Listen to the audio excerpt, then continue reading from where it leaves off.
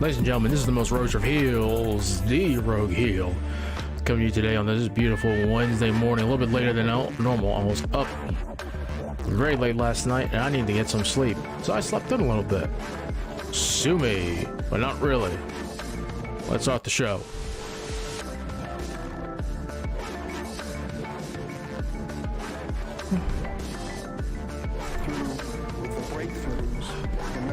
Senate's currently in session. Are you going to fund us this year as much money as last year, or are you going to cut our budgets? And some of the researchers give up even on promising projects because they're uncertain about their future. He said the best thing you can do, Senator, is to get 5% real growth in the spending at the National Institutes of Health year in, year out. I said, Dr. Collins, I'll take you up on that. So I came back here to the Senate and discovered that the person I needed to win to my point of view on this was a Republican senator by the name of Roy Blunt from Missouri. He chaired the Appropriations Subcommittee, which funded that agency. So I went to Roy and I said, here's what Dr. Collins said. We all respect him. For a man who discovered the human genome, we should respect him. And he thinks 5% real growth can make a difference. Roy Blunt, Republican, said, I need to have Lamar Alexander, another Republican senator, on my side, and you need to make sure that Patty Murray is on your side. I said, well, I'm sure she is, but I'll double check. So we put together a team of 4 of us, 2 Democrats and 2 Republicans, and we did it. 5% real growth in the budget of NIH about 6 years ago. The response was positive across the nation. Researchers said, if this is going to be the future, we're going to stick with our research to see what we can find to help people alleviate suffering. And so our team put together an effort that raised the annual budget of the National Institutes of Health from $30 billion to $40 billion. It was a bipartisan effort and a good effort. Luckily, some of the research that they had undertaken was of practical value to families across America during the coronavirus epidemic. And so we felt pretty good about it. Now let me switch to another topic. One of the most insidious diagnoses that a person can get is to learn that they have brain cancer, glioblastoma. There are 14,000 Americans each year who are diagnosed with brain cancer. It usually gives them 2 years to live when they receive that diagnosis. 14,000 Americans each year. Ironically, coincidentally, it seems to have touched this body more than most. It was glioblastoma that took the life of Teddy Kennedy and John McCain, and one of our great friends in the Democratic cloakroom, Tim Mitchell. I don't know why. I don't know if that's just a coincidence, but it certainly drove home to all of us what a serious diagnosis this is, glioblastoma, brain cancer. Now I'm going to delve into territory here where my education has not prepared me. I'm a liberal arts major and a law degree, and I'm going to be talking a little bit about science, but luckily I'm going to be reading it, so I'll make sure I get it right. One of the real obstacles to treating brain cancer is what's known as the blood-brain barrier. You can inject a medicine into an ordinary person, and it will flow through their veins, but it won't get into the brain. So the treatment of many brain cancers is very basic: surgery. Try to remove the tumor with surgery. But the problem is, of course, surgery can't capture every errant cancer cell that might be flowing through your brain, and eventually the brain cancer overcomes even surgical attempts. So there's always been a barrier, the blood-brain barrier, that treatment has been dealing with and trying to find a way to get into the brain with chemotherapy. Good news. The good news is that this morning it was announced that Northwestern University, which I'm proud to represent in the city of Chicago, has made some breakthroughs. If you'll bear with me for a moment, I want to make sure I state this properly. For the first time, previously unusable chemotherapy drugs reached brain tumors in humans after a cutting-edge procedure at Northwestern University in Chicago. Doctors achieved the breakthrough with an innovative mix of ultrasound and microbubbles that opened the blood-brain barrier to allow the drugs to pass through. Dr. Adam Sonnabend, one of the co-lead investigators, said, "This is a starting point to open the doors for 95% of the drugs that you're usually not even considered for treating brain disease."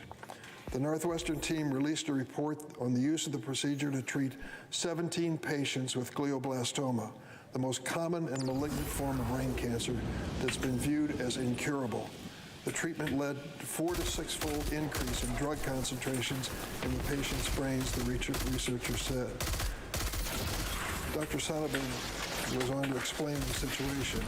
The blood-brain barrier blocks many drugs used to treat cancer, also blocks the dye that they were using to see if they could finally go through this barrier.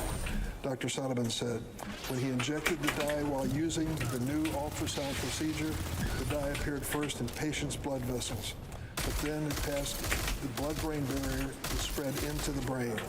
The patient's brain lit up. X-ray that was taken during this procedure to show the effectiveness of this approach. Dr. Roger Stupp, S-T-U-P-P, Chief of Neuro-Oncology at Northwestern Feinberg School of Medicine, also helped lead the project.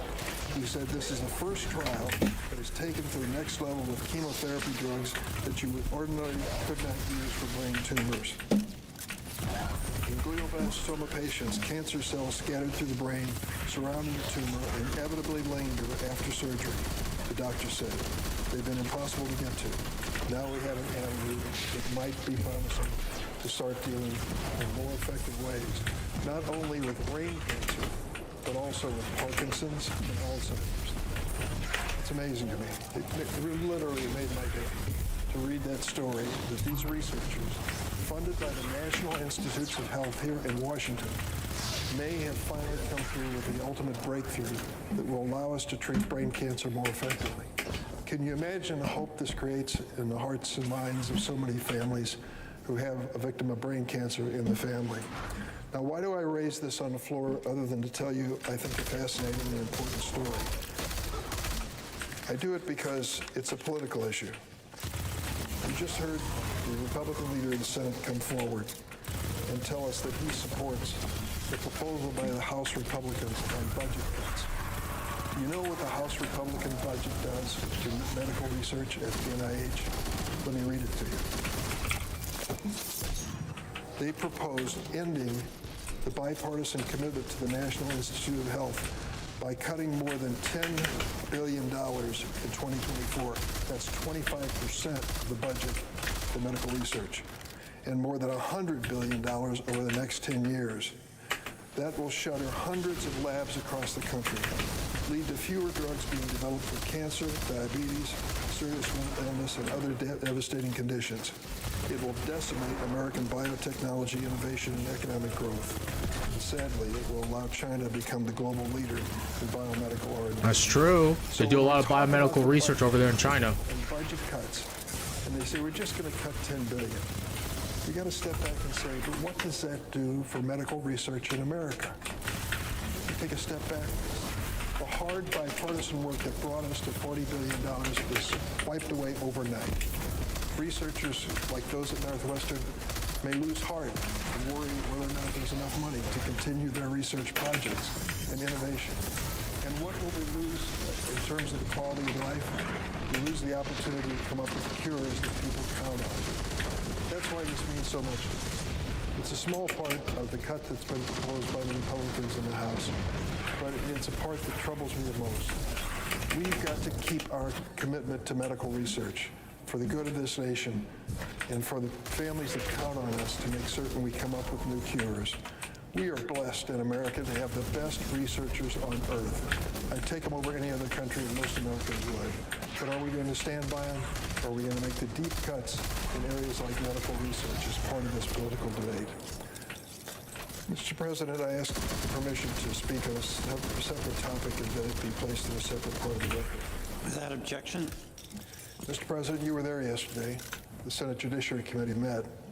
I chair that committee, and we had a strong turnout of Democrats and Republicans to consider an issue which everybody's read about or heard about over the last several weeks, and that is the ethical standards applied at the highest court in the land, the United States Supreme Court across the street. We've all read the news stories that have led to this hearing. Questions raised about one particular justice, but not him alone, in terms of gifts that they've received and whether it influences their decision-making on the court. That is basic and fundamental. If you think the fix is in on a court, you don't have much respect for their operation. So the question is, what's going on in the Supreme Court? And as it turns out, as you well know, we have ethical standards all across the federal government applied to the members of the Senate, the House, the executive branch, and to all of the courts below the Supreme Court in terms of financial disclosure and basic rules of the road of what you can do and what you can't do. For example, there's a basic standard that is used for gifts for members of the Senate and House that puts a limit of $50 on the value of any gift. I have returned gifts given to me, which I thought exceeded their value. I'm sure the presiding officer has as well. But that's our standard. There's no such standard, as best we can understand, when it comes to the Supreme Court, the highest court in the land. So it turns out the highest court in the land has some of the lowest ethical standards. Why? Well, when this came to light in the news articles about Justice Thomas, I wrote to the Chief Justice of the Supreme Court, John Roberts, and invited him to come to the hearing yesterday to tell this side of the story. What is the Supreme Court doing when it comes to ethical standards? They don't play by the same rules as all the other courts in America. What are their standards? Well, the Chief Justice declined my invitation and sent along some documents to indicate what he thinks are the rules of the road for ethics in the Supreme Court now. They were interesting, but unfortunately, they revealed that the standards at the highest court in the land are not even equal to the standards at all the other federal courts. That's So right. we had a hearing yesterday on the subject, and we invited witnesses from the Republican side and the Democratic side to comment on the current state of affairs.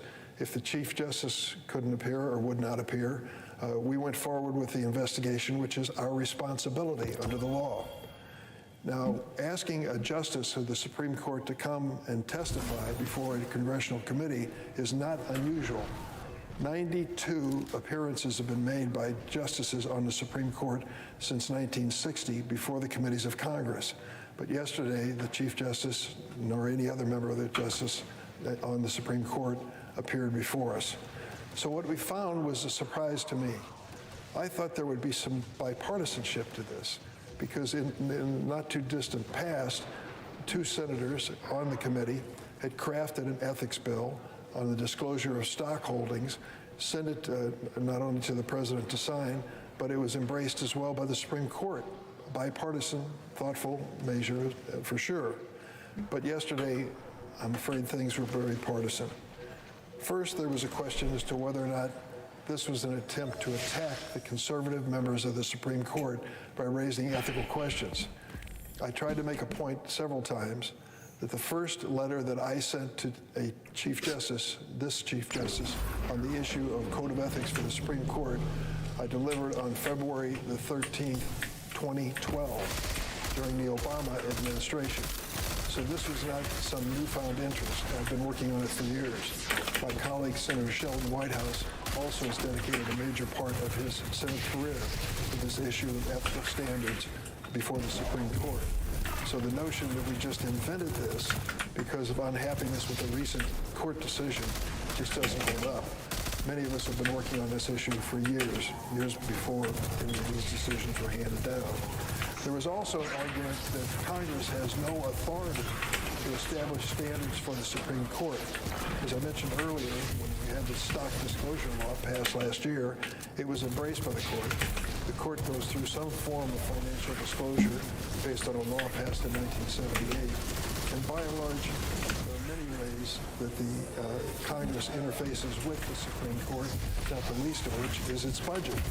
So we're in constant communication with the court and its operation. I believe that we clearly have the authority to establish ethical standards in law for the Supreme Court. The Republicans, to a person, disagree with it.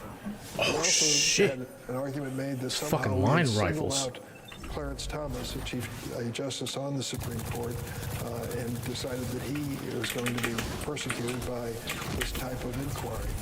Well, let me say the facts that were disclosed about his gifting from the Texas billionaire were extraordinary. I think they were a surprise to most people. Justice Thomas has not denied the fact that he took hundreds of thousands of dollars worth of vacations, yacht trips to Indonesia, private aircraft from this Texas billionaire. He dismissed it and said that it was personal hospitality. Personal hospitality does not include transportation. Of course, this included a lot of the most luxurious transportation imaginable that the justice received. So to say that this was acceptable conduct, it clearly was to the Republicans yesterday, but I think most Americans want to know a little bit more about the relationship that would lead a justice to take hundreds of thousands of dollars worth of trip. Not to mention that the same billionaire bought his mother's home and allowed her to live there afterwards. And so that was worth at least $140,000 for the benefit of the justice's family again. There were questions raised throughout as to why we would pick on one conservative justice. I will tell you the disclosures that have come out since the Thomas article about the gifts he's received from the Texas billionaire have included many members of the court, certainly those who wouldn't be put in the conservative category. Questions have been raised. Questions are raised about members of Congress all the time, and they should be. I know each year when I disclose my taxes and my net worth in detail, somebody's going to call with a question. Explain this item to me. Explain that item to me. That is part of the responsibility of public service. It's no fun, but it's part of the job. I need to clear the If ads. you want to be a public figure, I think you owe it to the people to be assuring them at every step of the way that you're being honest about discharging your duties. So we have to give it up. When it comes to the Senate Judiciary Committee and the issue of ethics, we're far from finished. We had good testimony yesterday from witnesses that I think give us a basis for moving forward in this area. At the end of the day, we want to make sure that people, as skeptical as they are of politicians, with they have every right to be, believe that the institutions, whether it's Congress or the Supreme Court or the President's office, are at least credible and trustworthy. Establishing a fundamental ethical standard that assures that fact is absolutely essential, and the Senate Judiciary Committee will continue that pursuit. Mr. President, I yield the floor and suggest the absence of a quorum. Clerk will call the roll.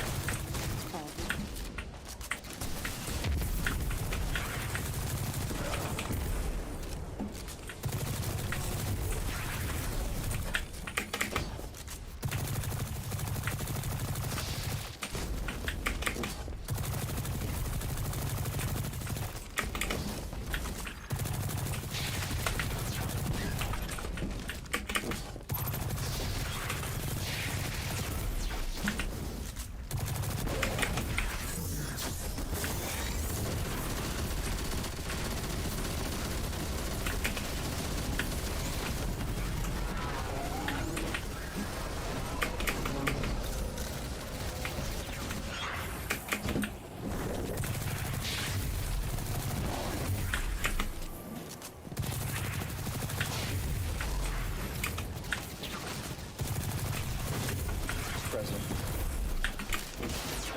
Republican whip. Mr. President, consent and quorum call.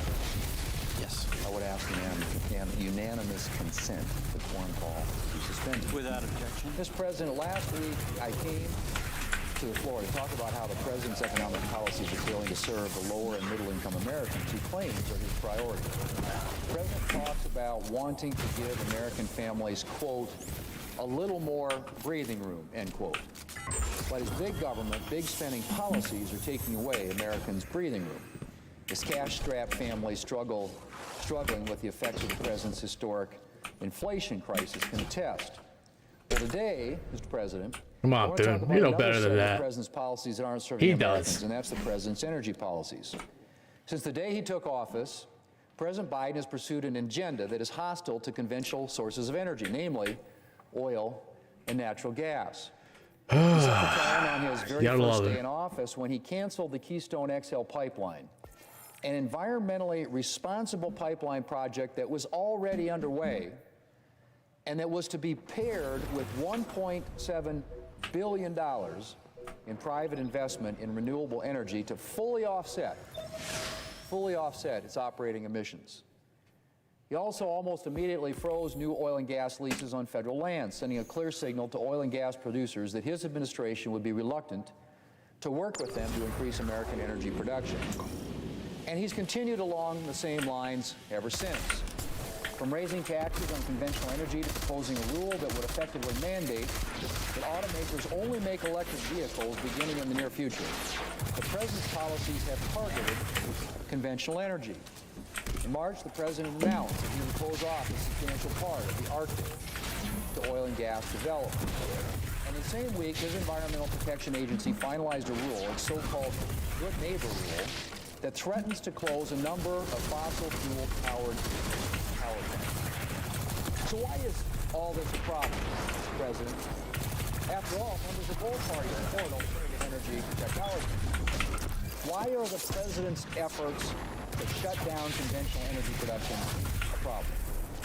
Well, Mr. President, the President's attacks on conventional energy are a problem because conventional energy still plays an essential role in providing a steady, reliable energy supply to American consumers.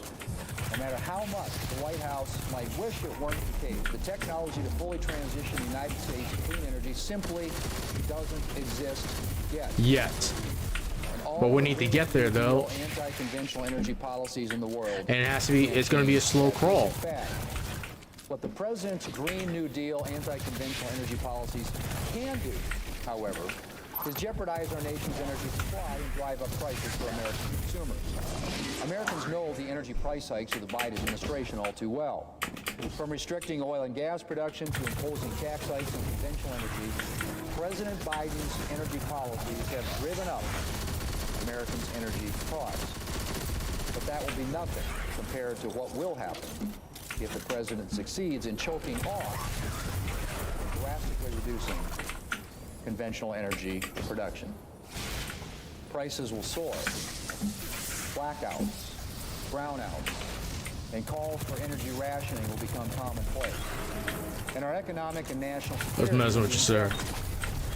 We're not at the point yet where we're experiencing blackouts and brownouts on a regular basis, unless I guess you're a resident of California whose energy grid is known for being unreliable because of the state's over-reliance on renewables.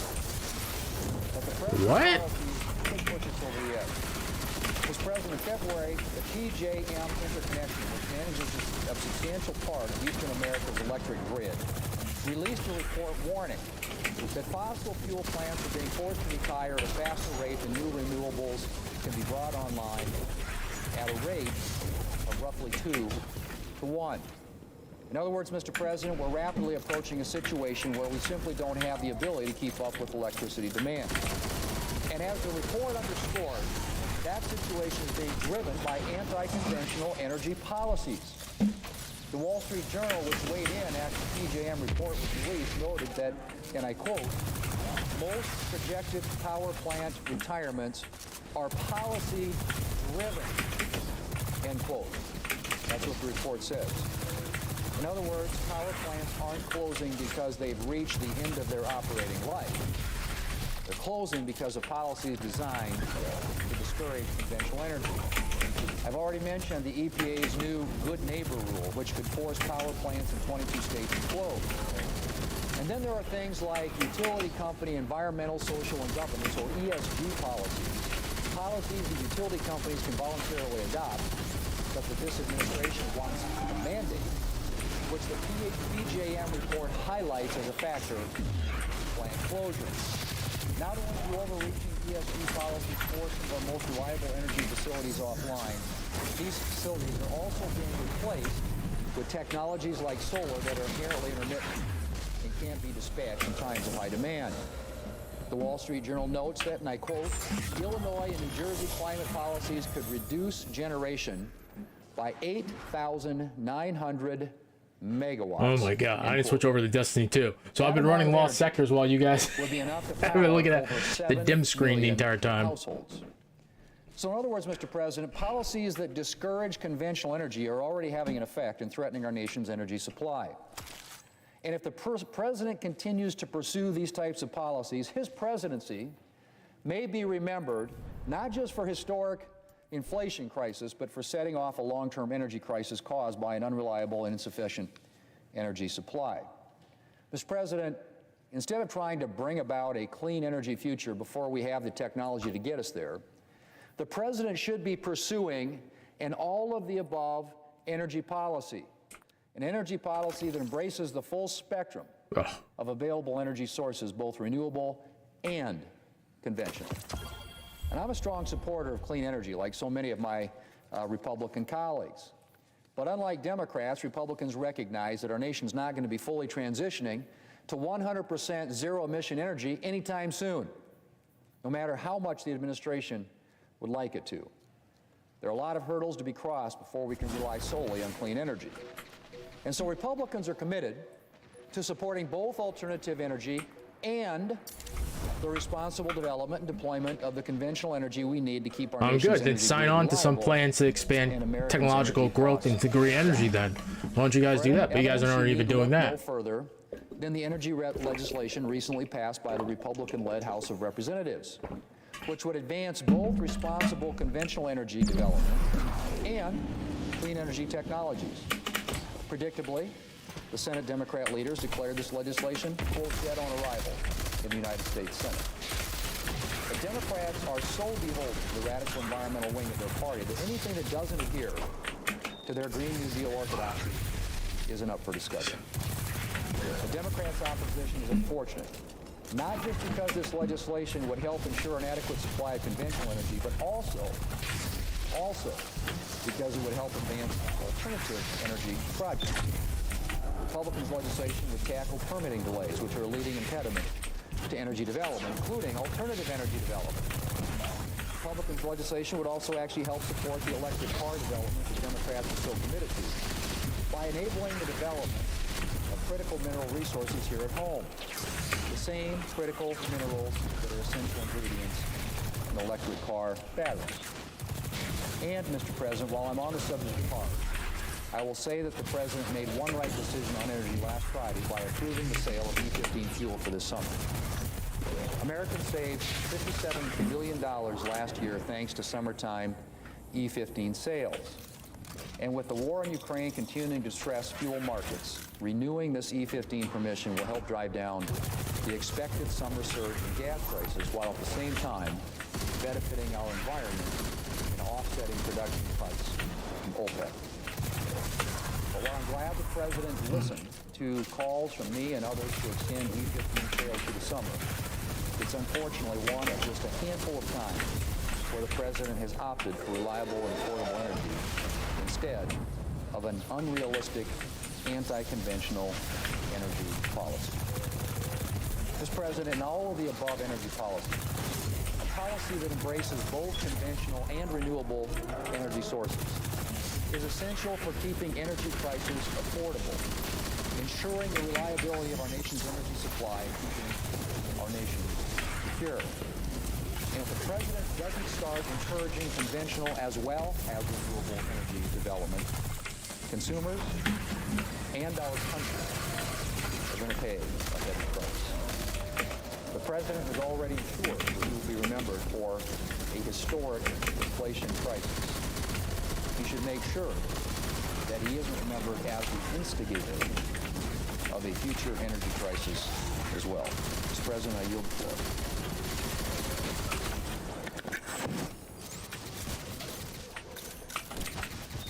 The Senator Padilla be allowed to speak for up to 5 minutes, followed by Senator Kennedy for up to 15 minutes prior to the scheduled roll call votes. Without objection. Senator from California. President, I rise today to urge my colleagues to support President Biden's nomination to serve as Secretary of Labor, current Acting Secretary Julie Su. Julie is a proud Californian and a champion for workers everywhere. She's a tireless advocate for workers.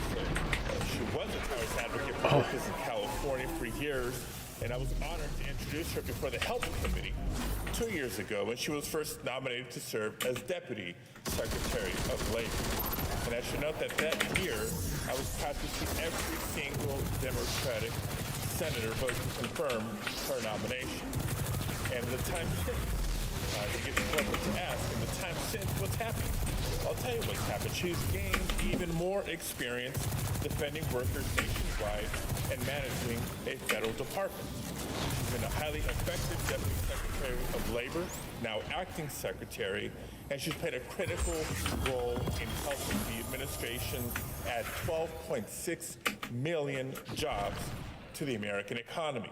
That's more job gains than any previous president has achieved in a 4-year term. And it's further proof that job creation and strong labor protections are not mutually exclusive. In fact, they go hand in building a strong, resilient economy. But Julie's service and track record comes as no surprise, frankly, when you understand where she came from. She is a daughter of immigrants and a native of California. She knows personally the sacrifices that many working families make to make ends meet. Her parents worked hard for decades in minimum wage jobs before establishing and growing their own small business. So yes, colleagues, Julie Su and her family have seen both sides of a paycheck.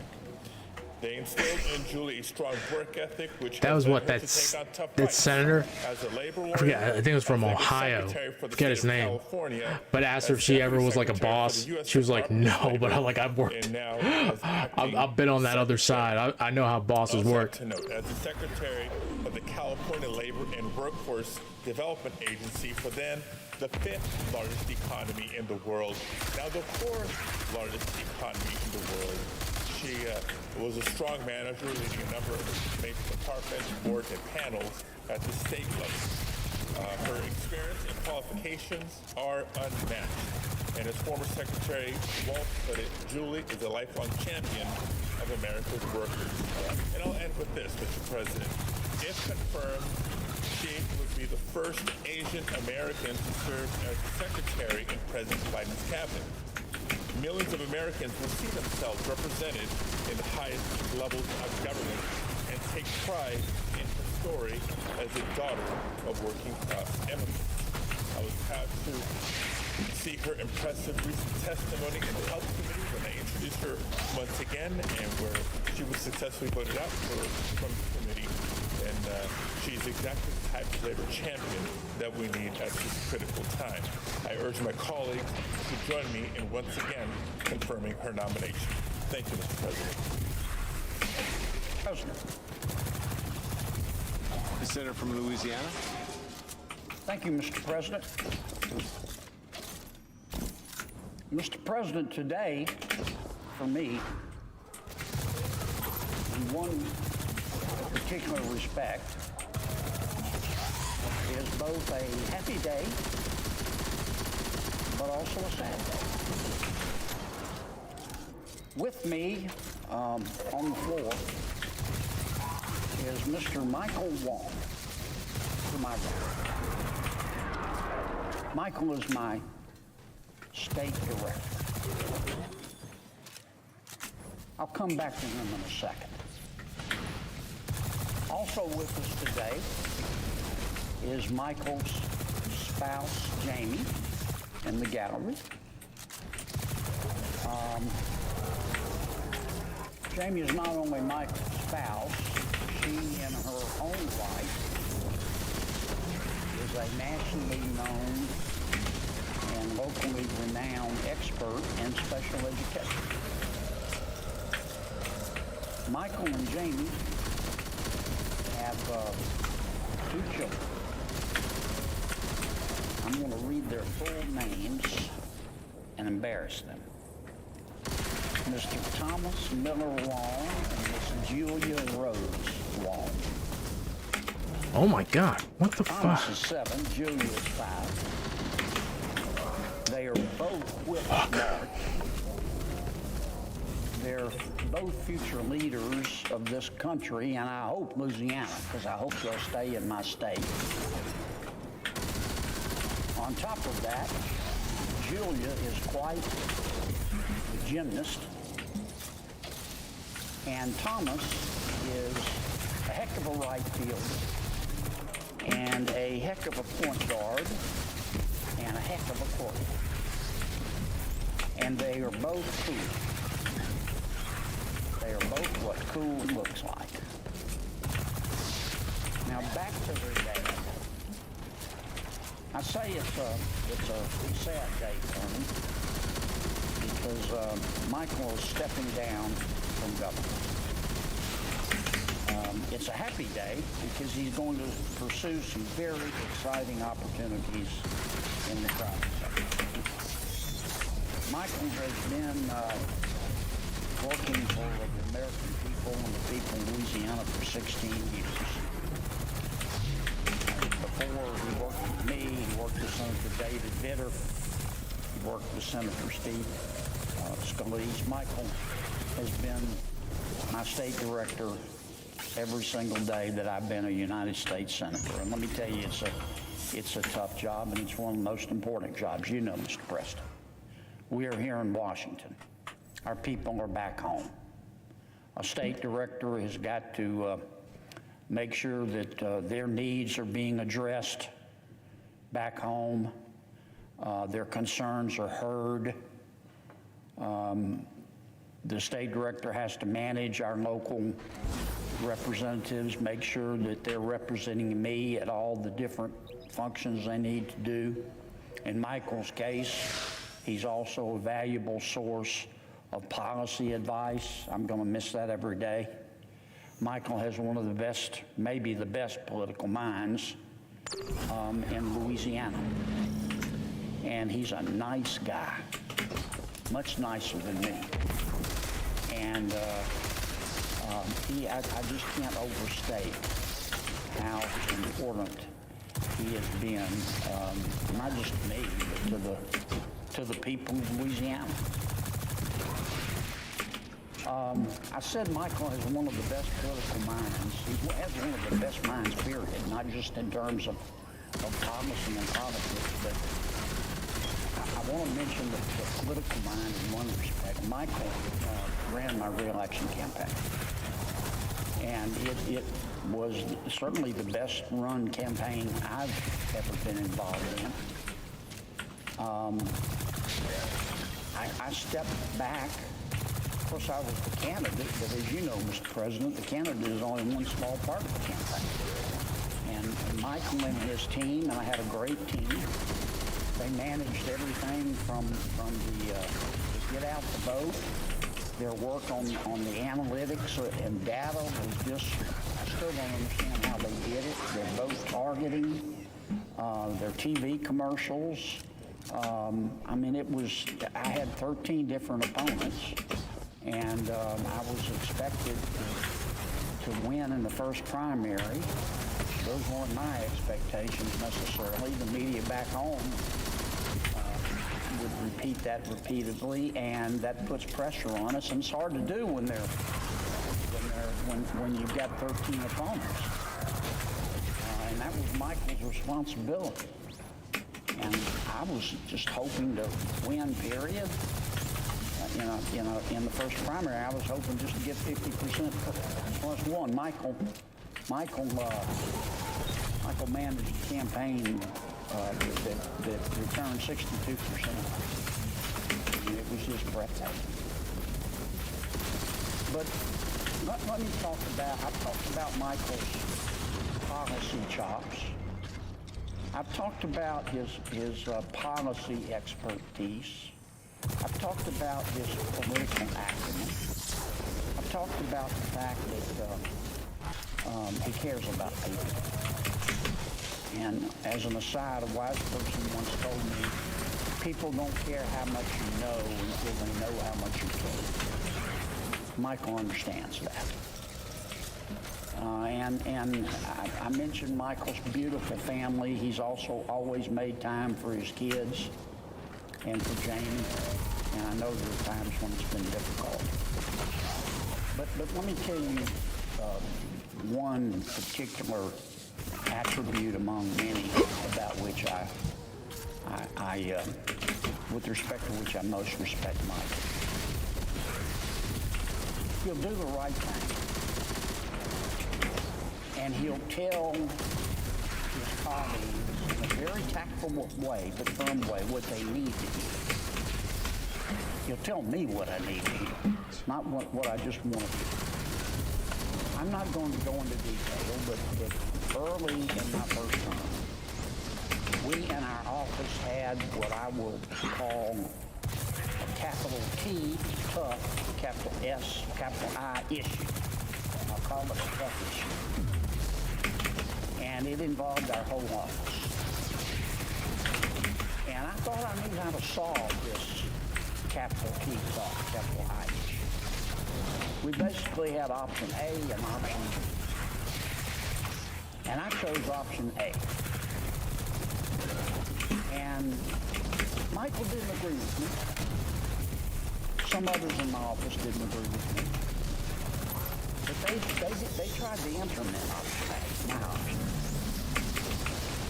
Michael told me from the beginning, option A is not going to work. You need to go option B, but I'll try to implement option A. But what I respect most about Michael is that he tried to implement my option A, but he never was frightened to look me in the eye, never was scared to look me in the eye. And I hope our pages are listening to this and tell me in a respectful but firm way, Kennedy, you're wrong. It's going to hurt you. It's going to hurt the people of Louisiana. We need to go with option B. And he kept coming back and back and back. And sometimes I'd get kind of angry and say, Michael, I've made a decision. Implement option A. He'd say, I'm trying to, but I think we're wrong on this one. And you know what? He was right. And I was wrong. And if Michael had had less courage and just said, okay, the path of least resistance is just to agree with Kennedy. I know he's wrong, but, you know, let him find out for himself. I would have been hurt, and the people in Louisiana would have been hurt. And that's not easy, because all of us in this room have worked for somebody before. My first job in government was for a reform governor. I was his legal counsel. And like Michael, he was very, very, very smart.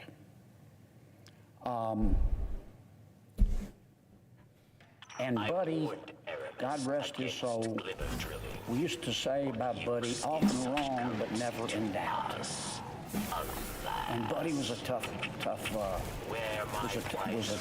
boss, and part of my job was to go to him and say, Governor, you're wrong on this. And then I'd cover up and take my whipping. And sometimes the governor would change his mind, and sometimes he wouldn't, but he was very opinionated. It's one of the things I loved about Buddy. So that's a hard thing to do. It's hard to go to your boss in a firm, respectful way and say, sir, I know I've told you before, but I'm going to tell you again, this is a mistake. This is a mistake. And Michael did that. And he avoided a lot of heartbreak. I don't want to overstate the case, but a lot of heartbreak for me, for our office, and for the people in Louisiana. And that's the kind of guy he is. Okay, he doesn't think he has all the answers, but when he thinks he's right, by God, he will stick. I'm going to miss Michael. I'm going to miss him every single day. I mean, he's not dying. He's going to be around, okay? And I know that. And I'm still going to call him and say, what do you think about this? What's going on? But I wanted to rise today, Mr. President, and thank Michael Wong, and thank Jamie, and thank Thomas, and thank Julia for their years of service to the people of Louisiana. And I wish them Godspeed. I wish them health. I wish them happiness. And I can't wait to watch how Thomas's arm develops as a quarterback. Thank you, Michael. Thank you, Mr. President. I suggest the absence of a quorum, Mr. President. Clerk will call the roll. Ms. Baldwin.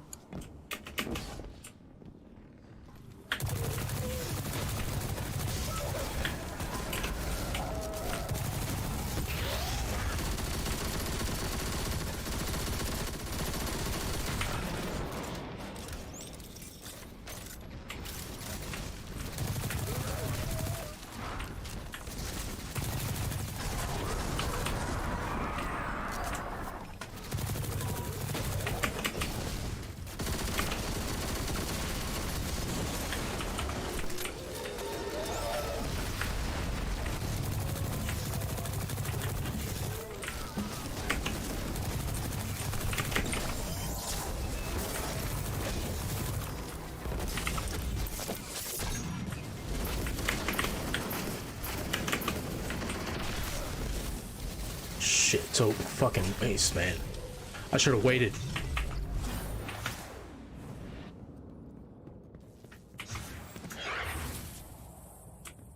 That stupid chicken dude he teleported like so soon.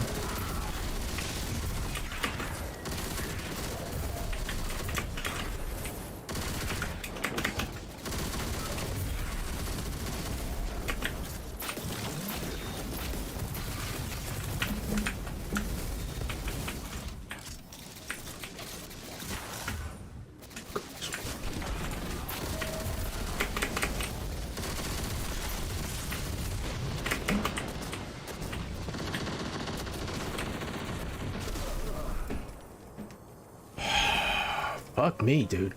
He has such a clear line of sight.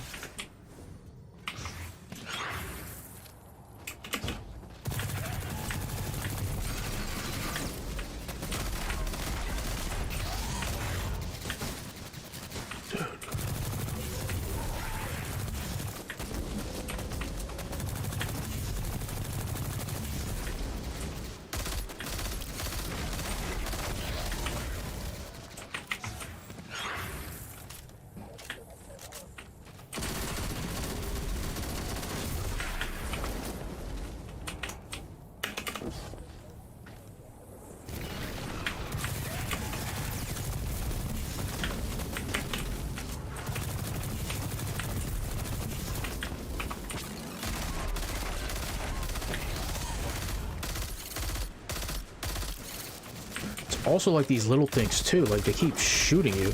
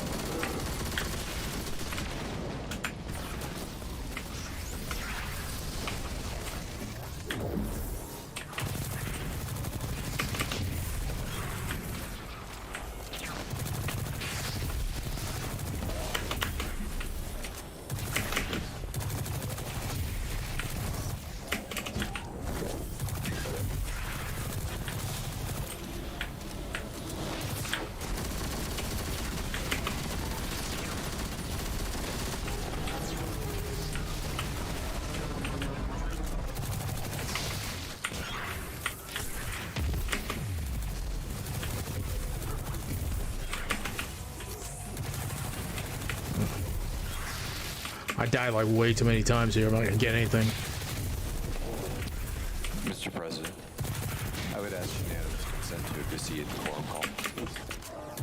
The senator from New Mexico, without objection. And I would ask unanimous consent that the vote begin immediately. Without objection. The question occurs on the nomination. Is there a sufficient second? There appears to be. The clerk will call the roll.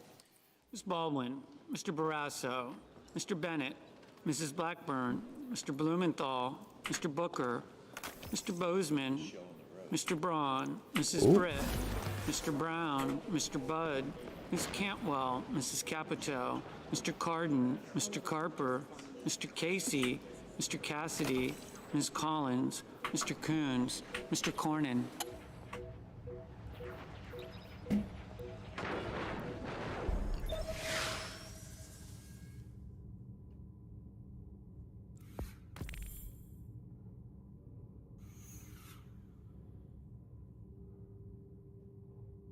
Ms. Cortez Masto.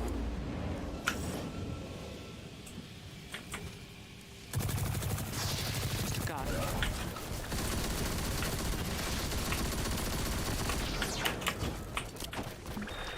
Mr. Kramer.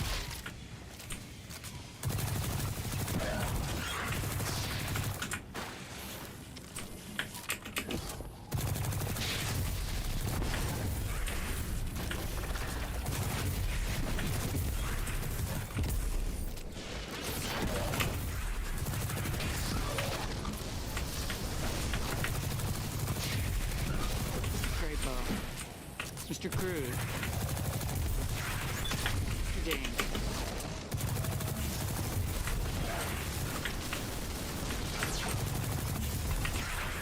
Ms. Duckworth.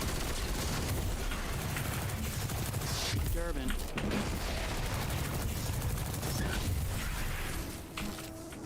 Ms. Ernst.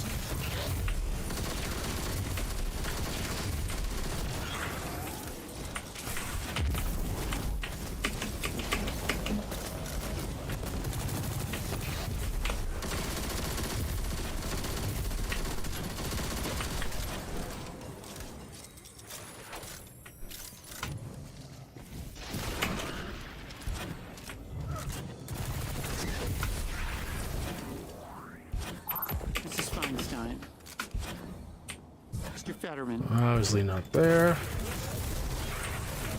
Mrs. Fisher. Mrs. Gillibrand.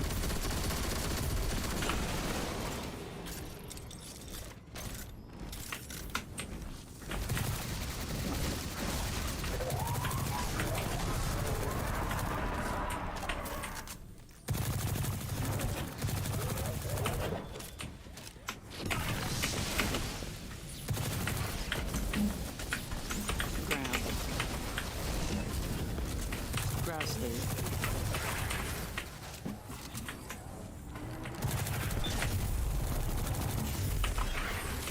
Mr. Haggerty. Ms. Passy. Mr. Hawley. Mr. Heinrich. Mr. Hickenlooper. Serrano.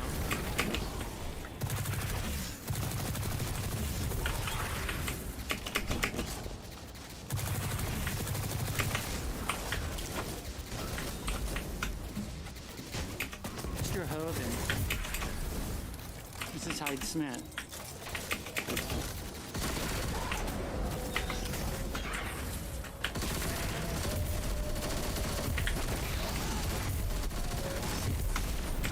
Mr. Johnson. Mr. Kane. Mr. Kelly. Mr. Kennedy.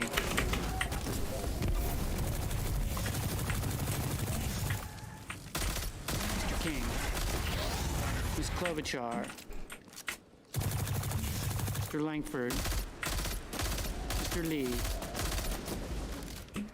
Mr. Lujan.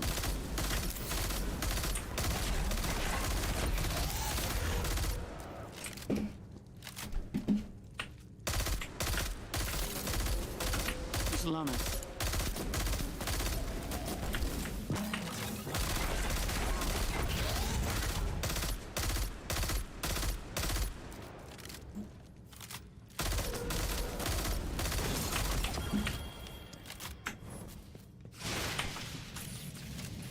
Mr. Manchin.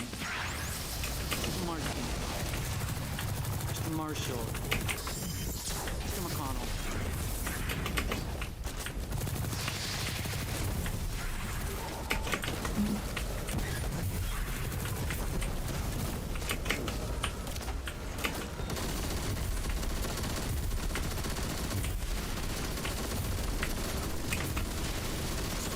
Mr. Menendez.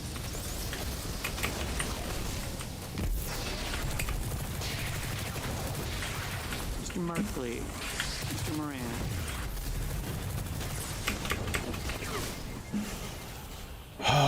Okay.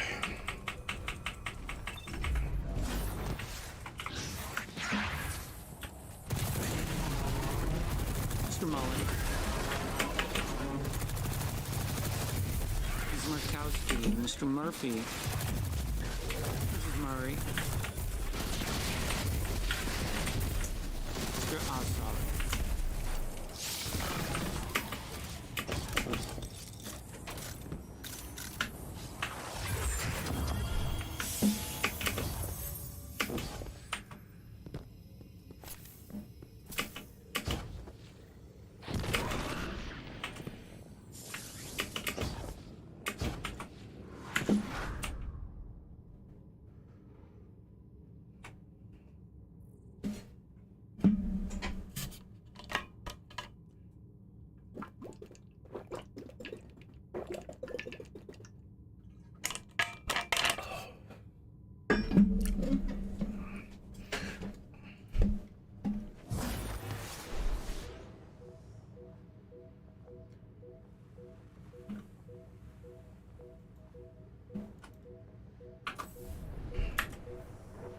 Mr. Padilla, Mr. Paul, Mr. Peters.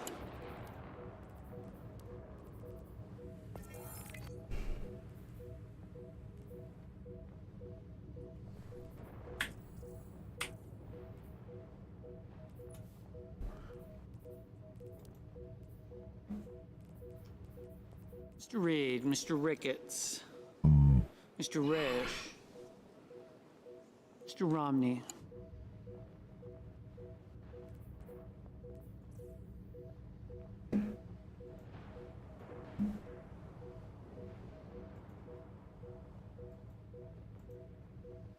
Ms. Rosen, Mr. Rounds, We got about Mr. an hour and a Rubio, half. So plenty. Mr. Sanders, Mr. Schatz.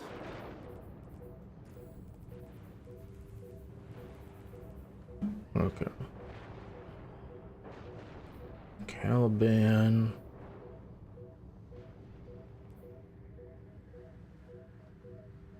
Mr. Schmidt, Mr. Only Schumer, 3 left. Mr. Scott of Florida, Mr. Scott of South Carolina, Mrs. Shaheen,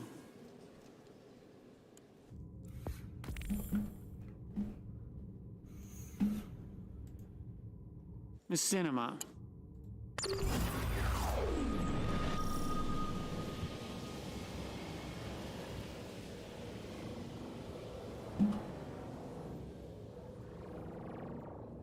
Ms. Smith, Ms. Stabenow, Mr. Sullivan, Tester,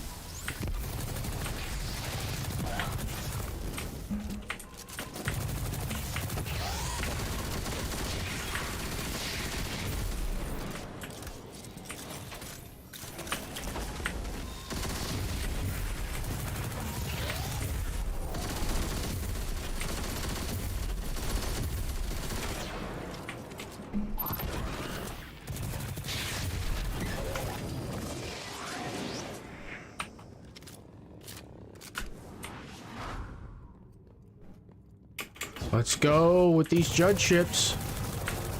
Thune, Mr. Tillis, Mr. Tuberville, This is so important. Mr. Van Hollen,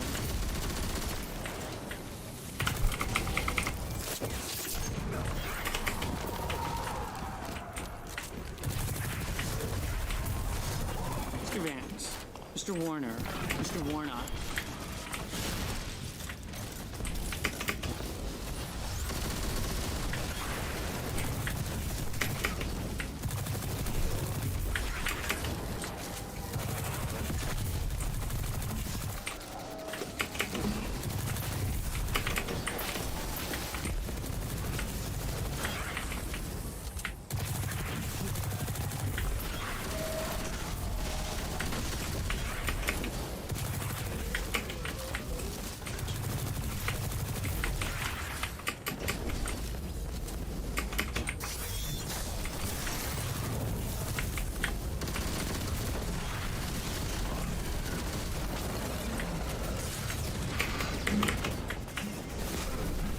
Come on, man.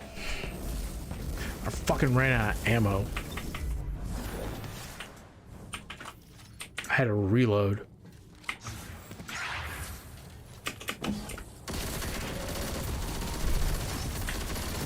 Mr. Warnock, Mr. Warren, Mr. Welch, Mr. Whitehouse, Mr. Wicker, Mr. Wyden, Mr. Young.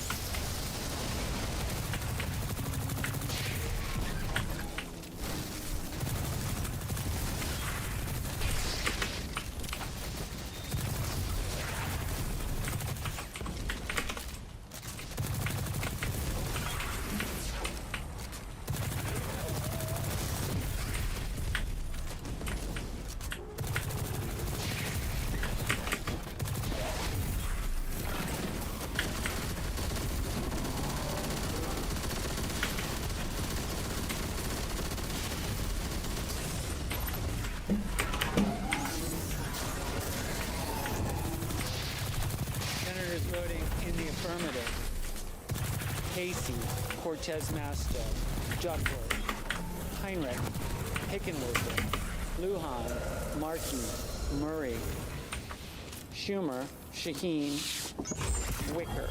Senators There we voting go. in the negative: Bozeman, Cornyn, Haggerty, Moran, Risch, Scott of South Carolina, Thune, Wicker, Young.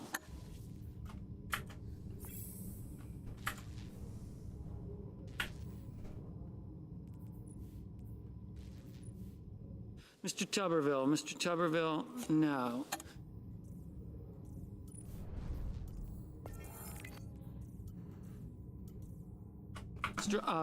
Mr. Ossoff,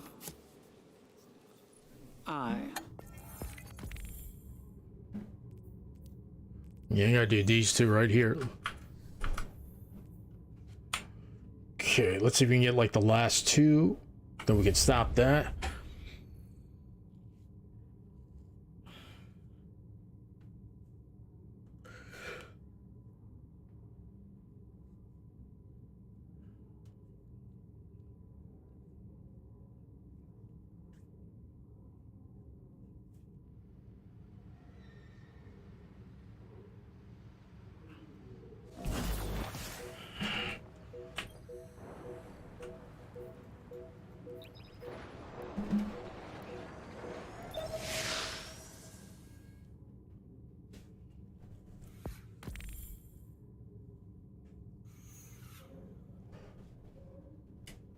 Mr. Bennett, aye.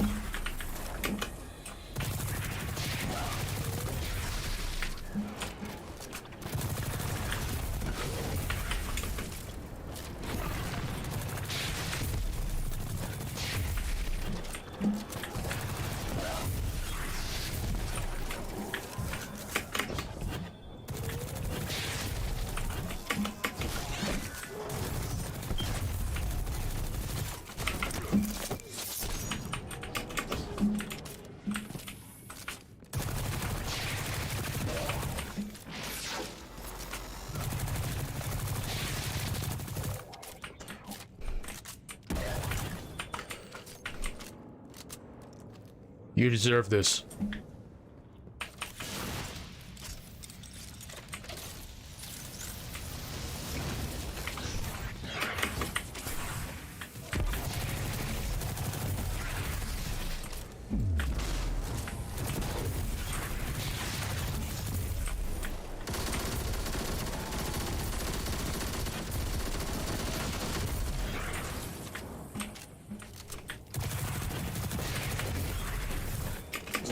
Mr. Lee.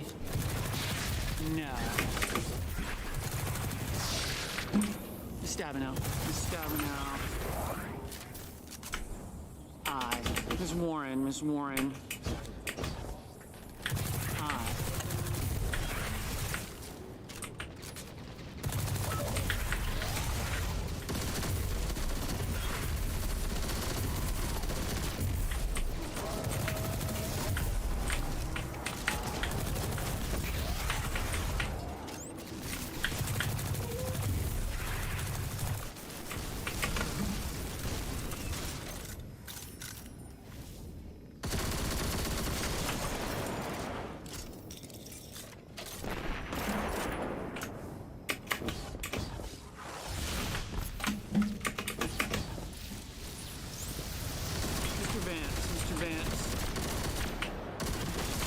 No, Mr. Brown, Mr. Brown. Aye. Ms. Hassan, Ms. Hassan. Aye. Where's the chickens at?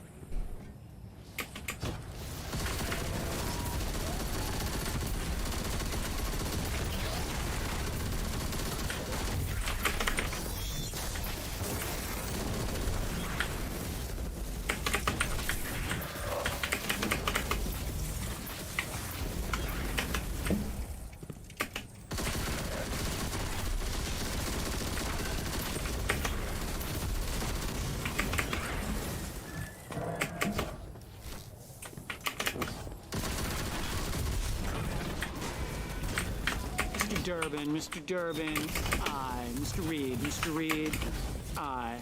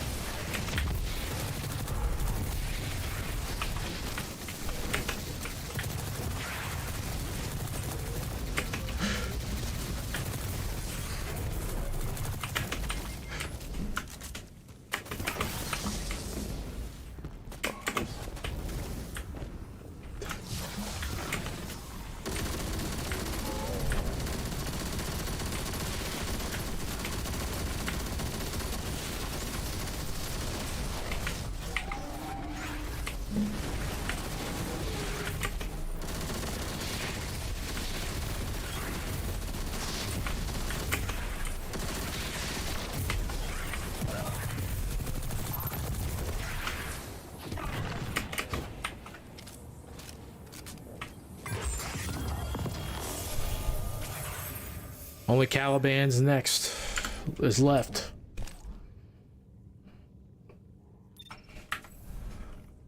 God damn, I'm filling this thing out, man. Damn. It's 1, 2.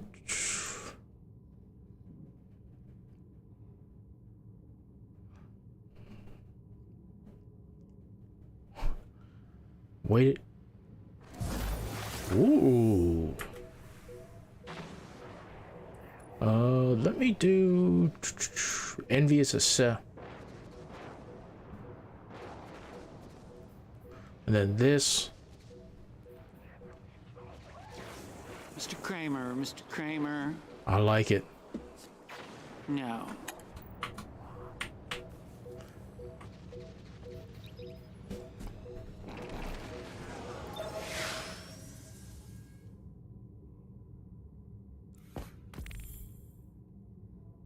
Miss Rosen. If I get Caliban's hands, I'm just gonna step away for a little bit. But I'm gonna leave this on though. I'll just put some music in the background.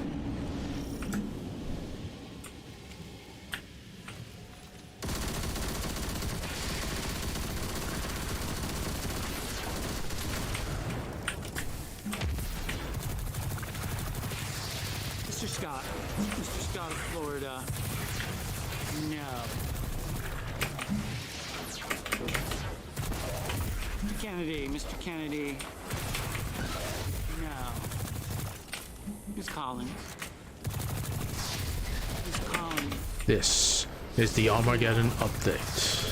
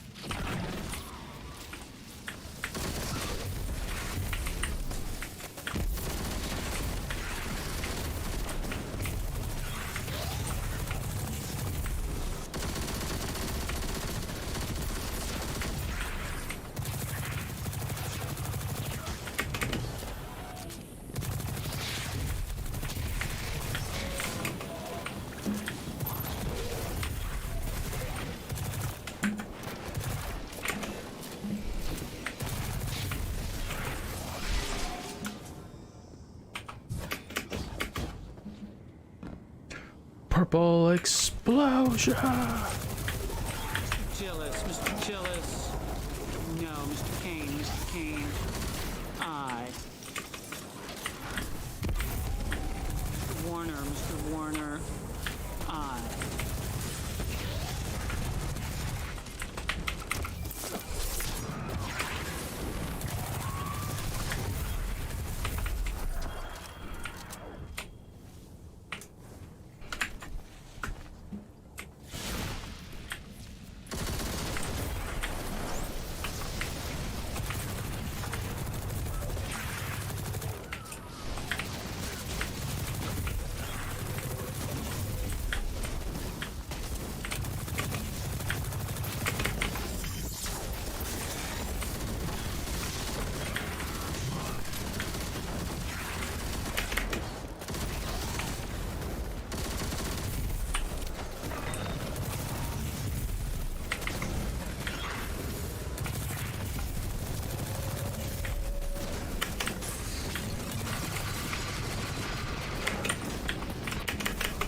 Fuck.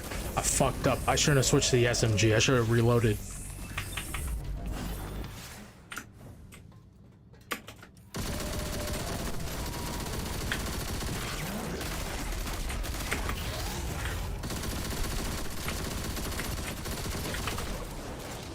Mr. Carper. Mr. Carper.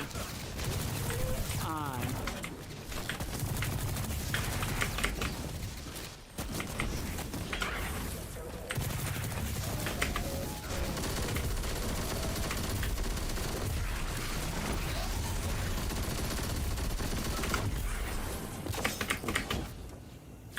Miss Ernst. Miss Ernst. No.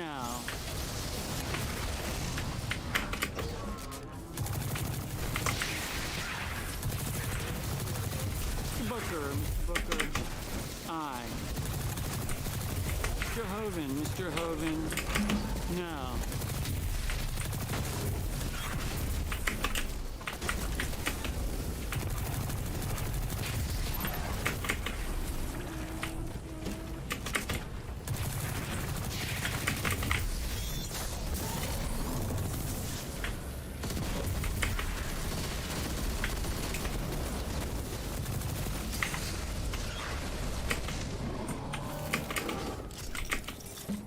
Mr. Langford. Mr. Langford. No. Mr. Fetterman. Mr. Fetterman. Aye. Mr. Van Hollen. Mr. Van Hollen. Aye. Mrs. Capito. Mrs. Capito. No.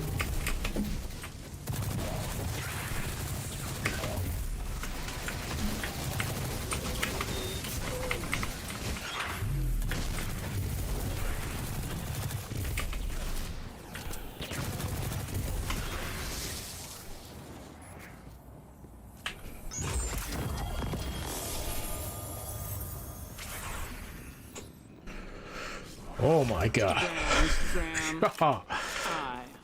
The RNG gods have been with me 3 straight.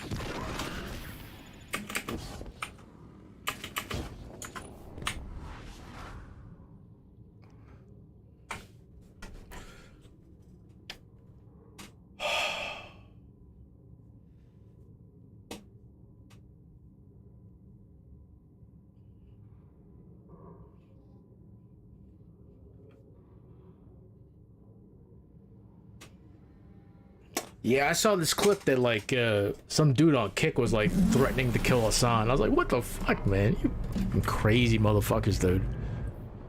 Bro, you don't like the guy. I don't like the guy. I don't fucking threaten to kill him. Like, that's a tad bit too far. Getting a read on Vex activity in the area. This man, that Senator never. Cassidy, Senator Cassidy is no.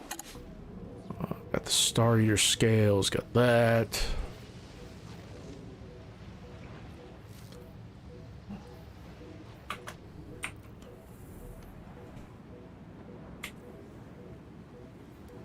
Let's go up here.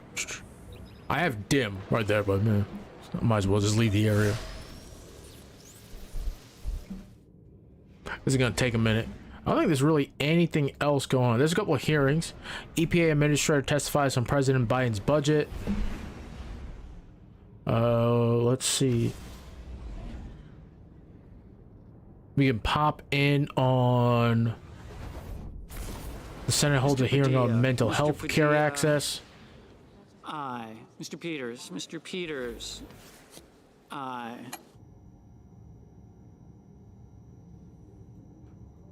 And really expand and leverage the care that only physicians can provide. Thank you. Well, imagine for a moment that you or someone you love is in the midst of a mental health crisis. You call 70-plus doctors listed in your insurance plan's network.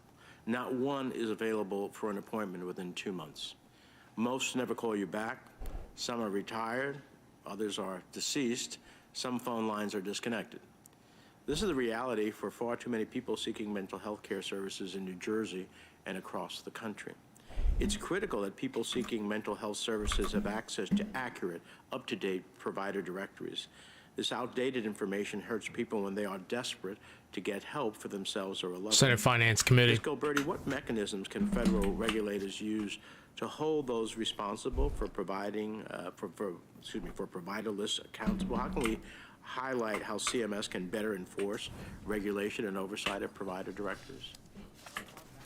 Well, I think they could do several things. One, we could have audits of these plans for their behavioral health networks, and those audits could be done either by CMS itself or by a third party, and transparency, right, the results of that.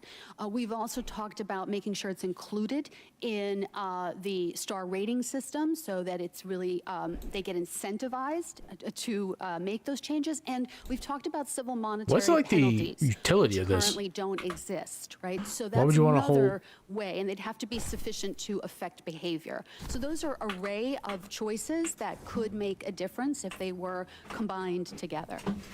And finally, we have to address the challenges of ghost networks, but we must also prioritize policy to support low-income and marginalized populations.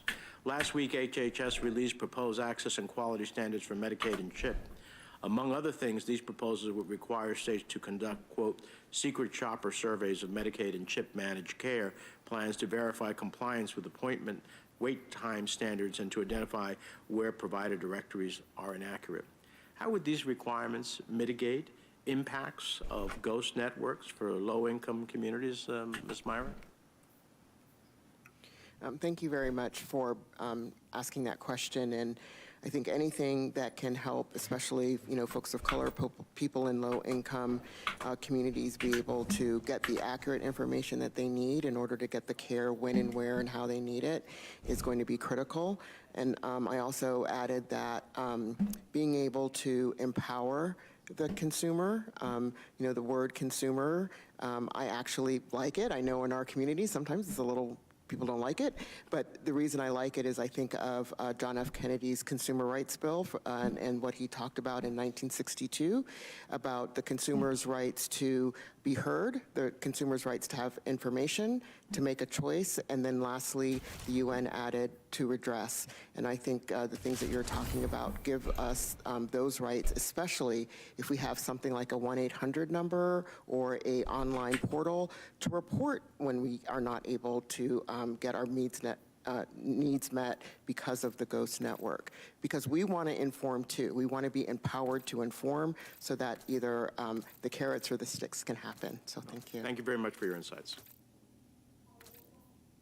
On behalf of the chairman, I call on Senator Blackburn. Thank you so much. And thank you to each of you for being here. Ms. Myrick, thank you for sharing your story. I appreciate hearing that. I know we're talking about Medicare Advantage, but Senator Blumenthal and I have been busy today introducing the Kids Online Safety Act. And Ms. Myrick, as I was listening to your testimony, I thought how closely it mirrors what I hear not only from moms and parents, but the teens themselves. I hear it from the psychiatrists and psychologists, from principals, that there is not enough access. And that there seems to be complete confusion when you call the insurance company and say, we're desperate for help, I have my child, we're here at the emergency room, we're not getting any answers. And it is just so imperative that we look holistically at this system. And I appreciated hearing from you on this issue. Dr. Resnick, let me come to you, because telehealth is something, even when I was in the House, and we were working on 21st century cures, and then I didn't get my telehealth bill in there, but we got it across the line during COVID.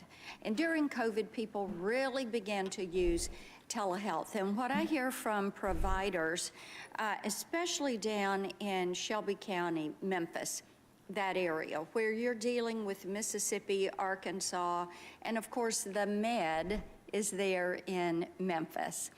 And they talk a lot about interstate licensure requirements.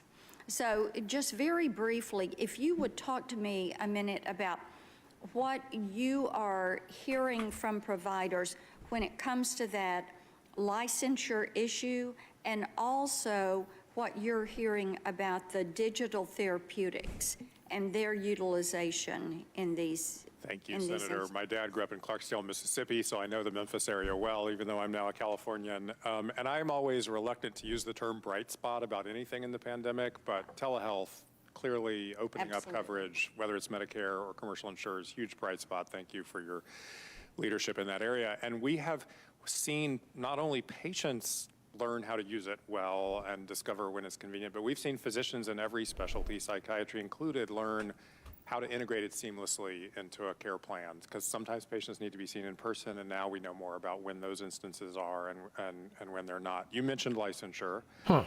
We still believe in maintaining state licensure and that it exists in the place where the patient is. And the reason we believe in that is because if I'm taking care of a patient in Florida, I believe I have a responsibility to follow Florida's rules, and that patient needs to be able to go to their state insurance commissioner if I provide lousy care to seek redress.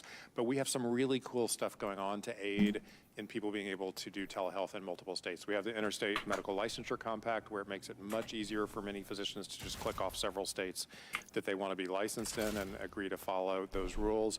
We also, lastly, I'll just quickly say— Is that the reciprocity model?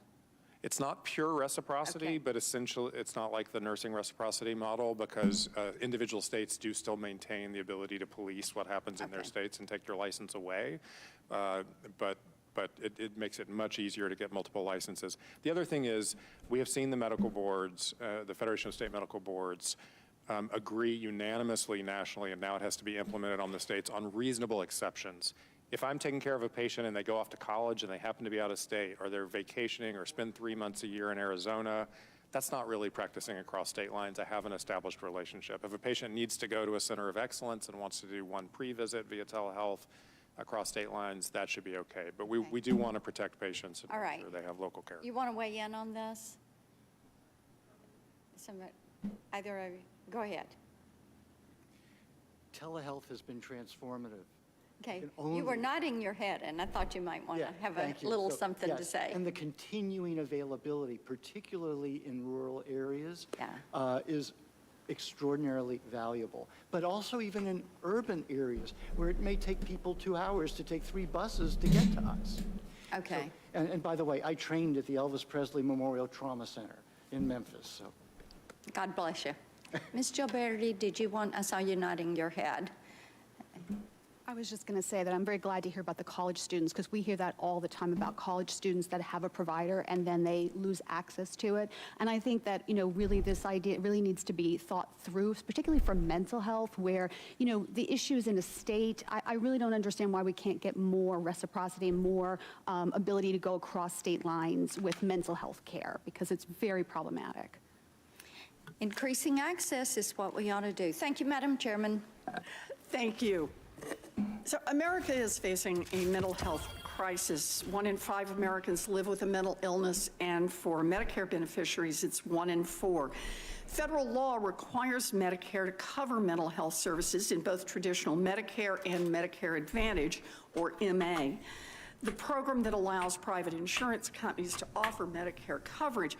Now, unlike traditional Medicare, the private insurance companies in Medicare Advantage can establish networks to restrict the doctors or facilities that beneficiaries can use. So if your doctor is in network, the plan will cover those services for a small copay, but an out-of-network doctor can leave patients with skyrocketing costs. This can be especially devastating for seniors or for people with disabilities who are more likely to be living on fixed incomes. To help beneficiaries avoid these surprise costs, MA plans are required to publish directories which enrollees can Okay, use this is to a find new doctors, but PvP to make build sure he's their got here. existing So let doctors me get are covered. So let's start with what we know about the accuracy of these directories. There have been some references to them, but Ms. Gilberti, did I say it right, Ms. Gilberti? What do we know about the accuracy of the provider directories in Medicare Advantage? So CMS has done some audits, Senator, and what they found was, on average, the accuracy rate was about 45%. So, what does that mean, that the accuracy rate is 45%? They found in 2018, I think it was, almost 50% had at least one inaccuracy. So, we're seeing a good deal of inaccuracies. That's with physical health care. Just say there's a gap in data because they haven't done this for behavioral health. And might we surmise that behavioral health accuracy? Worse. It's always worse. It's always worse. It's always worse. Okay, so you think you've got a list of people you can go to, and the odds are actually in favor of the list is wrong, and probably even worse on behavioral health. All right, so here we've got a patient who does everything right. They still may be hit with a huge bill because a directory has outdated or inaccurate information. Or they might call up every doctor only to find out that we've heard about some of this. The phone numbers don't work. They're not accepting new patients. I think we've heard the story about this and appreciate your being here to talk about your story, Ms. Myrick. We know that MA plans use all kinds of tricks and traps to squeeze more money out of Medicare. They've got a lot of different ways that they do this to boost their numbers. But here's the one I want to focus on. Do these MA plans stand to gain anything from having inaccurate information? In other words, is it inaccurate because they just haven't spent enough money to make it accurate, or is it inaccurate by design? Well, I think there are advantages that they have when their directories, unfortunately, are inaccurate. If they use those directories for network adequacy standards, for example, they might meet the standards, but they're not accurate. People make choices based on what they see as their network. So if it looks like a bigger network, but it's not real, people are choosing a plan. Okay, so it's a way to defraud consumers. To say, I have this really big list of people you could go to if you had a problem. And it turns out that really big list, if it were accurate, is actually this little tiny list, right? Okay, Right. And then, so that's one way. It's to the advantage of the Medicare Advantage plan. in order to be inaccurate. They get paid, in effect, or they make more money by being inaccurate. Did you have another one? Well, just that, I think it's about 60% of the plans don't have out-of-network coverage. So if you get really frustrated and you pay on your own, then they're not paying anything. So the more I can frustrate you, the more that meaning the Medicare Advantage plan, the more the Medicare Advantage plan can frustrate you, the more you'll just go somewhere else. And that means it's not money out of their pockets. Did we get the two main ones you wanted to add? I just was going to add, Senator, this is, yes, we see this all the time. This is health plans delaying and denying care. That same patient, once they finally find the needle in the haystack and even get to a physician who's in network and sit down and get a diagnosis and a treatment plan, then goes to the pharmacy and discovers the health plan requires prior auth for the treatment for that condition, which then it takes weeks to get approved. Sometimes they never go back to the pharmacy. They give up.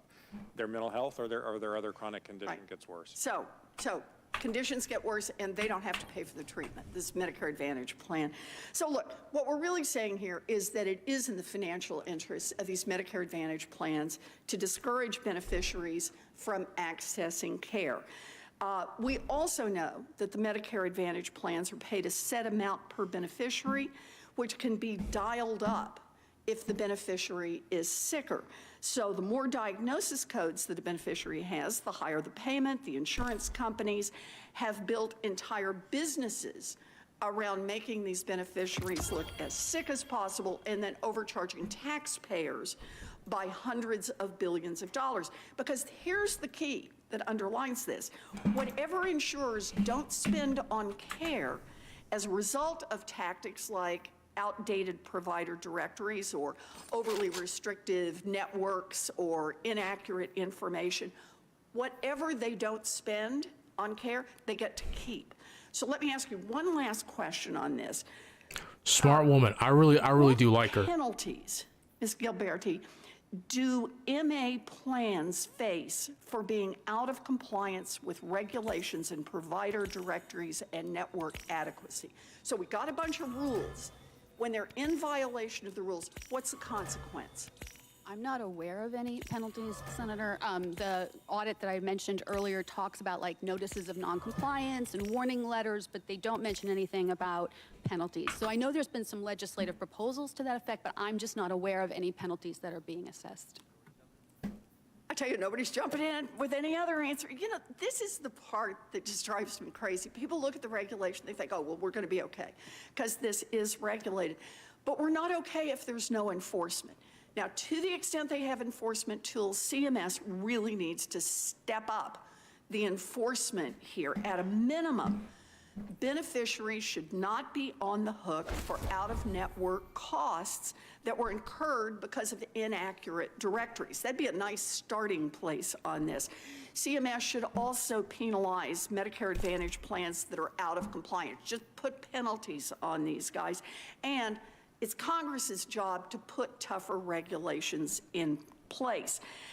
And I also want to say this. If these Medicare Advantage plans continue to mislead beneficiaries about covered providers at the same time that they are overcharging taxpayers for this crummy coverage, then we should be taking another look at whether or not MA plans should continue to enjoy the privilege of restricting provider networks at all. Now, there's a serious question that should be on the table. If they can't do better in managing these restricted networks, then maybe they ought to have to cover anyone who's a licensed practitioner that you go to see. So with that, I will now say I'm finished, and I will put on the hat of the chair and say, without objection, I would like to submit the majority staff report into the record. Anybody object? No. Senators have 1 week from today to submit questions for the record. Those will be due at 5 p.m., and this hearing stands adjourned. Thank you all. You know,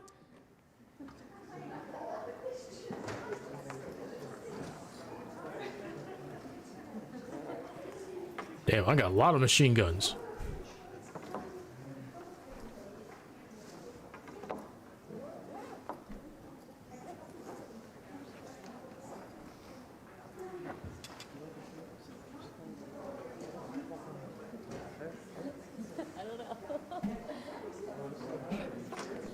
Wish we could listen in on some of these conversations. I don't think it's anything like spicy or anything like that, but it's just interesting. You know what I mean?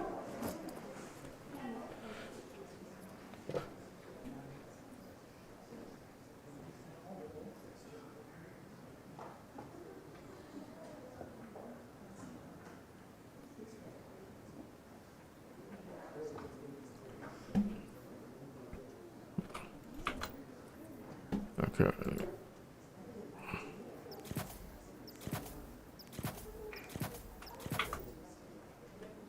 Can I...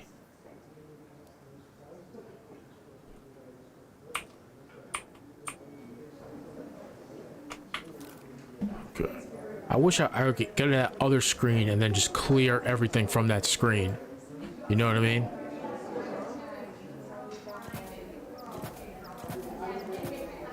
So this is the one.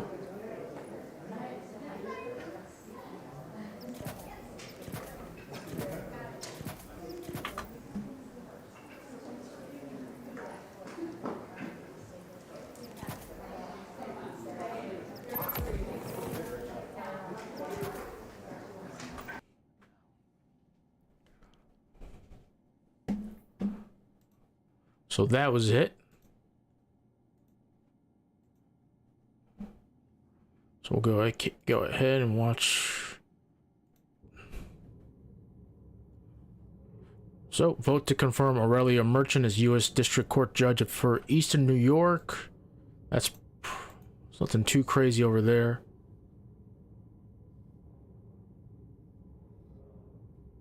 Schumer's talking. The end of Title 42. So nothing too very interesting going on. So there is a gentleman that was on Washington Journal this morning. His name is Brian Fallon. He's with the group. He's the co-founder and executive director of a group called Demand Justice, and he was talking about efforts to establish a Supreme Court code of ethics. So we'll go ahead and play him. Continues. Welcome back to Washington Journal. I'm joined now by Brian Fallon. He's the co-founder and executive director of Demand Justice. Brian, welcome to the program. Thanks for having me. Mr. Schmidt, let me just start with the mission of Demand Justice and how you guys are funded. Sure. We were founded in 2018. We are a progressive advocacy group that works on issues related to the federal and state judiciary, as well as judicial nominations. And so we advocate for things like a code of ethics at the Supreme Court. We advocate for more transparency and accountability for Supreme Court justices, but also judges at the lower court levels.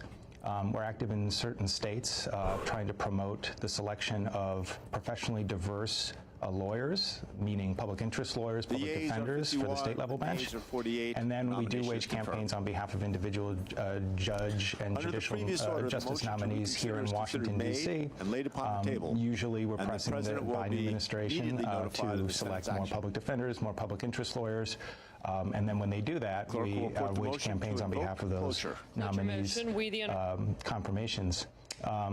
Famous people probably know us mostly from Supreme Court vacancies. So we did support Ketanji Brown Jackson's nomination to the Supreme Court earlier in President Biden's term. We opposed Amy Coney Barrett when she was nominated by President Trump. We opposed Brett Kavanaugh. And so we waged campaigns around those justices. So those are the activities that probably made us the most famous. We're funded by a combination of two things. We get support from grant-making institutions like family foundations that share our principles and beliefs. Most of those grant-making institutions choose to remain anonymous. Some of them disclose their donations to us. And then we have a huge network of thousands of grassroots supporters that donate to us in increments of like $1, $2. So let's talk about Supreme Court ethics. Tell us how it's set up now as far as ethics and oversight of the actions of particular Supreme Court justices. Sure. So there's very little that touches the Supreme Court justices. We should begin by saying that there's 3 levels to the federal judiciary. So most people know about the Supreme Court, which has 9 justices currently. But there's also the rung below the Supreme Court is the appeals court. There's 13 circuit courts in this country, also known as the appellate level. And then there's district court judges. A lot of states, some states have just 1 district, some states have multiple districts. And so the quote-unquote lower courts refers to the district and appellate court levels. The judges on the district and appellate court levels have a binding code of ethics that they are forced to follow. And there's an entity called the Judicial Conference that was set up by Congress to both impose these rules and ethics guidelines on these lower court judges and also ensure that the judges follow them. So if judges deviate from that code of ethics, there is a process in place for complaints to be filed and for those matters to be investigated by the Judicial Conference. None of that applies to the Supreme Court justices. So the code of ethics that the Judicial Conference hands down that governs the lower court judges is merely advisory when it comes to the Supreme Court justices. They will say that they look at it and they confer and make private decisions, but ultimately they make their own calls about whether certain situations call for recusal, say, or whether it would be improper for them to take a trip sponsored by a wealthy person that is a friend of theirs. And if there you go, buddy. Certain situations come to light where they fail to recuse themselves, but people on the outside think they should have, or if they went on a trip with a wealthy donor and people on the outside think that that shouldn't have happened, there's no process for anybody to call foul on that. There's no process for anybody to submit a complaint because there's no policing authority for the Supreme Court. So it's completely different from what the system that all the lower court judges follow in terms of there being no strict code of conduct that they're supposed to follow and no governing authority that can enforce that code of conduct against the sitting justices. And if you would like to call in and ask a question or make a comment for our guest, you can do so now on our lines by party affiliation. Democrats 202-748-8000, Republicans 202-748-8001, and Independents 202-748-8002. You can also send us a text and interact with us on social media. So there's been lots of reports about Justice Clarence Thomas. There's also now reports about Justice Gorsuch on, I believe, a property transaction, even Chief Justice Roberts' wife. So what are these revealing to you? What is concerning for you? So there's very little rules that govern the justices when it comes to outside sources of income or gift. I'll pause this since this isn't live. Just give my 2 cents. I just don't understand why the current judicial canons that are applicable to lower court federal judges don't somehow apply to the Supreme Court. It doesn't like interfere with their decision making. Because it doesn't interfere with those lower federal court judges' decision making either. I just don't understand like why that's like such an issue.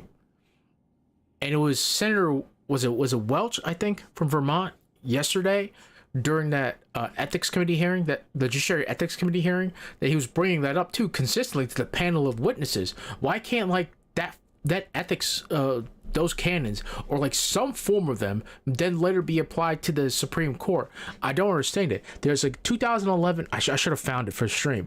There's a 2011 interview by the current Chief Justice when he was the Chief Justice, John Roberts, saying that he said it's a misnomer to think that those judicial canons that I've been speaking about for the last couple of minutes don't also apply to the Supreme Court. But it seems in practice it doesn't apply. So if the justices can't be trusted to follow those same canons, why then should people trust that? Then if they can't be trusted to do it, rather, then why doesn't Congress then pass a law and say, hey fellas, you guys need to follow these judicial canons? I just don't understand that, and I never will understand it. It is such like a big issue. It's because the right has a control of the Supreme Court, a 6-3 conservative court. And they want to keep it that way. And these motherfuckers know. These guys know. There's too much. People are saying that Clarence Thomas didn't have, that Harlan Crow did not have business in front of Clarence Thomas. He did. His companies did. And to think that he didn't benefit from those decisions is bullshit. Same thing with the January 6th stuff.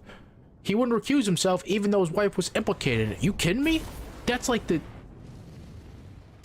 core of having your thoughts compromised by that. I just don't understand it. Yeah, this is not gonna yeah, I'm not gonna do any guardian game stuff with this guy. One of our brightest returns. Don't waste it.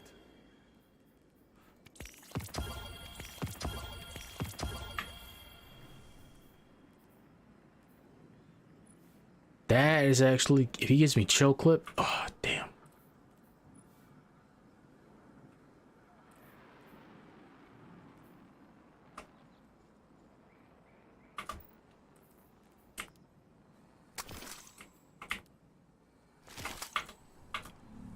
All battles are just a lesson, Guardian.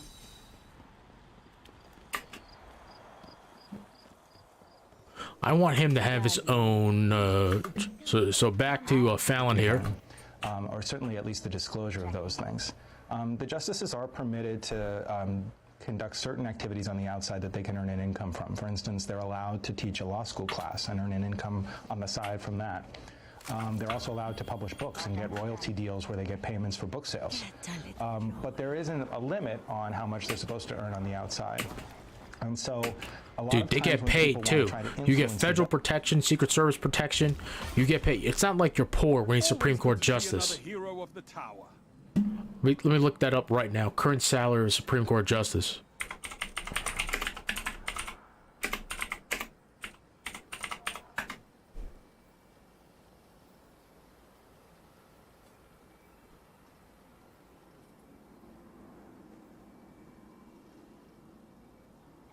What is the salary for U.S. Supreme Court Justice? The Chief Justice of the Supreme Court, as of January 2023, is $280,500. The Associate Justices, that's everybody else in the court, is $268,300. These motherfuckers are not poor. I wish I was making that type of money. Get the fuck out of here. Get the fuck out of here. You're making over $250,000 a year. You are fine. And you're living in DC. You are fine. And let's not pretend like their wives aren't wealthy as well. They have money too. They have careers. Get the fuck out of here with this shit, man. Justices, they're barred from, just paying them a consulting fee or directly trying to make a monetary payment to them to try to influence their decisions.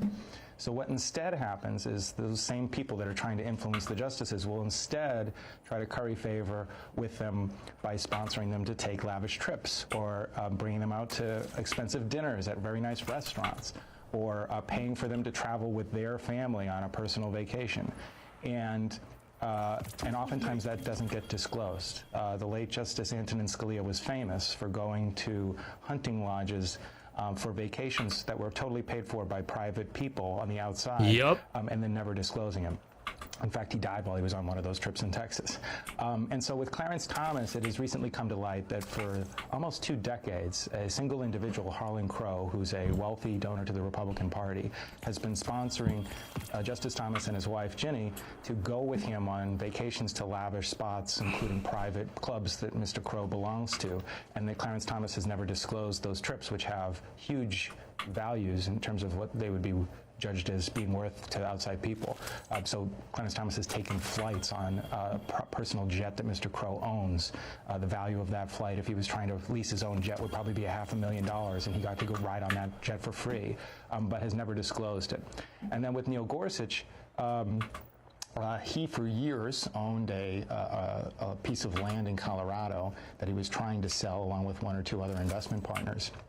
And for well over a year, was unable to sell it. They had to lower the price a couple times because there was no interest in buying it.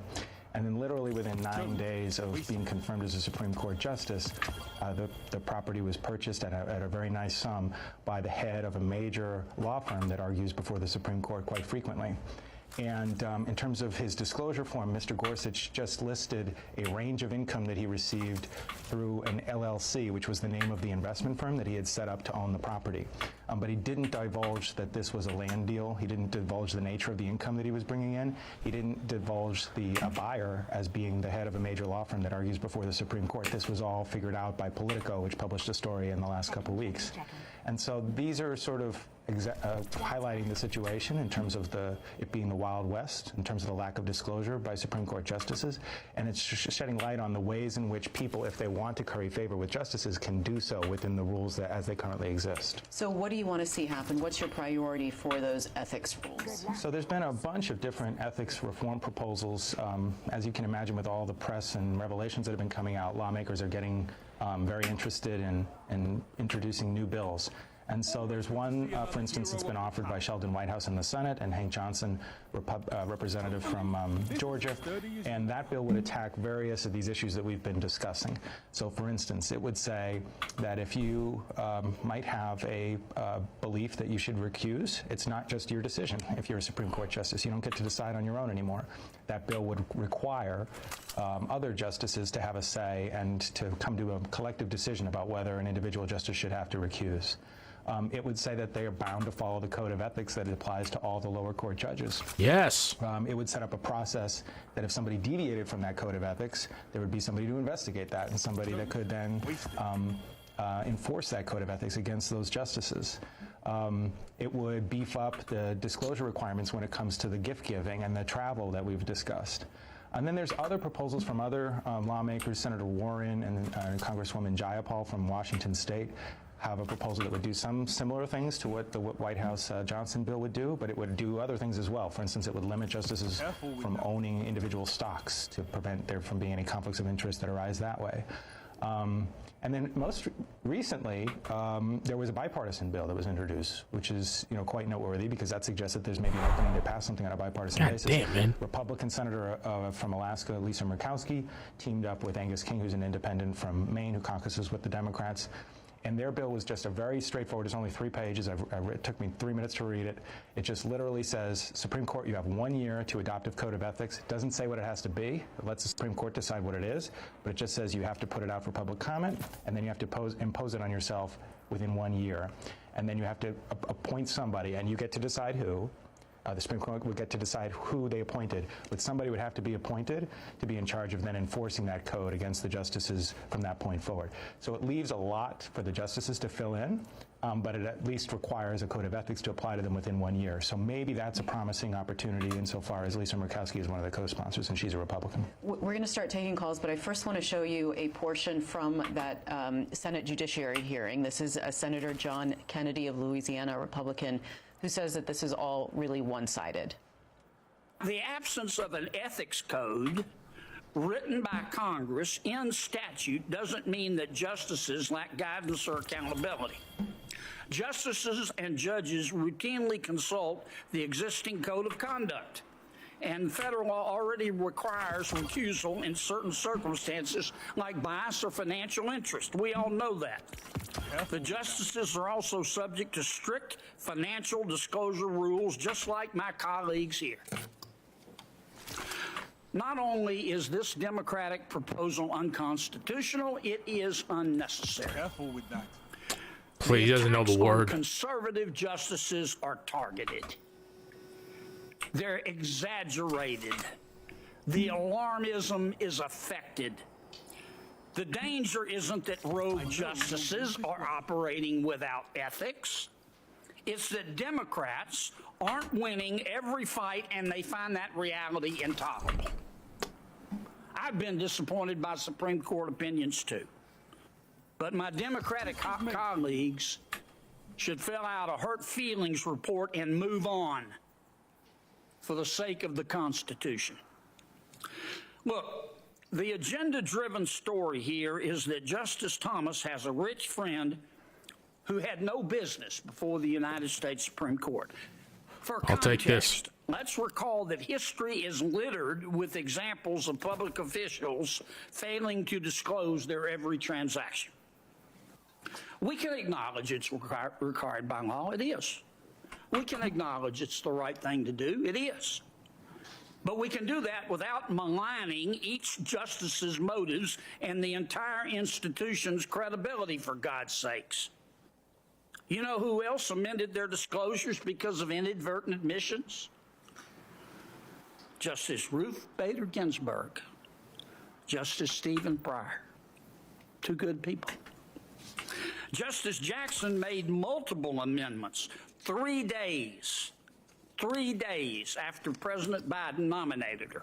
Not one senator brought that up during her confirmation hearings. Not one of my colleagues here walked into her hearings with the buckets of mud that they've thrown against Justice Thomas. Not one. Brian, what do you think of that? So that was a long clip, so there's a lot to respond to. Just to take some of the points that the senator made, he said that this is unconstitutional for Congress to try to impose a code of ethics on the Supreme Court. That's just not the case. There's some arguable claims that something like term limits might require a constitutional amendment and not be doable via legislation. But with the code of ethics, there's a pretty broad consensus among legal experts that it's constitutional and Congress can do it. There's plenty of precedent for Congress to fill in the blanks on certain things, parameters about how the court operates. For instance, the court has had its size changed by Congress 6 times. The court meets every year on the 1st of October, the first Monday of October. That is something that's set by statute that Congress passed. The court can't decide a case unless 6 of the 9 justices are there to decide it. They need to have a so-called quorum. That was based on a law passed by Congress. So there's ample precedent for Congress to set parameters about how the court does business. So certainly applying a code of ethics would be constitutional. In terms of this just being something that Democrats are cherry picking because they're upset about the cases that are coming out of the court these days, that one of the witnesses that submitted testimony for that hearing is a former federal judge, J. Michael Luttig, who was shortlisted for the Supreme Court for many years under former President Bush. He was the lawyer that advised Mike Pence during the events of January 6th. So as Federalist Society lawyers go, he's a very credentialed conservative lawyer, and he provided testimony to the committee yesterday saying that it would be constitutional to pass a code of ethics and that it's incumbent on the Supreme Court. The Supreme Court should want to apply a code of ethics to itself in order to boost public support and trust in the Supreme Court as an institution. So don't take it from me, take it from Judge Michael Luttig. And I already mentioned Senator Lisa Murkowski, a colleague of Senator Kennedy's, is already on board with a bill to impose a code of ethics on the Supreme Court. So that's just a few of the points that I would take issue there with what the senator said. What about what he said about it being a targeted attack on conservative justices, whereas other liberal justices are being ignored or being given a pass? So I think that I'd say a couple things. Well, I'd say 3 things. Number one is none of these revelations came to light via Democrats finding out about them. They've all been the subject of independent reporting by outside journalists. So the revelations regarding Clarence Thomas's 2 decades worth of vacations with Harlan Crow was reported by ProPublica, a nonpartisan media outlet. The subsequent revelation that Clarence Thomas's mom had her home purchased by Harlan Crow and she continues to live there rent-free was also reported by an independent media outlet. The reporting about Neil Gorsuch and being involved in a land deal that he failed to disclose, his land that sold 9 days after he was confirmed. That's something that Democrats probably should have tried to figure out by now, but they didn't. It was a Politico report that figured that out. So it's a little bit bad faith on Senator Kennedy's part to act like these are just things that Democrats are conflating into a big scandal. This is the product of independent reporting that Democrats are in the position of now reacting to. I would say that yes, there's been revisions and modifications to disclosure forms filed by Democratic appointed justices over the years. Those have largely entailed sort of good faith errors or omissions that were accidental. With Clarence Thomas's situation, he profited from the sale of a home 10 years ago that was purchased by Harlan Crow. The disclosure forms, the very little law that is on the books right now requiring certain things to be disclosed by the justices requires any sort of real estate transaction to be listed on the form. So it's hard to imagine that he sort of forgot that. And so that is why some people are calling for not just a congressional investigation into this, but a criminal investigation by the Justice Department, because his failure to report that land deal from 2014 with Harlan Crow in Savannah, Georgia, is, according to a lot of outside experts, a violation of the 1978 Ethics in Government Act. Let's go to the phones now. Rich is in Ohio on the line for Democrats. Good morning. Good morning. Great section here. This is very topic related to today's lack of accountability from the top down. I'm reading Strange Justice right now, and I was glued to the TV for the Clarence Thomas hearings. I am not sure what will become of the Supreme Court if there is no accountability starting at the top. That's what's lacking in this new age. I'm all for whatever needs to be done, but we've got to keep turning over the leaves and looking underneath them. If we do not, we are guilty of complicit, non-behavior. I think you're doing great work. I'm going to follow you more. And we really need to magnify accountability. Wish me happy birthday, and let's keep going here. Because we can save this thing, we can make it better. And happy birthday, Rich. Go ahead.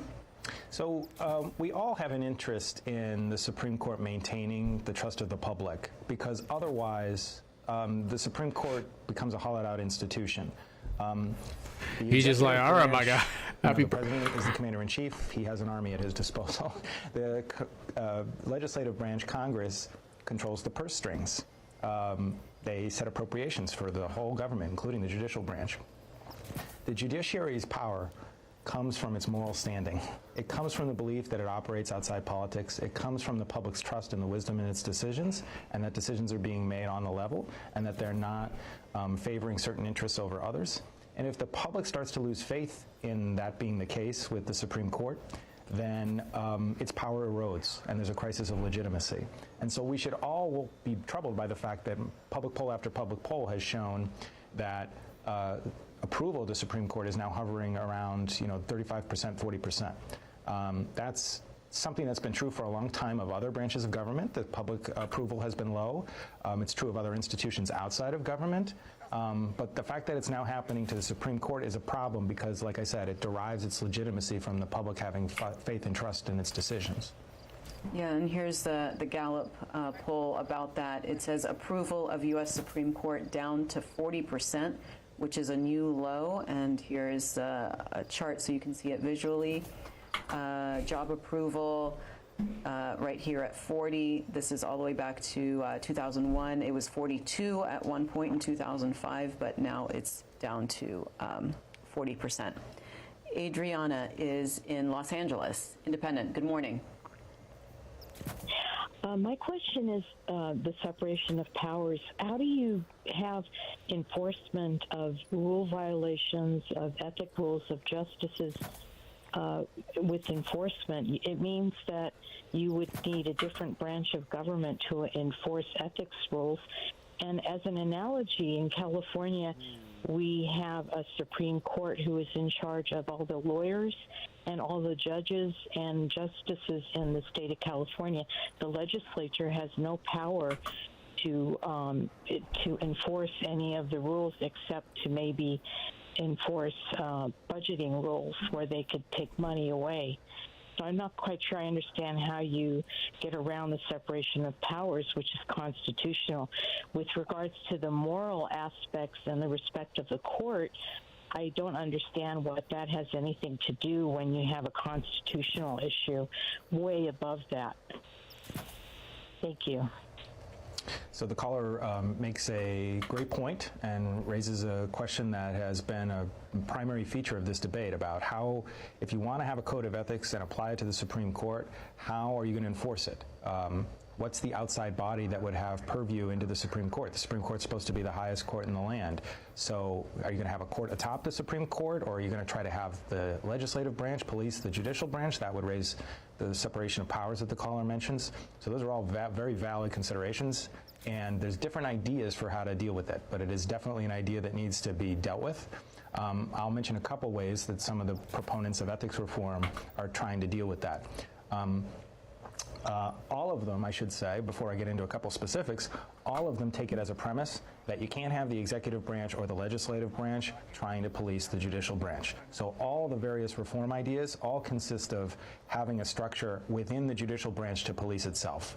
And then it's just a matter of, exactly how to set that up. So one approach is the Sheldon Whitehouse bill that I mentioned, sponsored by Hank Johnson in the House, would say that, okay, if somebody files a complaint against a sitting justice, right now, nothing happens because there's no process for resolving that dispute. And famously, I don't know if people may remember this from the news from 2018, there were a bunch of pending complaints against Brett Kavanaugh when he was a sitting judge on the D.C. Circuit Court of Appeals.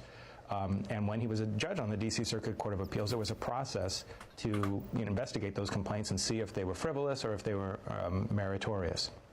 As soon as he got confirmed to the Supreme Court, all of those complaints went into the trash because there's no process to adjudicate those types of complaints when you're a sitting Supreme Court justice.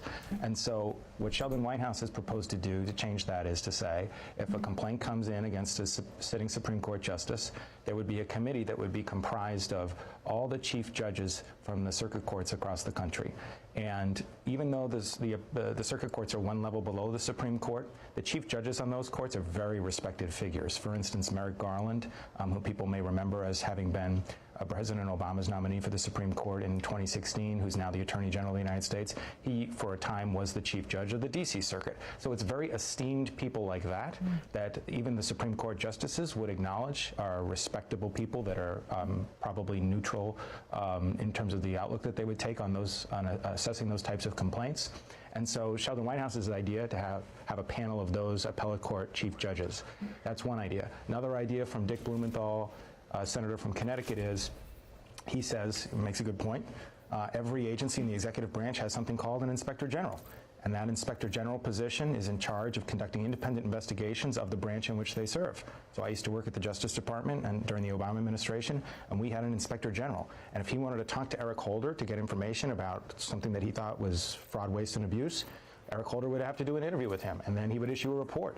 The inspector general would, and then he would go to Capitol Hill and testify about that report, and he would release it to the media. And that was a way to impose accountability on the executive branch from within.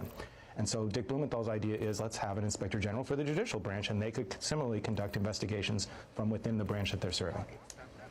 Speaking of separation of powers, the Chief Justice was invited to testify in front of the Senate Judiciary Committee. I'm going to just show the letter that was sent back to Chairman Dick Durbin saying, dear Mr. Chairman, thank you for your letter. I must respectfully decline your invitation. He says that testimony before the Senate Judiciary Committee by the Chief Justice of the United States is exceedingly rare, and as one might expect in light of separation of powers concerns and the importance of preserving judicial independence. What do you think of that, the invitation, the declining of the invitation, as well as he did release a non-binding statement signed by all 9 justices where they volunteered to adhere to ethics standards? Yes. So Chief Justice Roberts said that it was rare for Chief Justices or other justices on the court to appear before Congress. That's true. It hasn't happened a ton, but it has happened before. So it's not completely without precedent. So it was a reasonable ask on Dick Durbin's part. And beyond whether it's rare or not, there's a question of whether this was a missed opportunity on the Chief Justice's part. You just cited those polls that show public support for the court dwindling. You would think that as a custodian of the court's reputation and as somebody that cares about preserving its image, that the Chief Justice would want to put to rest concerns that the court is incapable of policing its own affairs. You would think that he'd want to avail himself of this opportunity. So a lot of people are saying, like, maybe Dick Durbin couldn't require this, but maybe it would have been in his own best interest to try to allay some of these concerns. And so now the question is, what are congressional Democrats going to do about it? Because Clarence Thomas, Dick Durbin didn't even try to bring Clarence Thomas in, assuming that he would decline. And now he's extended this offer to Justice Roberts, and he's declined. And so now I think groups like ours and other folks have said, well, if the court is not going to investigate it on its own, and the court is not going to comply with voluntary requests to come appear before Congress, then Congress is going to have to do its own investigation, and it's going to have to compel witness testimony from other people, not the justices themselves perhaps, but other people that are involved in some of these controversies that have come to light. So, Clarence Thomas may say, separation of powers, I'm not going to come appear, but Harlan Crow can't say that. And the gentleman that bought Neil Gorsuch's property in Colorado can't say that. So there's increasing pressure now on congressional Democrats, including Chairman Durbin on the Senate Judiciary Committee, to do fact-finding with respect to these other individuals that were involved in these transactions. What were they trying to achieve with them? When did they come to meet these justices? How did they decide on the price to pay for this home?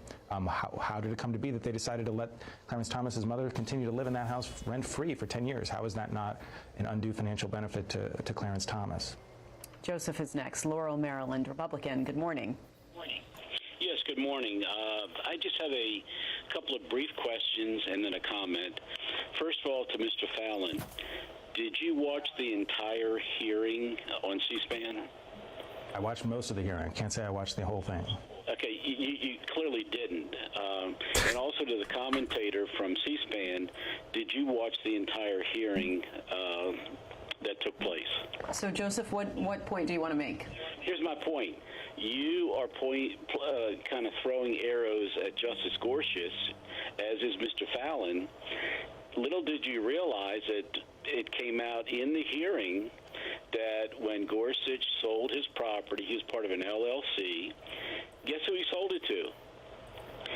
A Democrat who has been a significant donor to the Democrat Party. Secondly, I don't think he saw when Senator Cruz portrayed, first of all of the derogatory magazine covers aimed at Justice Thomas, which is now kind of a second go-round to go at Justice Thomas. And secondly, he pointed out very clearly that you're in the public eye, man. Kagan, You don't think fucking people calling Ketanji Brown Jackson a fucking pedophile or like a pedophile promoter when she was running because they had one critique, they thought she didn't go hard enough against like this one convicted pedophile? So it sounds like Get the fuck out of here, dude. It's fucking operatives that call in. These are clearly like ops that are calling in here. Justice Gorsuch. That's a problem too. It's the fact that he chose not to disclose it. He's not a dumb guy too. Who cares? This is an obfuscation. Then that's a problem too. It doesn't matter who the donor is. It's the fact that he chose not. He purposely didn't do it. Like, come on, man. Okay, You Joseph, didn't put. let's get a response. So the caller mentioned that it came out in the hearing yesterday that the gentleman that bought Neil Gorsuch's property in Colorado has given to Democrats over the years. That was not new information. That was in the initial Politico report that exposed the transaction in the first place. So Brian Duffy is the head of this law firm. He's the one that purchased the property. He has given to Democrats over the years, including Kirsten Gillibrand of New York. In my view and the view of many people, that's not exculpatory information. The fact that he's given to Democrats over the years does not mean that it's not inappropriate for him as the head of a law firm that appears before the Supreme Court frequently to engage in a land deal with a sitting Supreme Court justice and then not have that be disclosed. You know, the fact that he gave to Democrats before doesn't mean that that's something that should be omitted from a disclosure form. I would just point out also in the hearing yesterday, one of the things that I did notice and thought was good was that even as they were decrying the hearing itself as being a partisan affair, Republican senators like Lindsey Graham, like Chuck Grassley, said that they do hope that the court will impose some beefed up ethics standards upon itself.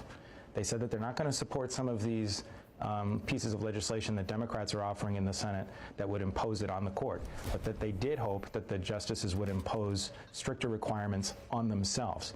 And in saying that, they are going farther than what Chief Justice Roberts has said himself, because in that letter that he sent to the committee that you read from a moment ago, the Chief Justice tried to convince everyone that the existing standards are enough. They had a 3-page letter from the sitting, signed by all 9 justices, saying these are all the rules that we look to and try to follow, even though none of them are binding. And so he said, hey, we got this covered. Don't worry about it. Here's all the citations of all the existing authorities that we refer to when we have to make these judgment calls.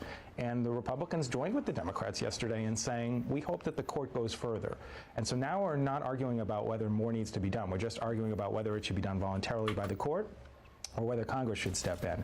And I think Democrats would agree with Republicans that if John Roberts showed any inclination to impose a code of ethics on themselves, the Democrats would cease to offer these bills. But the problem is the court's not doing that, and so that's why Democrats are saying we need to pass something. All right, let's talk to William in Harrington, Delaware, Democrat. Good morning. Thank you for taking my call. I always wonder why we wait until the horse is out of the barn before we start dealing with these problems. In my opinion, I'm about 68 years old at this point, and I've seen a lot of what goes on with the approval of these folks that sit in their ivory tower on the Supreme Court thinking that they're above everything. We don't have that in this country. This country is supposed to be made for accountability, and these folks do not have any of that. As far as I'm concerned, the rot that exists far and wide in that institution is the responsibility lies in the people who were Federalist Society folks. They groomed them specifically to get on there. They're corporatists. They do not represent the majority of people in this country, and what's happening now is proving my point. They think they're above it all. And if they get investigated, I hope that happens, because they are sitting in judgment for the rest of us and coming out with these wacky judgments regarding the abortion issue and all other kinds of things. All right, William. So the caller invoked the Federalist Society, and this is a group that operates on the political right. They are a group that tries to influence judicial selections under Republican presidents. And one of the main reasons for the formation of the Federalist Society was because the founders of it started to get frustrated that Republican presidents were putting justices on the bench who then went on to call it as they saw it, and oftentimes had a hand in decisions that they viewed as liberal. And so John Paul Stevens was a Republican president's nominee, and he went on to become, one of the leading liberal justices of the last 50 years. Justice Souter was selected by President Bush 41, and he went on to be a rather reliable vote for the liberal bloc on the Supreme Court. And this frustrated people that formed the Federalist Society, because they believed, what's the point of winning presidential elections if when we get the opportunity to pick justices, we're picking people that are upholding a woman's right to choose, or picking people that are upholding the consideration of race in college admissions. And so they've built up quite an impressive infrastructure and apparatus that draws hundreds of millions of dollars in contributions from aligned interests, including social conservatives that oppose the right to an abortion, business conservatives that help prop up the Chamber of Commerce interests before the court. And they've created this sort of filtering so that only certain types of people get considered anymore by Republican presidents. And sure enough, when Donald Trump was running for president in 2016, he released a short list of people that he promised he would only consider people on that list, and that list was handpicked by the Federalist Society. Aaron is next. Upper Marlboro, Maryland, independent line. Yeah, thanks for taking my call. I think this might be related to your previous answer. Can you explain how Justice Roberts became Chief Justice, being the most junior justice on the Supreme Court? Secondly, has there been any analysis nominated to the position? It seems like some of these decisions, when it was just just right-leaning when he tends to Rehnquist was the Chief Justice, he passed. Giving the impression that he's being a straight shooter. Scalia did, and then when Scalia died, I believe it was another gobble. He got nominated. Roberts. Okay, so the position of Chief Justice of the United States, and that's the title, by the way, not Chief Justice of the Supreme Court, Chief Justice of the United States, that is a position that a president makes a nomination for that spot on his own or her own. And it is not just a position that you arrive at because you have the longest tenure on the Supreme Court.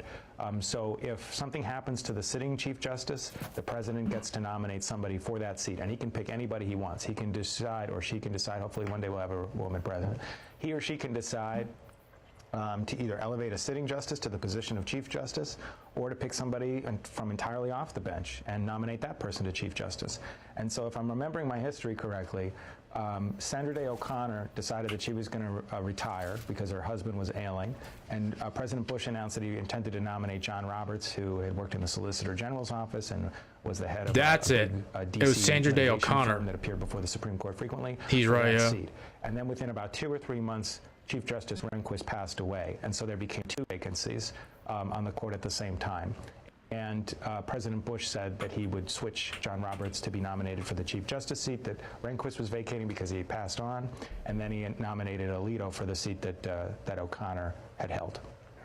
All right. Well, that's getting us to the end of the program. Brian Fallon, Demand Justice co-founder and executive director. Thanks so much for joining us. Thanks again for having me, and thank you to the callers. And that's it for today's Washington Journal. We'll be back again tomorrow morning, 7 a.m. Eastern, live right here on C-SPAN. And now we're going to take you to testimony on the Biden administration's 2024 budget request for good stuff, man. He did a good job, dude. Agency. That's Listen, happening before the if Senate you're on one of these Appropriations Subcommittee. shows, Beginning in just a few moments, you'll hear from the administrator. just be calm, answer the questions, don't take anything personally. Sometimes people are calling in and they're just trying to troll you. Sometimes it's an op. Just answer the question. That's it. Never show that you're perturbed or that you're annoyed or you're angry about a question that's being asked for you. Never show weakness. And it's the same thing like on these debate panels on Twitch. Never show weakness on these panels. Laugh it off, answer the question to the best of your ability, and move on. That's it. Never show weakness. That's the key. Because they'll clip it. They'll say they got you. Never give those motherfuckers the satisfaction of that too. It's the same thing. That's why I love muting people on Twitter instead of blocking them. Because I know when you block someone, it tells them that you've been blocked. But if you mute them, you just never see their shit. They can keep posting about you all you want. You just never see it. Right? And it'll show you, like, let's say you're looking through somebody's tweets, right? Or you're looking through the comments, the replies to somebody's tweets, rather. It'll show you whether or not it's if an account's been muted. You can click to view it, right? So it doesn't even tell them that you muted them. You just don't see it anymore on your timeline. It's fucking great. It's a very powerful tool because it gnaws at them. I know for a fact it gnaws at them when you don't give them a response. It's a powerful tool, so use it. Okay. So I think this is a good stopping point. We're gonna be watching. He was also on. This gentleman was also on earlier today on Washington Journal. His name is Thomas Jipping, and he was also talking about the Supreme Court and the future of abortion access in particular. So we'll hear from Thomas Jipping shortly. Currently in the Senate, there's Senator Sanders, I always screw up her name, from Minnesota, Klobuchar, I think it is. I always screw up her last name. But right now is a vote to limit debate on Wesley Su, a nomination to be the U.S. District Court Judge for Central California. Get all these through.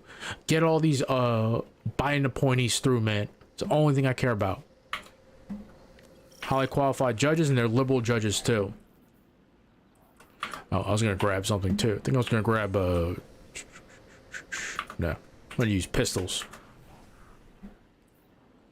Volatile rounds. Then I got pistols for anti-bear, and I can use this. Okay. This is my strand build. And this is my champion eater right here. My God. This guy just eats champions up like it's nothing. Okay. So, I think there's Senator Schumer. I think there's not really a lot of business left before the Senate. I think they're just going through Biden's judicial nominations, and that's about it. Let's see. You know what? Maybe we can go ahead and fix this stasis build.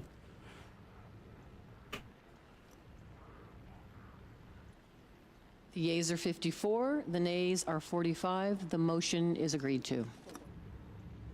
Clerk will report the nomination. The judiciary, Wesley L. Su of California, to be United States District Judge for the Central District of California.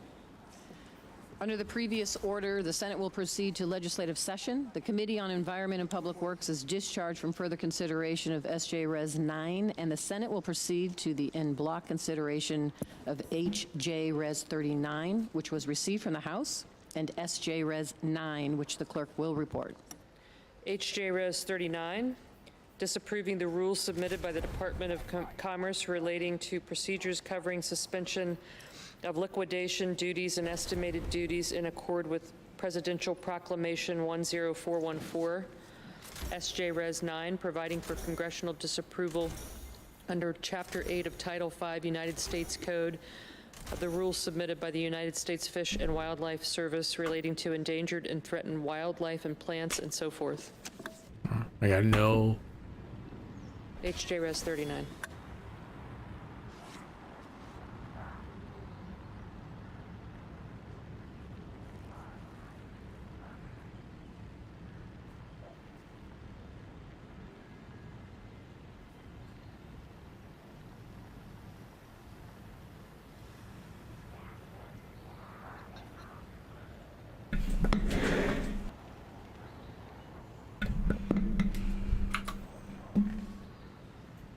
Okay, let me just be right back.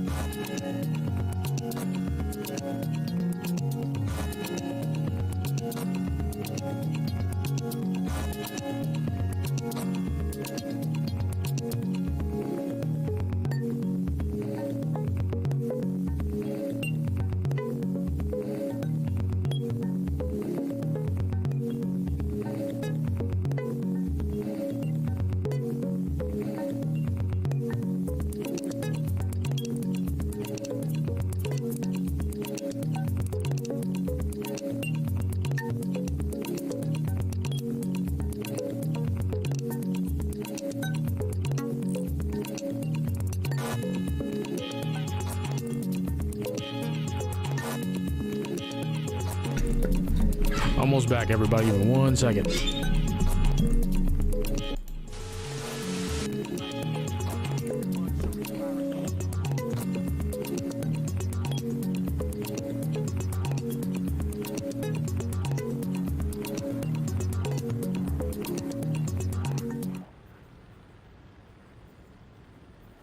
Madam President. Senator from Nebraska.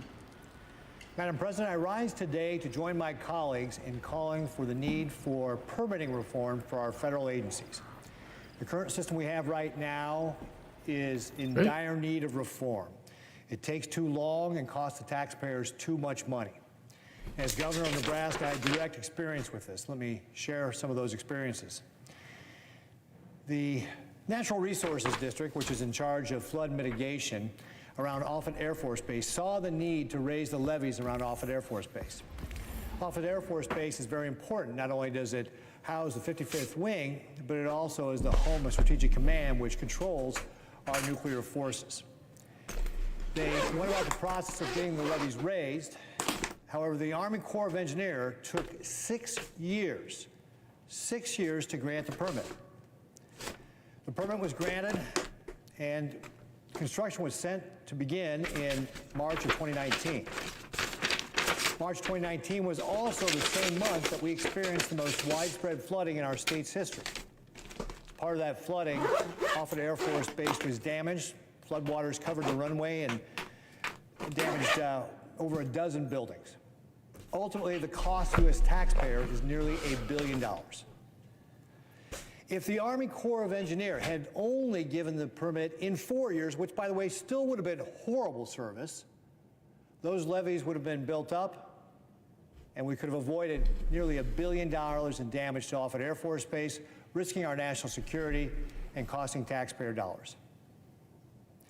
In another case, a natural resource district was looking to raise a different levee, levee R616-613, R613.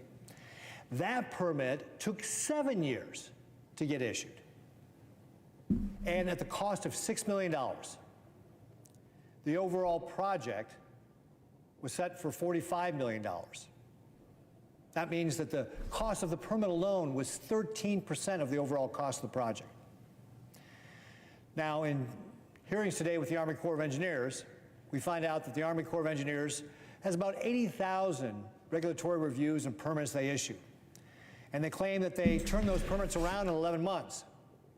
However, they have no system of detecting or reviewing outliers like these 6- and 7-year permits. Nor do they have any goals for what a permit should cost as an overall percentage of the project. Now, here's the good news. This is something we can fix. At the state of Nebraska, we undertook permitting reform as well because we wanted to do a better job serving our customers and reduce our costs. So, for example, with our air construction permits that the Nebraska Department of Environment and Energy issues, we looked at the process for doing that. It took almost 200 days to issue those permits. The process to issue those was 110 steps long. Only 4 of those steps actually offered any value. We were able to cut that number of steps down to 22 steps, and by 2019, it cut the days it takes to issue that permit down to 65, all without sacrificing any quality. Through our Department of Transportation, we also have green sheets. These are the sheets that we give to contractors to make sure they're complying with things like environmental regulations, antiquities, endangered species, erosion control, also things such as hazardous waste disposal. It was taking us about 16 days to issue them. All right, so we'll move back to the Senate.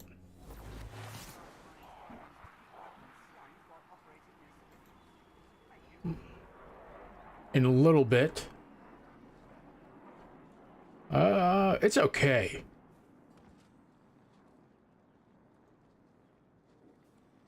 Redfall is kind of broken. You know what?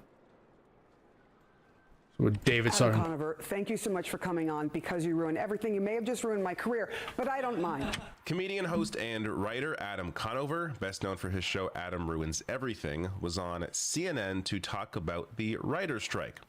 And it got a little interesting when he brought up CNN's corporate boss, David Zaslav. So I'm going to show you this clip, and then I'm going to get a little more into what As this it should writer's be, strike is the about. Titans. So the studios are trying to eliminate the writer's room. You're probably familiar with the term the writer's room. This is a room that's existed for decades where writers get together and break a story and write scripts. The companies are trying to eliminate it. They're trying to make the room smaller. They're trying to employ us on a freelance basis.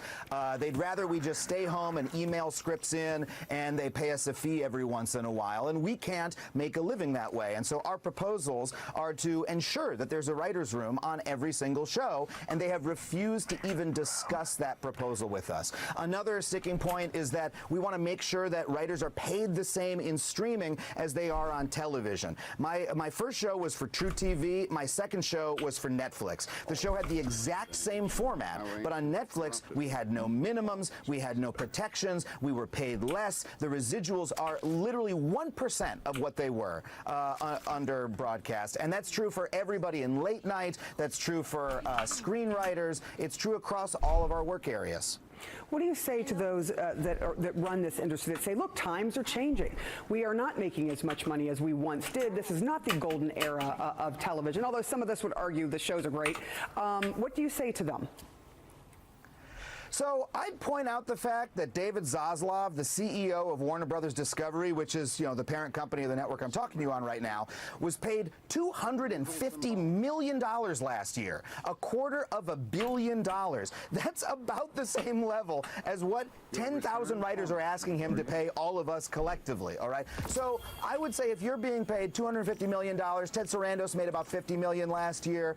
These companies are making enormous amounts of money. Their profits are going up. It's ridiculous for them to plead poverty when the writers who are making their shows, some of them are not able to pay their rent or their mortgages. I literally know writers who have had to go on assistance because they have not been able to make their year. If you look at these companies, they're making more money than ever. It's the people who make the shows for them that are making less. Adam Conover, thank you so much for coming on because you ruined everything. You may have just ruined my career, but I don't mind. All right. Amazing stuff there from Adam Conover on CNN, and good on the host, I guess, for, being able to make a joke out of that. But I'm going to get a little deeper into just how ridiculous this ratio is, because he's right. Like, it's one thing if the entire industry was making less money, and then you could, I guess, make the argument that, well, we're making less money industry-wide. You can't expect the writers to make as much. But when they're making more than ever, and all that money is going to executives at the top of these companies, yep, how can you possibly argue that the writers deserve to make less and have less security in their jobs? So this is an amazing stat here, or this data here. This from the AFL-CIO. They posted this showing why these writers are on strike. So last year, 8 major Hollywood studio CEOs made over $773 million in annual salary. Meanwhile, many of the workers who write their shows can't afford rent. That's why the WGA is ready to go on strike and now are on strike. But from the Endeavor CEO, Discovery, Disney, another Disney executive, Fox, Netflix, Comcast, the amount of money these people are making while claiming, oh, I'm sorry, we can't raise your pay, or we can't guarantee these benefits or ensure that you have, a full-time job. While they're the writers are the ones that are getting them this money. Come on, it's just completely insane. And it's of course a larger trend. So this from 10 months ago from The Guardian. Wage gap between CEOs and U.S. workers jumped to 670 to 1 last year, a study finds. So report on 300 top U.S. companies found CEOs making an average of $10.6 million, with the median worker getting about $24,000. So, and by the way, this is one estimate. There are other studies that have the ratio at even a wider gap. So Economic Policy Institute here says CEO pay has skyrocketed 1,460% since 1978. CEOs are paid 399 times as much as a typical worker in 2021. And they got a long breakdown here. Lots of data. I'll link to all my sources always below the video on YouTube in the description box. but you can go through their data. They have a different way of measuring it, so they do the top 350 companies per industry. But regardless, it's increasing every year. CEOs are making more and more money than their typical worker. Meanwhile, the typical workers are the ones that are generating this money for them. A little more on this strike in particular. So it's from the LA Times. Although streaming has been a boon for television, it has upended how writers are compensated. Writers say they work longer hours for less pay, and they no longer can rely on a steady stream of residual income they used to get in the days of broadcast TV, when successful shows lived on for years in syndicated reruns or the once lucrative home video money. The median weekly pay for writer-producers declined 23% over the last decade when adjusting for inflation, according to a WGA survey. When accounting for inflation, screenwriter pay declined 14% in the last 5 years. The union has demanded compensation and other improvements, including increases in minimum pay, residuals for streaming, and higher contributions to the WGA health and pension plan. The union said its proposals would have gained the writers $429 million a year, which, you know, is like almost a typical CEO pay at this point. This would just be for the writers. I mean, all the writers versus, one executive. It's absolutely wild. And by the way, I didn't show you how CNN introed this whole segment, which of course, I talk about framing, how media frames these issues. They discuss here how because the writers are on strike, it's going to upend all this television that you enjoy. As of this morning, more than 11,000 TV and movie writers, they're on strike, halting multiple productions and possibly I don't know what to tell you. seasons of some of your favorite shows. As opposed to saying the writers are on strike, or the way they should be framing it, CEOs are not paying their workers enough, and the CEOs are the ones upending the production on these TV shows because of their greed. Like that, it's even hard for me sometimes to think about how to properly frame it, because we are so used to hearing that, oh, this strike, these workers are causing this disruption, as opposed to the greed of executives are causing the disruption. It's really, you have to like retrain yourself in how to absorb a lot of this information, because of just how corporate media, being what it is, how they have framed all discussions around economic issues for decades. Now, there's if you want the very specific breakdown, I'm not going to obviously read through this, but these are the negotiations between the union and the corporation, so you can go through what they are proposing and what the current offers are. But a bit more on this from the WGA themselves. The company's behavior has created a gig economy inside a union workforce, and their immovable stance in this negotiation has betrayed a commitment to further devaluing the profession of writing. From their refusal to guarantee any level of weekly employment in episodic television, to the creation of a day rate in comedy variety, to their stonewalling on free work for screenwriters and on AI for all writers, they have closed the door on their labor force and opened the door to writing as an entirely freelance profession. Here is what all writers know. The companies have broken this business. They have taken so much from the very people, the writers, who have made them wealthy. But what they cannot take from us is each other, our solidarity, our mutual commitment to save ourselves and this profession that we love. We had hoped to do this through reasonable conversation. Now we will do it through struggle. For the sake of our present and our future, we have been given no other choice. In solidarity, WGA Negotiating Committee. Really good stuff. So of course I stand completely in solidarity with the writers here. They are not only, it is not only the right thing to do to stand with workers, it is just factually accurate to say that the writers are a big part of the reason why why this industry is so successful and why the people at the top are making so much money. To not have the writers benefit in that, while the CEOs, their pay keeps increasing, nobody can possibly argue on behalf of the executives here. There is no argument to be made. So I hope the writers get everything that they deserve in this.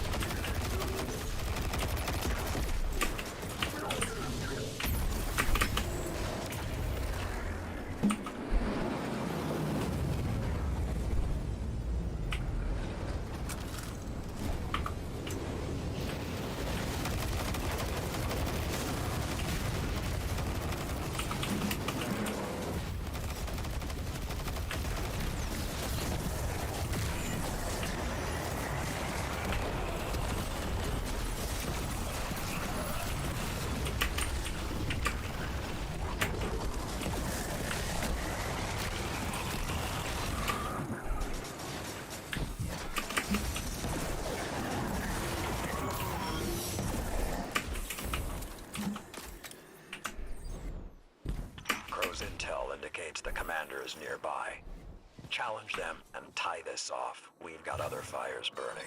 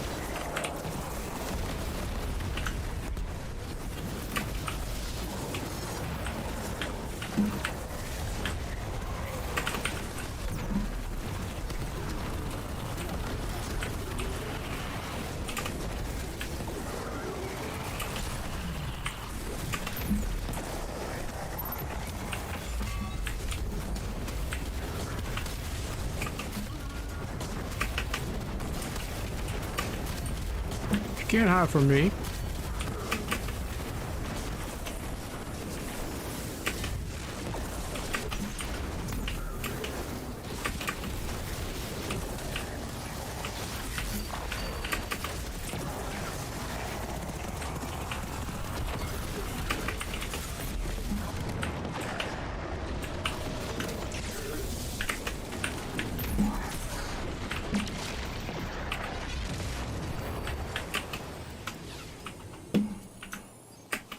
That's what I'm talking about, baby. I think these Cabal like you. They keep coming back for more. Good thing we've got light to spare.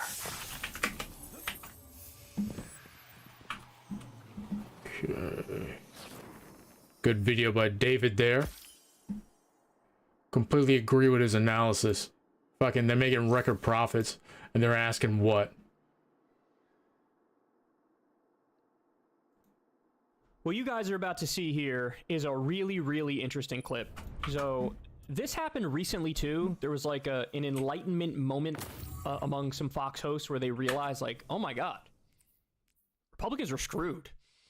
Well, here's another one of those moments. So you have Fox host Stuart Varney, who is nothing but a mouthpiece for the donor class and the corporations. And he's going to talk about a new poll that came out here, which doesn't look good for Republicans. And he gets it, at least on this issue, he gets it, and it's going to be interesting the back and forth. Take a look at this. Kenny and I are right.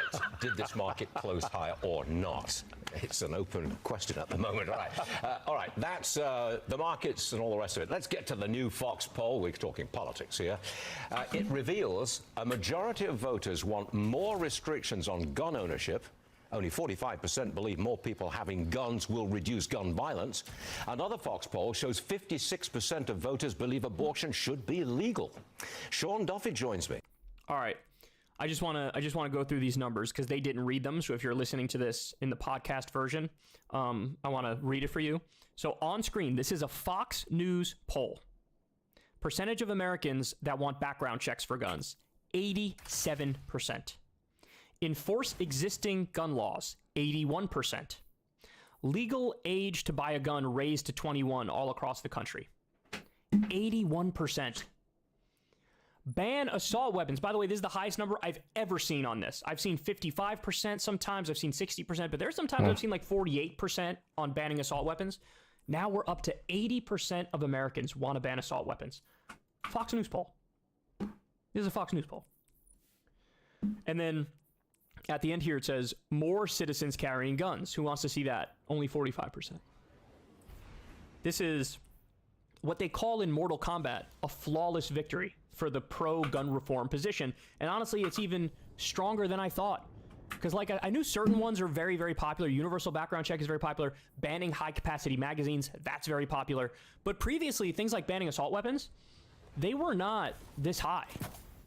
So we're seeing a little bit of a sea change. And again, it might be because every other week, it's like, oh, massive school shooting, 8 people dead. And it's, you know, I think, look, here's my best guess, and this is just speculation, but I think people realize, like, especially people with kids, they feel like that literally could be me. That could be me, that could be my kids, that could be my family members. And it's all, you know, theoretical until it directly impacts you. And a little bit of a wake-up call for people. And so, and then they get to the abortion one. Again, abortion, people are more pro-choice than they are, quote-unquote, pro-life. And so, listen to the question from Stuart Barney. Sean Duffy joins me. All right, Sean, is it time for Republicans to pivot on these sensitive issues? I've never heard a question like that from a Fox News. Hey, the things you guys stand for are unpopular, Republicans. Should you drop this nonsense? That's a lot of Ooh, that's a first. That's a first. We're trying something. So first off, on abortion, Stuart, no, I mean, listen, you've had the media pound. This is an idea of freedom with regard to abortion. And when you look at the issue of abortion, it's not just are you pro-choice or pro-life, right? This poll might show that a lot of voters are not exclusively life voters, life at conception, but they're also not late-term partial birth abortion. Let's kill babies after birth. Okay, but that's a total straw man. Total straw man. Roe versus Wade was overturned by a Republican Supreme Court. Roe versus Wade was a moderate approach to abortion. First trimester, fully legal. Second trimester, you can have some regulations, state by state. Third trimester, if states so choose, they can ban it. So that's late term. That was the status quo. The status quo was a moderate abortion policy all throughout the country. And yes, you had blue states that were a little more permissive, and you had red states that were more restrictive. But there was a balance there, and everything across the board was moderate. And so that's the position Americans believe in and agree with, according to all the polls. They're moderate but left-leaning on the issue of abortion. So this is their only play. Their only play, but they know they're BSing, because this isn't the issue at hand, but their only play is to go, late term, bad, bro. Late term, really, really bad, bro. Okay, but there was late term abortion bans under Roe versus Wade. The issue is you guys go further all the time now that Roe versus Wade has been overturned. You're restricting more and more and more and more and more. But they don't, again, there's no compelling reaction, so it's just like straw man the entire left, straw man all the Democrats, and say, oh, you want to kill a baby that's a day old, right? Like, this is, they literally say, like, post-birth abortion sometimes. Like, this is wacky. So this is a dodge. Now, the interesting part, you're going to see this here. First of all, look at Stuart Barney's face. Look at his face. Look at his face.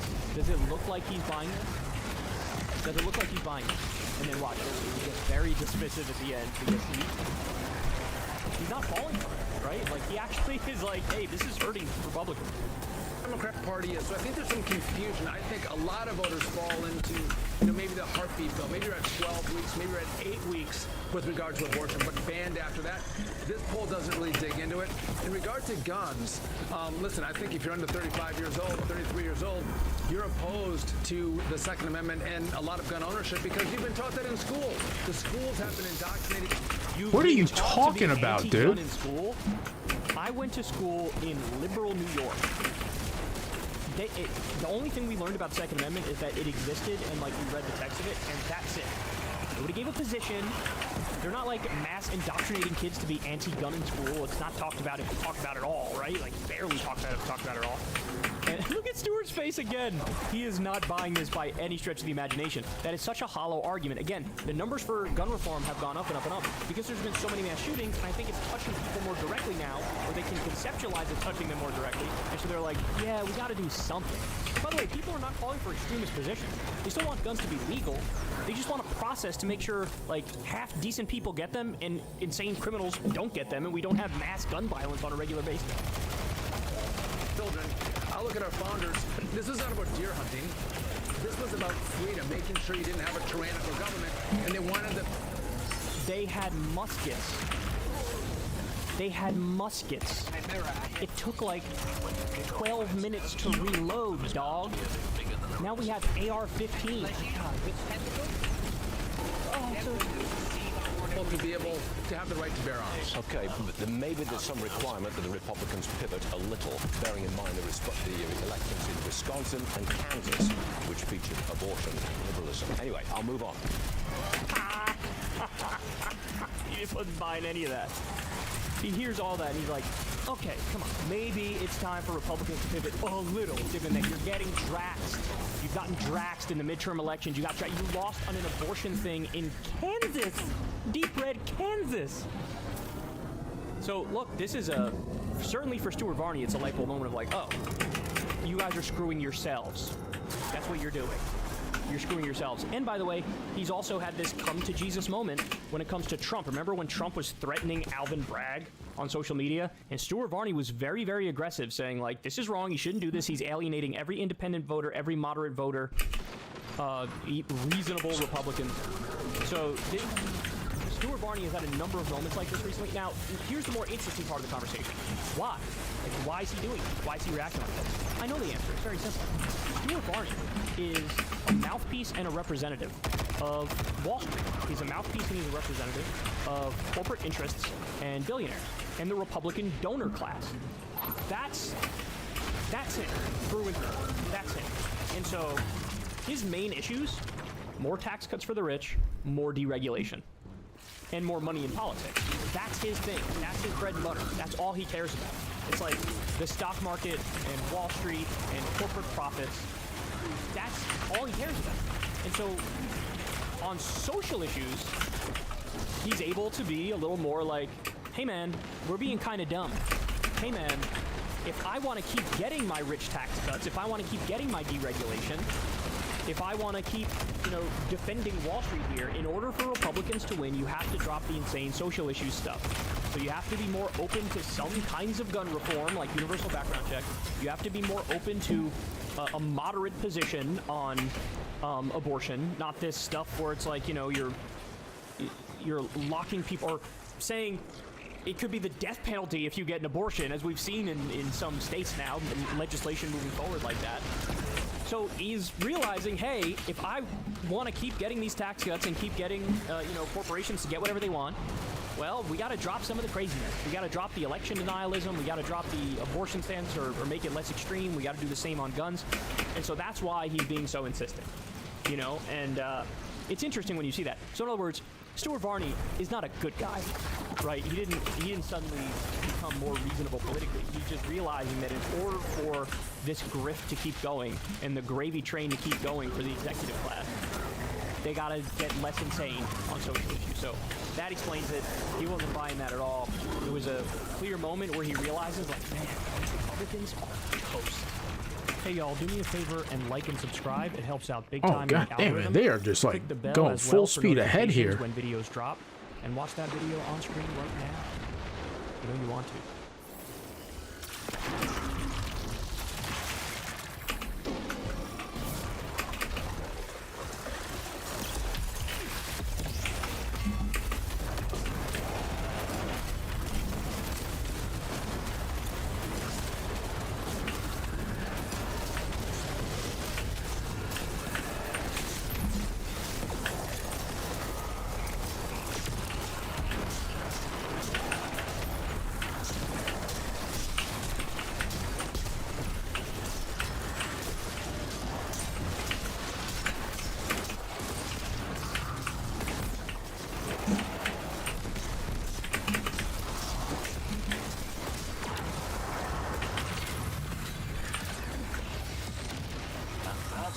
Of them. Guardian, you have my thanks, especially for continuing to keep the EDZ safe amongst all the hubbub going on so far from. Hey, Jevnar, what's up? Home is where the taken are, eh? Appreciate you returning and joining the stream again. Oh, no, it's probably just multi. Damn, this thing's like dropping with like multiple perks. And the last one I got was actually pretty good. I was disappointed about that Royal Executioner. Let's see. Let's go back here. The rich are fighting. Huh. Okay, so I saw this yesterday. Well, people sent it to me, and it's Hassan calling out Hassan's not going to sue Aiden Ross. Aiden Ross dropped the claim. I think if he does it again, Hassan would actually like sue him. What's the guy's name? This is not popular opinion, especially from amongst Hassan fans. Destiny's kind of right too, because he did use Aiden Ross's content. I would argue though, it became transformative when Hassan basically became the center of the content, and he was quote unquote debating Andrew Tate about like what Andrew Tate believes in. At that point, I think it became transformative and falls under fair use. But initially though, it technically he didn't record it locally, even though he was streaming at the time. He just didn't record locally. Which I'm going to tell you right now, for everybody who's streaming, you get into one of these Discord calls, immediately start recording locally, or if you're on Twitch or on YouTube, Kick, I don't think Kick has it yet, but you can download the VOD, and then I would upload it from your point too, because your stream is coming from your viewpoint.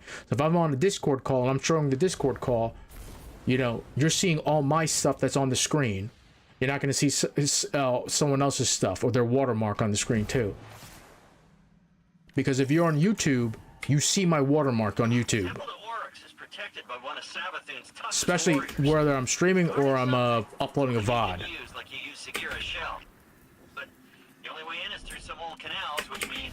Oh, this is...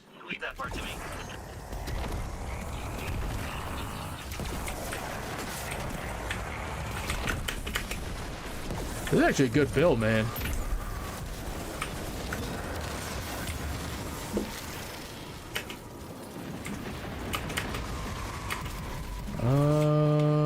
No.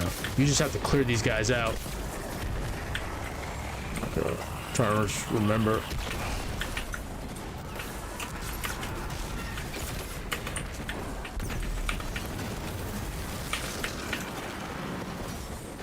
If I'm close to a guy, do I just need to...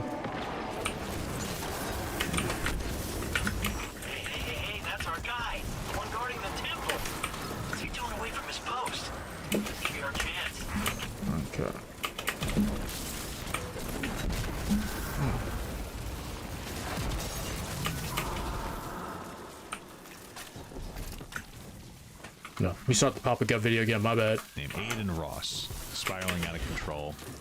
And I see he is kind of like spiraling out of control. And it seems to centralize around, or one aspect of it, and we might actually watch this, some Ordinary Gamers video as part of it.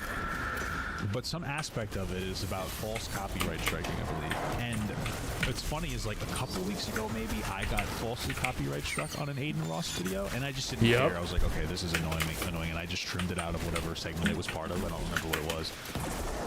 I think it was me reacting to somebody's video, obviously.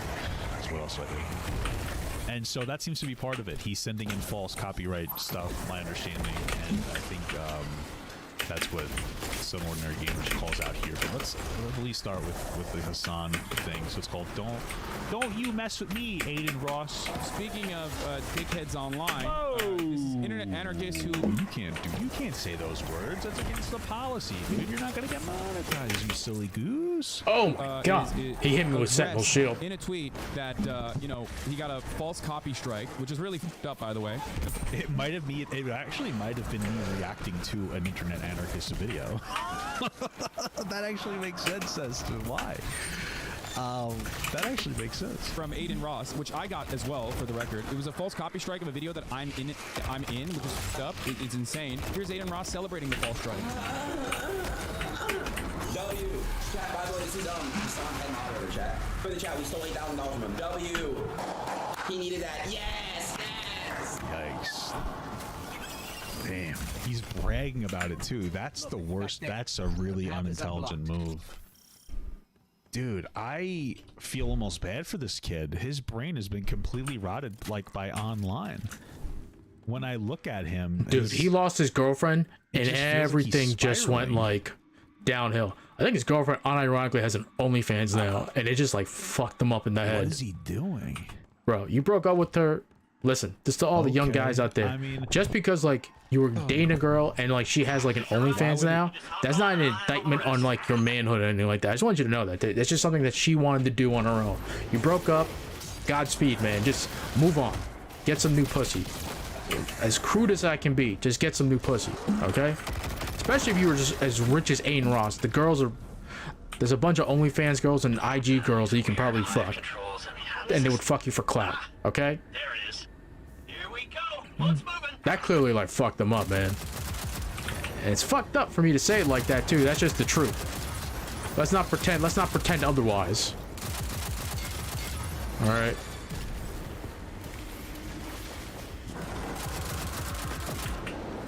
Dude, I love this commemoration. I wish I actually went out of my way and crafted one. Once Deepstone Crypt is like back in rotation.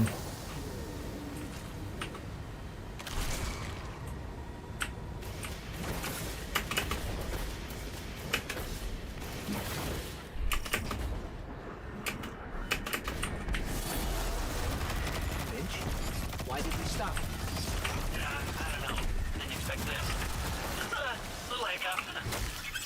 You get that barrier down, right? Sure you can.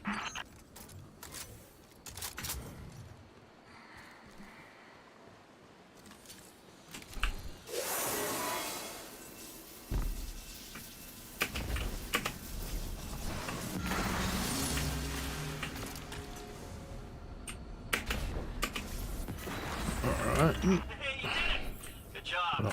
Well, it's on the move again. Why would you celebrate it if you're gonna even pull that move? Like that makes it even worse. But like you're definitely. He don't give a shit. you're That's gonna the get thing. sued. Isn't Hassan suing him? He's gonna get destroyed. Oh, he is. Yeah, it says right here. He's gonna sue him. He's gonna win. Aiden's gonna get. This doesn't. Does Aiden think this is gonna help him? I don't know who this person is. I've never met this person. This person is not my head moderator. Aiden Ross somehow manages to be dumber. Is that what he said? He needed that. Yes, yes. I don't know who this person is. I've never met this person. This person is not my head moderator. Well, maybe Aiden you should Ross meet them. somehow manages to be dumber and dumber every single day. It blows my mind how he has become even stupider than before. What does a fascist mean? A far-right authorization on ultra-analytic. Oh my God, ultra-analyst. The thing is like I know Aiden's not this dumb. Like I know part of it is character, but it's like at what point. My thing here, and I'm gonna be real with you, because I know Aiden's a little bit part of the manosphere, like, you know, whatever garbage discussion. My thing is that, like, I would imagine that somebody that's part of the manosphere would probably relate to this question that I'm gonna ask or understand where I'm coming from. But, like, at what point does do your morals come before money, in the sense that like you're making a fool Bro, of it yourself? doesn't, man. How It's much all about money the is money, your dude. dignity worth is a real question people ask. And I think everybody has a line. And it's Dude, like, how you know, do I you're not have constantly any just special pretending to be ammo? Stupid. But I know you know what fascism is, and I've seen him have a conversation with Sneeko and talk about how like it's messed up with Sneeko will say like or support Hitler in some capacity, right? And that's to an extent what's happening. It's more complicated than that. I've talked about it specifically before, but I'm not going to go into the specifics now because I'm not going to qualify every little thing that I'm talking about. But you know, that's a thing that Aiden talks about it. So it's like, well, what point do you like? At what point do you feel a little ashamed of yourself, and you're like, damn, I'm acting like a fool. Maybe I should like be better, you know? But it does like hit you immediately. And Jason Stanley. Like, who the fuck are these people, bro? He's like reaching new levels. I don't know how the fuck he's doing that. I don't have a head mod. That's not a thing. Aiden Ross is worth so much money he'll never have to work another day in his life. Here he is celebrating one of his false copyright claims that stole 8K from a YouTuber a fraction of his size. That's this disgusting abuse from YouTube's broken. oh, he stole it from that guy. That's messed up. That's sad. He's that internet anarchist guy. Like, he's been slowly growing. Like, God bless.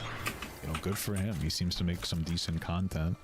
And he's growing, you know, and he's growing just in time to replace Sunny V2 for being fucking transphobic scumbag, right? So there you go. He's hitting it. He's literally hitting the gwitty, you know.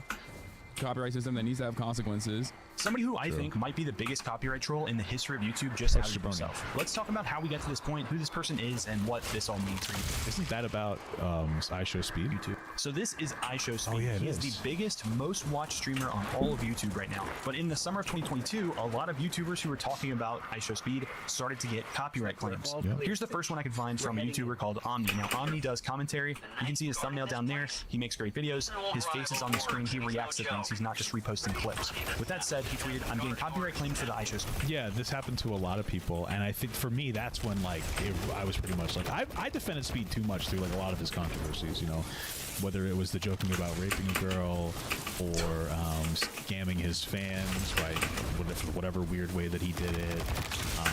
Was it like that NFT thing? Like that Ronaldo lookalike too? Yeah, but then like with that, where I was like, oh, he's scamming people. He wants to falsely copyright strike channels. Like that's where it's like, wow, like what credibility do you deserve left? Like how many chances do you deserve? I get it, you're a young kid, but like now you're just messing with people. No, not that. Now you're just messing with people's money for no reason, falsely, and then he was pretending that he wasn't. And then I see him going on lives, like making fun of like some fat trans woman sending her whale stuff. And it's like, dude, like how disappointing. And it's not even funny. Like iShowSpeed's not even funny. Like if you're gonna be fat, if you're gonna be making fun of fat people, be funny. Don't just send like whale emojis. Like make a funny joke or something. Oh, and it wasn't just that. There was like some other girl. He was just posting whale emojis on some girl's thing that was like doing a TikTok trend. You know, it's like, well, where's the joke? Just make a joke. Make a joke about fat people. Like be clever. But you're making the same old like. It's not the content I like consume. Humor. It's like boring. You know. Speed clip in my latest video. Disputed it and got rejected in 10 minutes by Thumb Media affiliate, who I don't think even exists. Yeah, Omni talked about this under one of my tweets as well. This is like literally a company known for doing false copy strikes. YouTube is aware that they know that they are knowingly doing false copy strikes, and YouTube doesn't give a fuck for the record. YouTube literally did nothing for this company. They have been doing this. Thumb Media affiliate is the one that also came after me as well with Aiden. It's the one that Aiden is currently celebrating in this. Oh, is Aiden using them? I wonder if that's the truth, that they just don't care. And the only reason I bring it up is because like there is a thing, my understanding, there's like a thing where, and I'm gonna try to like articulate this, but it's bizarre, where I think if YouTube started going after people who they were claiming they were false copyright striking, that they may be held to the standard of constantly going after people who might be falsely copyright striking, because they set that standard in some capacity. I know that sounds like a weird thing to say, but that's my understanding. No, of how it works. they might lose those. Was it wrong. those section like whatever so like that's protections? why they probably don't do it. It's just unfortunate.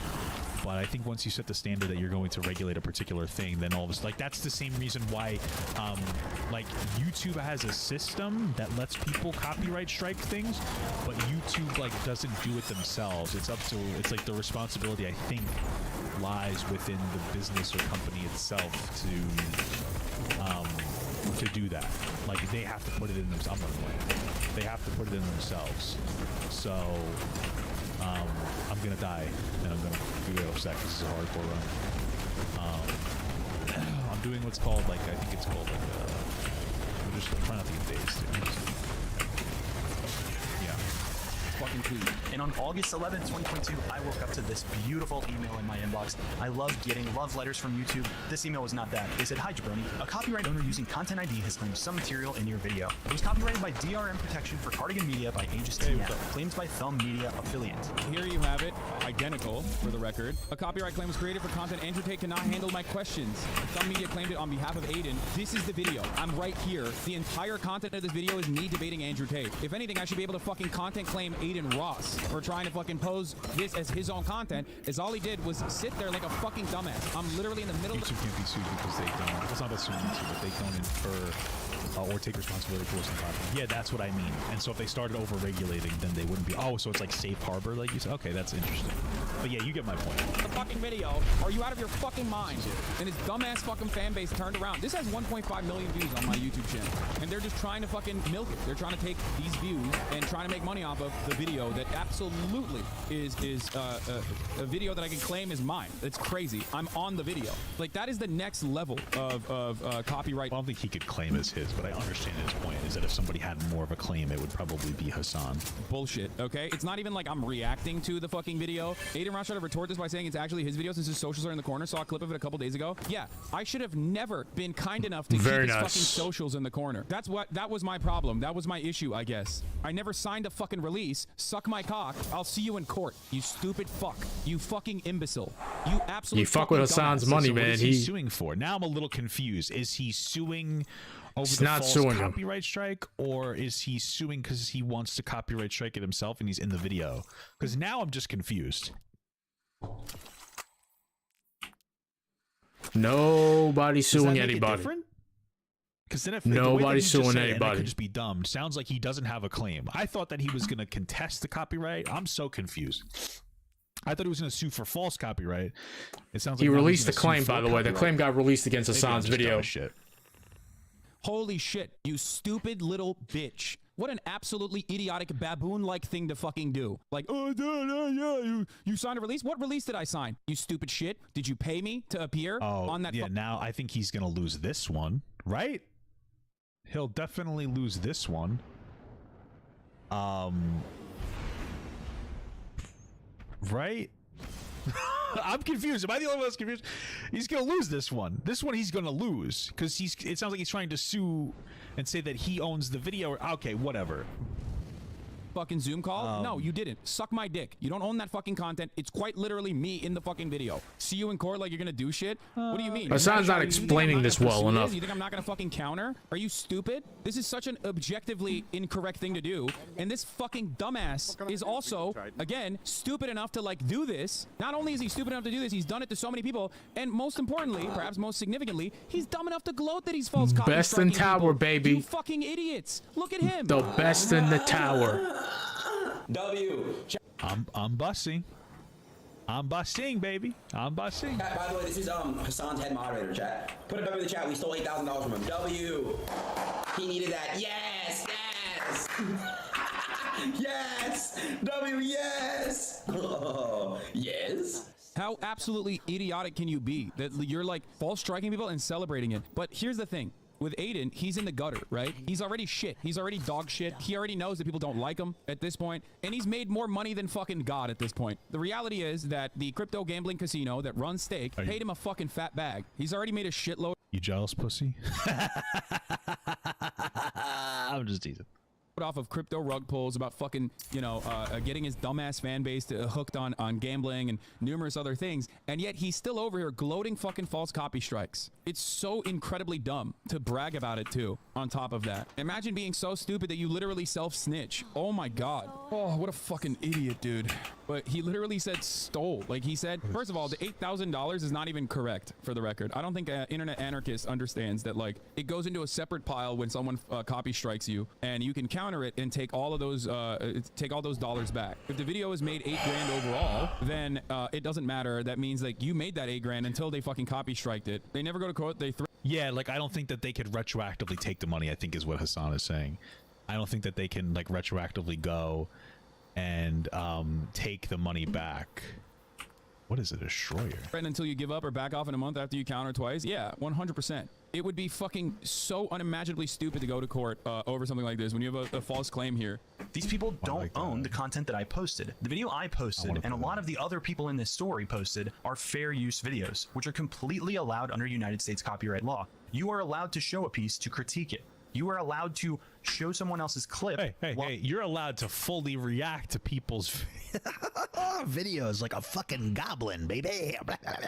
While you're doing a commentary video, you really just have to make sure that you transform the media enough. That's really all that matters. more than Yeah, anything else. just doing like some like commentary like over the video, like addressing points. You want like someone who does it really well, who does like a shit ton of reacts and like original content, is Asmongold. Unironically enough, he is like one of the most pause Andiest of the pause Andies of like the big content creators out there. He actually does, he gives you a blueprint of what to do. He consistently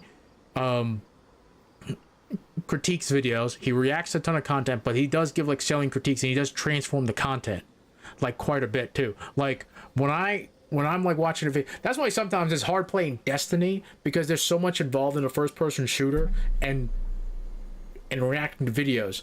But that's why I do a lot of the easier content, like this stuff that I'm doing now. Is it's power level 1600. I'm 1831. I'm yeeting through everything.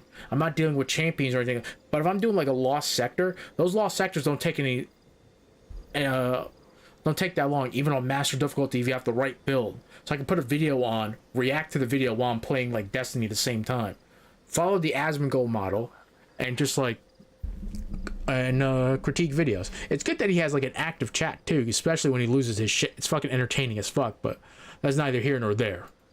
acting to it. Do you guys want to know why? Do you guys want to know why that's like legally permissible, by the way? Because someone who happens to be my fucking podcast co-host made it legal precedent. His name is Ethan fucking Klein. Whoa, he made it legal precedent. I mean, he was right beforehand, but like, yeah, he did have a pretty solid. It was. He did pretty have solid. like a good case. Ethan Klein literally walked so I could walk a little faster, only because I have taller with longer foot length because I'm fat and I don't walk very fast. Isn't that crazy, guys? And his court case, quite literally, is taught in law books now. It's copyright law. It's literally ridiculous. Is it taught in law books? I feel like a little bit. I feel like someone's sucking someone up a little hard, but you know what?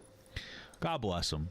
You know what I mean? It's good to stretch those mouth muscles out. Do some dumb shit like this. On top of that, there are certain rules that like every content creator knows not to fucking break. Ben Shapiro, Steven Crowder. And Oh man, Papa's playing Lost Ark. I gotta play some Lost Ark too. False strike someone because like I'm responding to their fucking videos. No matter how big of a shithead they might be, they understand that it's like an unspoken rule among content creators because that would be ridiculous. That would be insane to do. However, there are. Well, I don't think that you really have a claim to it. I get what he's saying, but like also. Like, yeah, I get what he's saying. He's saying that this is the kind of YouTube. This is like kind of the YouTube atmosphere. Like, it's part of the exchange on YouTube. So yeah, for sure, I get that. I mean, not for nothing, but you know, Hasan has done an excellent job at not like. He doesn't copyright people for stuff, and like I think that that's probably one of the reasons why he's so popular. Because like I think even if people, you know, put like it's still people talking about you. You know what I mean? So scumbags out there who don't give a fuck about that, who don't give a fuck about the unspoken rules that are. Hey, thank you so much for the membership, Emma. Every content creator understands. There's a reason why so many people lose their fucking minds. Like so many random YouTubers will get incredibly fucking mad about this because it would ruin the entire space. That's what Aiden Ross is doing. Now, Gavin McGinnis did this to me, and no one really gave a shit. Why? One, because it was behind a paywall technically, and two, I didn't pursue it. I didn't really care enough about it, and he's a fucking Nazi. You know what I mean? Aiden Ross, on the other hand, is maybe a little bit better. Supposed to be a little bit better than an out and about fucking Nazi, which is precisely the reason why, especially as someone with like an online presence outside of Kick, he should know better than to do some dumb shit like this, but he doesn't. I see what Hasan said. He said, "I'm someone trying to copy me with my own content." That T-Pain? Direct, bro. Make sure that's taken care of. No, that's his bodyguard. The dog? Oh, yeah. The dog, his name is T-Pain? I'm so confused. How do I make my guy black? I'm not saying I want to. I just mean like I feel like I should be able to, but I can't.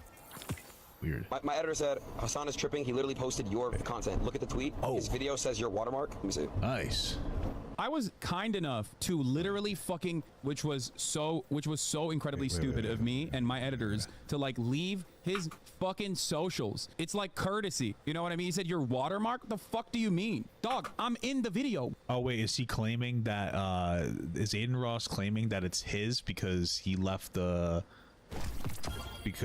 socials in there? Yeah. Aiden Ross saying that because Hasan left his socials in the video, that his quote-unquote means that watermark. it's his video. I mean, that's just like you said, it's a courtesy. It's like, oh hey, this person's in the video, like here's some credit. Here's the thing, it is technically his video because it's his stream, it's his video, and Hasan didn't record locally. That's like the big issue. But it's kind of foul that Aiden still did it too. What he could have done is what he should have done is, hey Hasan, do you mind just giving me credit in your YouTube description that you pulled the video like from my stream or something like that. Like he didn't have to like do that. But goes back to the original argument, Hasan being in the video, basically being the primary source of content with Andrew Tate is transformative of that content too. If you do have it, bro, there's all these issues with like these motherfuckers because they're so protective of their bag, could have easily been resolved by like a simple DM, having a private conversation with people. But no, it has to blow up. And no offense, the only way shit like this is gonna get solved is in a lawsuit. I'm telling you, there has to be a lawsuit amongst like the big content creators so that everybody else can know the rules. You know what I mean? The rules have to be set in a certain way. And then the only way is if motherfuckers with money start suing each other. That's the only way this is gonna get solved. And Godspeed to anybody who wants to do this on their own time, you know. If you're a small content creator and you got like the will to do it, Godspeed to you. But we'll see what happens, man. because I'm sort of like sick and tired of this, because I'm like terrified of, like, if I react to like an iShowSpeed thing, or like I'm watching Papa Gut react to an iShowSpeed thing, or like an Aiden Ross thing, then all of a sudden Thumbs Media is gonna like claim something in my fucking video, and I'm like, I'm a small content creator too. Like, I think that's fucking bullshit. And I'm not even directly reacting to that. I'm reacting to Papa Gut reacting to that too. So there's that, like, that extra layer of, I'm not actually reacting to you, I'm reacting to Papa Gut's reaction to you. What? That's so weird. What the fuck are you saying? It's transformative. It's not a replacement or a contender for the original video in its market, which means the audience for it is not the same audience. Bro, it's not even transformative. It's me. It's me. There's no transformative in that video. It's literally just me. This is the video that they... That's the wrong argument. That's completely the wrong argument that he would make. If he ever... That's completely the wrong argument. I have to disagree with them. You don't... It is transformative content. You have to come in with it and say, hey, listen, this is transformative content because I transform the content because I am the content. And when Andrew Tate, when I was debating with Andrew Tate, that's what made the content transformative. I'm a large enough creator where my presence in something, where I'm talking and debating a political point, especially against someone I disagree with politically, the content is transformative from that point moving forward. That's what he needs to say, not this bullshit. Hustlers University is a product I stand by. There's a reason we have so many fantastic reviews. How make the argument that this is Aiden Ross's video, please, to me. Like, oh, he popped in and he okay. He's speaking a lot in it. You've never seen it. Yeah, look how transformative this is. Striking this is incredibly fucking scummy. It's like my editors edited the fuck out of this video, and it's also quite literally me versus Andrew Tate. It's a fucking... I will say just from my perspective, why didn't Hassan record that himself? Like, why not just turn the OBS on while you're talking and record it? He fucked up, that's why. Workstation. So why not just like record it instead of like... He might lose this case only because, in this specific instance, only because it looks like you literally just screen recorded Aiden Ross's thing and uploaded it, rather than like you could. Why not just record it yourself, just to be 5 steps ahead, right? It kind of sounds like it sounds like he kind of nay-nayed himself a little bit there, no? Zoom call. That is so psychotic. Isn't his argument similar to the photographer and the model argument of who owns this video, who owns the photo? Yeah, there are, signs. It is bizarre he didn't record. I mean, I don't think that he should get the video taken down regardless. My point isn't like he should deserve to have his video taken down. My point is that like he should have, known better. There's paperwork that distinguish that. But there is no paperwork in that situation. Yeah, I just realized that. Let's see, Look at this it's shit. My fucking socials are here, and you uploaded my video. What the fuck? You stole my content. My content, dude. Insane. My content? You're not even doing anything, you fucking donkey. You're just sitting there going, oh God, W. My editor's not only editing the video, but it's a video between me and Andrew Tate. You're just not doing anything. You're reacting to it, literally in the fucking Zoom call. It is mind-boggling, dude. There's no fucking release forms on this shit. It is such a fucking idiotic thing to just like claim that like you own. I think his argument is that you grabbed it off his VOD since it has his socials, because we didn't screen record it on my end. Okay, that's the only difference. This was after I was live. I was kind enough to also appear on his fucking... He should have screen recorded it. That's what I do. I'll usually stream any conversation I have, or I'll record it offline. What the fuck? Okay, this is what we're doing. We're gonna be a black guy. Am I gonna name myself Woke Papa Gut? No, that's stupid. Really? Do it, Papa. Myself cool Papa Gut, because obviously it's cooler now that I'm black guy. Woo! All right.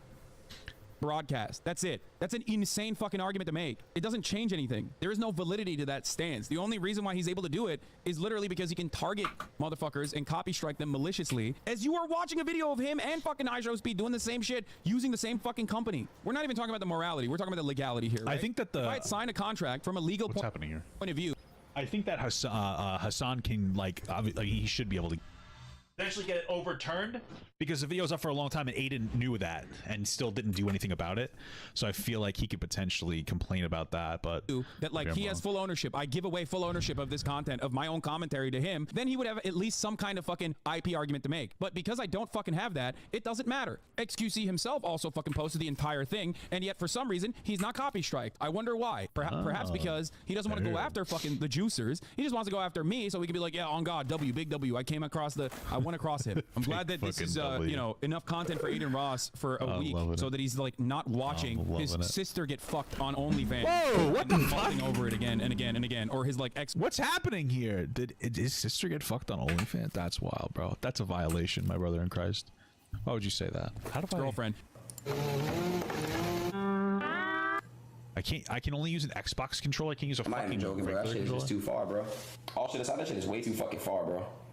That's not even funny, bro. Y'all just literally showed me my naked sister with nut on her back, bro. Which, by the way, there's no issue with, but apparently it's a big deal for Aiden Ross. So if you're gonna dispute it, you have to give whoever claimed you your full name and address. You literally have to give them your docs so that they can sue you if they so choose. If How come you I can't dispute set the the claim, gamepad so to- they give you nothing, and in return you give them your literal docs so they can serve you with a lawsuit if they decide that their claim is still valid. And guess what? Less than 24 hours later, I got this email. Hi, Jabroni. After reviewing your dispute, the media affiliate has decided that their copyright claim is still valid. Based on absolutely nothing, the claimant can just decide that their claim is still valid. I wish I could decide that my counterclaim was valid. Why can't I decide that? After I made that thread, it got indexed on Google because there weren't a lot of people talking about this yet, and I got people reaching out to me from all over the place. From then until literally now, YouTubers have been DMing me saying, I got claimed by Speed, what do I do? On August 13th, I got this DM from a YouTuber. Middle of the conversation, they said, what's funny is the video got claimed, I trimmed out the clip, and then they claimed the video again a few hours later, which is literally just me talking over gameplay. And that's what's wild about these claims. Usually when you get claimed on YouTube, it's by an automated system, it's by content ID. The copyright owner gets a list of videos that are using the content that they claim to own.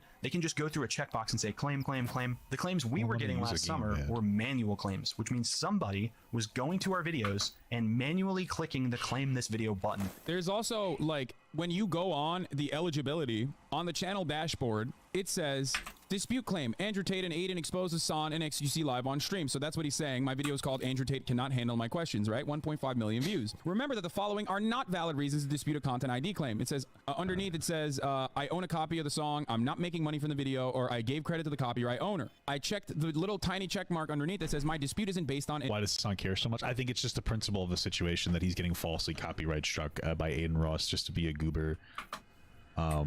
Just to be a little bit of a goober. That's pretty much it. Any other reasons above, I would still like to dispute this content ID claim.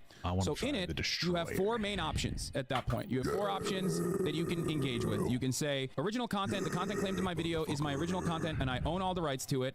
I have permission or license to use the content claimed in my video. Copyright exceptions such as fair use. I have significantly transformed the content claimed in my video. The video is protected by fair use, fair dealings, or similar exceptions of copyright. Public domain. Content claimed in my video is the public domain and no longer protected by copyright. What can I say here? I'm in the fucking video, dog. This is me in the video. Like, what do I say? Original content? The content I claim the video is my original content and I own all the rights to it. I'm gonna say that. Confirm everything is yours. Even if you filmed or edited the video yourself, think about whether you included someone else's work. Did you record from a TV screen or include other video clips? If so, the video isn't entirely your original content. Okay.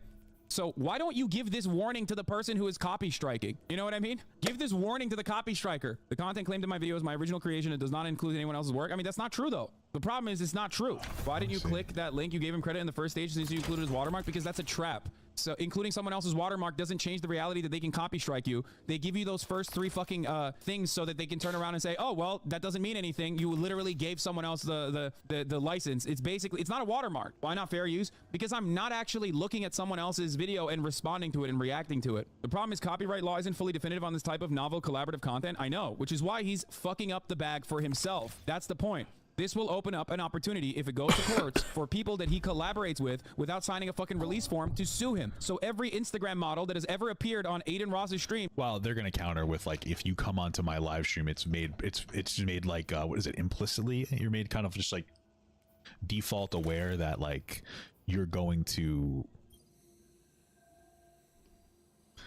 you're gonna end up.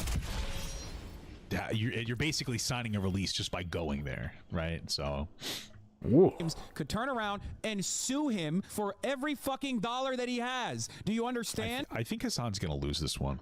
Like, I agree with him that he shouldn't have gotten copyright struck, and I think that he probably counters to sue for that. Oh, he's gonna lose. I think he's gonna lose that one. But what's the Internet Anarchist one? Because there's no way Internet Anarchist uploaded the full thing. Internet Anarchist got nay-nayed for some dumb bullshit. He got wronged. But like when it comes down to Hassan, I don't think he's gonna be able to. I don't think that he's gonna be able to like make a decent point here. So because he's not sending release forms before having people appear on his fucking streams. So hey, Aiden, have fun with that. I will literally personally pay the legal fees of other fucking Instagram models and people who now hate Aiden Ross, who have appeared on his stream, to sue him for every fucking dime he has if he keeps this dumb shit up. I will go and work with lawyers to ensure that that happens. There's a reason why YouTubers don't touch this, because it would open up a legal battle that would be bad for everyone. This is why false striking is fucking stupid. There was a time and place when people would literally look to this and go, oh, that's scummy. But it turns out now we're at a point where it's like, oh no, it doesn't matter. It doesn't matter if this person is being a scumbag. I like him. On God, he's W. You're a fucking L. So it doesn't matter. This used to be looked down upon for this very specific reason, for this very same reason. Is W have a on God, W, dude. You never experienced they have to learn one way or another. I know. It's like it's the same cycle, dude. It's the same fucking idiotic cycle. On Bro, God, this is Aiden Ross talking about W. Saber for actual haters, King. Fuck them. No, this is so fucking frustrating, dude. I mean, it's like, it's ridiculous. He's like, he has so much fucking money, so he thinks he can bully people like myself and others that do not have enough finances to fight back. Fuck that shit, dude. Are you joking? Look at how many smaller content creators he's done this to, that he's like celebrating as a fucking major W. It's disgusting. It's for the principle of the thing. It's not even for anything else. I think he'd be better off just kind of operating through this internet anarchist person instead, because it sounds like I think internet anarchist has like a really good claim to his shit, but it sounds like this other kid, excuse me, it sounds like Hassan doesn't. Does that make sense? I think Hassan's like biting off a little more than he could chew. I don't know if he'll be able to win this. But yeah, it's not about me. It's about fucking smaller content creators who cannot fight back against this kind of, you know, ridiculous copy strike abuse. I started digging a little bit to see the background of these Let me companies. see and I thought what was pretty happens interesting. with. On July 25th, someone had DM'd Thumb Media on Let's see, Instagram like and that asked if they own the GG. copyright of iShowSpeed, and they replied saying yes, Thumb Media manages copyright on behalf of iShowSpeed. And people in Speed's community wanted to know: are you actually claiming all these people's videos? Are you actually copyright claiming everyone who talks about you on YouTube? Because that would be wild. So Speed finally responded after it got upvoted in his subreddit. Oh, all right, Chad. Then where's the? All right, I'll watch the video again. Then, Chad, what's the video, bro? Like, oh my gosh, dog.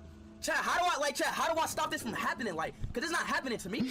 I remember seeing this. He was like, how do I stop this from happening? Like, he was playing a fucking game because like he knows it's happening. That's what it seems like. He knows it's going on. He's like, how do I stop this from happening? Epic W, you know what I mean? What's happening here? Okay. Dude, every time this dude gets caught in fucking 4K, 8K, 10K, whatever, 12K, he always is like, oh man, I just totally didn't know it was happening. I doubt that he didn't know it was happening. Yeah, only when his own fucking community starts shitting on him over this does he turn around and do something about it. So just a few days later, Jake Lucky got the opportunity to ask Speed about all of this on stream. On a lighter note, this whole Thumb Media situation. Did you hear that, Speed? Can't talk about that. Can't talk about that. Move on. You say you can't talk about it. So did you hear him there? He didn't say they don't represent me. I don't know who that is. You know, they're trolls. He said, I can't talk about that. Move on. Keep that in mind because Speed's fans definitely didn't move on. For the next several months, actually up until today, I got constant DMs from YouTubers asking for help with their claims from Cardigan Media, Aegis TM on any video talking about iShowSpeed. This is a great video showing the extent that like Aegis Media or the Thumb Media affiliates go to copy strike people falsely. Aiden is doing that as well and weaponizing it as well, except he's, I guess, doing it exclusively against people he doesn't like, because it doesn't seem like he's doing it to other people. Because like here, I destroyed Andrew Tate featuring Aiden Ross and Hassan. It's the same exact fucking video, but on XQC's channel. It's like copy striking this, you know what I mean? If he has ownership over this entire call, which he doesn't, he would have to fucking copy strike XQC as well, which he can't, but it's the exact same thing. Not only is the video transformative because we made edits to it, but it's literally me. It's me talking to Andrew Tate. And Speed's fans wanted him to speak out more. He really should have recorded himself, because I feel like he might not be able to. I feel the internet anarchist guy definitely 100% got false copyright struck, but I think Hassan is going to get. I don't think he's going to win this. People keep mentioning Ethan. What did Ethan say? I'm not watching Ethan's whole video on this. Like, I'm not going to give. I don't care enough about this topic. But does Ethan say? Somebody mentioned that Ethan said that he might not be able to win it.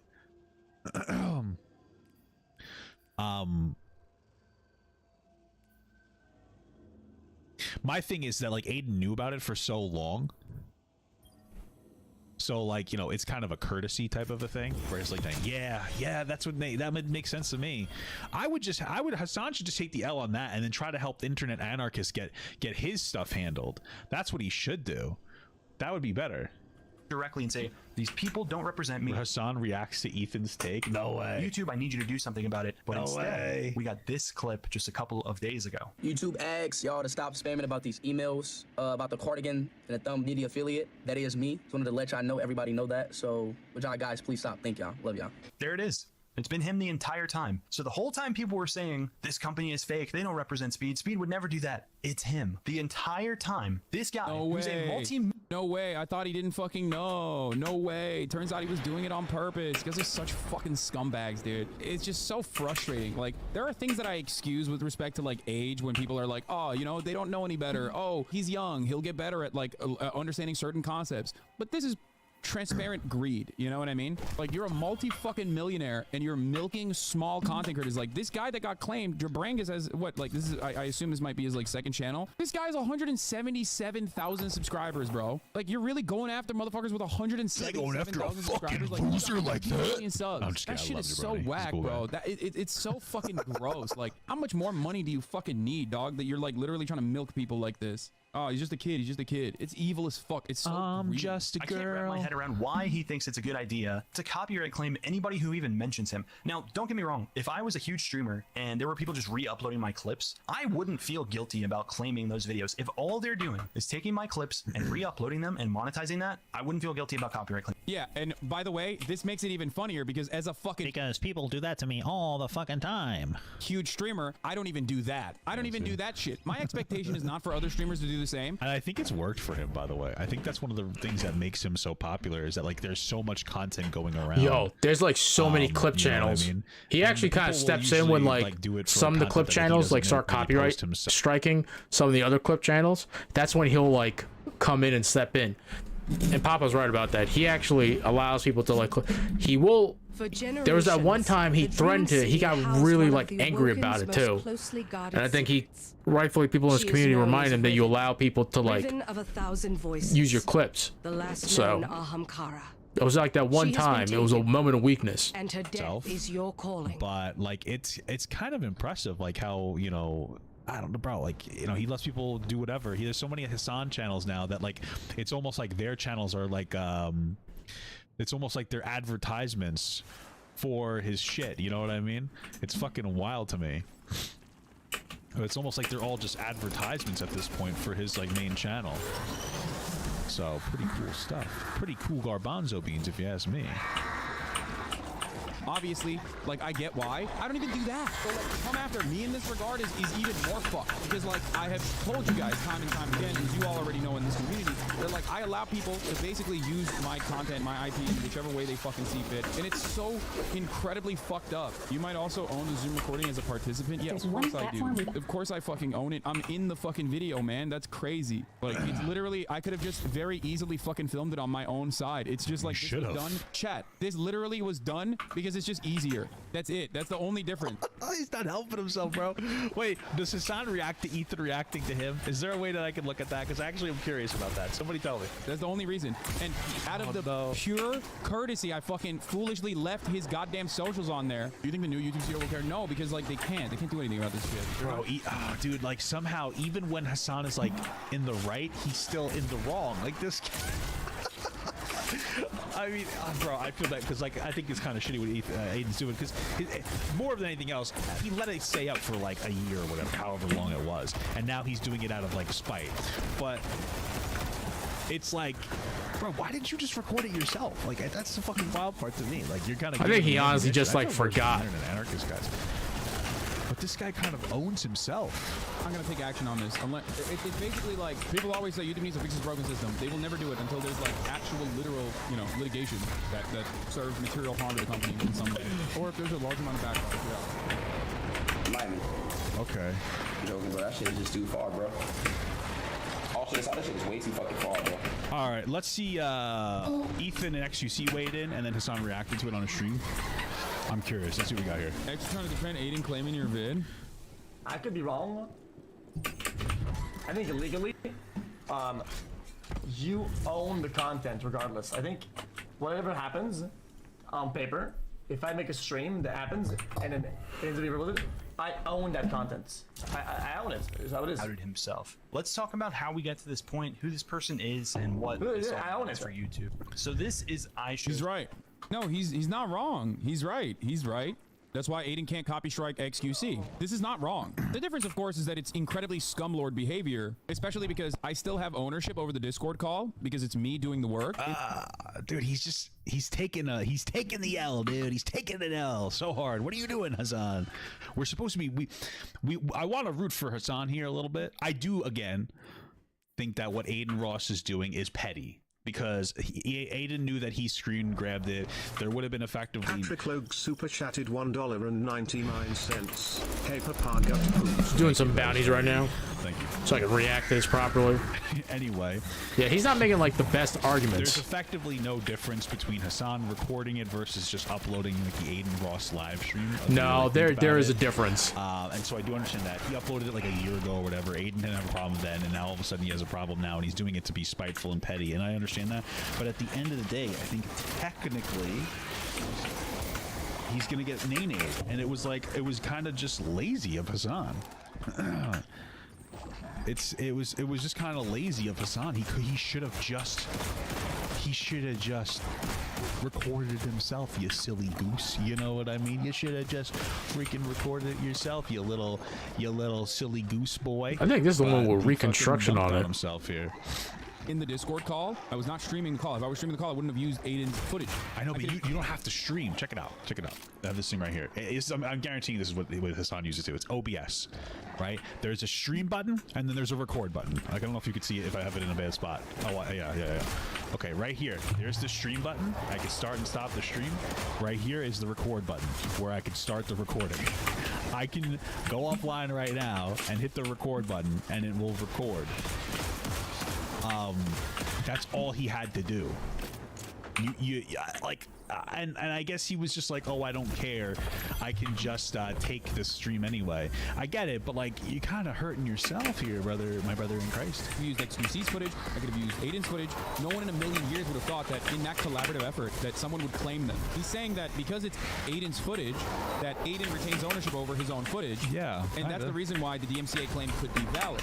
Unfortunately, because of how fair use works, and because of that reason people violate it regularly, or people do false DMCAs regularly, I don't think XQC doesn't think that this is the scummiest shit that someone could do. I would be very shocked. I would ask him that. Like, I don't think it's the scummiest thing anybody could do. I mean, guys, molesting a child is a little bit worse than what's happening to Hassan.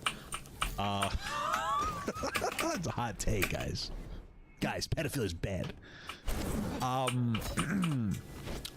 Like, it's petty, and it's like, I guess, kind of shitty. I don't care. Like, the thing is, like, to call this the scummiest thing, like, if I take a step back and they were talking about 2 millionaires fighting, do we give a fuck? You know what I mean?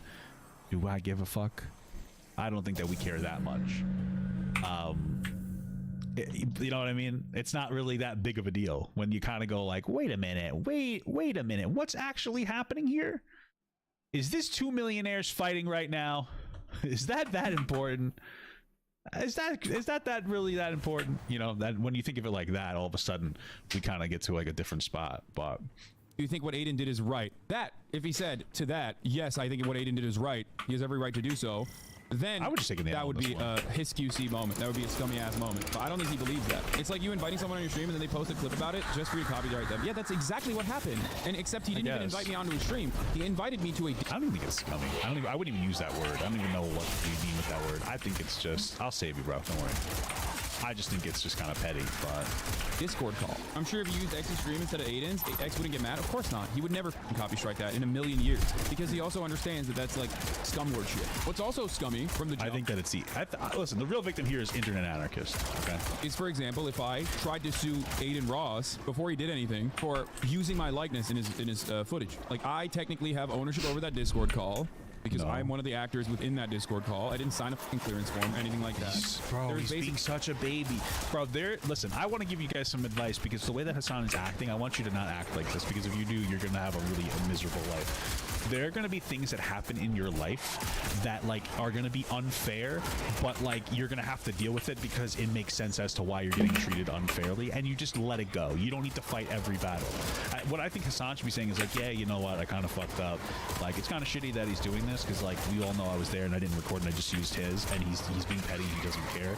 But like technically it's his thing, so like I take the L here. But let me help Internet Anarchist. He's sitting here like trying to tell us that like he's in the right, but he's not really, like legally and technically, because Hassan's probably gonna lose.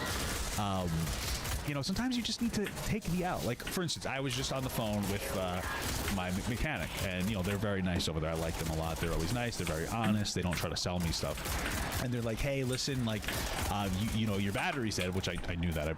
I told them that the battery's dead.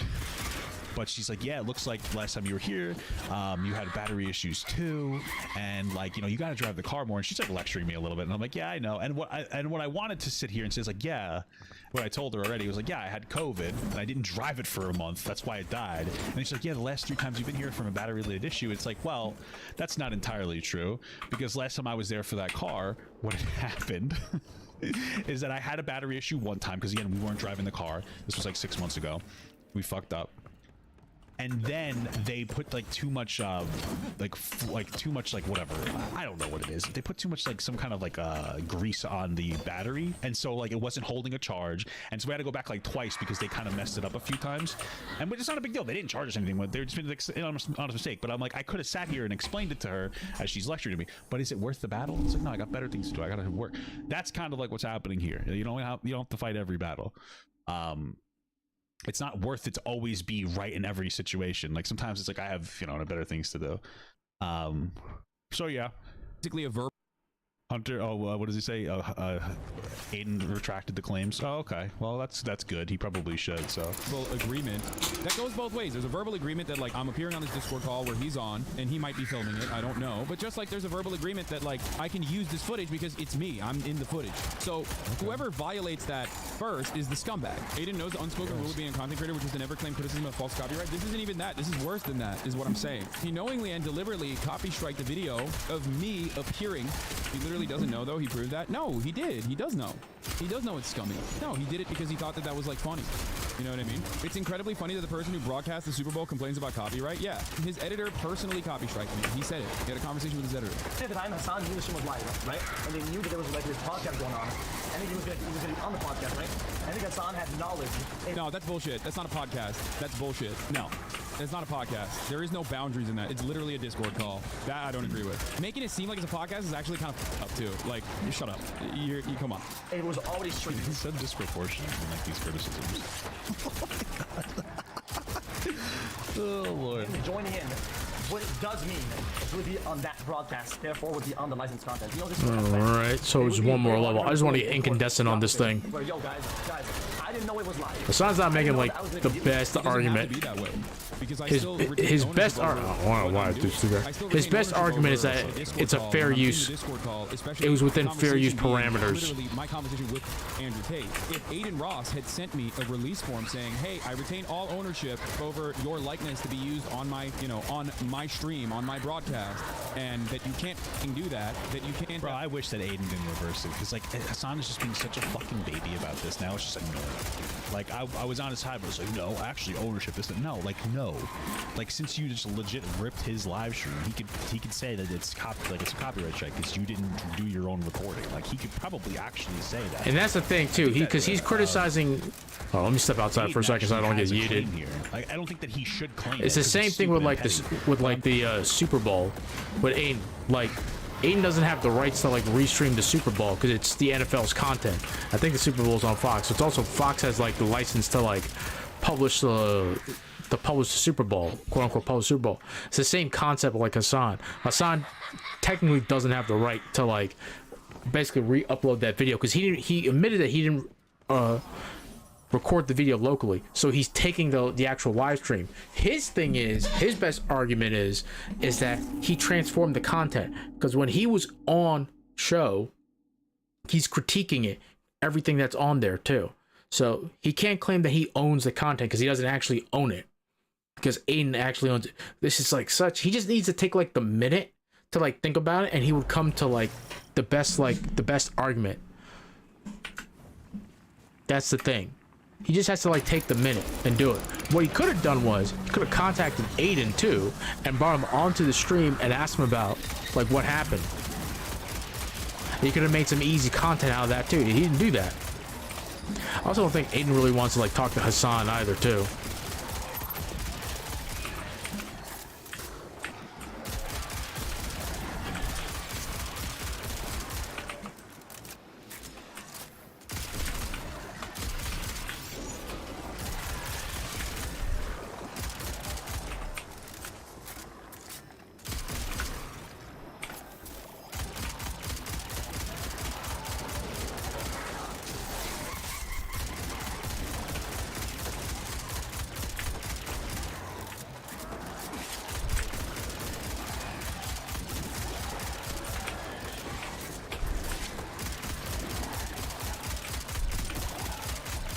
Probably gonna take like 2 or 3 more runs. I'm just saying, now I want him to claim it because Hassan's just being kind of annoying.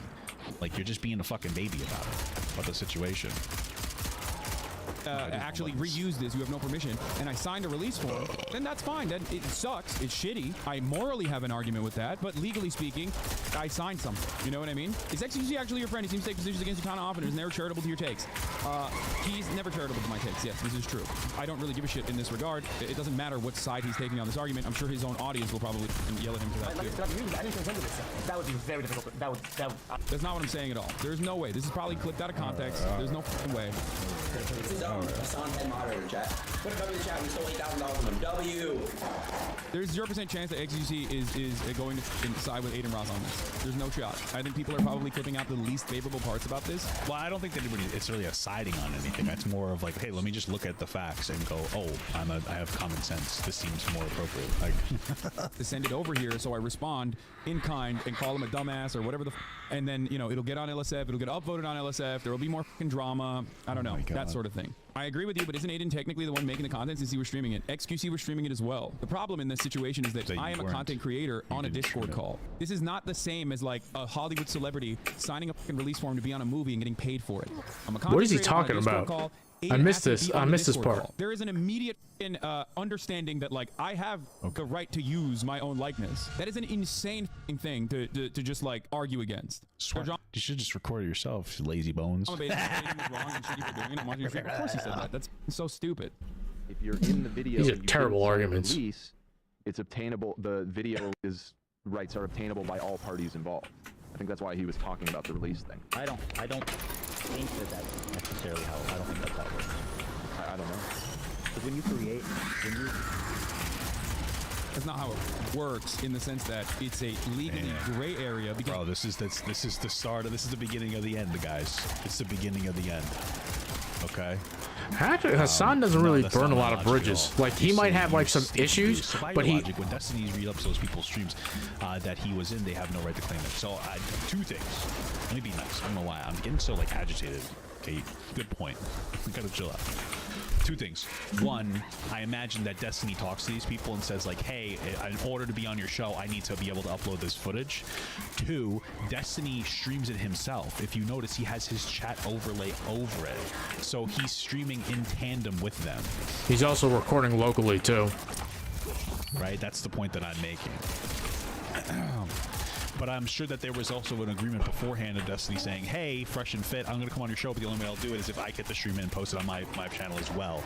That's like an agreement that was made beforehand, whereas I don't think that anything was said here, and since it was Aiden Ross's footage, it's technically his. Like if Hassan just streamed it himself or recorded himself, then boom. That would have been a little bit different. What is this? Sure. What is this even? I don't know. It just depends on the conversations that he has too. Because he was on No Jumper, and I think that he doesn't get paid for those appearances too. He's been like very clear about that. Destiny has. But maybe again, so maybe yeah. But there's enough room, right? But I think he has. I think he has an agreement with them that he can But again, you can't sue Aiden Ross unless you can prove that he did that knowing it was wrong, and I don't think he can do that. That he can react to it once they have it up, and he can talk about it. There is no precedence on this. However, Aiden did very clearly go, "Oh, f you. My editor actually targeted you deliberately." I don't know if you'd have a case here. You can maybe online yourself. The original content, whether it appeared or not, belongs to Aiden. Once again, it's not original content without me in it. Okay, if Aiden Ross has not given me What are you talking about? I don't understand like the argument with the original content thing. It is like original content. It is obvious. I decided to get a white horse. This way, my dark-skinned character is like sticking it to the man. You know what I mean? Everyone involved. There are basically thousands of content creators out there who have appeared on other people's streams. Okay, this is the nature of collaborative content on the internet. Do you get it? That's why it is insane for someone to try and abuse copyright in this regard. It's literally my face in the video. I am the one speaking in the video.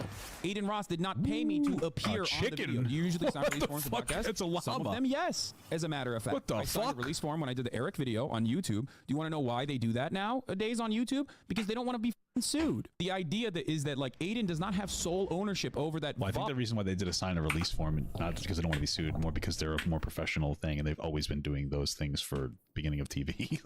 But okay. Odd, because of all of the people who are involved in it. That's precisely the reason why XQC, who also streamed the Top 20%, also streamed the Discord call rather, and attended it, has his own version of it that Aiden Ross cannot copy strike. I don't serve release forms to people that I collaborate with either, for the record. No one does, because no one thinks that someone is going to go, "Oh yeah, dude, you can't use my fucking podcast." It's like if Austin copy striked people that re-uploaded their own portions of like Lover Host. That would be fucking insane. That would be horrible. Everyone would shit on Austin for it. He's even ripped content on his own YouTube. Yeah, I mean, he's done this. Look at this. He even did the opposite of what I did. He slapped his own fucking watermark on it. It's not even a watermark. He put his own socials on this VOD. Me, on the other hand, how could we tell if the upload was Hassan's recording instead of Aiden's? Because Hassan used Aiden's recording that had his socials on it on the overlay, right? So like if I have a particular overlay on my screen, like if I put a picture on there and then you like you know what I mean, that's how you would know. Hassan would probably have his own recordings on it instead, or overlays on it instead. I was stupid enough to leave his socials on there as a courtesy. That's fucking insane. Okay, it is such insane, unimaginable loser behavior to do such a thing. And anyone that is defending Aiden Ross in this regard, I don't give a fuck who it is, whether it be XQC or anyone else, which I don't even think XQC is defending him, would literally be the biggest fucking loser and idiot on the planet. Of course, he's doing what I've done. Bro, he's so angry. Right, is this how I get when I go goblin mode? Do I get too angry? I feel like this is the perfect reason why I shouldn't get angry. You know what I mean? This is crazy because he just sounds like such a stinky poo-poo boy. Of course, what he striked me for, obviously, because everyone does it. It's a totally normal thing to do. I'm sure there are plenty of clips that he's using from like Kai Cenat stream too. You know what I mean? Like where he's not live and he's on someone else's stream.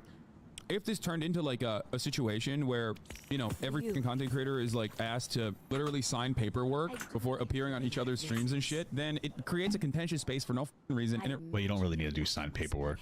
Terribly excited. You could just be like, hey, I'm gonna post my recording of the stream, and they'll be like, oh, me too, and then that's probably about as far as it would have to go, to be real. But ruins collaborative live streaming content. Yeah, bro. Like, there's no way he's this stupid. But listen, he's supposed to only go for the ops. Like, like this Adam. This Adam, by the way, y'all.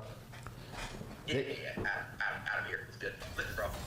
From the bottom of my heart, like I said, bro, He's saying this is Adam because he's streaming on Twitch and Aiden is banned on Twitch. And if Twitch found out that like he was having a phone conversation with Aiden Ross live on Twitch, he would get banned. That's why it sounds like you're trying to out this guy who's just a bystander in this situation. You're trying to get him in trouble. What the fuck? Why are you doing that, dude? What are you doing, dude? Where's my character of pain? They kind of look similar though. My guy down here, but that I'm gonna get myself in trouble. I gotta stop doing that. I don't know what the fuck he was trying to do there. It's not Adam. Obviously, it's Aiden Ross, as you guys all know. Adam Ross? Aiden Ross openly fucking admitting that he is only going after his opposition. Yes, I am an op in this regard. I hate to say it because Hassan is right. He's right. The problem is the copyright law gives no protection to people like Hassan. But in terms of who owns that recording, I mean, technically it would be Aiden Ross who owns it. Yeah, that makes sense. It was filmed on his channel. It has his watermarks on it. I asked Hassan, I was like, damn, you know, apparently Hassan didn't film it. Yep. And so he was using Aiden Ross's clip. Recording of it, yeah. Now, if Hassan filmed the same exact footage, but he filmed it, it would be his footage. Yeah. XQC recorded his, then that one's his footage. He's right. He's right about this. He owns the recording, but not the rights to it. He owns the recording, which is why, but it's me appearing in the recording, and there's no release, which is precisely the reason why it's up to debate on how YouTube enforces it. So what Ethan is talking about with respect to DMCA is that, like, you know, he's saying that DMCA doesn't protect people in this regard, and he's not wrong about that, okay? But that doesn't change the reality that, you know, I still have ownership over my own likeness in that regard. Let's take a look at this. Well, here's what I got out of this video, is that Aiden Ross put in some kind of a false copyright strike on Internet Anarchist's video. Internet Anarchist is the true victim, okay? And somehow this got completely, somehow Hassan made it more about him. That's what really happened, okay? And then Hassan just lazily didn't record it himself. So technically it's Aiden's footage, so Hassan probably loses that. Except the only argument he actually has, which nobody brought up, is that Aiden let him leave it up for a very long amount of time, with most likely knowing about it. And so, like, doing it now seems like it is more of like to be like an attack more than an actual claim. That's his actual. Are you serious? There's like another like active like shooter. Is that since he let it stay up for a year, and you know he knew he posted it, then like that's the best argument against it. Nothing I to actually do want to with like I'm in the video so I can upload it. Like, no, probably not. He probably has a claim to it since it's not your footage. So yeah, but also who gives a shit? It's funny that when rich people fight about stupid shit that doesn't matter. And it is funny. That's the end of that. So there you go. All right, so And we all agree.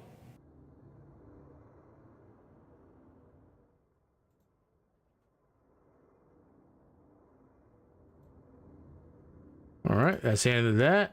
It is funny. Jets are sign. This is hilarious, man.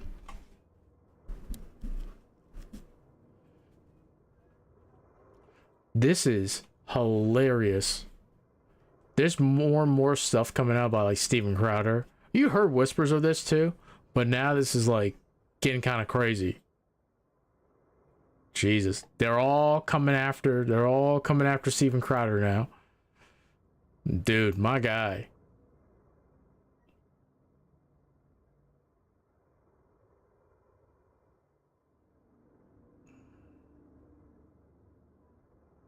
Okay, let's see.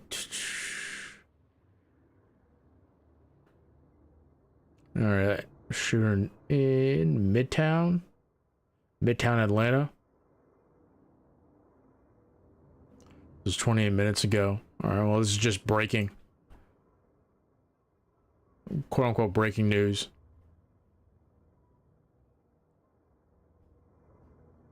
This is Texas Paul. To my editor, and it's useless because now there's a shooting in Florida. Did an updated take that included the shooting in Florida, sent it off to my editor. Before I get to sit down and eat lunch, there's another shooting in Atlanta. So I'm gonna grab the couple items that I intended to get today, go home, do an update on that, but I guarantee you by the time I'm done there'll be another shooting. This is insane. They need to declare a state of emergency. Dude, I didn't know about the shooter in fucking.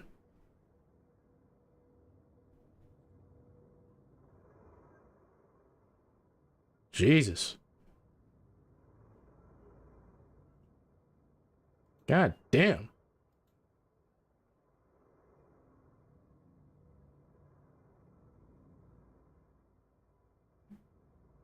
Jesus. There's a shooting in Florida, and now there's a shooting in Atlanta. Mets are up by 1 run, top of the 8th, 5-4 over the Tigers in Detroit. The New York Packers. We did sign Randall Cobb. Sauce Gardner, baby. That man is built. He is, without question, built for New York. It's going to be a great one here. Good old New York City. Let's see. Going in raw. I want to watch the Dune trailer, but I'm afraid of like what's gonna pop off.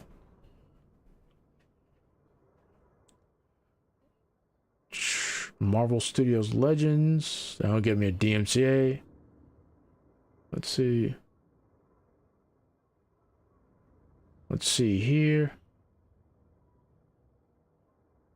You got the Part 2 trailer. I really wonder what how that's gonna go down. Actually, I'm interested in watching the Mike G. He's been constantly. I think what's about to happen is Catherine Kennedy's about to get fucking axed. I think some people at Disney are not happy with what's going on with like their Star Wars property. The problem was with the sequel trilogy, there wasn't a plan. That was like the biggest issue. There wasn't like a plan with the story. It just, the tonal shifts from like movie to movie were so different from what they were, from what they showed, from what people expected from like the original trilogy and even the prequels. Even in the prequels, like you knew, the problem with the prequels was you knew what was going to happen, and it was what would lead Anakin Skywalker to the dark side of the Force and his relationship with Obi-Wan Kenobi. That's why I really thought the Obi-Wan series, it should have just concentrated on both Darth Vader and Obi-Wan Kenobi. Obi-Wan Kenobi reconnects with the Force. Darth Vader finds him, and then in order to survive and continue, he has to reconnect with the Force. And it's also a closure on his chapter too, because he needs to finally know that Anakin Skywalker's gone. That's it for Anakin Skywalker. So it will, when it gets to that climactic battle, he leaves him in pity because he knows that Anakin Skywalker's dead, and the next time they meet, you know, he'll be able to strike him down. But as we know, Obi-Wan Kenobi was struck down, but he grew even more powerful because he became one with the Force. And then, you know, from there, like, Darth Vader could, like, move on. But, I don't know. I didn't like it, too. And I wanted the Kenobi series to end with him being asked by Senator Organa that, hey, I need your help, Obi-Wan Kenobi, to save my daughter. And then he would do that. But that's not what we got. It wasn't bad, but I have no interest in watching it again, to be honest with you. Here we go. And that's it. Alright. I got the role I wanted. Reconstruction. Incandescent. Let's go. Okay. What? So what we're gonna do. I want to finish this. Gambit, I'm not worried about.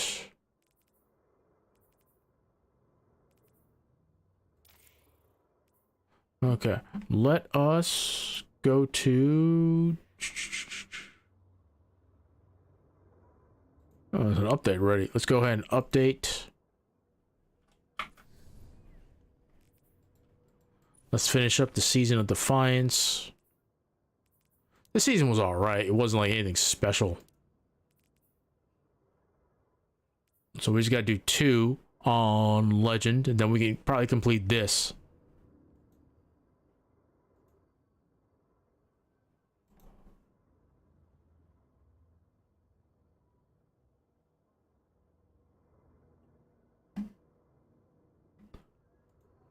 See, that pawn is like probably like exhausted. I don't blame him. Let's go to seasonal Destiny seasonal activities.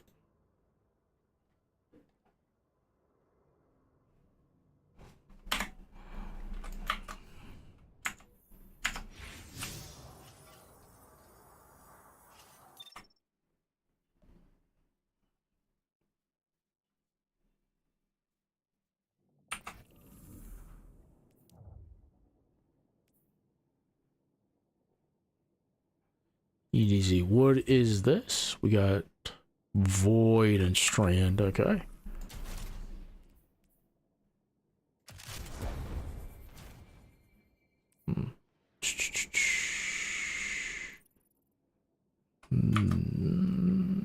Oh, who was the last person to join?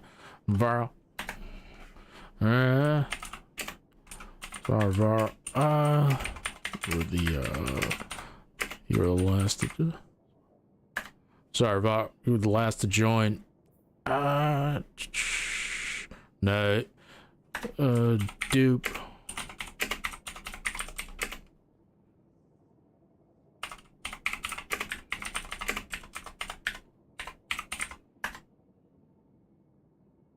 Wait, did...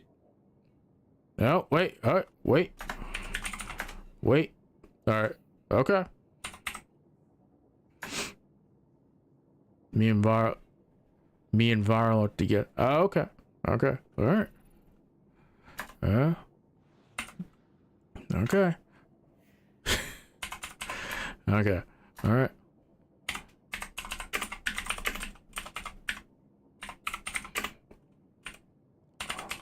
I'll take word. I'll take Shark's word. I'll take Shark's word. Good guy. And Duke.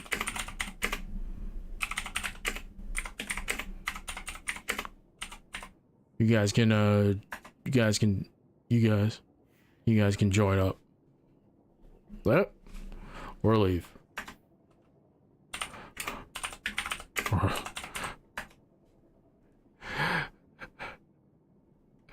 All right.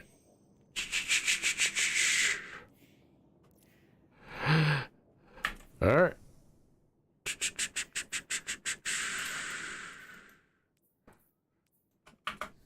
All right.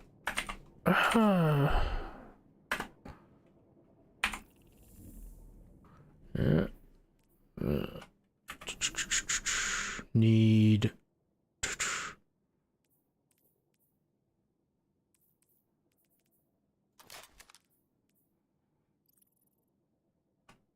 Ready? Jesus Christ. Sorry, Desert. Okay.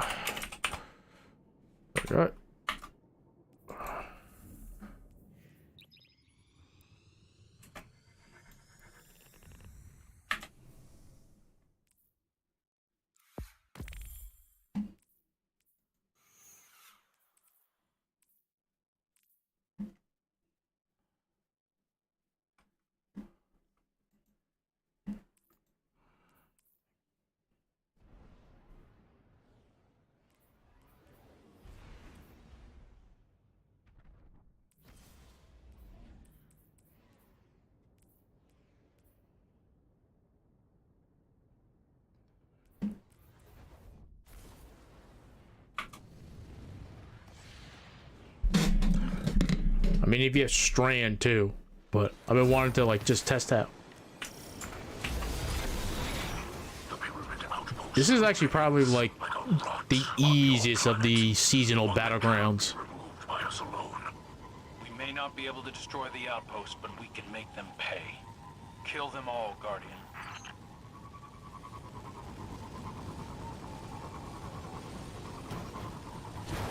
I perceive an affinity between worlds, a place where the ascendant and material planes could converge. Secure this area, that a portal might be opened.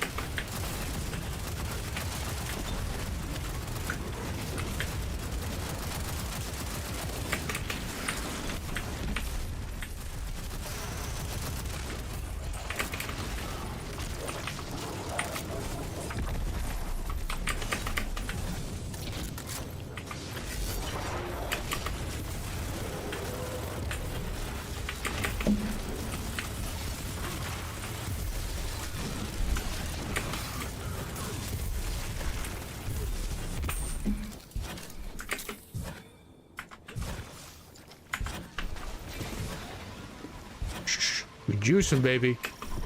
Oh, do we have like... We're missing like one more.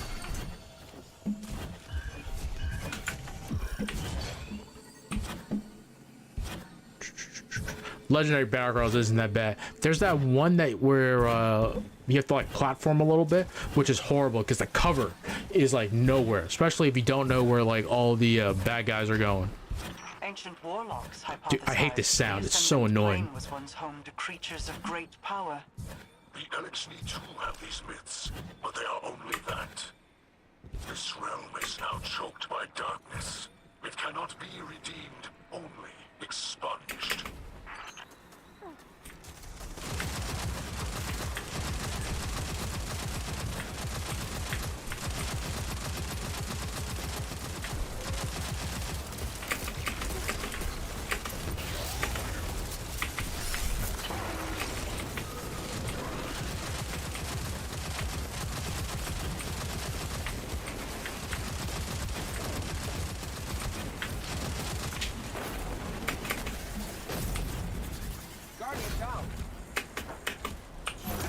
Oh fuck, I fucked that up. Yeah, pick him up, then you can pick me up afterwards. Where the fuck am I? Oh, I'm like all the way back there. Yeah, it blew me off.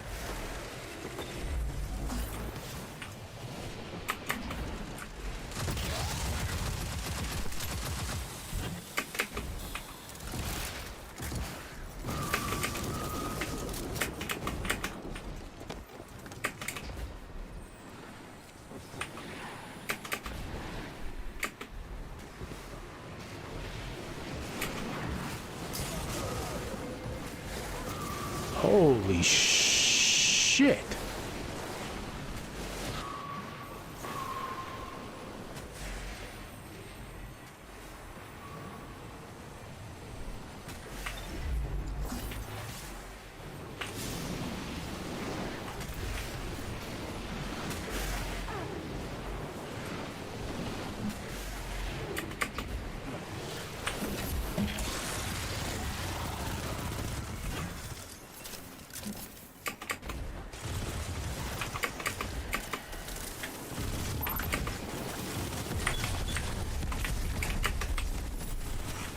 Are vulnerable without their blight. Targeted first. Once they are dealt with, the light of your balefire will consecrate this area.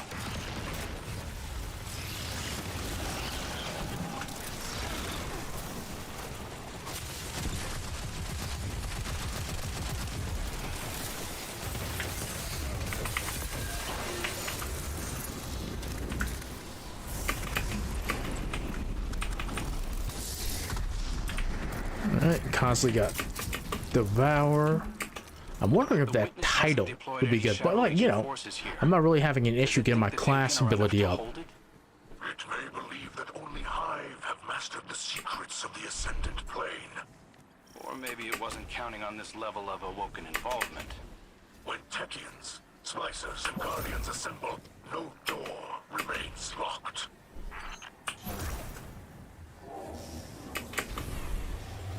This bit's gonna be a pain in the ass, because it's... The barrier between worlds thins, an ideal place to re-enter the material plane. That desire is not ours alone. The Takens are attracted by this instability. Eliminate their defenses to secure your passage.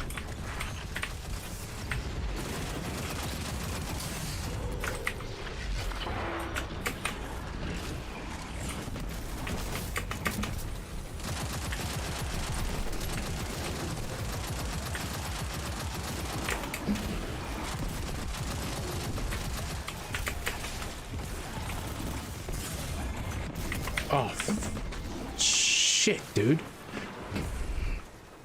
Thankfully, there's no, like, master. Oh, he's got to survive. Luckily, there's no,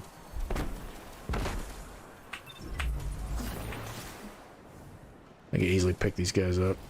This isn't, like, fucking hard.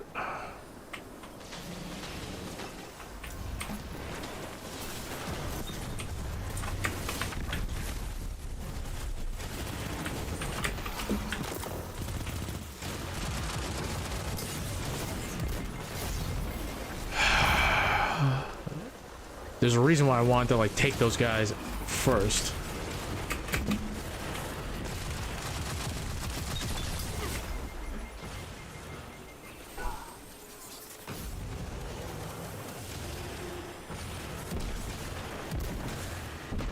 I'm gonna, because these guys, I don't know if like they know what they're doing or not, but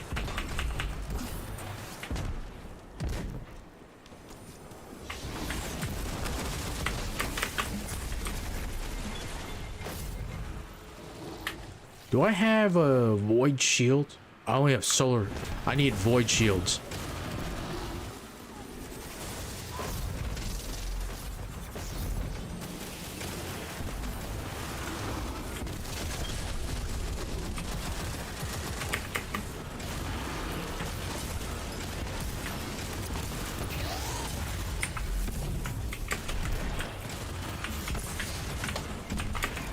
Get like weapons of light.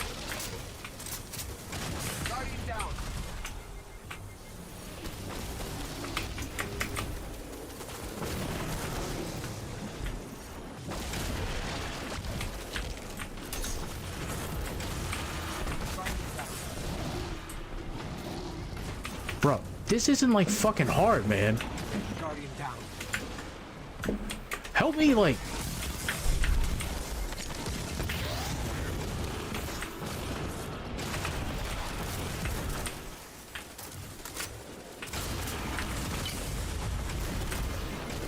Holy shit, dude. Guys. Go, go, go, go, go, go, go. Go inside here and destroy it. Oh my god. Me, dude. See, I don't have any fucking ammo now.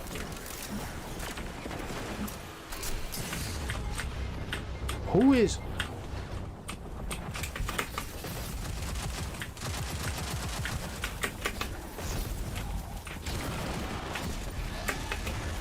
Guardian down.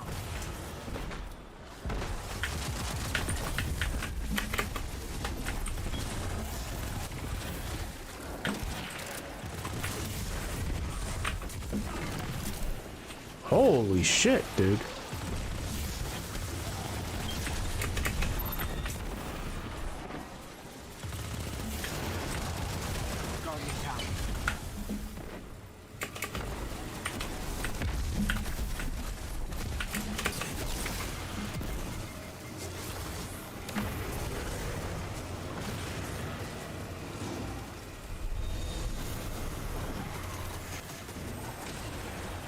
Yeah, I don't have, oh,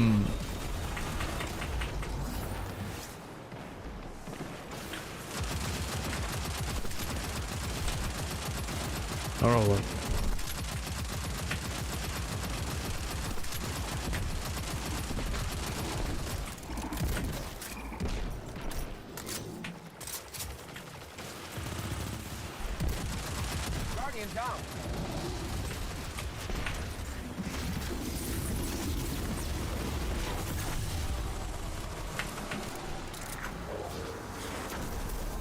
this guy should come back.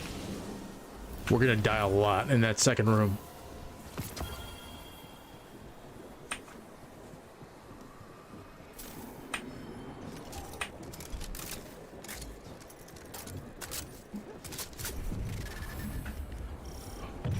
I should get that that new gun just for like this, because it can apply a weaken to bosses. From some kind of pollution in the air. Darkness permeates all in this place. The light of a balefire will diffuse it. Like a paracausal air freshener.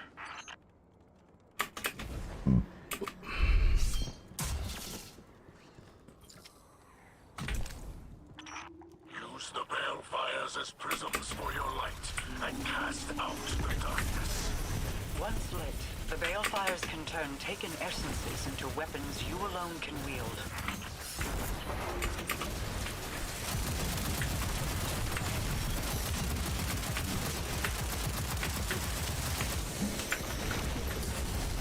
Shh. That's somebody's got to like work on like the snipers on the side.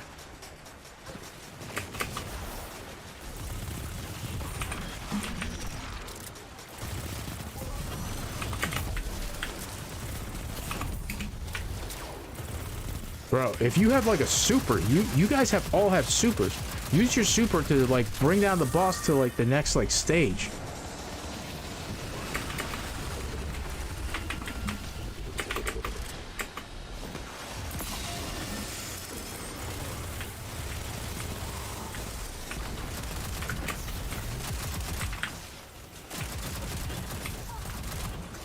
Guardian down.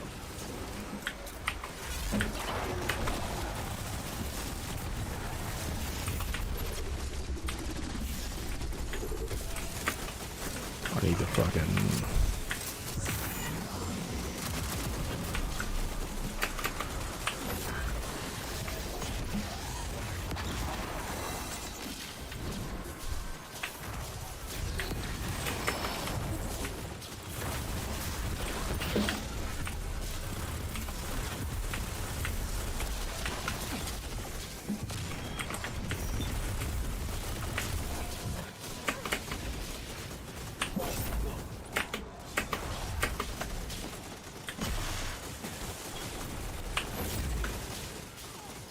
Just for the movement.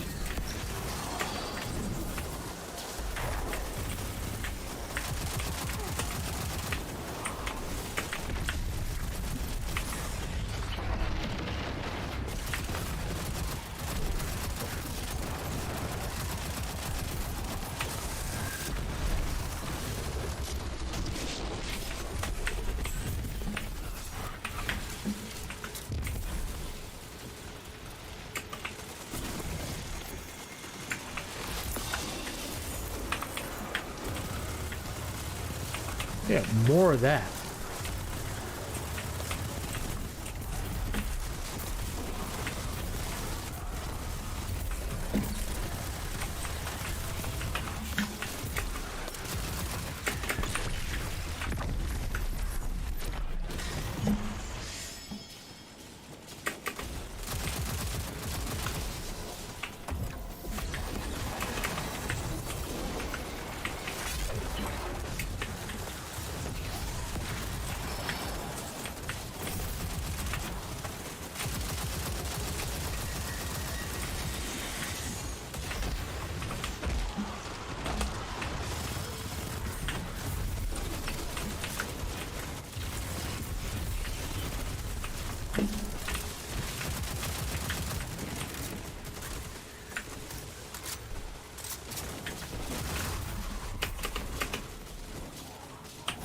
Guardian down.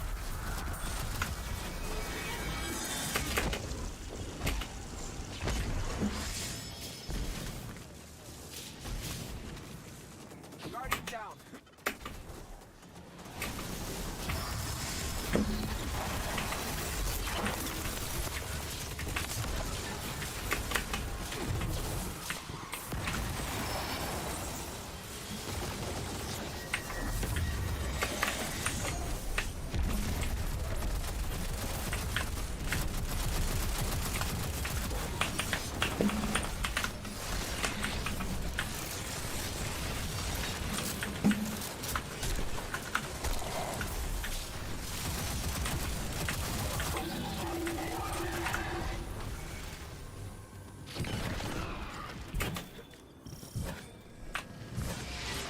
Holy shit, that's second room. If you're not like watching like the snipers, then it's just not gonna go anywhere. Grief is a sharp blade. Used as a weapon, it cuts even the wielder. But sometimes the only paths remaining to us are painful ones. Alright, let's do this again, boys. I might just go and... I don't really need the pinnacle, to be honest with you. I've hit the, like, this season cap.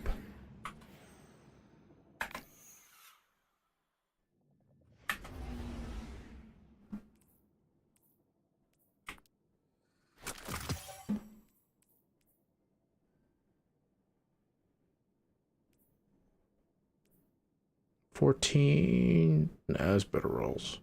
This is like a much better roll for this. What I really, here's the thing. I kind of just want to do everything on my Titan again. This stuff. Let's see. Let's bang this out. Last one's complete everything. I got 8. Ooh.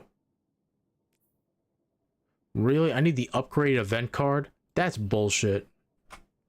I should be able to, like, purchase this. Come on, man. Really?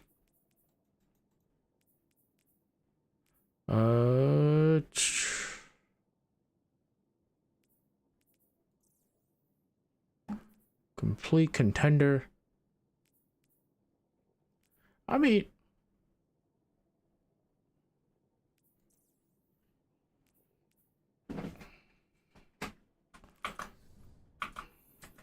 yeah.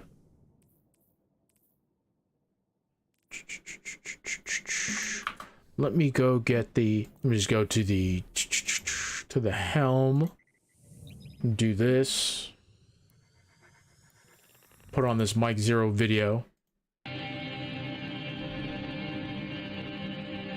This guy's on the end, man. He knows, he definitely knows someone over at Lucas. If there's one thing that a lot of fans are excited about right now when it comes to Star Wars is the fact that we have George Lucas working hand in hand with Jon Favreau and Dave Filoni on many of the upcoming Star Wars shows, films, and just the current flat-out slate of the Star Wars franchise moving ahead by Disney and Bob Iger, the CEO. This is Mike Zero. Subscribe if you're new and like this video to see future Star Wars updates. I'm also on Twitter at Mike01. I thank you also very much for the great and kind support. And let's get right into this subject because it's a very interesting one to say the least. Now, we know that Lucas is really looking over a lot of the upcoming projects that are being led by Jon and Dave. This, of course, ranges from Mando Season 4 to Ahsoka Season 2, as well as the current season that will be coming out this August. And that's just the starting point. We have a lot more show announcements that will be unveiled at this year's D23 event, which, by the way, takes place in September. And that brings us to exactly what George Lucas actually convinced Jon and Dave to move ahead with, and how a lot of this is going to have to do with something truly special for the Skywalker lineage and the overall aspects of Luke and other elements of family being involved in the upcoming Mandalorian Season 4. So, without further ado, let's get right into exactly what's going on here and what it really means. Now, right now, George Lucas is heavily involved with Jon and Dave's efforts on the Ahsoka show, as well as Mando 4. It's noted that one major piece that has been approved by Disney that was storyboarded by George Lucas with the help of Favreau and Filoni for the 4th season of Mando involves a big cameo in the upcoming installment that fans may come to love or dislike. Now, it's noted that one big scene that's being developed for Mando 4 is going to involve a time jump during the second half of the show that will bring in a young iteration of Ben Solo training with Luke Skywalker on the world of Ossus, with R2-D2 in the background. Now, Lucasfilm is already looking to cast an actor to play young Solo, and that they already have a roster of 5 actors on the candidate list to obtain the role. The scene consists of the moment that Ben is crafting his very own lightsaber, or at least modifying an existing one that eventually will become his, that Luke Skywalker provides to Ben. This episode of The Mandalorian is prepped to showcase the origin of Ben Solo's saber and new secrets related to his turn to the dark side of the Force. Now, let me just say one thing about this, is that we know that Jon and Dave are creating endless retcons toward the sequel trilogy, and this is one thing that seems to be remaining as is. Obviously, you can't just erase Ben Solo entirely as a character. It's just not going to happen. So they're kind of working with what they want to get rid of from the sequel lore and what they want to keep in the sequel lore, and how that's going to work itself out through the live-action adaptations of Legends. So in this case, we are going to be getting a young Solo, anywhere from the age of perhaps 6 to 10 years old, maybe even older if they want to make a massive time jump. Again, Star Wars Ahsoka is going to have a similar pattern like Mando 4, where it's going to have multiple time jumps. That's basically what Dave Filoni also really told the audience, that Ahsoka will have a couple of time jumps, or at least different moments in time, so to speak, that is going to jump back and forth. Now, the thing about this, it really makes you wonder who is going to play the young iteration of Ben Solo. Now, we know that for a very long time, and this has been in the talks, in the early talks, for numerous months, and is now moving forward finally, and being led by Lucas, because right now the strategy is to have Lucas direct this entire scene for Mando 4. So we know that in the early, stages, they were looking at Finn Wolfhard, alright, to portray the role. That was the overall idea. They liked his work in Stranger Things, and that seems to be more of a distant focus now. Now, reportedly, Disney is looking at an unknown list of actors to portray the role of Ben Solo. Now, moving on, alright, this is where things progress even further, is that originally, Lucasfilm wanted to get actor Finn Wolfhard for the role, but that's not certain yet, as John and Dave, along with George, are still trying to figure out how far this time jump takes place in Mando 4 during the second half of the show. Now, that's another thing that they have to figure out. How old is Ben really going to be in this time jump, and how far are they really willing to go?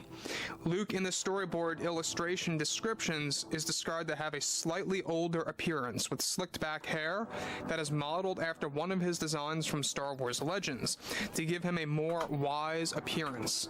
Part of the scene is planned to also take place at night by a fire outside, where Luke is informing Ben about Ren and the Knights of Ren, who are causing trouble across the galaxy.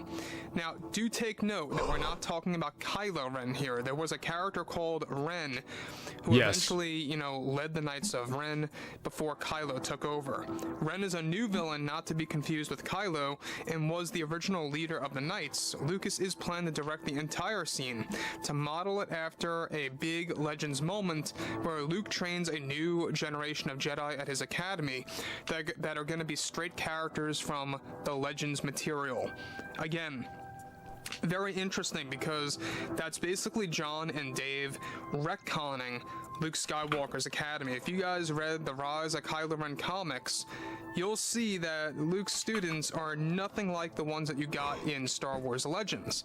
And so what John and Dave are doing now is that they are taking the Legends students of Luke and throwing that into the canon, mixed in with Ben Solo. So you can see how they are retconning things while also keeping some things intact, such as Ben Solo. Again, it makes sense. You can't just erase a character as big as Ben Solo. Let's be realistic here.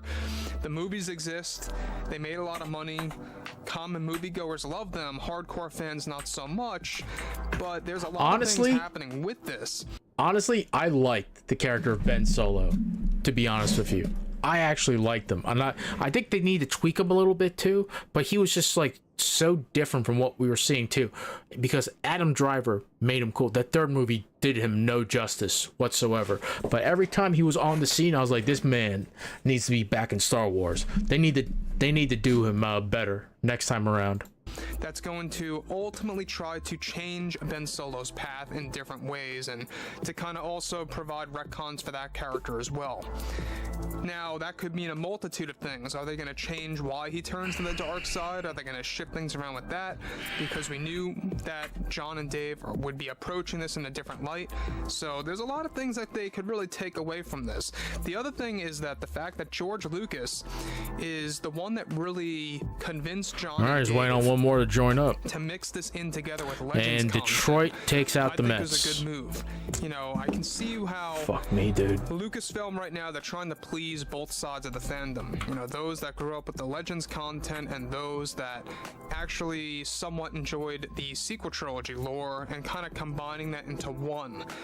Now again, I still to this day stand by my opinion that I believe Adam Driver was probably the best performance or the best actor that came out of the sequel trilogy movies, even more so than Daisy Ridley. That's my opinion. I don't know if you guys agree or disagree, but that's my take on that. And so I have no problem with Ben Solo being the focus, as, you know, Luke's nephew being trained by his uncle and kind of having that family dynamic return to Star Wars, like a legitimate family this time around, right?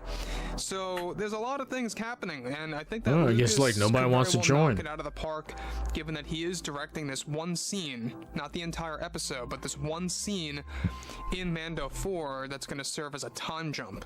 So overall, I would like to hear what you guys have to say about all this below in the comments, and if you guys did enjoy the content for today, make sure to drop a thumbs up on this video to support the channel, and I will catch you guys next time.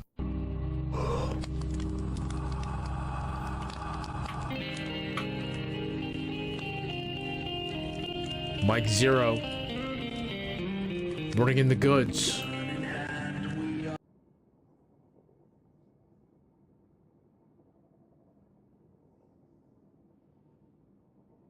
Holy shit.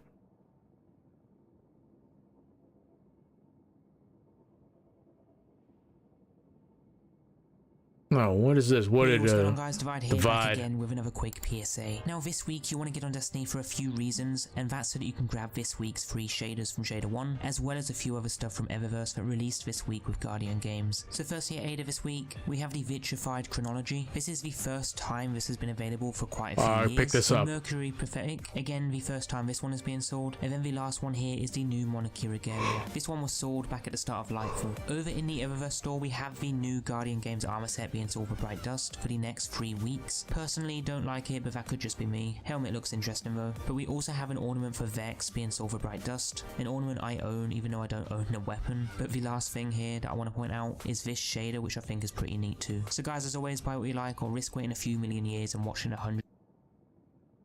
Fair enough.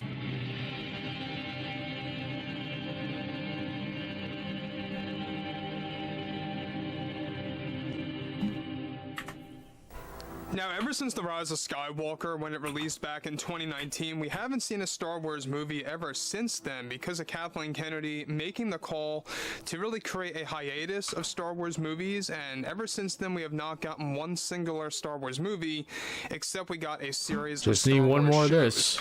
And that's exactly where everything is going to begin to change by 2025, starting off with this new Jedi Order movie, and exactly where that's going to pick up from there. This is Mike Zero. Subscribe if you're new, and like this video to see future Star Wars updates. I'm also on Twitter at Mike01. I thank you also very much for the great and kind support. Now, one thing is for certain, alright, is that we know that Daisy Ridley has been handing out a lot of new information to the fans about the upcoming 2025 movie. Let's get right into the subject here about what's really going on with Daisy Ridley's outlook on Disney, Lucasfilm, the fans, and why she is coming across as very fed up with all these different sides of the fandom and of how Star Wars is being led. And look, I think that Daisy Ridley is an amazing person. You know, she's a very down-to-earth, you know, personality type of person, and she really connects with the fans. Now, there's no doubt about it that Ridley is and has been, you know, very much in touch with the fan base ever since her Rey return announcement, but she seems to be very, very annoyed, specifically with a common misconception about this upcoming 2025 Star Wars movie. We're going to be tapping into all of this, so let's get right started. Now, let's go. Right now, Daisy Ridley is beginning to prepare for filming of the Rey-centered Star Wars film that will, of course, seemingly get lots of backlash by the fandom, as it is already.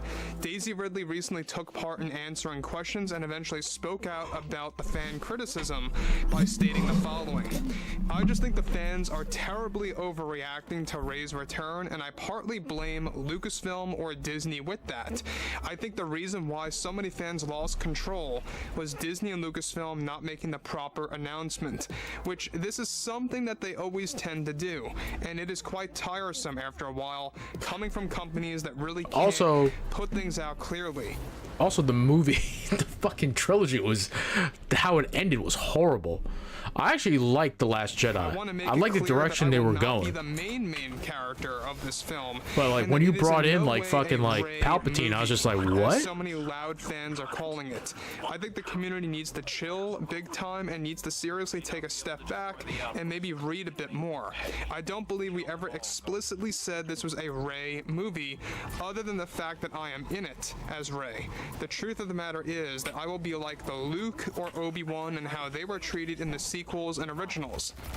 We all saw how Luke was a supporting character in 8 and how Obi-Wan was too in episode 4. So guys, this is a very interesting thing that she's trying to really make clear to the fan base, and it seems like she's really just tired of how Disney and Lucasfilm don't really put things out clearly. So basically what Daisy is saying is that she's going to be a supporting character in this new Jedi Order movie. That's usually what I tend to like to call it, but this whole way of calling it a Rey movie kind of just took off among the fandoms, so that's what a lot of people tend to call it. I don't think she likes that because she knows it's creating more and more backlash, and she herself is here saying that it's not a Rey movie in a sense, quote unquote. It is a movie about a group of Jedi where she's going to be, like she said, the Luke or Obi-Wan of Luke in episode 8 or Obi-Wan in episode 4, aka a supporting character. You know, if you look at episode 4, obviously the lead is Luke, and Obi-Wan is kind of like the supporting character there, you know, guiding Luke on his journey.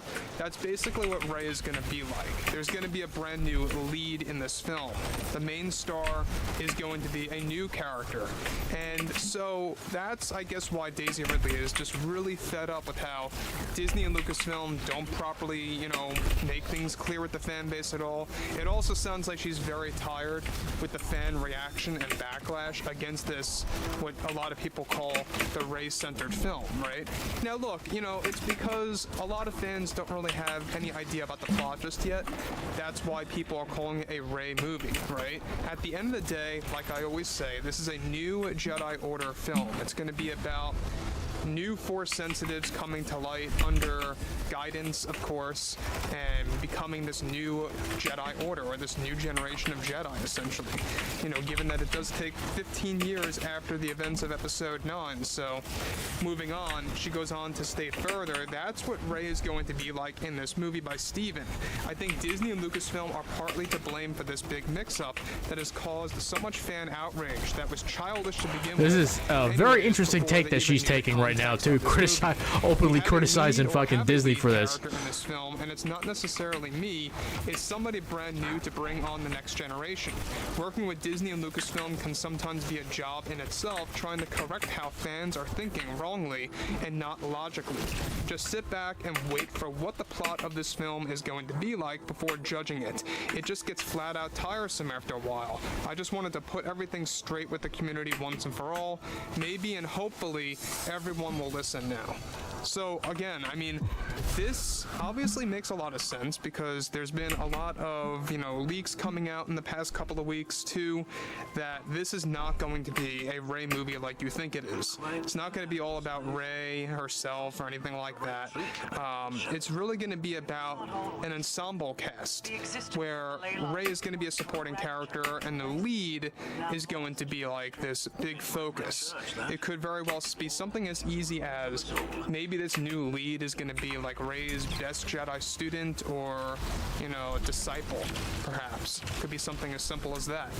Now, we know that Steven Knight is still writing the script and fine-tuning the script. It keeps on changing every single week. He's fine-tuning the ending as we speak, but the writer's strike, unfortunately, kind of created a pause on the script. And even though he was just nearly done, it's a little concerning because how long is this writer's strike going to last? Is it going to be a month? Is it going to be 2 months? You know, I mean, the last writer's strike was like, what, back in 2007? That bleeded into 2008? I believe, correct me if I'm wrong, it might have lasted, if my memory serves I didn't see the guy behind me. At least more than a month. So we'll have to wait and see exactly how long this is really going to take for the writer's strike to end. It could very well be shorter than the one that happened in 2007 to 2008. It most certainly could be. Could be worse for all we know, right? It could go either way. It really is all dependent on the whole situation.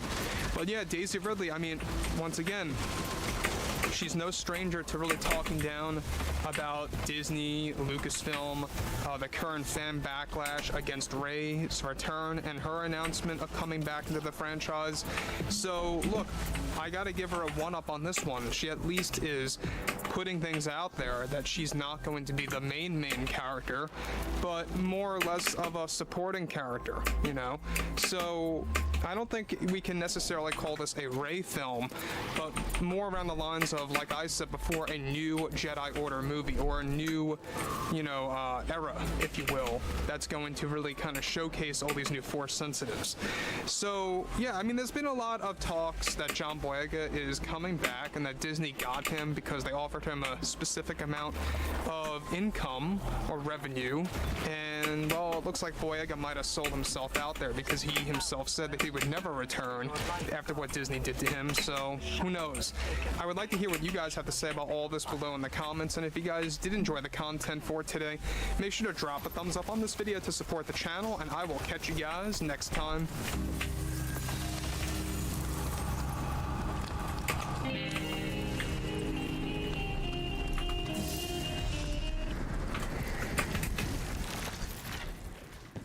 The Taken fortifications ahead seem much more organized than the ones in Trustland.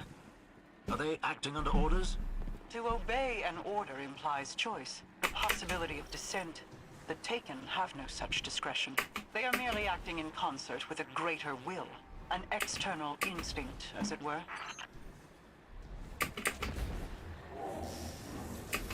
So they're taking orders. Lighting balefire should secure our breach point into the pyramid. But the shroud of darkness must first be lifted. Dispose of these Taken, and the blights that provide them succor.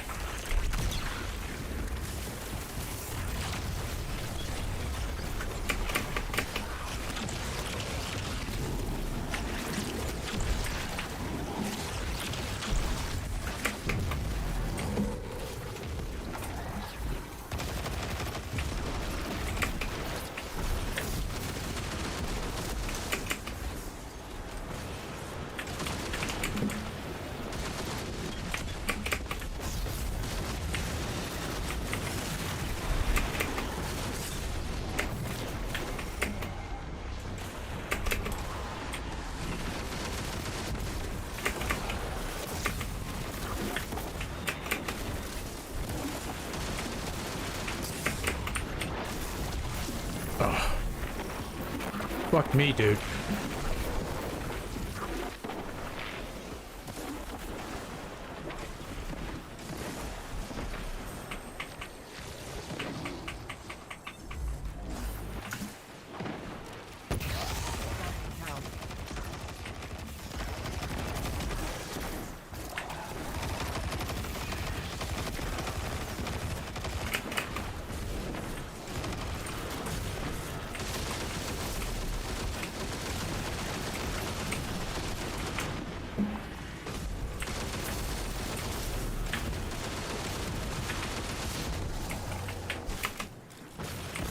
Guardian down.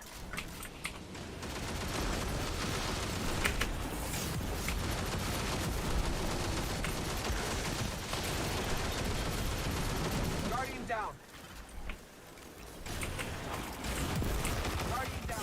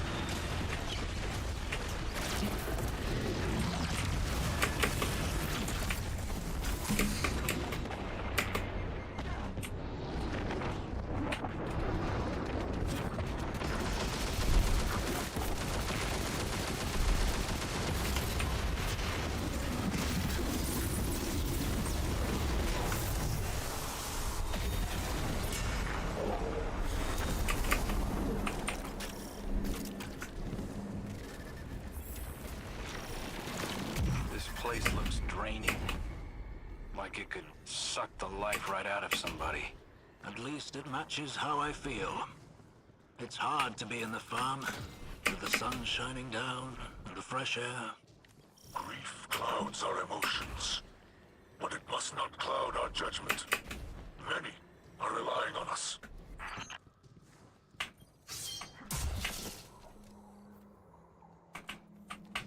Wait, what?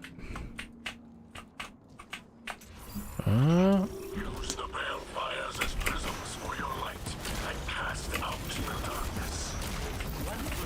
The balefires can turn taken essences into weapons you alone can wield.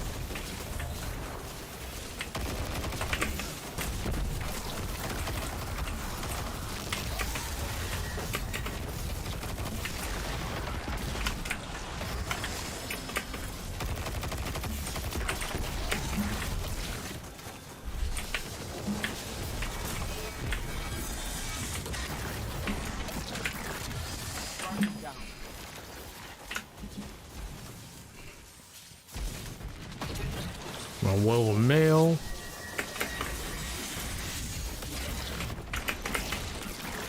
Guardian down.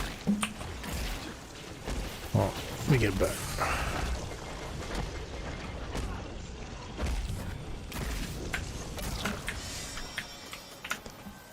Where's the other guy?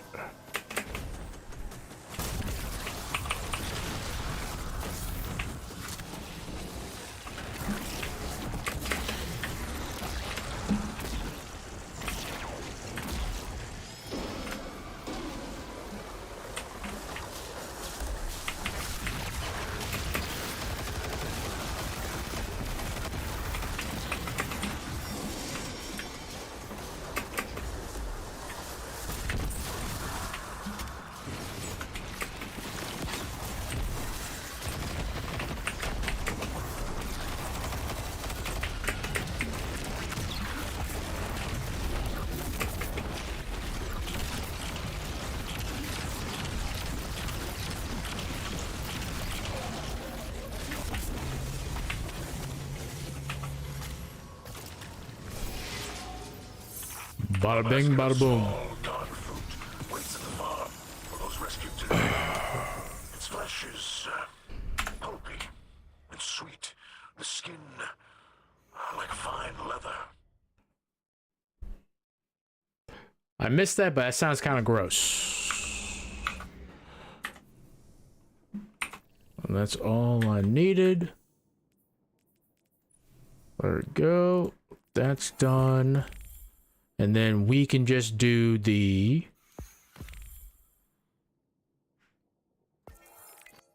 Oh, okay. That's... Really? Okay.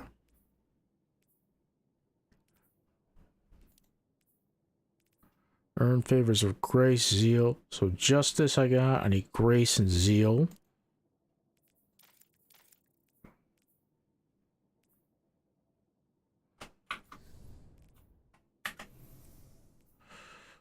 Okay.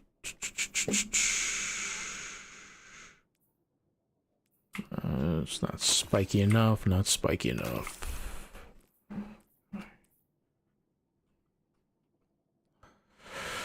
I want to like this, but I think I prefer the commemoration a little bit more. Okay. See what's going on in the Senate.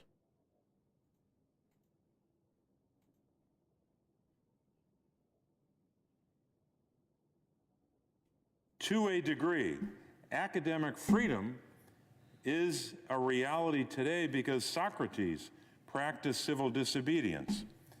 In our own nation, the Boston Tea Party represented a massive act of civil disobedience. We should never forget that everything that Adolf Hitler did in Germany was, quote, legal, unquote, and everything the Hungarian freedom fighters did in Hungary was, quote, illegal, unquote. It was, quote, legal to aid and comfort a Jew in Hitler's Germany. Even so, I am sure that had I lived in Germany at the time, I would have aided and comforted my Jewish brothers.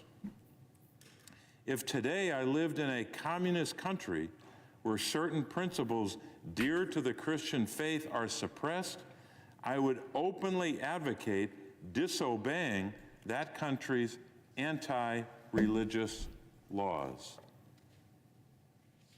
I yield the floor. President. Senator from Ohio. I must make two honest confessions to you, my Christian and Jewish brothers. First, I must confess that over the past few years, I have been gravely disappointed with the white moderate. I've almost reached the regrettable conclusion that the Negro's great stumbling block in his stride towards freedom is not the white citizens counselor or the Ku Klux Klanner, but the white moderate, more devoted to order and to justice, who prefers a negative peace, which is the absence of tension, to a positive peace, which is the presence of justice, who constantly says, I agree with you in the goal you seek, but I cannot agree with your method of direction action. He paternalistically believes he can set the timetable for another man's freedom, who lives by the mythical concept of time, who constantly advises the Negro to wait for a more convenient season. Shallow understanding from people of goodwill is more frustrating than absolute misunderstanding from people of ill will. Lukewarm acceptance is much more bewildering than outright rejection. I had hoped that the white moderate would understand that law and order exists for the purposes of establishing justice, and that when they fail in this purpose, they become the dangerously structured dams that block the flow of social progress. I'd hope that the white moderate would understand that the present tension in the South is a necessary phase of the transition from an obnoxious negative peace in which the Negro passively accepts his unjust plight to a substantive and positive peace in which all men will respect the dignity and worth of human personality. Actually, we who engage in nonviolent direct action are not the creators of tension. We merely bring to the surface the hidden tension that is already alive. We bring it out in the open, where it can be seen and dealt with. like a boil that can never be cured so long as it is covered up, but must be open with all its ugliness to the natural medicines of air and light. Injustice must be exposed with all the tension its exposure creates to the light of human conscience in the air of national opinion before it can be cured. In your statement, you assert that our actions, even though peaceful, must be condemned because they precipitate violence. But is this a logical assertion? Isn't this like condemning a robbed man because his possession of money precipitated the evil act of robbery? Isn't this like condemning Socrates because his unswerving commitment to truth in his philosophical inquiries precipitated the act by the misguided populace? They made him drink hemlock? Isn't this like condemning Jesus because his unique God consciousness and never-ceasing devotion to God's will precipitated the evil act of crucifixion?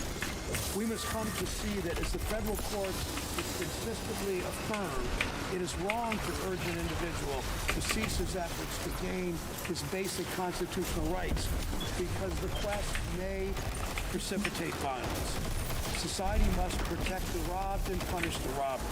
I hope that the white moderate would reject the myth concerning time in relation to the struggle for freedom.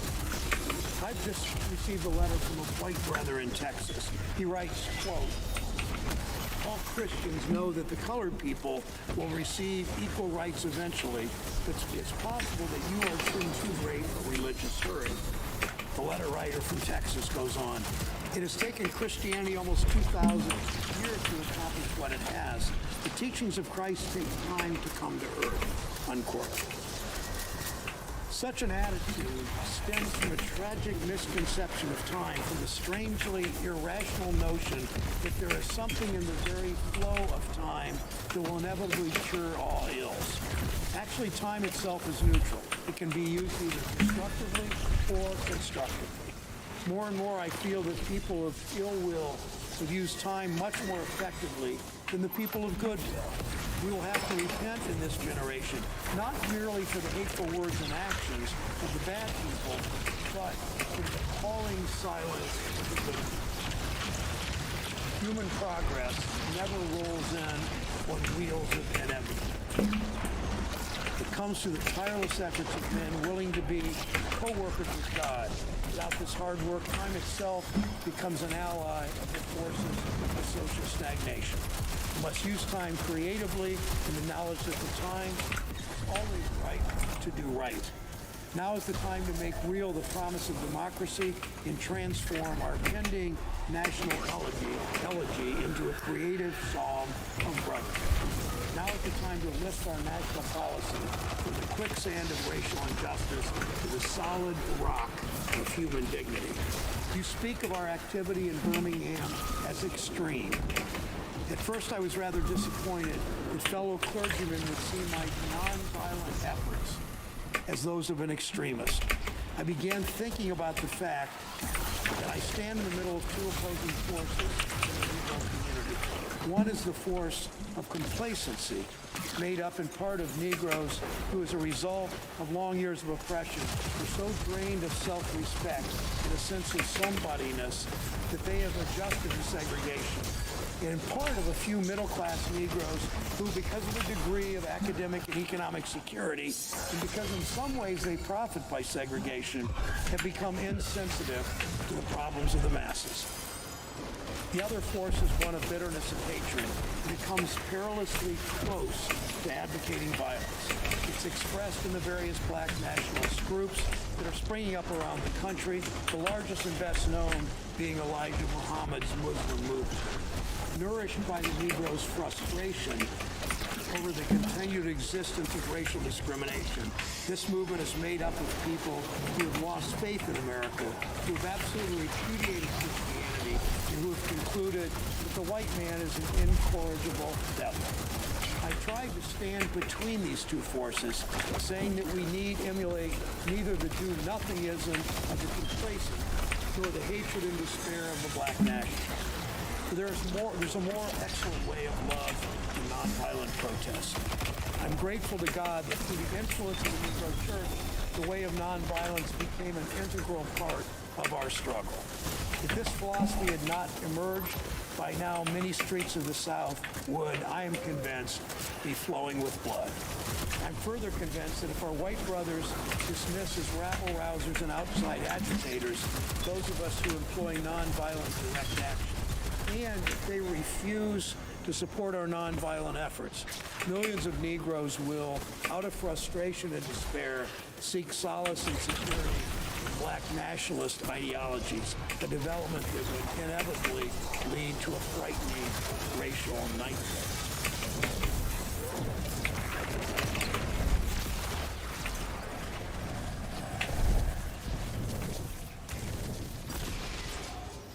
We should go after them. Strike first for a change. We will. You can be sure of that. But this, right here, is about saving lives. Even now. Let's finish the fight we're in. After that, we'll talk about what we can do next.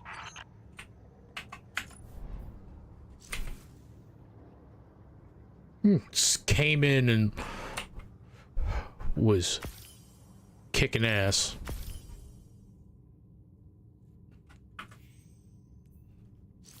Might just like step away. I need to eat something. I'm fucking hungry, dude. Let's see. What more is it that I have to do here?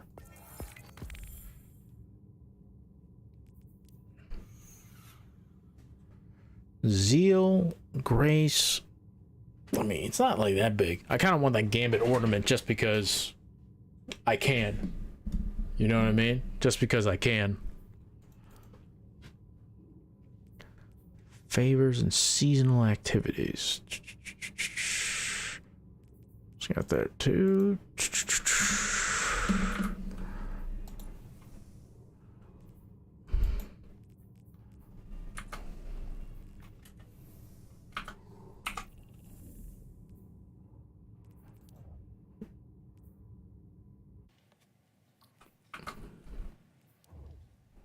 Mr. President. Senator from West Virginia. Mr. President, oppressed people cannot remain oppressed forever. The yearning for freedom eventually manifests itself, and that is what has happened to the American Negro. Something within has reminded him of his birthright of freedom, and something without has reminded him that it can be gained. Conspicuously or unconspicuously, has been caught up by the zeitgeist, and with his black brothers of Africa and his brown and yellow brothers of Asia, South America, and the Caribbean, the United States Negro is moving with a sense of great urgency towards the promised land of racial justice. If one recognizes this vital urge that has engulfed the Negro community, one should readily understand why public demonstrations are taking place. The Negro has many pent-up resentments and latent frustrations, and he must release them. So let him march. Let him make prayer pilgrimages to the City Hall. Let him go on freedom rides and try to understand why he must do so. If his repressed emotions are not released in nonviolent ways, they will seek expression through violence. This is not a threat, but a fact of history. So I have not said to my people, get rid of your discontent. Rather, I've tried to say that this normal and healthy discontent can be channeled into the creative outlet of nonviolent direct action. And now this approach is being termed extremist. And though I was initially disappointed at being categorized as an extremist, as I continued to think about the matter, I gradually gained a measure of satisfaction from the label. Was not Jesus an extremist for love? Love your enemies, bless them that curse you, do good to them that hate you, and pray for them which despitefully use you and persecute you. Was not Amos an extremist for justice? Let justice roll down like waters and righteousness like an ever-flowing stream. Was not Paul an extremist for the Christian gospel? I bear in my body the marks of the Lord Jesus. Was not Martin Luther an extremist? Here I stand, I cannot do otherwise, so help me God. And John Bunyan, I will stay in jail to the end of my days before I make a butchery of my conscience. And Abraham Lincoln, this nation cannot survive half slave and half free. And Thomas Jefferson, we hold these truths to be self-evident that all men are created equal. So the question is not whether we will be extremists, but what kind of extremists will we be? Will we be extremists for love or for hate? Will we be extremists for the preservation of injustice or for the extension of justice? In that dramatic scene on Calvary's Hill, 3 men were crucified. We must never forget that all 3 men were crucified for the same crime, the crime of extremism. 2 were extremists for immorality, and thus fell below their environment. The other, Jesus Christ, was an extremist for love, truth, and goodness, and thereby rose above his environment. Perhaps the South, the nation, and the world are in dire need of creative extremists. I had hoped that the white moderate would see this need. Perhaps I was too optimistic. Perhaps I expected too much.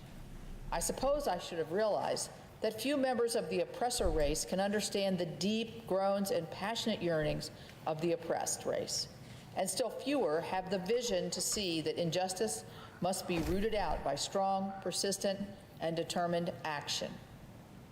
I am thankful, however, that some of our white brothers in the South have grasped the meaning of this social revolution and committed themselves to it. They are still all too few in quantity, but they are big in quality.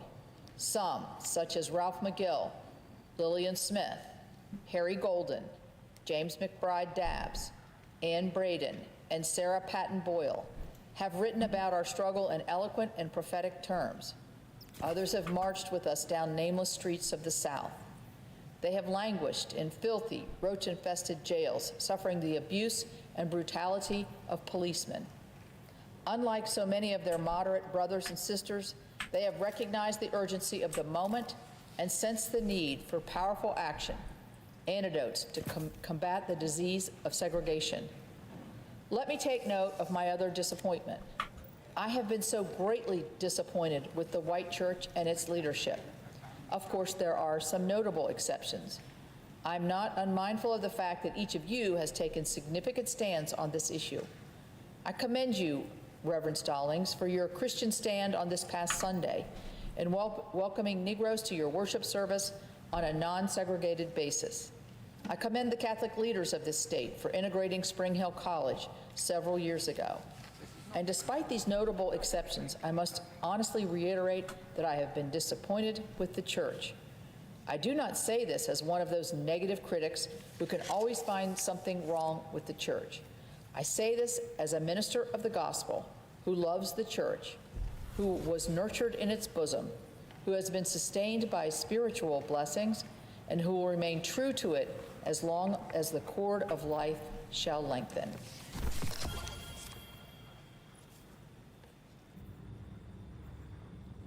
Fucking powerful, man. You don't know his letter from Birmingham jail, Martin Luther King. When I was suddenly catapulted into the leadership of the bus protest in Montgomery, Alabama, a few years ago, I felt we would be supported by the white church. I felt that white ministers, priests, and rabbis of the South would be among our strongest allies. Instead, some have been outright opponents, refusing to understand the freedom movement and misrepresenting its leaders. All too many others have been more cautious than courageous and have remained silent behind the anesthetizing security of stained glass windows. In spite of my shattered dreams, I came to Birmingham with the hope that the white religious leadership of the community would see the justice of our cause and with deep moral concern would serve as the channel through which our just grievances could reach the power structure. I had hoped that each of you would understand, but again, I've been disappointed. I've heard numerous Southern religious leaders admonish their worshipers to comply with the desegregation decision because it is the law. But I've longed to hear white ministers declare, follow this decree because integration is morally right and because the Negro is your brother. In the midst of blatant injustices inflicted upon the Negro, I have watched white churchmen stand on the sideline and mouth pious irrelevancies and sanctimonious trivialities. in the midst of a mighty struggle to rid our nation of racial and economic injustice. I have heard many ministers say those are social issues with which the gospel has no real concern. And I've watched many churches commit themselves to a completely otherworldly religion, which makes a strange, unbiblical distinction between body and soul, between the sacred and the secular. I've traveled the length and breadth of Alabama, Mississippi, and all other southern states. On sweltering summer days and crisp autumn mornings, I've looked at the South's beautiful churches with their lofty spires pointing heavenward. I've beheld the impressive outlines of our massive religious education buildings. Over and over, I found myself asking, what kind of people worship here? Who's their God? Where were their voices when the lips of Governor Barnett dripped with words of interposition and nullification? Where were they when Governor Walz gave a clarion call for defiance and hatred? Where were their voices of support when bruised and weary Negro men and women decided to rise from the dark dungeons of complacency to the bright hills of creative protest? Yes, these questions are still in my mind. In deep disappointment, I have wept over the laxity of the church. But be assured that my tears have been tears of love. There can be no deep disappointment where there is not deep love. Yes, I love the church. How could I do otherwise? I'm in the rather unique position of being the son, the grandson, and the great-grandson of preachers. Yes, I see the church as the body of Christ, but oh, how we have blemished and scarred that body through social neglect and through the fear of being nonconformist. There was a time when the church was very powerful, in the time when the early Christians rejoiced at being deemed worthy to suffer for what they believed. In those days, the church was not merely a thermometer that recorded the ideas and principles of popular opinion. It was a thermostat that transformed the mores of society. Whenever the early Christians entered a town, the people in power became disturbed and immediately sought to convict the Christians for being disturbers of the peace and outside agitators. But the Christians pressed on in the conviction that they were a colony of heaven, called to obey God rather than man. Small in number, they were big in commitment. They were too God-intoxicated to be astronomically intimidated. By their effort and example, they brought an end to such ancient evils as infanticide and gladiatorial contest. Things are different now. So often the contemporary church is a weak, ineffectual voice with an uncertain sound. So often it is an arch defender of the status quo. Far from being disturbed by the presence of the church, the power structure of the average community is consoled by the church's silence and often even vocal sanction of the things that are being done. But the judgment of God is upon the church as never before. If today's church does not recapture the sacrificial spirit of the early church, it will lose its authenticity, forfeit the loyalties of millions, and be dismissed as an irrelevant social club with no meaning for the 20th century. Every day I meet young people whose disappointment with the church has turned to outright disgust.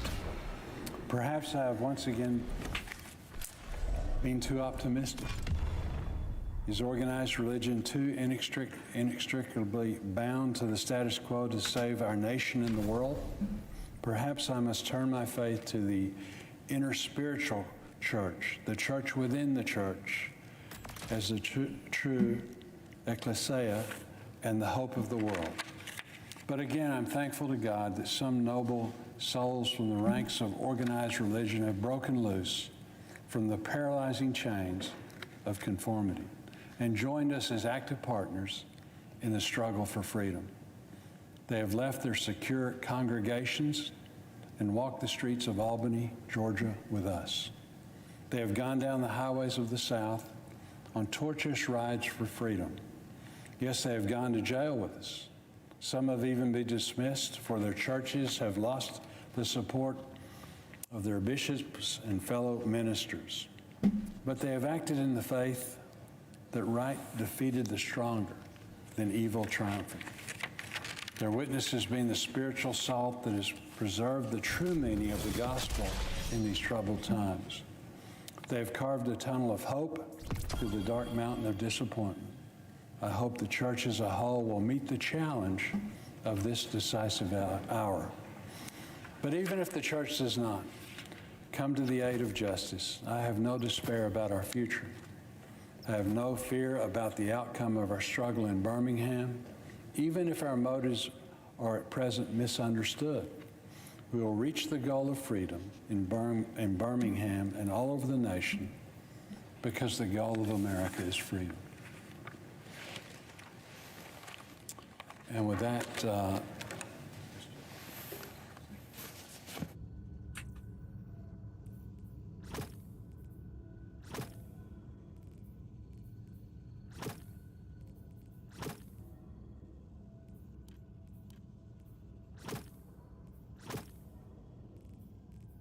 Ooh.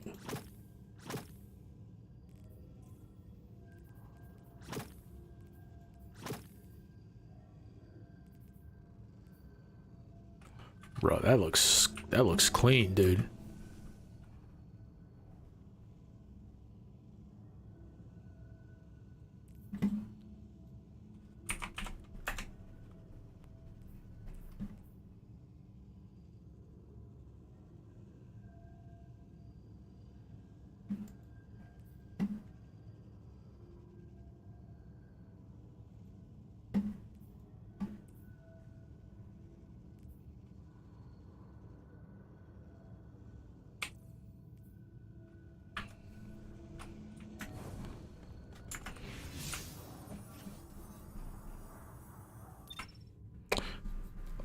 We might just earn some medals.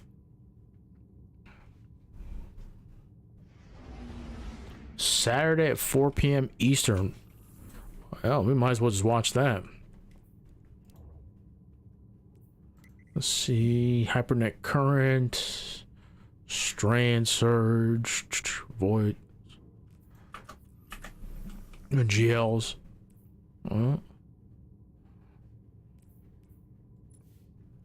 I wonder if we need like stacks on stacks, to be honest with you now.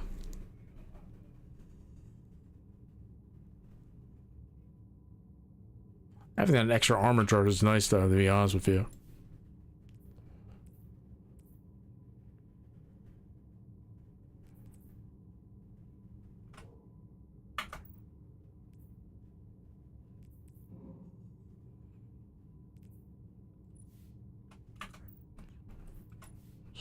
I do not think this has... Alright, time to get fancy. I do like this. This looks so ridiculous. Only problem is the legs clip through the back here.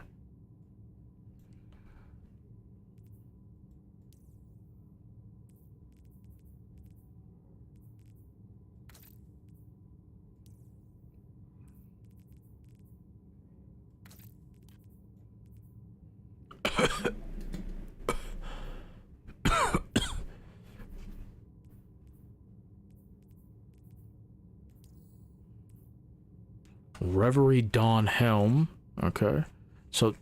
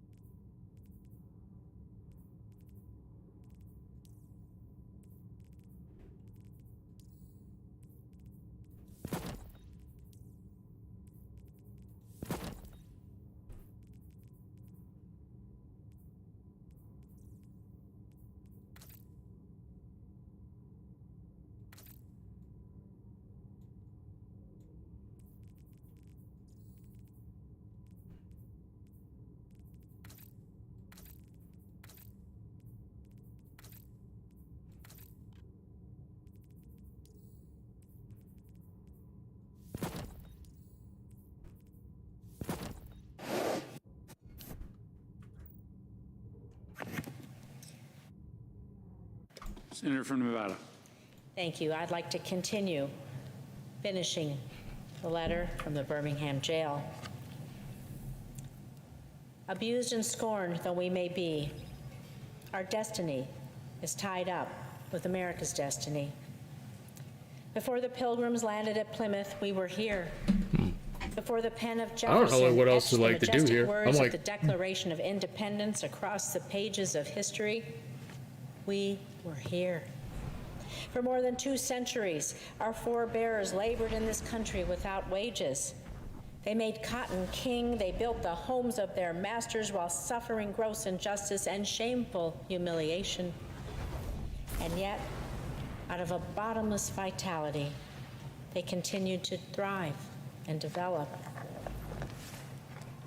If the inexpressible cruelties of slavery could not stop us, the opposition we face now will Time's running away surely with it. fail. We will win our freedom because the sacred heritage of our nation and the eternal will of God are embodied in our echoing demands. Before closing, I feel impelled to mention one other point in your statement that has troubled me profoundly. You warmly commended the Birmingham police force for keeping order and preventing violence. I doubt that you would have so warmly commended the police force if you had seen its dogs sinking their teeth into unarmed, non-violent Negroes. I doubt that you would so quickly commend the policemen if you were to observe their ugly and inhumane treatment of Negroes here in this city jail. If you were to watch them push and curse old Negro women and young Negro girls. If you were to see them slap and kick old Negro men and young boys. If you were to observe them, as they did on 2 occasions, refuse to give us food because we wanted to sing our grace together. I cannot join you in your praise of the Birmingham Police Department. It is true that the police have exercised a degree of discipline in handling the demonstrators. In this sense, they have conducted themselves rather non-violently in public. But for what purpose? To preserve the evil system of segregation? Over the past few years, I have consistently preached that nonviolence demands that the means we use must be as pure as the ends we seek. I have tried to make clear that it is wrong to use immoral means to attain moral ends. But now I must affirm that it is just as wrong, or perhaps even more so, to use moral means to preserve moral ends. Perhaps Mr. Connor and his policemen have been rather nonviolent in public, as was Chief Pritchett in Albany, Georgia. But they have used the moral means of nonviolence to maintain the immoral end of racial injustice. As T.S. Eliot has said, the last temptation is the greatest treason, to do the right deed for the wrong reason.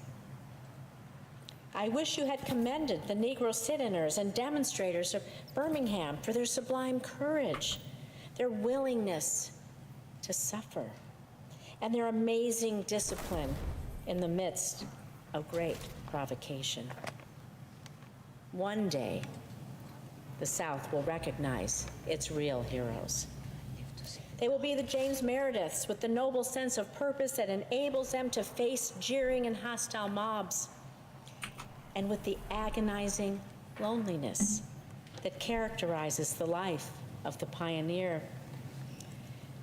They will be old, oppressed, battered Negro women symbolized in a 72-year-old woman in Montgomery, Alabama, who rose up with a sense of dignity and with her people decided not to ride segregated buses, and who responded with ungrammatical profundity to one who inquired about her weariness. My feet is tired. but my soul is at rest. It will be the young high school and college students, the young ministers of gospel and their host of elders, courageously and nonviolently sitting at lunch counters and willing to go to jail for conscience sake. One day, the South will know that when these disinherited children of God sat down at lunch counters, they were. All right, I'm just gonna like turn on the webcam. I'm gonna let this play. It's gonna go on for a little bit, and then I'll come back. Dream, and for the most sacred values of our Judeo-Christian heritage, thereby bringing our nation back to those great wells of democracy which were dug deep by the Founding Fathers in their formulation of the Constitution and the Declaration of Independence. Never before have I written so long a letter. I'm afraid it is much too long to take your precious time. I can assure you that it would have been much shorter if I had been writing from a comfortable desk.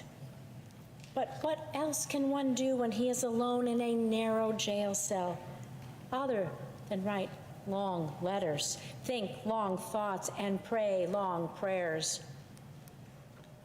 If I have said anything in this letter that overstates the truth and indicates an unreasonable impatience, I beg you to forgive me. If I've said anything that understates the truth and indicates my having a patience that allows me to settle for anything less than brotherhood, I beg God to forgive me. I hope this letter finds you strong in the faith. I also hope that circumstances will soon make it possible for me to meet each of you, not as an integrationist or a civil rights leader, but as a fellow clergyman and a Christian brother. Let us all hope that the dark clouds of racial prejudice will soon pass away and the deep fog of misunderstanding will be lifted from our feared, drenched communities. And in some not too distant tomorrow, the radiant stars of love and brotherhood will shine over our great nation with all their scintillating beauty. Yours for the cause of peace and brotherhood, Martin Luther King, What Jr. an interesting little old file. Hardly any encryption at all. Mr. President, I yield. Senator from Ohio. Thank you, Senator Rosen. Thank you to my colleagues who joined us today to read these powerful words. Senators Warnock and Tillis and Casey and Capito and Bozeman and Rosen. This is a diverse group on the floor today whose states reflect the vibrant and wonderful diversity of our great nation, from the Deep South to the Mountain West to the industrial Midwest. We represent different places. We may disagree on many things, but we love this country. We know we can do better for the people who make it work. Dr. King and the civil rights leaders of his generation did more than just about anyone to push this country to live up to our founding ideals and to make the dream of America real for everyone. Protesting, working for change, organizing, demanding our country do better, those are some of the most patriotic things all of us can do. That's Dr. King's charge in this letter. My favorite single line, certainly in this letter and maybe in all of Dr. King's preachings and teachings and writings, progress never rolls in on the wheels of inevitability.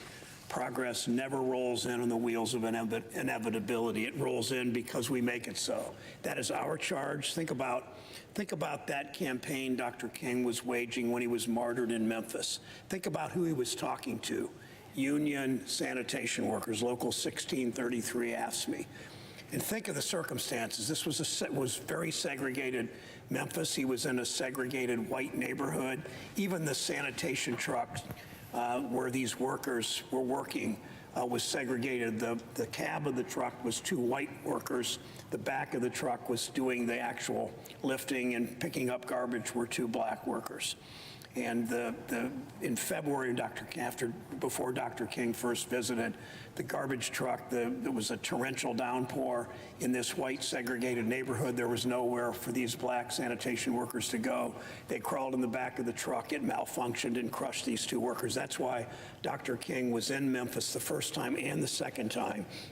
He told these workers, what does it profit as he wove together worker rights and civil rights and labor rights? He told these workers, what does it profit a man to be able to eat in an integrated lunch counter if he doesn't earn enough money to buy a hamburger and a cup of coffee? Those workers were vital to their community. They worked hard to provide for their families. They were denied fair pay, denied political rights, denied basic safety on the job. The presiding officer today is Senator Cortez Masto from Nevada. He has joined in so many efforts on this Senate floor to fight for workers, to fight for the dignity of work, to fight for safety and civil rights and worker rights. It's not a coincidence that the workers who are so often the most exploited were low-income workers and especially black workers. Until all workers have the dignity they've earned, Dr. King's work will remain unfinished. It means paying all workers a living wage. It means giving them power over their schedule. It means providing good benefits, safety in the job. It means letting them, if they so choose, organize a union. That means all workers. It's about the dignity of work. All workers get a fair share of the wealth they create. When we empower workers, we bring us closer to the society Dr. King envisioned, where all labor has dignity.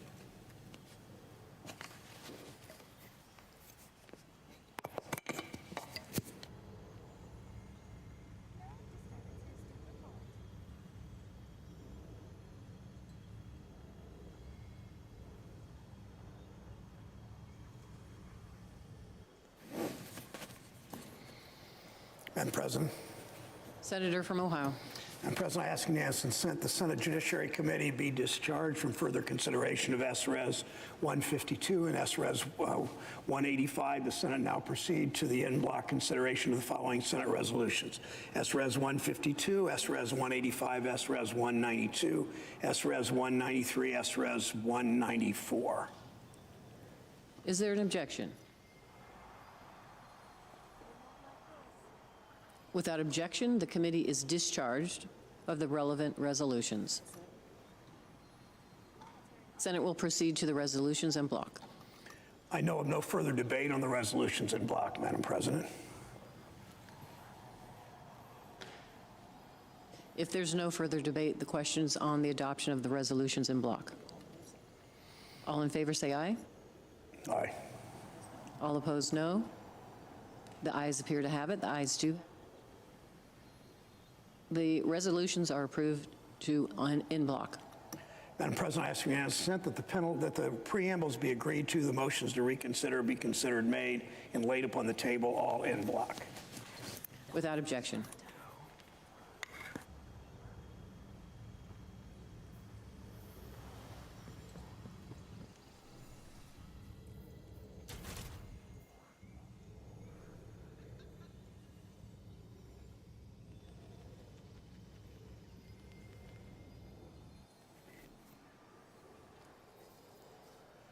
Madam President. Senator from Ohio. Thank you, Madam President. I will speak briefly. I know we're expecting a vote at 5:30. I will not speak nearly that long, but I know we are about to vote on the Congressional Review Act on an issue that I happen to disagree with the President on.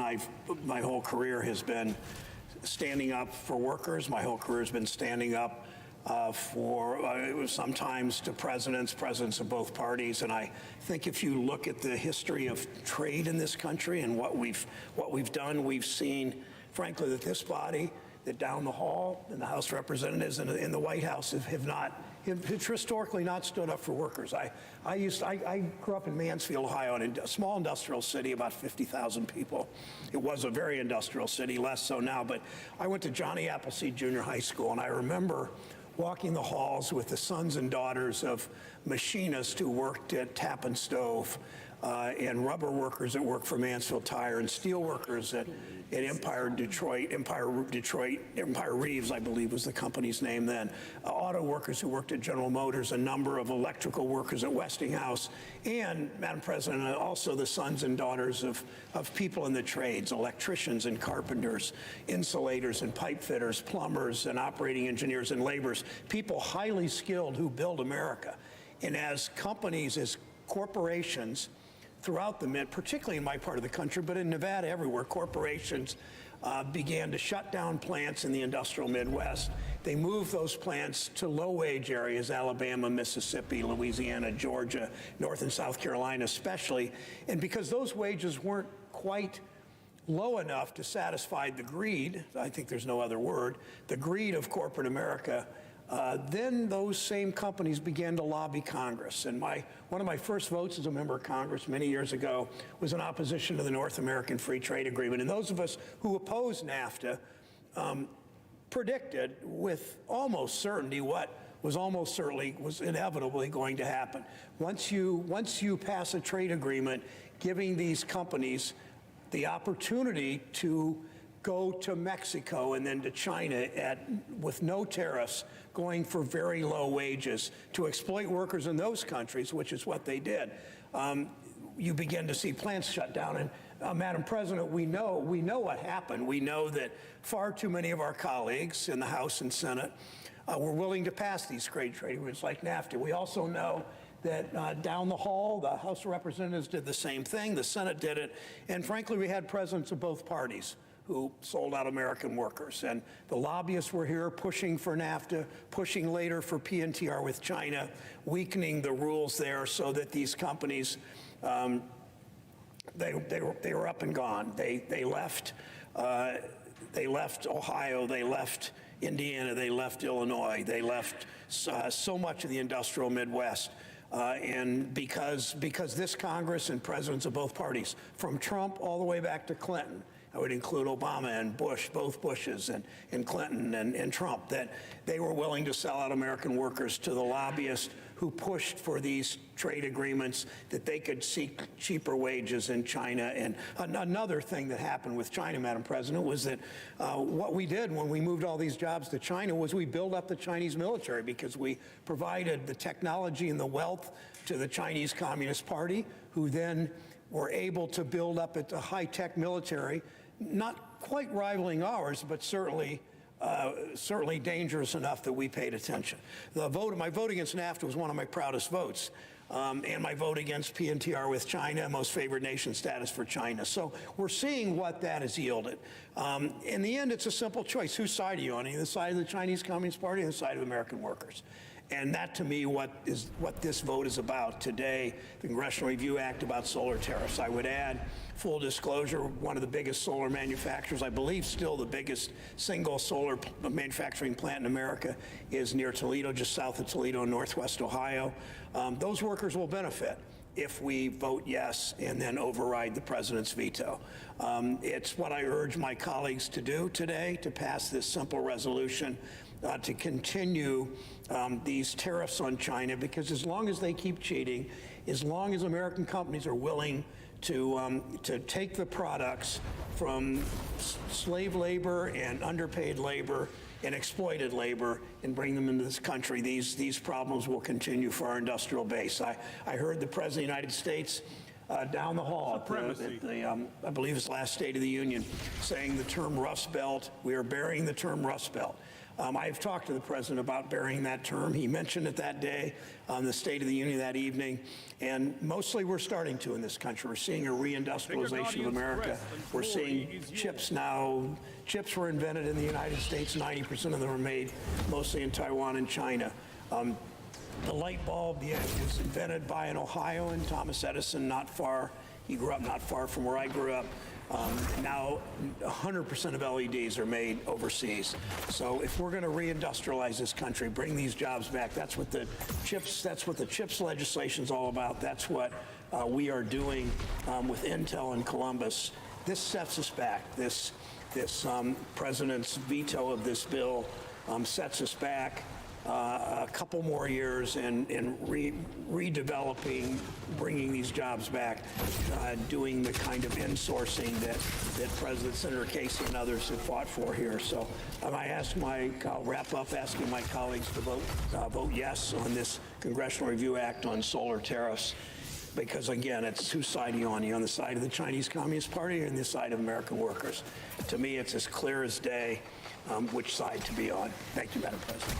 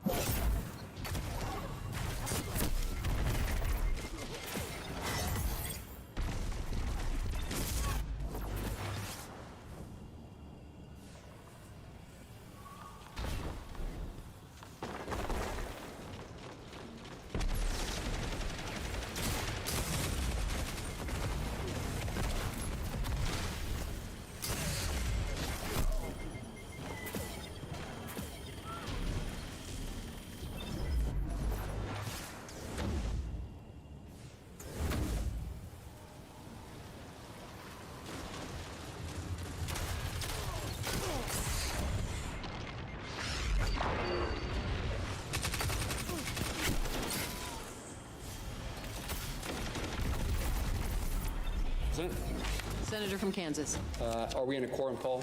No, we are not. Madam President, thank you very much. Today, in fact, just a few hours, a few minutes from now, the Senate will act on an effort to protect farmers, ranchers, and producers from the unnecessary consequences of the listing of the lesser prairie chicken. Even as I say the words, it brings back so many instances in which we've had this conversation on the Senate floor. Going back to my earliest days in the Senate, this issue has been with us now for a long number of years. Range-wide studies over the last decade have shown that conservation efforts are helping bird populations in the 5 habitat states, including Kansas. So the lesser prairie chicken is a native bird to 5 states in our part of the country. And its populations are important to us in Kansas and to those other states and to the country. But what strikes me is that this administration claims that American agriculture is at the heart of needing to list the lesser prairie chicken as either an endangered species or a threatened species because agriculture is causing harm to the populations. A quote from the rural state, quote, "Grazing by domestic livestock is not inherently detrimental to lesser prairie chicken management and in many cases is needed to maintain appropriate vegetative structure." A pretty good paragraph to indicate the value of production agriculture when it comes to the well-being of the lesser prairie chicken. In other words, what that's saying is that agricultural management practices and voluntary conservation practices of grasslands, including grazing by ranchers, improve the habitat. Listing the bird as a threatened and endangered species is not the answer. Plain and simple, we need more rainfall. We need moisture in Kansas and other states in the West. We need more rainfall, not more regulations. I conclude here by saying that farmers and ranchers have always been and will always be the original conservationists. Their livelihood depends upon the continued conservation efforts of the soil and the water they use to produce crops and raise livestock. I am confident there are ways to conserve the species without hindering economic opportunity in rural communities, and I will continue to push for what Kansans have been pursuing for years now, voluntary solutions. Madam President, I yield the floor.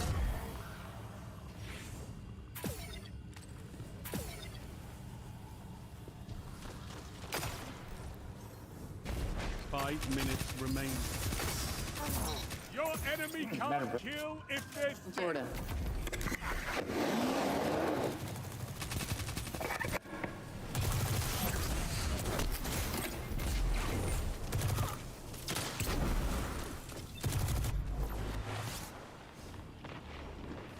Madam President, I would take a moment to address some of what we heard here on the Senate floor today. There have been a lot of accusations made about what this CRA does, and I'll clear that up in a minute.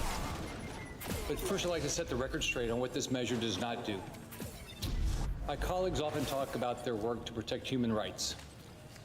I'd ask the simple question, what could possibly be a greater threat to human rights than the United States of America turning a blind eye to child slave labor? What message does it send to the world? We've heard here today that this measure will force American companies to pay for these tariffs. Not true. Madam President, what this measure does do is rightfully punish foreign companies that are actively working to get around U.S. trade law and help import product made with slave and child labor into the United States. The only entities who will pay tariffs are Chinese affiliated manufacturers. If you're doing the right thing, this measure doesn't change a darn thing about how you do business. But if you're working with people who believe slavery has a role in supply chains, you're darn right I have a problem with that. We'll do whatever I can to stop it. Madam President, I also heard today that the rule that this CRA would eliminate was negotiated by the solar panel industry. We've heard that the solar panel industry agrees we need this exemption, and therefore it's good. Of course, the solar panel industry that supports the rule is the Chinese solar panel industry. American manufacturers do not. Thanks to the Biden administration's waiver that we are working to repeal here today, Chinese companies have been given everything they need to dominate the solar market, just like how Russia has dominated cheap gas supply to Europe. Madam President, I've also heard some of my colleagues say that this CRA is unnecessary because we've already passed a law that says products made with slave labor cannot be sold in the United States. We did pass a good bill that prevents products made with slave labor from being sold here, and I thank God we did that. But since when has U.S. law meant anything to Communist China? We know companies controlled by the CCP lie, cheat, and steal. We know that companies in Communist China are moving solar panels made with slave and child labor to other countries to circumvent our laws, and they aren't being caught. President Biden's own Commerce Department has proven that to be true. When half the world's solar panels are coming from a region with well-documented child and slave labor, are we really expected to believe that the companies making these panels aren't using slave labor? No, we know that's not reality. Finally, Madam President, I've heard the claim that this CRA will somehow be terrible for American jobs. This one actually surprised me. Here's how that logic goes. Letting Communist China dominate a market by using slave and child labor is better than supporting American manufacturing and American jobs here at home. Let me know if you can figure that one out. See how that makes sense. Some of my colleagues on the left claim that 30,000 jobs will be lost. That's not even close to being true. Guess who gave them that information? The Chinese-dominated solar lobby group. Yes, the same group who is perfectly happy to keep things the way they are so they can make a buck on the back of slave and child labor. Now, when I went to look at this report today, I couldn't find it. It's not on their website. This is what you get when you try to look at their so-called analysis. Sorry, we couldn't find that page. Honestly, I think our colleague from Pennsylvania got it exactly right when he told a news outlet this week, too often China gets away with undermining our markets, undermining our companies, and every time they cheat, we lose jobs in Pennsylvania. Senator Casey is right. It's not just true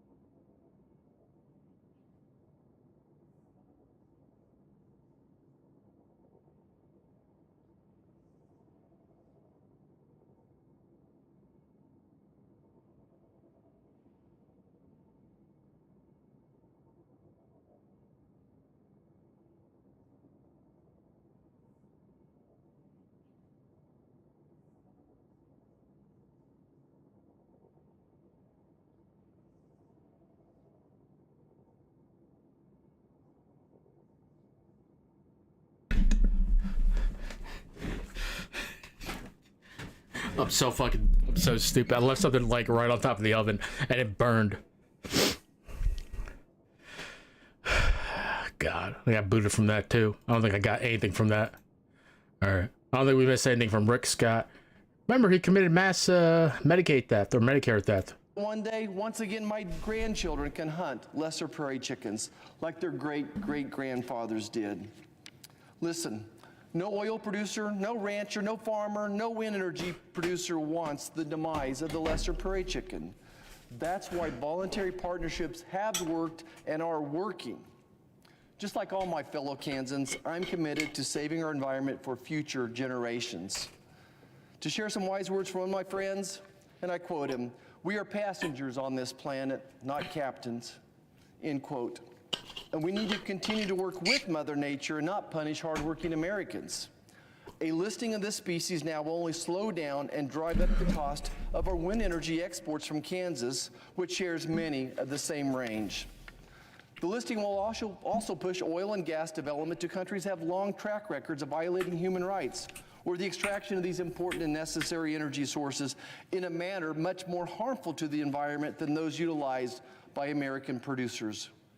Now, whether it's gas or diesel or wind energy, this decision to list the chicken would increase the cost of energy. It would federalize millions of acres of ranch lands and expand the regulatory burden on our farmers and ranchers, ultimately increasing the cost of food. But for what? An attempt to protect a species by an agency has only successfully recovered 2% of the species it has listed. No thanks. The local communities have and will continue to do what's best for the bird, and more importantly, for the environment, through ongoing proven conservation efforts passed on from one generation of farmers and ranchers to the next. This administration ignores the impact that overall regulation has on American industries, and I hear this from everyone who visits my office. The cost of this administration rules and regulations already outpace the last two administrations combined, with $363 billion in rules so far.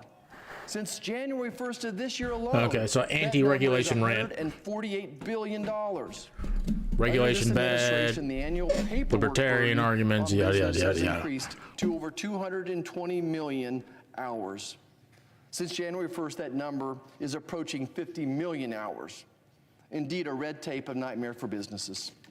This resolution is... Okay, well, we're actually going to finally get to this, which is what I actually wanted to watch. Washington Journal continues. Welcome back to Washington Journal. I'm joined now by Thomas Jipping. He's a senior legal fellow at the Heritage Foundation, and we'll be talking about the Supreme Court and the future of abortion access. Tom, welcome to the program. Thanks for having me.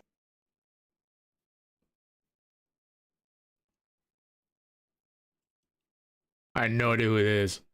From the Heritage Foundation. I'm not going to give those motherfuckers any credit whatsoever, any credence whatsoever. And I know what some of y'all are thinking. Some of y'all are saying. Do you think that's fair, considering you try to be as unbiased as possible? Now when it comes down to the Heritage Foundation. Extremely biased. Age of Wonders.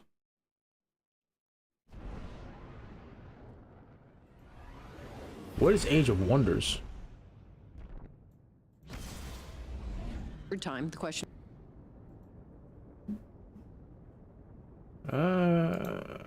It just apparently I don't know how to talk. It just keeps getting worse and worse for Steven Crowder. He's been in the news a lot lately. It's never been for a good reason, and you're about to see a lot more of that here. So, new leaks. This was actually originally sent to the New York Post, which is kind of interesting because the New York Post is certainly more of a right-leaning outlet. So it's almost like people from within his sphere are now turning on him, and other right-leaning outlets have no problem whatsoever running with stories that are very detrimental to a guy like Steven Crowder. I don't think that was the case in the past. But now we learn this, guys. Steven Crowder ran abusive company and, quote, exposed his genitals to staff, per shocking report. Oh, I have a lot to say about this. And I think Steven Crowder actually responded to this story, which is hilarious. Now, I haven't watched the response yet, so you're going to get my real-time reaction to his response. This should be kind of funny.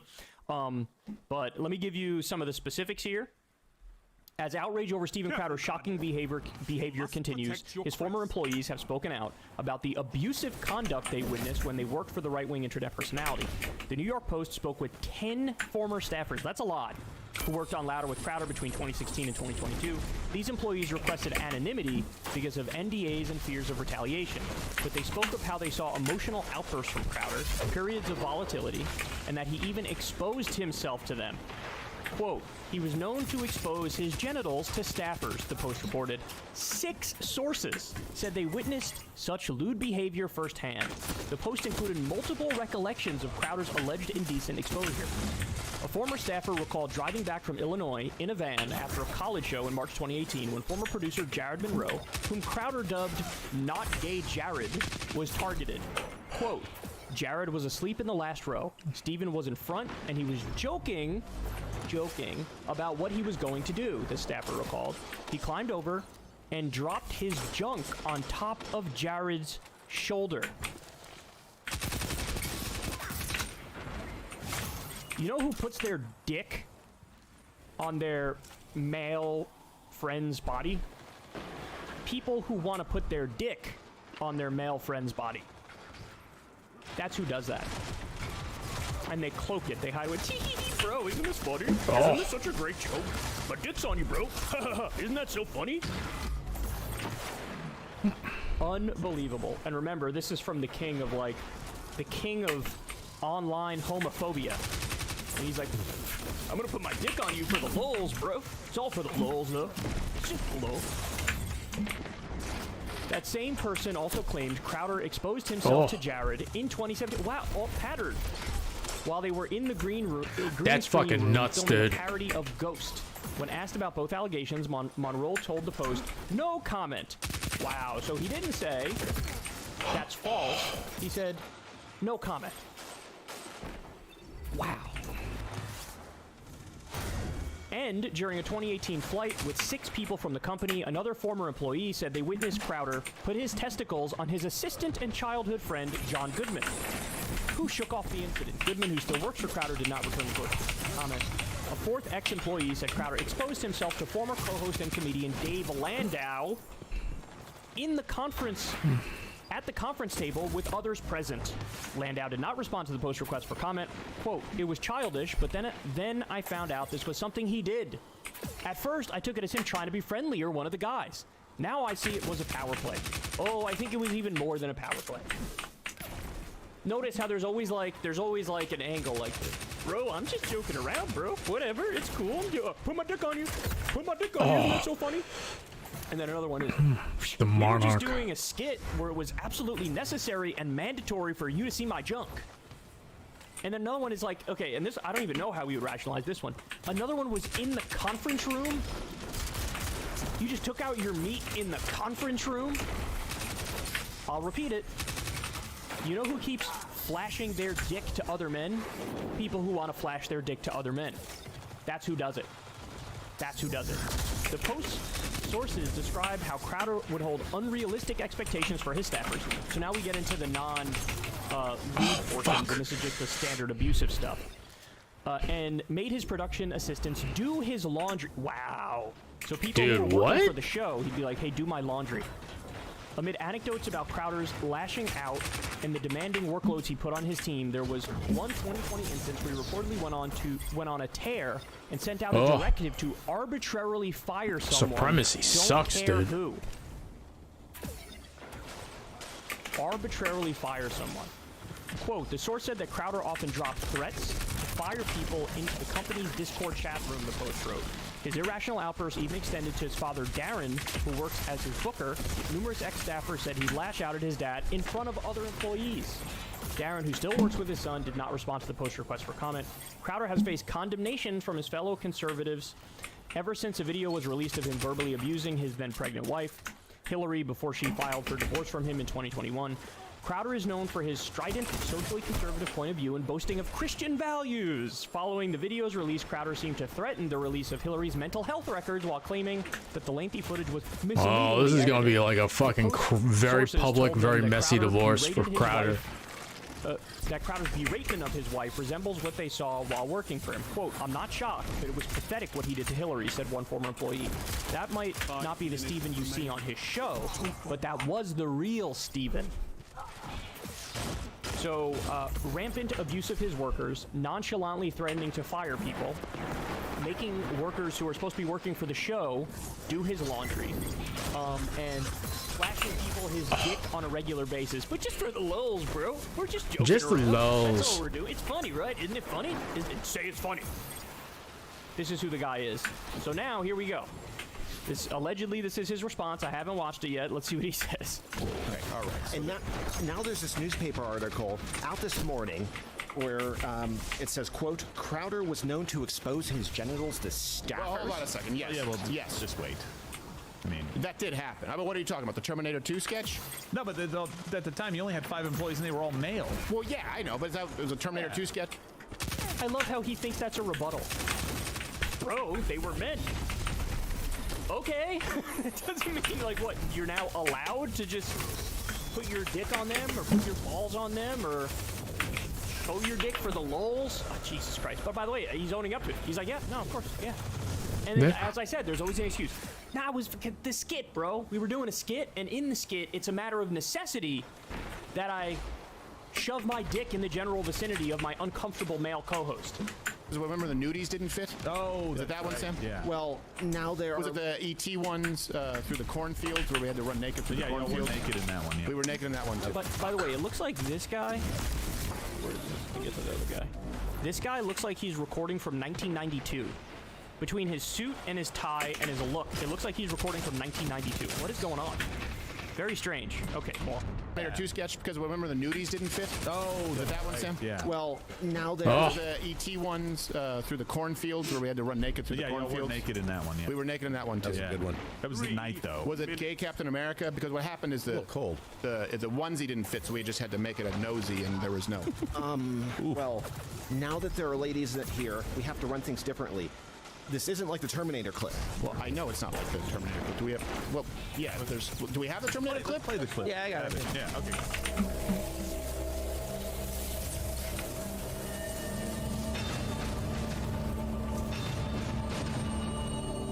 Come with me if you want to learn. Look, okay, of course, yes. Many people saw my balls. Well, yeah. But I had a sock on because the nudies wouldn't fit. You couldn't do it. Yeah. Right. Yeah. You have a large posterior. Yes, exactly. So nudies don't. And there were also times where we played this spot the ball game. Well, we need to stay on topic as well. Okay, I thought it was a topic. Continuing with the infractions, Riley said, quote, Riley? She ran away. She doesn't even seem remorseful. Wow. Jeez, Riley? Riley said that. These aren't all that bad. I mean, but thank God we didn't get to the hush. Your mic isn't really working all that well. Yeah. I think. Wait. Actually, hold on a second. The game. Oh, okay. Let me. It's right there. Is that your testicles? Yeah, it is. Oh. See, he's joking. He's joking about it. He's joking. He thinks it's funny, right? Steven, you're not fooling anybody, man. You're not fooling anybody. I'll repeat it one more time. You know who whips out their dick in front of their boys? Somebody who wants their boys to see their dick. Somebody who wants to whip their dick out in front of their boys. That's who does it. That's who does it. By the way, also, Steven Crowder has dressed up like a woman more times than any other, supposedly cis straight man has ever dressed up as a woman. There is that like long-standing rumor. Right? Look, he's clearly struggling with stuff. He's clearly struggling with There's stuff. like this and it also long-standing manifests as rumor being with like outwardly, Steven Crowder homophobic and being a bit of anti-trans a and things of that chaser. nature. But now that he's like stone cold caught, he's trying to laugh it off. Yeah, bro, there were like a million instances of me like harassing people and showing them my dick and putting it in their face, and also just being a generally abusive boss. But whatever, bro. By the way, this seems like North Korea level stage too, right? Remember, his former co-host Dave Landau, who was with Crowder for a while and was just recently on the show until recently, this guy has now come out and explained in detail how Steven Crowder was a horrendous human being to work for. Which, by the way, it's not really a surprise, right? But He said he had a button installed that was like the "Stop Talking Dave" button, because he was so scared that Dave would outshine him and Dave would have better jokes, and hey, you're supposed to be the co-host, I'm supposed to outshine you. So he had a button in that you press that's like, hey Dave, shut up, stop talking. This is the kind of guy that we're talking about. Stiffed some of his workers money-wise. This is another thing that came out. Brian Callen just started recently working for him, and Brian Callen was like recording behind the scenes a little bit, and Steven Crowder threw a tantrum over that, and it was caught live. I mean, this is the kind of guy that we're talking about. He's a control freak. He's abusive. He's sexually bizarre by flashing people relentlessly. He's got massive fucking issues, weird, man. dude. So his whole empire is crumbling around him. And, you know, I keep thinking about this. If he didn't burn that bridge with the Daily Wire, he would literally have people defending him right now. But he burned his bridge with the rest of conservative media, so they turned on him. Candace is going for the jugular. You know, his wife is exposing everything. His only play is to be like, well, she's crazy and I'll show the records. And now when you have all of your staffers like you're a terrible person, it ain't going to end well for you, dude. It is not going to end well. Hey, y'all, do me a favor and like and subscribe. It helps out big time in the algorithm. Click the bell as well for notifications when videos drop. And watch that video on screen right now. You know you want to. Now, I'm going to be fair. I said the last time when we first saw like the Steven Crowder video, we don't know the full picture yet, but the way he's treating his wife really like confirms like what people have said like prior to that video coming out. So it's like it's that narrative. It's like it seems like there's like a lot of truth in that narrative. So say what you will. Do I have to have my oh, I guess we'll find out.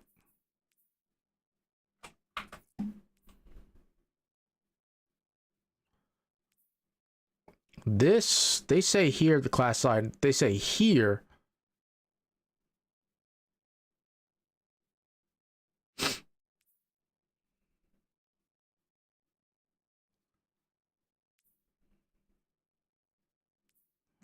So the class sign for supremacy is required. I mean, Zavala's is, everybody's gonna get it for Lance, but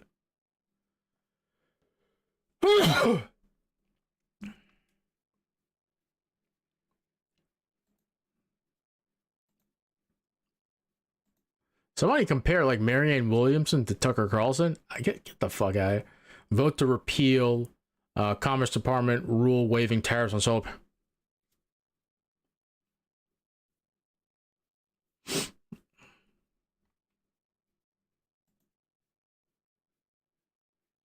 Oh my God, we signed Al Woods?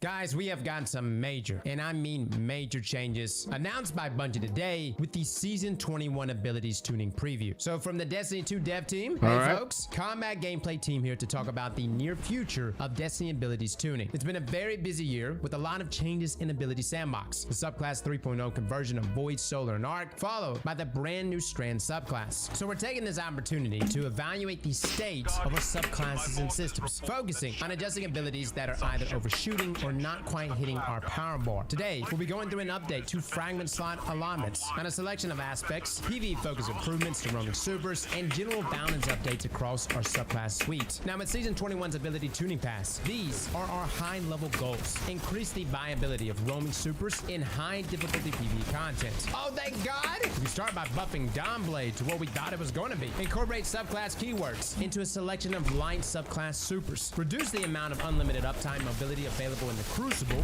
and increase build crafting capabilities of a selection of stasis and light subclass aspects. Interesting. Okay, let's see. Now, starting with the fragment budget review. Over the last year, we've consistently heard feedback that single fragment slot aspects feel restrictive to player build crafting freedom. Fragment slots are a critical balancing lever that we intend to continue to use to control aspect potency, but we don't feel that any of the current single fragment slot aspects are overperforming to the point of restricting them to a single slot. And so with Season 21, we're we're increasing them to 2. All right. So again, guys, across the board, all your single fragment aspects will be able to add another fragment. That's nice. Now, to set expectations now, we are not committing to a minimum budget of 2 fragment slots for future aspects, and we may change these slot allotments in the future. As we monitor the affected aspect performance following this change, additional updates to the potency level should be expected. So increase the fragment slot allotment for the following aspects from 1 to 2. For Hunter, Trapper's Ambush, Shatter Dive, Gunpowder Gambit. For Titan, Bastion, Juggernaut. And for Warlock, Chaos Accelerant. Guys, this is pretty significant. Like, for real. I've got some builds already creeping into my mind right now. Now, super tuning updates. With Lightfall's release came 2 new roaming supers, Silk Strike and Blade Fury. The tuning on these supers was an experiment to determine where we felt roaming supers could live in the combat sandbox. We're pretty happy with the results, and with Season 21, we're taking a pass at other roaming supers as well as some underperforming burst supers to increase their viability. While there is too much nuance in the Destiny sandbox to completely equalize the performance of something as diverse as our suite of supers, our hope is that this puts them on a more level playing field. Yeah, there's something to be said, guys. These Strand supers, when we did our damage testing for them, they did significantly more damage, Silk Strike and Blade Fury, in comparison to our other supers. Now, one of the ways we're working to increase the viability is through damage resistance. In addition to the damage resistant values that supers have against other players, all supers have additional intrinsic damage resistance against PvE combatants, which we're increasing. With this change, our goal is that supers, in particular melee supers, are more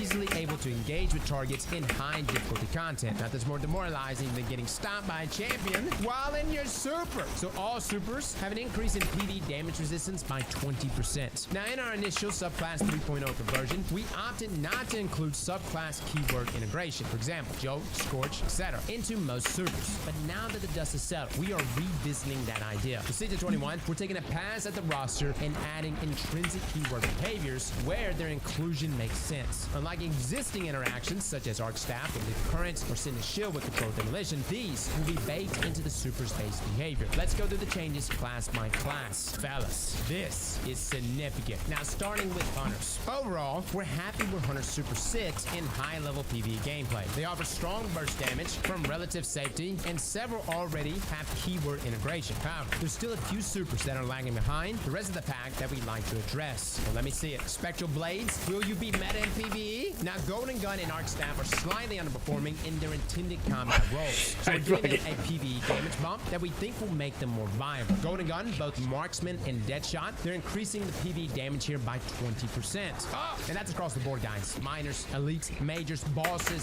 Arc Staff increased PvE damage by 20%. Now, Spectral Blades has historically been a significant underperformer. You're damn right. So we're taking a harder swing here and allowing its heavy attack to weaken targets on hit. We are also fixing a long-standing bug where at maximum attack speed, some attacks could fail to connect. Oh, so this should make it better inside of PvP, which results in significant amount of lost damage output. Now, Spectral Blades increase PvE damage by 35%. The heavy attack also weakens targets on hit and fix an issue causing some right-handed Spectral Blade attacks to fail to connect when attacking at maximum attack speed. This is significant, guys. Now, it says weakens target. I'm assuming it's going to be the 15%. It's not going to be like Tether's version of weaken. That's way too much. But again, 15% on top of the 35% buff that it's going to be getting inside of PvE. Hunters, it may be time to break out Dyke Wizen's Vest. Never thought I would be saying that. Now, when building Gathering Storm for Arc 3.0, we intentionally required significantly higher player precision on the initial throw to separate its role in combat from Nova Bomb. But the current iteration too frequently fails to reward that precision in the Crucible, particularly in super versus super interactions, aka it whiffs a lot. To address this, we're making targeting adjustments to the direct impact and delayed lightning strike damage to increase the payoff for directly landing the staff or properly timing the lightning strike, and increasing the damage Gathering Storm does against stationary defensive supers. So this is just a flat-out PvP buff. Okay. Gathering Storm, direct impact damage versus players increased from 200 to now 300. Delayed lightning strike damage versus players increased from 300 to 500. Again, that's the secondary attack. And lingering lightning tick damage versus players increased from 40 to 60. Now deals increased damage versus Well of Radiance and Ward of Dawn. All right, no lie, these look good. All of them. I still can't believe Spectral Blades just got a buff. I thought Bungie forgot about that super. Dude, if they end up buffing Nova Warp, I'm gonna lose it. Now for my Titans. On the whole, we believe Titan supers are currently falling a bit short in high-level PvE content. Why, yes, it is Bungie. To remedy this, we're increasing the PvE damage of several roaming supers across their Arc, Solar, Controller and Stasis subclasses. While we increased Fist of Havoc's PV damage and Lightfall, its performance in high difficulty content hasn't noticeably improved. So we've more holistically reevaluated its attacks, energy costs, and are enabling its heavy attack to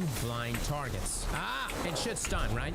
I would assume so. Now, Fist of Havoc, light attack cost reduced from 8.5% to 6%. Heavy attack cost reduction from 18% to 12%. Okay. Increase heavy attack PV damage by 33%? What? Heavy attack now blinds targets near the center of the slam area. So it's actually the heavy attack that applies the blind. Well, that's going to be nasty. Now, while Glacial Quake's heavy slam is in a solid place with strong damage output, the light attack doesn't offer enough of a reward to feel worthwhile in its current state. To address this, we're increasing the light attack's damage against all target types and increasing its speed by 10%. Now, this attack will also benefit from some improvements we're making to the neutral game Shiver Strike that you'll read about further on. But starting with the Glacial Quake, increase Shiver Strike thrust speed while in the super by 10%. A nice buff, even inside of PvP, and increase the light attack damage by 20%. All right, so notice they didn't say anything about PvE specifically here in that statement, so I'm assuming this is going to apply for both PvE and for PvP. Both of these changes here to the Glacial Quake. I like it. Now for Sentinel Shield, Hammer of Soul, and Burning Maul. We're happy with their performance given their additional utility, but we feel that some minor damage increases would significantly help their usability in situations where pure offense is needed. For Burning Maul in particular, we're also making a small quality of life change in its interaction with Sol Invictus aspect and allowing the heavy attack Cyclone to apply a small amount of Scorch. Oh my, give us some ignitions, Bungie. Now, Sentinel Shield, increase PV damage by 20%. Hammer of Soul, increase PV damage by 10%. And Burning Maul, increase PV damage by 10%, now creates a sunspot on Kaz when Sol Invictus is equipped, matching behavior of Hammer of Soul. Very nice. And also the heavy attack Cyclone now applies Scorch over time. Holy hell, fellas, we're gonna have to do so much testing. Y'all know that? It's gonna be a crazy month. Now, next we have Warlocks. Warlocks have generally strong neutral game abilities and are doing well within our expected performance band, but a number of their super options currently feel below the bar in high level content. With Season 21, we're addressing some of these outliers on the low end, focusing primarily on Stormcaller and Voidwalker, with a few quality of life fixes sprinkled throughout. So for Voidwalker, we're increasing the PV damage output of Nova Warp and both Nova Bomb variants, allowing Nova Warp to make targets volatile. So Nova Warp, increase PV damage by 15%, and a fully charged attack now makes enemies volatile on hit. So again, some anti-champion capabilities there. 15% still doesn't feel like a lot,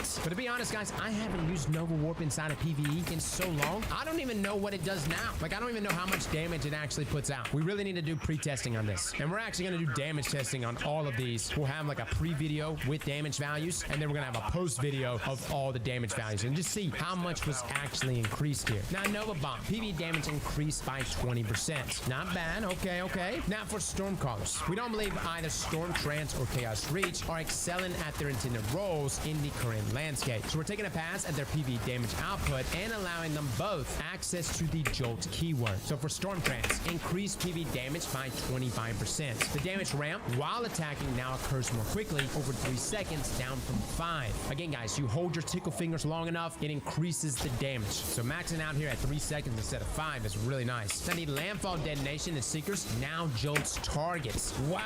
So you'll be able to carry it out, especially against like single targets, doing prolonged damage on top of what you're doing actively with your Storm Trance. Now the big takeaway from that one is the 25% buff. Now Chaos Reach, increase PV damage by 25%. Now sustained damage on a single target now creates a Jolt Lightning Strike at the target's location. Also increase damage resistance versus players from 40% to now 50%. Oh, all right. And increase maximum stray speed from 3.5 meters per second to 4.5 meters per second. Interesting. I never looked at it as like a mobile super though, right? And adjusted the super camera to avoid the player's body, blocking view of targets when strafing. Warlocks, it is time. Look, at one time, fellas, really, Geomag Chaos Reach Warlocks were the strongest in the game, like for both PvP and PvE. Like Bungie had to go in there and nerf Geomags directly. And I will say, man, there was something magical popping that Kamehameha wave and just eliminating everything on the battlefield. But yes, it has been needing a buff for a very long time. Now, I did not say anything here about applying jolts with Chaos Reach. Maybe I'm missing it here, guys, but I'm assuming like the sustained damage applies that jolt, right? It's like Storm Trance said, jolt is caused by the Landfall Detonation and Seekers. So I'm under the assumption here maybe it's like the sustained damage from Chaos Reach, or perhaps it's like the initial damage damage, that's what's going to cause the jolts? We'll see. Bungie's probably going to give us some clarification on that at some point. Now, while we're happy with Winter's Wrath excelling as a crowd control tool, we're giving it a small damage boost in PvE to increase its usability in situations like boss damage phases. So Winter's Wrath increased PvE damage by 10%. No lie, guys, we did a damage test on our supers, and it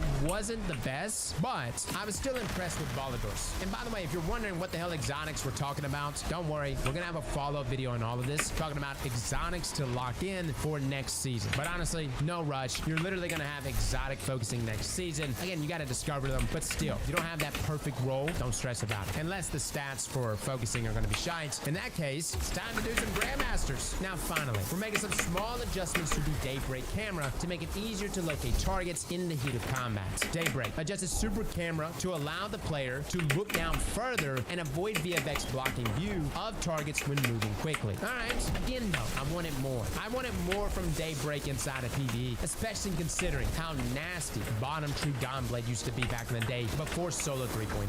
Now, Strand tuning updates. Let's talk about Strand, our newest damage type. We're still in the process of evaluating Strand's performance in the live game, and we expect that performance to continue to shift over the course of this year as new aspects are added for each class. For now, we're making some adjustments to base cooldown times and targeting improvements to pain points that we've observed since Lightfall's launch. So for Hunter, Threaded Spike increased projectile travel range before beginning to return to the player by 30%. Also increased damage versus PvE combatants by 55%. Okay, look at there, Hunters. Believe me, guys, there's a play to be made here. Now, slightly reduce the speed of the dart as it returns to the player to make catching it easier. Increase energy gain for catching the dart based on the number of enemies hit, as it should be. Now pierces Cabal phalanx shields and no longer prioritizes the catch action over the grapple melee if an enemy target is within grapple melee range. Now times Frenzy Blade. Decrease cooldown based on how many melee charges the player has stored. At 0 charges, cooldown reduced by 15%. At 2 charges, cooldown reduced by 30%. Oh, interesting. So Bungie is trying to get us to hang on to our melees instead of just spamming them one after another. Now Warlock, Arcane Needle. Decrease cooldown based on how many melee charges the player has stored. At 0 charges, cooldown reduced by 15%, and at 2 charges, cooldown reduced by 30%. Now increase projectile speed based on the projectile's flight time. Initial velocity increased to 40 meters per second, up from 30, and final velocity increased to 70 meters per second, up from 60. Also increase projectile tracking strength by 10%, aka more unravel melees and faster grapple. Reduce the base cooldown from 105 seconds to 82 seconds, and reduce the minimum time between grapple activations from 2.5 seconds to 0.2 seconds. Now, Thread of Generation. Reduce energy generation provided by some damage over time mechanics. No!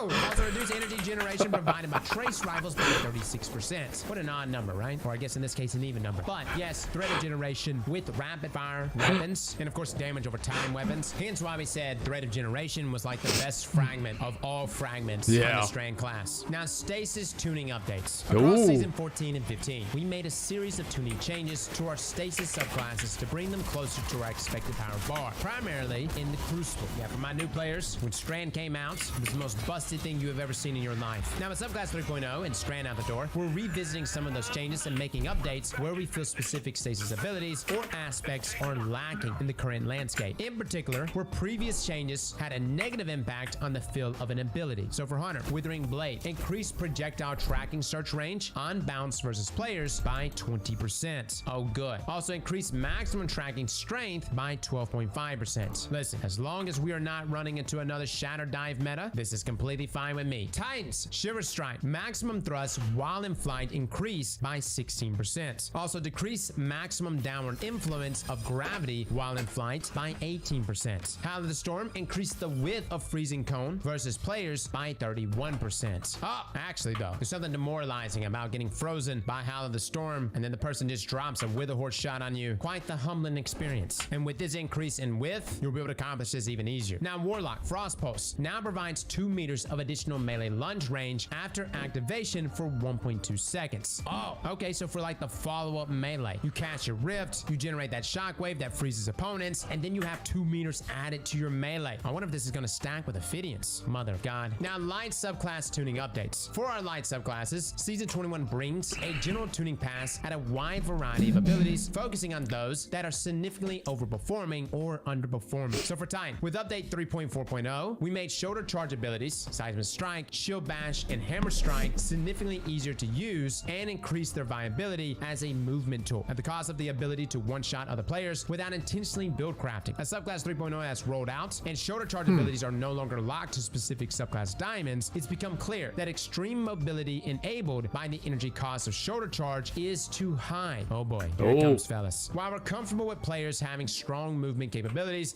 at their disposal, these abilities should have a meaningful trade-off for their use and shouldn't be always on. To that end, we're adding a small melee energy cost to shoulder charge abilities on activation, regardless of whether a target was hit. Now we realize this is a big shift and don't want to punish players who use these abilities primarily for offense, so we're offsetting this change with decrease in their base cooldown. So Seismic Strike, Shield Bash, Hammer Strike now cost 15% melee energy on activation, but base cooldowns are now standardized at 91 seconds. Previously ranged from 101 seconds to 114 seconds. Now based on your strength stat, the effective cooldown on shoulder charges as a movement tool will range from around 17 seconds at 0 strength down to around 7 seconds at 100 strength. AKA Bungie is tired of us spamming shoulder charge over and over. I'm not gonna lie guys, I pretty much use shoulder charge as a means of movement rather than using it as a means to get a kill, right? With that being said though, this is gonna make you either prioritize strength or only use your shoulder charge in situations that you really need to use it. But I will say that hurts, man. I mean, it really does. For me, it does. I use shoulder charge so much just because I love the movement, right? And considering we don't have Twilight Garrison in the game, it's nice having something there for movement, considering how mobile hunters already are naturally and how most warlocks are using Icarus Dash or even the likes of Blink. I feel like shoulder charge was like our thing, right? But considering how many people are playing Titans these days, I felt it was only a matter of time. Now in Season 21, we're also making some adjustments to Knockout. That is a good thing. Shield Throw, Throwing Hammer, and Sunspots. Knockout currently offers a large number of easy to activate powerful effects, and the most prominent of which is its long duration melee lunge bonus, which has proven to be extremely difficult to combat as a potential target. Yes, mainly due to rubber banding Bungie. Now to bring this aspect's potency closer in line with that of its peers, we're reducing the melee lunge bonus it provides from 2 meters to now 1 meter. Now to offset this change in PvE, we're also increasing its uncharged melee damage bonus versus PvE targets from 60% to now 100%. Well, that is a clear win for PvE players. Personally, I still don't think we need anything boosting our melee range in game, considering how bad rubber banding actually is. Fitting aspects is a problem. Knockout is a problem. Syntheseps is even a problem. And I know a lot of people right now, I know you're probably listening to this saying, Cross, stop. You're asking for nerfs. How could you? But until Bungie actually gives us servers that can handle characters literally bouncing all over the screen when they're going for their melee, it is so hard trying to kill someone that is in the process of rubber banding because they're literally moving 7+ meters with every single melee hit. He's not wrong. Now, Knockout, lunge range reduced from 6.5 meters to 5.5 meters. Uncharged melee PvE damage bonus increased from 60% to now 100%. Good change across the board, guys. 5.5 meters. We'll have to see exactly how that plays out, but this was a long time coming. Now, for Shield Throw and Throwing Hammer, we're making a few improvements to their usability, primarily against fast-moving targets. So for Shield Throw, increase base impact damage from 60 to 70. Also increase consistency of finding and adjusting initial trajectory toward a new target after a bounce. So similar to what we saw there with like Withering Blade, it should seek targets better, at least from what's stated here. Now Throwing Hammer now adjusts its initial flight trajectory based on your aim assist target. Oh, tracking hammers? I will say, if you're gonna nerf shoulder charge, at least give us some better options here. Now with the launch of the Witch Queen last year, we implemented a preemptive tuning change to reduce the amount of damage Sunspots dealt to players. Sunbreaker's performance is currently trailing the rest of the Titan subclasses in the Crucible. You damn right it is. So with Season 21, we're walking that change back slightly to make Sunspots a safer haven for Sunbreakers and their allies, and better at encouraging enemies to keep their distance. So Sol Invictus increased damage dealt by Sunspots to enemy players per tick from 17 to 22. Wow, come on Bungie, just let it happen. I remember back in the day when you made a Sunspot inside of Crucible, if an enemy even dared step in that thing, they just melted. Now for Hunters, we're making a series of targeted changes to Night Stalker and Gunslinger melee abilities. Now for Night Stalkers, we're increasing Snare Bomb's effectiveness as a debuffing tool to help enable more offensive playstyles and furthering their ability to support their allies. Now Snare Bomb, increased PvE, weakened duration on detonation from 4 seconds to now 8 seconds. And again guys, Richard Dodge, you can just refresh this, right? That's what's so nice here. Now for Gunslingers, Proximity Explosive Knife and Weighted Throwing Knife, particularly on mouse and keyboard, have dominated the performance charts, with Lightweight Knife struggling to land in its intended role as an easy-to-use melee option. To bring these back into our expected power band, we're shifting the damage output of Proximity Explosive explosive knife slightly further towards direct impacts, reducing the ease of use of weighted throwing knife for mouse and keyboard inputs, especially at very close range, and making lightweight knife easier to use for a broader range of player skills.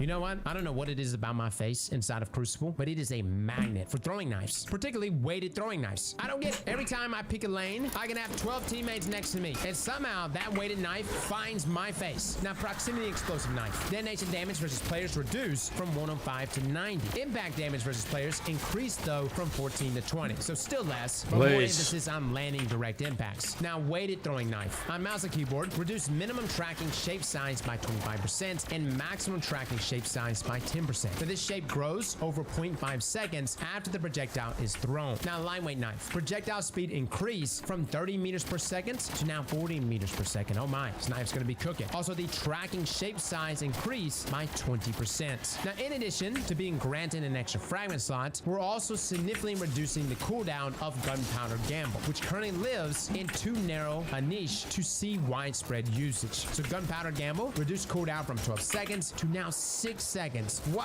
I'm gonna be perfectly honest, guys. I've used it all but one time inside of PvP, and that is it. But with that being said, I love the idea of it. Like, I love how it performs, the creativity surrounding it. With this drop here in cooldown, I think we may really try to use it more. Now for Warlocks. Warlocks, we've got changes to Incinerator Snap, ball lining, and a pair of Chaos Accelerant boosted grenades. Oh my. During Season 21's development, we identified a bug with Incinerator Snap that resulted in the projectiles failing to proximity detonate. We fixed this bug and needed to make some tuning adjustments to compensate. In PvE, Incinerator Snap should feel more consistent and keep roughly the same damage output that it had in previous seasons. We didn't notice that here recently, guys. You know, our Colonel Mustang build just wasn't hitting the mark for us here recently. Like, we still made it work, but Celestial has always been the go-to choice, especially inside of Crucible. Now, in the Crucible, however, Incinerator Snap's total damage has been reduced slightly to offset the dramatically improved consistency. Damn, it must be good now. Now, Incinerator Snap, fix an issue preventing the secondary projectile arming shape from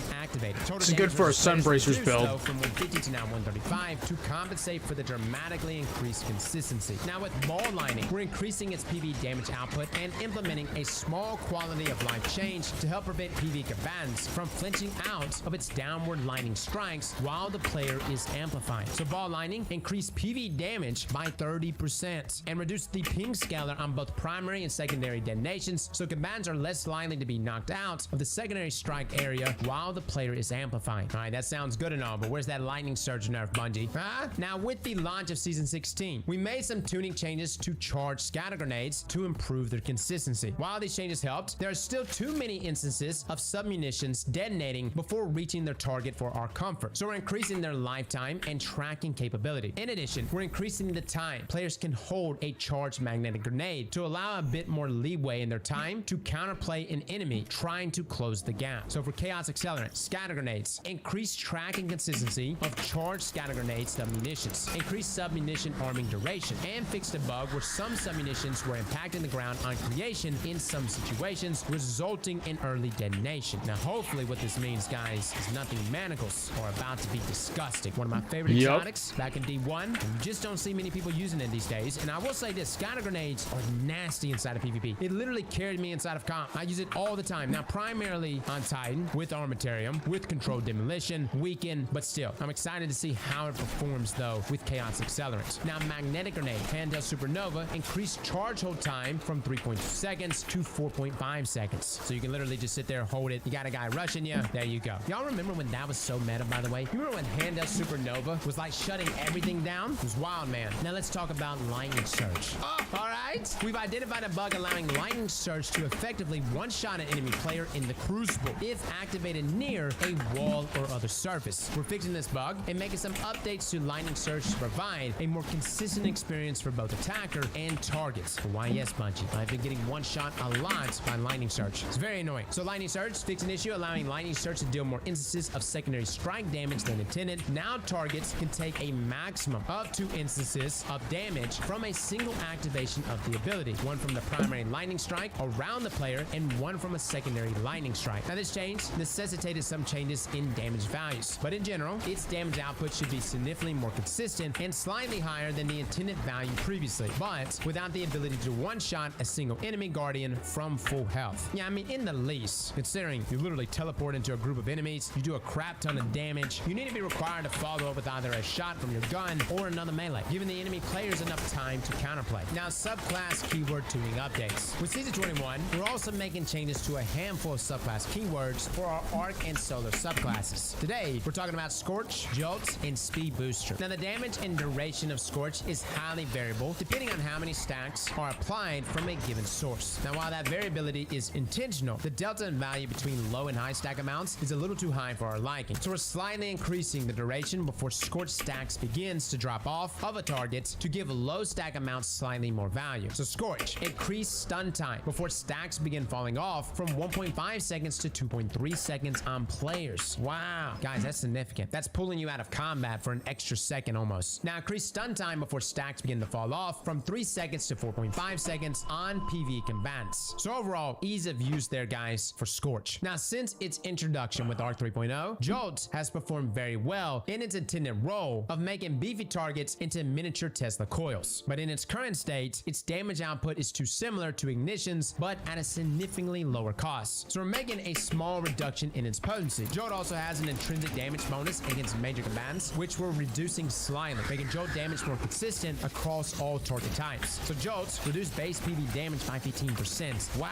Also reduce additional damage scalar versus major combatants and PvE by 20%. All right, so you know what I'm getting from this, guys? It's a good chance we're gonna have Arc Surge next season. So Bungie wants to go ahead and deal with Jolt right now before we have like another season of the Plunder. I will say the Heart of Inmost Light did get a nerf. It's good. It's definitely not as good as it was, but toning Jolt down is gonna affect a lot of things. It's gonna affect a lot of builds. It's gonna affect Two-Tailed Fox. Yeah, we've got lots of testing to do. Now with Speed Booster, we're making a handful of quality of life improvements. Specifically, we're making its activation time slightly shorter while increasing its linger time after stopping a sprint to make maintaining an active Speed Booster more achievable in combat. We're also slightly reducing the additional jump acceleration it provides. That's actually good on the jump acceleration part. It doesn't necessarily mean you're covering more ground, by the way. Now, Speed Boost. Bonus jump acceleration scale reduced from 1.5 to 1.25. Now activates while sprinting after 2.5 seconds, down from 3 seconds. So a faster activation. Now lingers while the player is not sprinting for 2 seconds, up from 1.5 seconds. Good. So when you stop and go, you'll be able to hang on to it for an extra half a second. And fix the bug where if the player was already sprinting and then became amplified, Speed Booster would not be granted. All right, now that's it from us today. This isn't the complete list of ability changes coming with Season 21's launch later this month. Holy hell. We've got more, so stay tuned for our full list of patch notes on launch day. As always, we'll be monitoring how these changes land and we'll adjust accordingly based on both data and feedback. All right, well guys, let me know what you think. Big changes, massive. Roaming supers are back. Really, guys, in a big way. We have so many exotics to talk about, so many builds that are about to become potent that nobody even knew existed. And for good reason. We've really leaned into more of our neutral game abilities. And then on top of that, in-game PvE, we've looked at things like Well of Radiance or just one and done shutdown supers. And I'm not saying those things aren't still going to be good. But when it comes to content like Grandmaster Nightfalls, it's going to sound crazy, but rocking Spectral Blades, that may in fact be the meta. Guys, we will be testing this extensively. And what we're probably going to do is get a list of all Ghost these things Blades, here. baby. We're gonna test things out right now in the current sandbox and just see where the damage values are for each of these supers. How much damage we can get at maximum before these changes go live. And that way, after the changes go live, we can show those pre and post values. That way you get an idea of how these changes stack against each other and of course how they stack against their previous versions. Again, if you want to see any of this testing live, we do it all on our Twitch, guys, pretty much every single week. So come on by. We would love to have you. Well, fellas and ladies, thank you all for coming and watching. And as always, slap that like button like your mama told you right.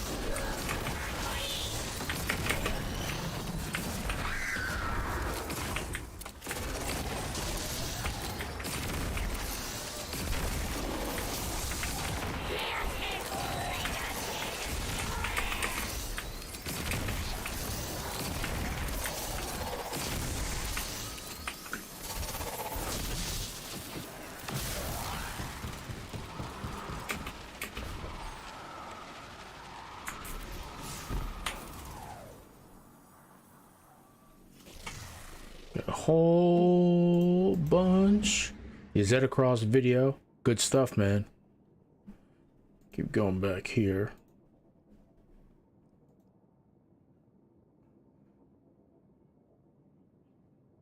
Al Woods coming to the Jets. All right, guys, what's going on? Welcome in. Huge Jets news here.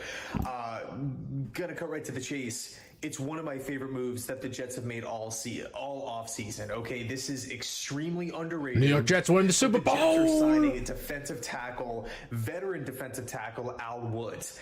Add him to the mix. Add him to the mix. Okay, now obviously word got out early this morning that the Jets are going to be bringing in veteran wide receiver Randall Cobb, somebody who knows the Nathaniel Hackett system, somebody who's actually had a lot of playoff success, somebody who's not only just played with Aaron Rodgers but is extremely close to A-Rod. So, you know, if we're talking about a fourth, fifth wide receiver on the depth chart, you look at Randall Cobb, again, a veteran option, cheap one-year contract. Sign me up for that every single day of the week. Now we're coming back later on in the day, striking again in the defensive tackle market. This is we look at the defense last season, right? Everybody talks about it. Sauce Gardner, great C.J. Mosley, like Quincy Williams bursting onto the scene, Quinton Williams, the All-Pro season. There was a lot to talk about last year. Defensively, what is this? One of the best free agent signings, one of my favorite free agent signings that the team made last year. But we lost quite a bit of players on the defensive line. Yeah, we brought back Solomon Thomas and brought in Quentin Jefferson from Seattle, but this is the type of move that you can place Al Woods into the defensive line in the 4-3 system, and he's going to do the dirty work. He's going to take on the double teams. He's going to free up edge rushers, free up Quentin on one-on-one matchups, help stuff the run. Al Woods is a guy, what is he, 6'3", 330? Not really a pass rusher, but that's totally fine. We don't need him to be a pass rusher, right? I think Jefferson and Solomon on the inside, along with Quinton, can really make up some of that pass rushing production. I mean, when I looked at this team pre-draft, I'm like, man, we really need a run stuffer here. We didn't get one. And I was thinking to myself, like, okay, A'Shawn Robinson is now off the board. I was thinking maybe Ioannidis, but Al Woods, he's been my guy since the beginning of this whole process. So, man, just a couple more finishing touches here, like bringing back Quan Alexander, potentially adding another safety to the mix. I mean, Adrian Amos is still on the open market. Ironically enough, a former Green Bay Packer and Aaron Rodgers teammate.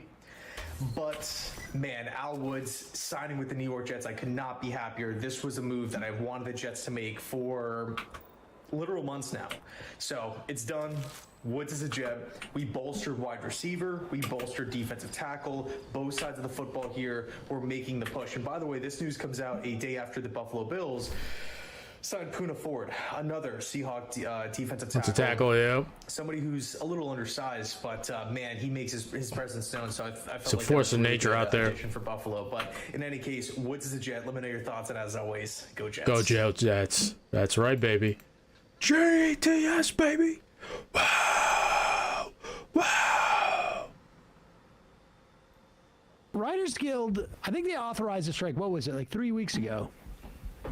And I had talked to people at that time. I have a lot of friends, obviously, in the Writers Guild Union, and the Writers Guild, not the Writers Guild Union, the Writers Union or the Writers Guild, and they were pretty skeptical, you know, like 3 or 4 weeks ago when the vote authorization happened. Because in the past, like when the last strike was, I guess, in 2008 or 9.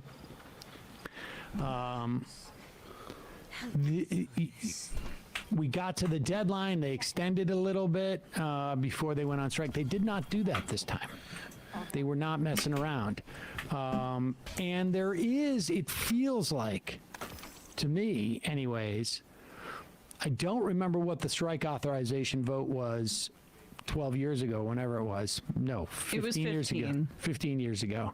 I don't remember what the strike authorization was, but this time it was something like 89% of like 85% of people who participated in the vote. I mean, so it was pretty high this time. And again, you know, a lot of these writers are, you know, the type to be not quite union-y. or at least some of them back 15 years ago. Yeah, I'm curious, like relative to 15 years ago, do you think like the mood is different now? I think the mood is different, and this is complete. You know, I'm outside of that business. I know people, but I think the mood is different, not just amongst the writers, because you have younger people in there who have like a higher, you know, like all the reasons that Jane McAlevey was telling us. But I also think that the actors, I think like the people who rely on the writers, they are also have a different perspective towards this. More united.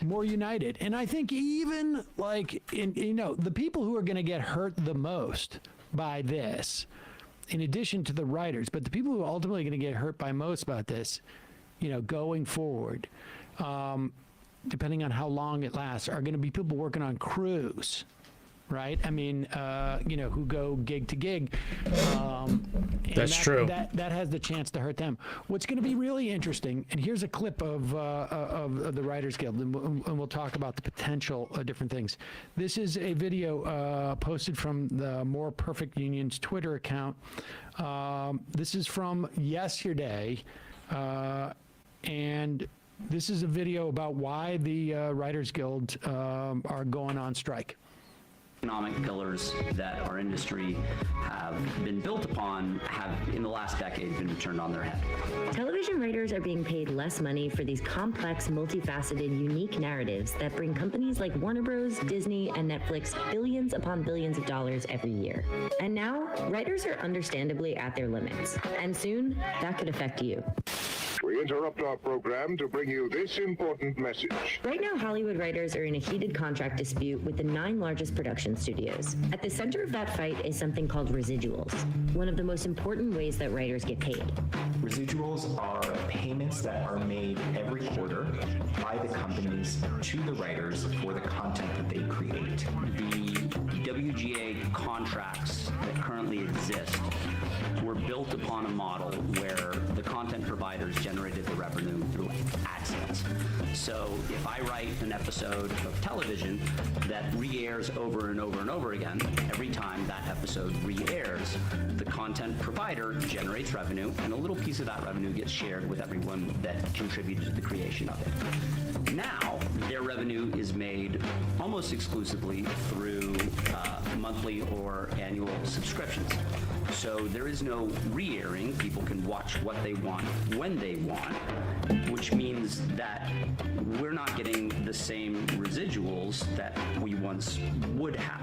What I'm accustomed to as a broadcast writer, as a residual, like $20,000 for an episode of TV. In streaming, I just got a check for the same project for $23. And what's happening a lot is that at a certain point, after a certain couple of years, a streamer has to continue paying residuals, and instead of doing that, they much rather just pull the product from their app. And so that's what we're seeing a lot of content that we create 5 years from now, completely gone, and we are not getting any residual compensation out of it. So if you have a favorite show that you loved that you can't find anywhere anymore, it's because those content providers don't want to pay the creators of the show for the right to air it. Remember when HBO... And, look, the bottom line is the older contracts, the business, was the payments were based upon the expectation that shows could have a life in sort of secondary, tertiary markets, even more, and that's the way you get paid. And then when that dries up, you need a commensurate change on the front end if that's the way you're going to do it, and they're not, and of course that's what this is really ultimately is about. I mean, is that the taken like the old model doesn't work, and as this thing is transitioning, the studios are making all the cash. But I just think what's going to be interesting to see now, the thing to watch is, and I know SAG, I just got an email about it. There's people going down and picketing with the writers. But what's going to be interesting to see And I don't think there's going to be too much pressure to do this initially. But what's going to be interesting to see is if writers, I should say actors, directors, I don't know, production unions, if they decide, you know what, we're not going to do the productions. Because if a show is in production now, let's say, for instance, I don't know, let's say Hugo's hot dogs. It's a fictional animation. There's like probably at least 2 or 3 scripts that are already done. The animation hasn't happened, but we got to go in and record it for Hugo's Hot Dogs. Maybe there's 2 or 3 that are, pretty close to done, or at least 1 or 2 that are probably definitely done. The question becomes then, do the actors go in and record it? I would say if the record was going to happen, today or tomorrow or, all this week, definitely they're going to go in and do that. You got a lot of production people who are relying on that. But if the strike continues another week or 2, you may start to see other unions decide like, hey, we're not even going to work on the product that already is out there. Well, is Hugo's Hot Dogs a Fox show still, or is it on it's a Netflix original or something? Same stuff. Is it? But my central question, I need to read more about this, is I understand from the residuals for re-airing of the episodes is really hurting people's pay here, but are streaming services also gigifying their pay on the front end in addition to the fact that the traditional model has been undercut? Are streaming services like Netflix and Amazon even worse offenders than the traditional network show? I don't know. By the time the last script I wrote was for AMC, and that was, I think, 11, 12 years ago. So I never wrote anything for a streaming outfit, but that seems central to the concerns here. I think the concern is not, I don't think, the upfront pay as much as sort of like how you get it on the back end. And the only other issue that is also changed is that the way that they order TV shows in this era is different. You used to I'm going to get a 9 or 12 episode order, and that's locked in. I think these streaming ones do it shorter, and they do shorter seasons, and they cancel shows as soon as they don't. I'm pretty sure that their algorithms model how long people are hooked into a show. And yes, if people they do. Aren't watching it all the way through, or this immediate kick with the show on the streaming service, they'll just cancel it immediately. So there's less of the ability for these shows to have longer shelf lives. That happened with Lovecraft Country, right? That also happened with that other Netflix fantasy show. I would guess too that there's never been more TV content out there than ever before. Never ever. Necessarily. That's the thing, is that we have mechanisms to replay these, and so that also hurts them on the back end as well, because the market's so saturated, and they're still using models from when there was a 10th of these programs for people to choose from. Yeah, it's no coincidence that the last strike was 15 years ago, because 15 years ago, Netflix was not doing original content. All you had was HBO in terms of it wasn't even a streaming service, but it was similar in the sense that it would just, you could, wasn't even fully on demand maybe by that time. I can't quite remember, but it was a very different landscape than it is today.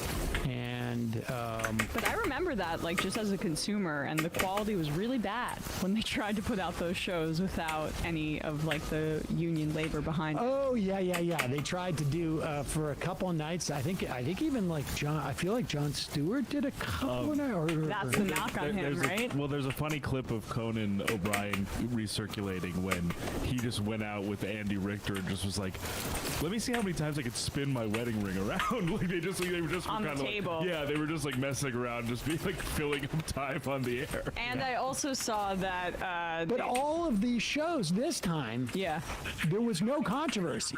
You know, even Jimmy Fallon said immediately, like, we're not gonna do a show. Good. And you know, I think part of it is there is just like this. We have a younger generation. They are much more sensitive to unionization, to these issues of workers. I would also say things like social media creates a lot more pressure to not be a scab. I also think, oddly enough, like the level of competition, the intensity is lower. It seems to me. This is just from my perspective from the outside. Because 20 years ago, there was like a night, there was a late night king. Right. And then there was a couple of people trying to get there. And now there's like 43 late night shows, it feels like. Right? I mean, I'm not disparaging him. It's just like, there is, the same thing with television. Like when I was involved in television, it was like, there were a couple of shows that you'd never heard of that had been on for like 10 or 15 years, and they were usually like a Friday night on ABC. And like, Buried. Now there can be so-called hit shows. I never heard of any of them. Yeah. Like, and I also heard that it's not just because I'm out of it. Like this has been retold to me by other people. I mean, I like watch something and I like basically like things seem so transient now. Like I watch something and I'm like, oh, I guess I did see this. I don't remember it at all, but I started watching and like, oh yeah, I enjoyed this like 16 months ago. But that's why water cooler television is so much better. It sticks in your mind, like the Sunday releases on HBO. That will always remain, I think, king. But like Conan, to your point, Bradley, sorry to cut you off, but I also heard he paid all the salaries in full for his writers. Jimmy Fallon's like, I have no chance of doing the show if people aren't writing my jokes, so I'm not even going to try. And then I also saw a funny story too about how Steve Carell called in sick as opposed to coming in to do like the scab scripts by saying he had enlarged balls, which is a good. But go ahead, Bradley. Sorry. I was just gonna say, to your guys' point, like, I think you look at like you look at some of the catalogs for these streaming services, and you almost wonder, like, there has to be a real discrepancy between the amount of eyeballs that can get on these things relative to the amount of titles there actually are. So it almost just seems like, regardless of, Netflix is obviously super obscure in terms of how they don't release their numbers. Or obtuse, excuse me. They don't release their numbers. Unless they're like very cherry picked. For some shows, I imagine there's just a real disparity between production cost for those things and people actually watching them. Well, but the other factor is not necessarily there is value for a Netflix or an HBO to have a show that's critically acclaimed, even if nobody's watching it, right, because it presents it is a loss leader is what it's called, and that has been a long time sort of strategy. If you can get a show that gets you Emmys or whatnot, or has critical acclaim, or that has value. So we'll see. We'll be following this, and we'll hopefully we'll talk to somebody if something if this continues.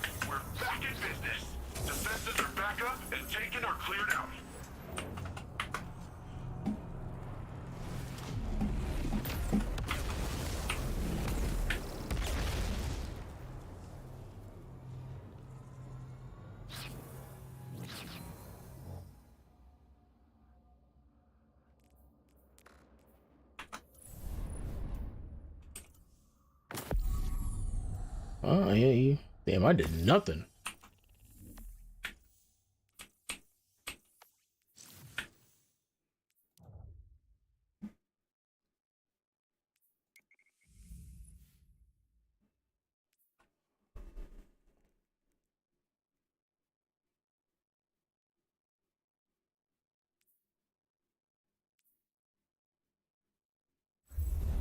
Wait, what? What's the difference?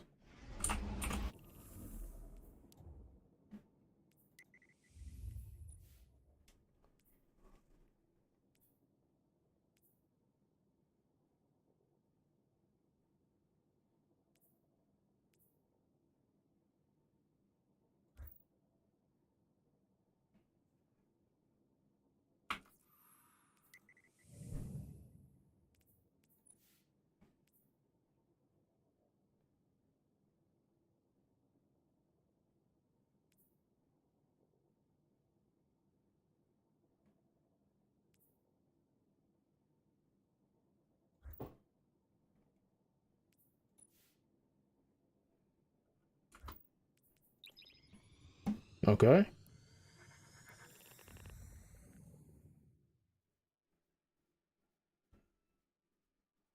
Dude, Bruce got banned again for What's what? up, guys? Streamer TV, and first up in the news we have Bruce Dropomoff. Today he received a ban from Twitch, but Bruce as of yet has not responded to his ban, so it's unclear what prompted the streamer to receive his latest suspension, but speculation has been going around on this clip where Bruce was talking to another streamer in a debate and he said multiple times the N-word and he called the streamer gay. Now I can't show you the clip due to YouTube's rules, but I'll share it on my Twitter page so you guys can go and check it out. The link is in the description, and share your thoughts in the comments. Guess a surprise streamer with a God-given talent. I just turn to the side. I don't be randomly twerking.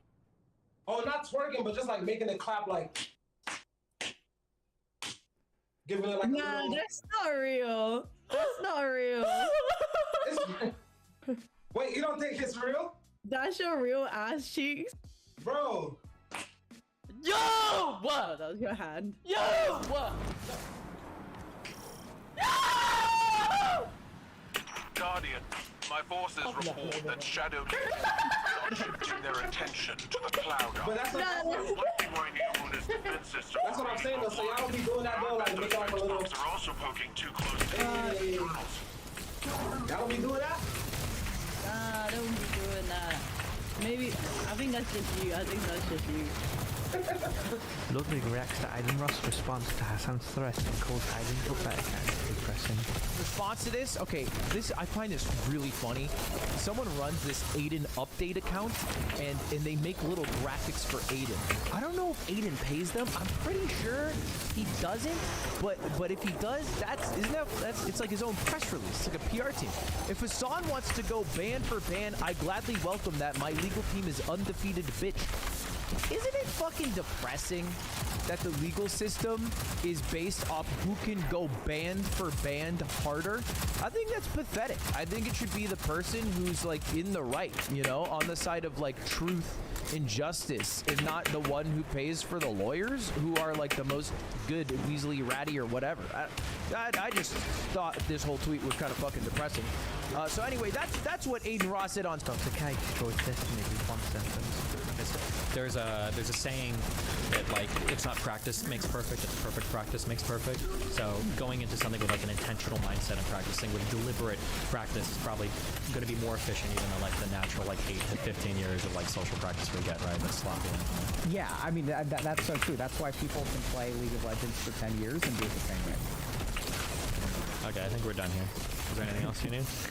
Is that a dig? It Oh no, I'm just fucking. No, I'm fucking. I'm like Heartstuck Diamond. I mean, I'm getting worse at Dota every year. That's not. Hassan unfazed after hearing the streamer's threat. Hassan, we gonna go to war! I swear to God, we gonna purge your ass, Hassan!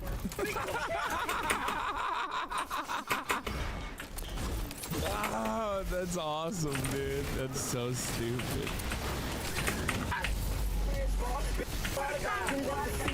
I don't even know who this motherfucker is, dude. What the f— Oh, that's awesome. Aiden thinks you are his ops, bro thinks he's a rapper. Hassan bought a $3.5 million house in Texas. Hassan actually, people don't know this. He bought a $3.5 million house in Austin, Texas. Fucking knew it. That capless scumbag. Look at this guy. I have to clarify. I did not buy a $3.5 million. That's what was reported, but that's not true. I mean, these guys, it's absolutely ridiculous. One, I would not buy a house in Austin, Texas. That terrible Republican hellhole. Okay, I absolutely would. I think try and log only picks with chair. Okay, I'll be 1 minute 60 seconds. Starting. Taken blight. Now, Shadow Legion are forcing Taken into that vent. Oh, there's the chair. That chair. That thing. That thing wasted 15 minutes of my life. I sat there looking at that thing, waiting for it to stop, and I realized it's a fucking. Especially under the that motherfucker. We need to that get in piece there of and stop them. chair, bro. I literally, bro. Oh, it's giving me. I'm actually getting like a PTSD trauma right now. I'm getting anxiety right now.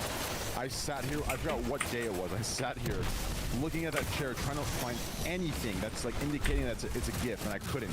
And I sat here waiting. I'm like, why is it not slowing down? Or is it slowing down? Oh, it is slowing down. I'm like, no, it's not.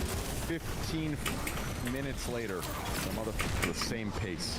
Squeaks W. I've recently become a big fan of Squeak since like 3-4 months ago, and I saw him at Streamer Awards, and I went up to him. I built up the courage to finally walk up to him and say hi and be like, hey, I really appreciate your content.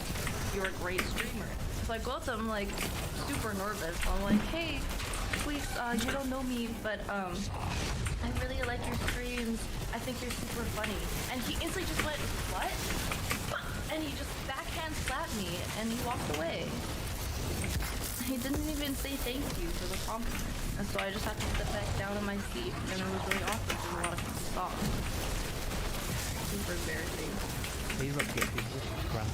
Oh my god. Can you link me a song? You guys like know what you're doing? Come on, man. Just clear them out. Like, don't res me in the middle of like a bunch of enemies. Come on, man.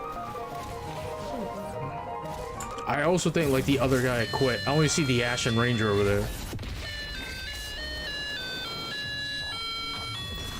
Video silence. Just survive till I get back. What? Is this like a ghost town? Video surveillance in progress. Oh yeah, well how do you like this?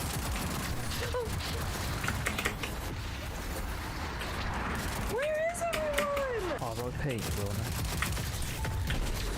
You guys hear that screaming? Are you okay?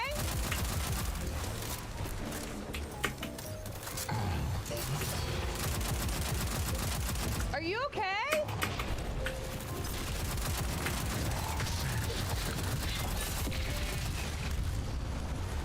I don't know. Maybe he's dead. Okay, so. Best impression done for you, man.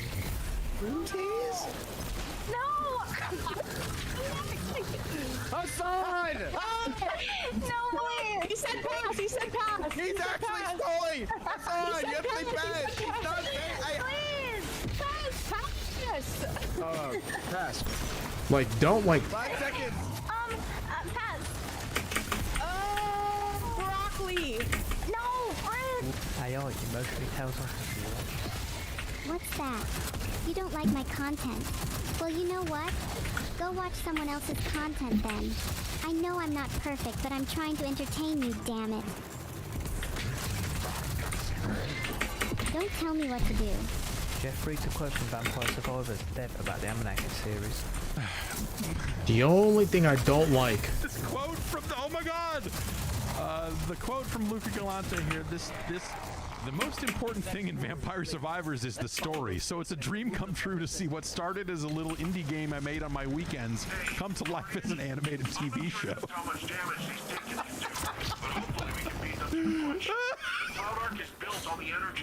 Oh yeah, the most important thing in Vampire Survivors. That's very good. That's extremely great. That's an extreme. That's a perfect thing for. Dia gets a booba biscuit. Hello? Hello? Hello? Hello?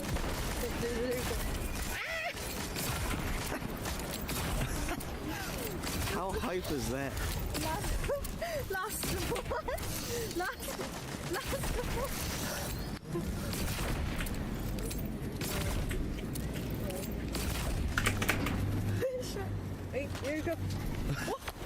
Hey, Pogu. Pogu.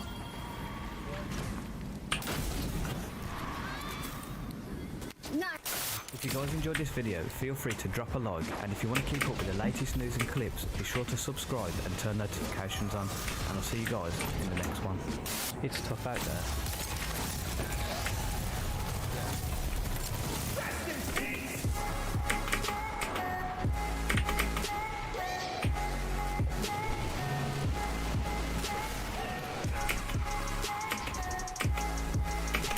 There's got to be a way to destroy these flights. We can't let more of them form.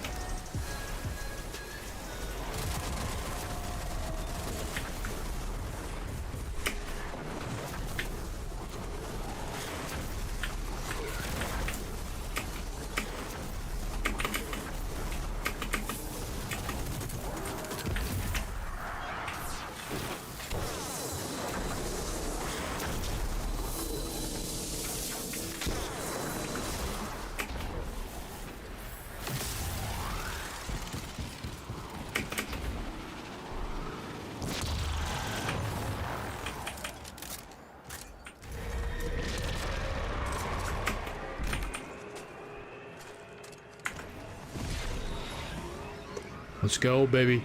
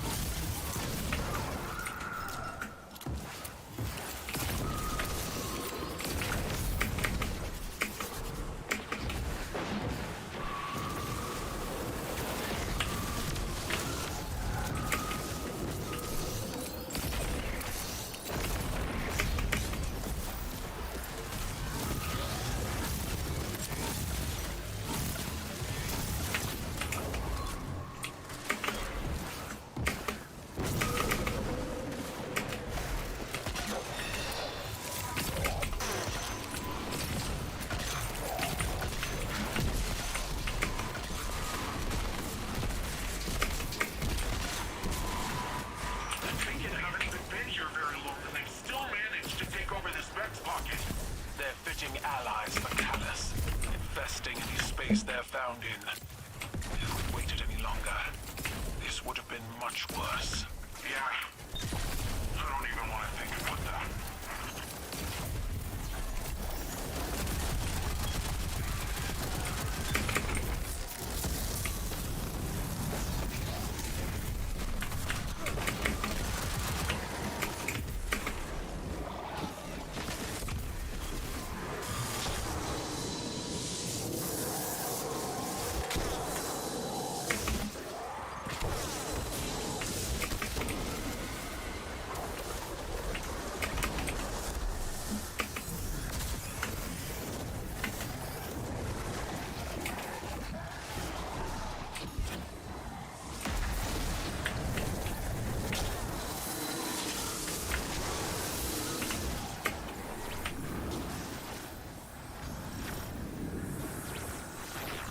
Much simpler.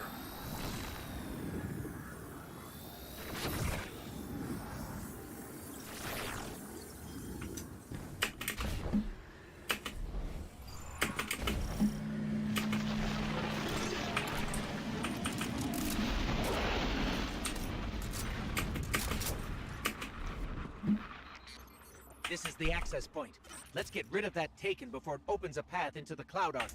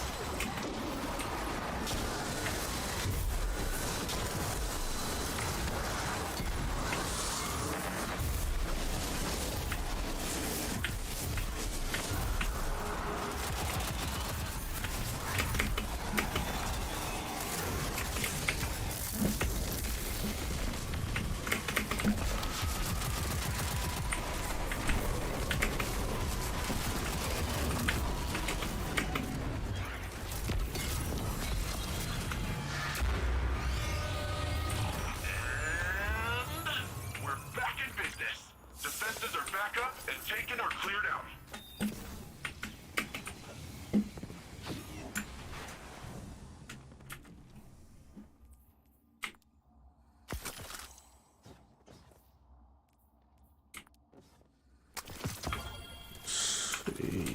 What did I do? I don't think I did too much. Nice. Didn't get the highest score though. Got 37 Vanguard medals.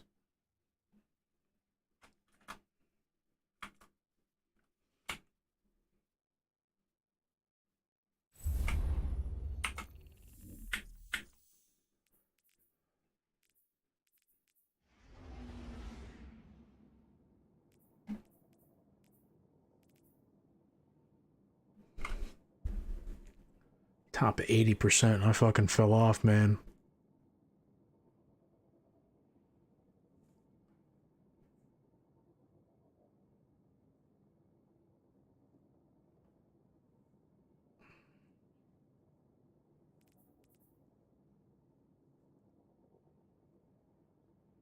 Achieve a platinum score for this week's.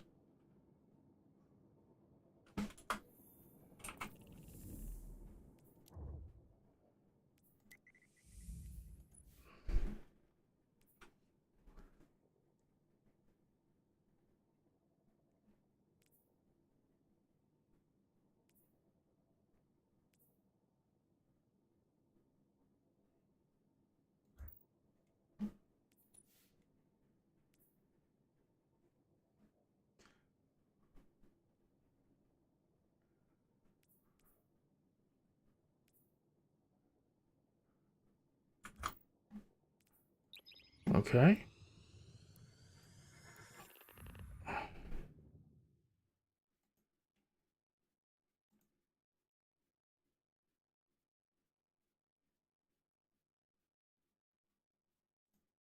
So we have some colossal news in the world of media.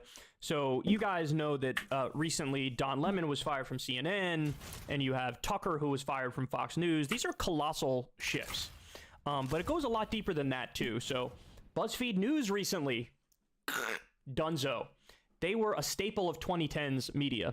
538 recently axed Nate Silver. 538 was Nate Silver's baby. Without him, it's not really 538 anymore. Yep. Gawker Gonzo, you guys know that. So all these 2010s era media giants, these behemoths, are now done. Well, this is perhaps, in my opinion, the biggest of them all, biting the dust. So the New York Times says, Vice is said to be headed for bankruptcy. The company, which was once valued at $5.7 billion, has been struggling to find a buyer this year. Wow. Vice. Now, if you don't know enough about Becky it or Benson. whatever, don't worry. I'm going to explain it all How to you are in just a you? minute. I appreciate you asking. I'm doing good. Vice, the brash digital media disruptor. Just watching some videos. Kyle Kalinske over here, and then playing some Destiny 2. According to 2 people with knowledge of its operation. The filing could come in the coming weeks, according to 3 people familiar with the matter who weren't authorized to discuss the potential bankruptcy on the record. The company has been looking for a buyer and still might find one. Streaming for a while too. More than 5 companies have expressed This is interest actually in like acquiring Vice, pretty according to interesting, like what's person happening on the discussions. The chances of that, with like however, are Vice. growing increasingly slim, said one of the people with knowledge of the potential bankruptcy. A bankruptcy filing would be a bleak coda to the tumultuous story of Vice, a new media interloper. That's stream's good. Stream's good. Just chill. To invest hundreds of millions of dollars. Usually stream like pretty early in the morning. You're already seeing what to like C-SPAN. Here, look. Let me pause Kyle here too. That's actually a good little pause there for Kyle. They usually stream like pretty early in the morning to catch up with C-SPAN, their Washington Journal, bring some class to kick here, and then you know, just do like whatever going into the afternoon here. Try to stream like some pretty long hours to get the rep up here. I'm actually like pretty good for now, but I appreciate the offer.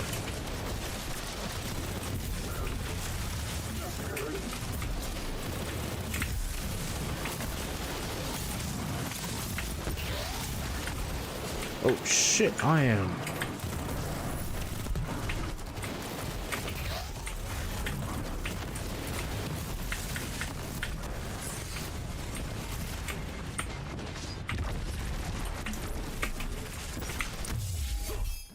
Boom.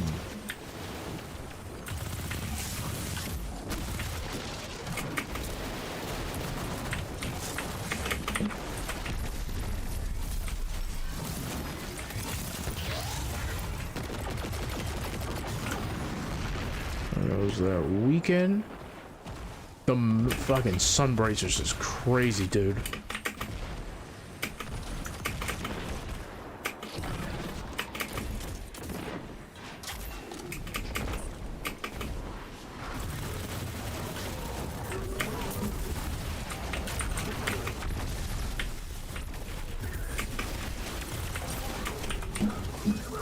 Just make everything volatile.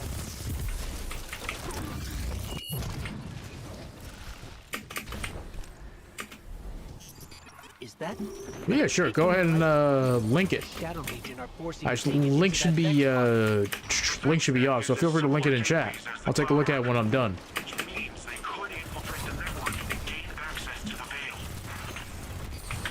Taken are relentless, especially under the witnesses' control. We need to get in there and stop them.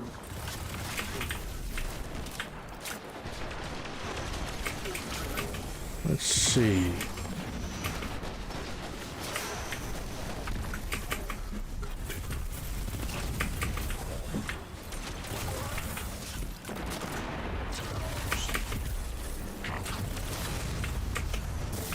Oh man, I forgot. I don't have fucking.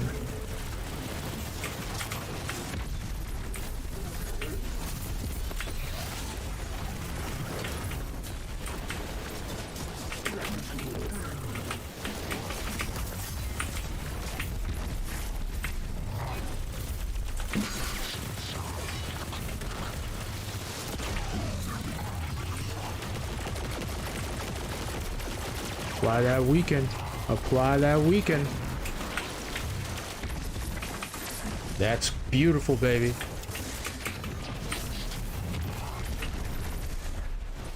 You gotta love explosions everywhere. Big old purple explosions.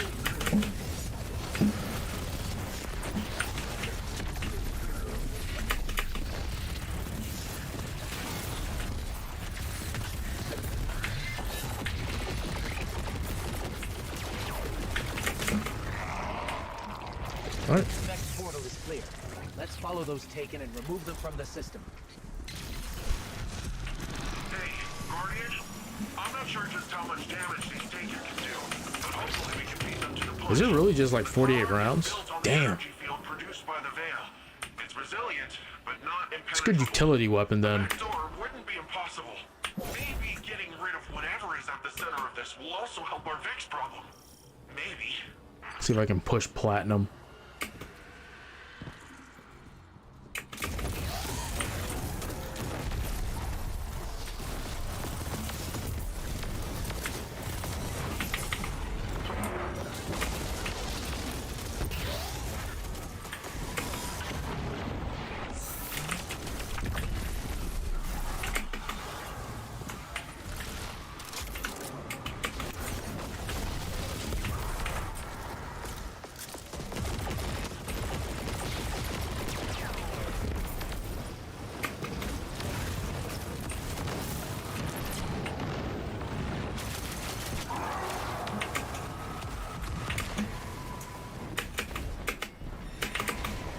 Oh, I got no more. But I think that's the last of the unstoppable champions.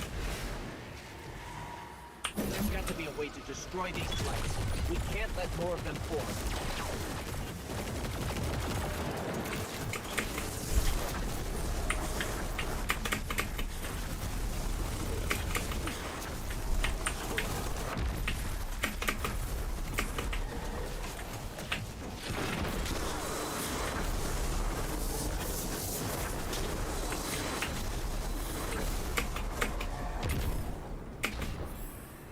Boom, boom, boom, boom, boom. And when we're traveling up here, I can restart Kyle here. The main problem was they were the outsiders. They were the anti-establishment, independent media people. And then they decided, let's actually sell out to establishment media. And from then on out, it was just a slow decline into irrelevance. In 2017, after a funding round from private equity firm TPG, Vice was worth $5.7 billion. But today, by most accounts, it's worth a tiny fraction of that. In the event of a I mean, bankruptcy, they had to Vice's largest survive somehow. debt It's holder, still a Fortress business. Investment Group, could Like, end up I hate controlling that the like company, take said though. one- It's a business. said one of people. Okay, it's a weird sentence. Vice would Vice would continue operating normally and run an auction to sell the company over a 45-day period, with Fortress in pole position as the most likely acquirer. Unlike Vice's other investors, which have included Disney and Fox, Fortress holds senior debt, which means it gets paid out first in the event of a sale. Disney and Fox, which have already written down their investments, are not getting a return, the person said. Vice Media Group has been engaged in comprehensive evaluation of strategic alternatives and planning, Vice said in a statement. The company, its board, and stakeholders continue to be focused on finding the best path for the company.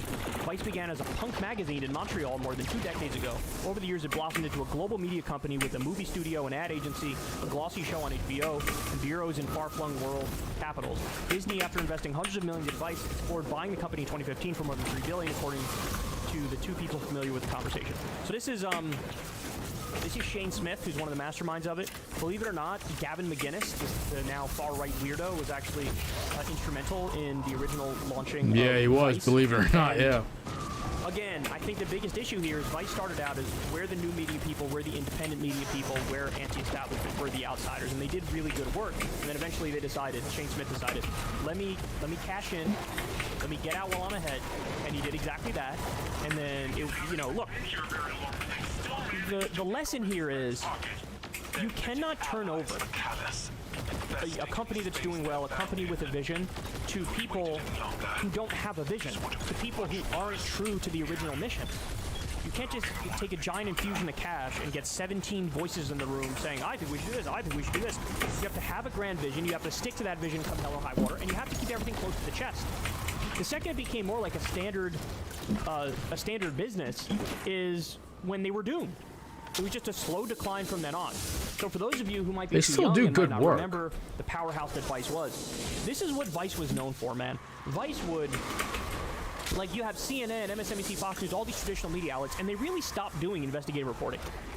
They really stopped doing, like, hard-hitting, on-the-ground, really interesting stuff. And so Vice decided, what if we only did that? What if we decided, I'm going to take a crew of 3 people with a GoPro or some camera or whatever, right? And let's go do a ride-along with ISIS. What? You're going to do a ride-along with ISIS? Or Al-Qaeda? You're going to, some of the earlier stuff they did was fucking wild, though. Who's on the verge of being cooed. But it was good. Or you're going to go right smack dab in the middle of a raging civil war, or you're going to go right smack dab in the middle of, a crack den with junkies all over the place to report on an overdose epidemic. Like, they would actually say, this is the access. Let's take cameras into places that are terrifying, where nobody wants to go, but people will be interested in learning about what's going on. That's what they would do. And so here, I'm just going to give you one example here. This is one of multiple times they were embedded with ISIS and, like, engaged in the fighting on the ground, whether it be in Syria or Iraq or elsewhere. This one happens to be in Syria. But this is what Vice was known for.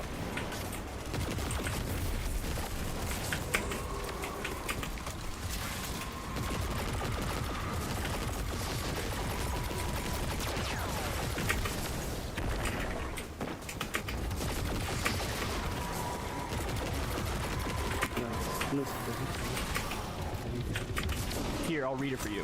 Where's the lighter? I just need a lighter.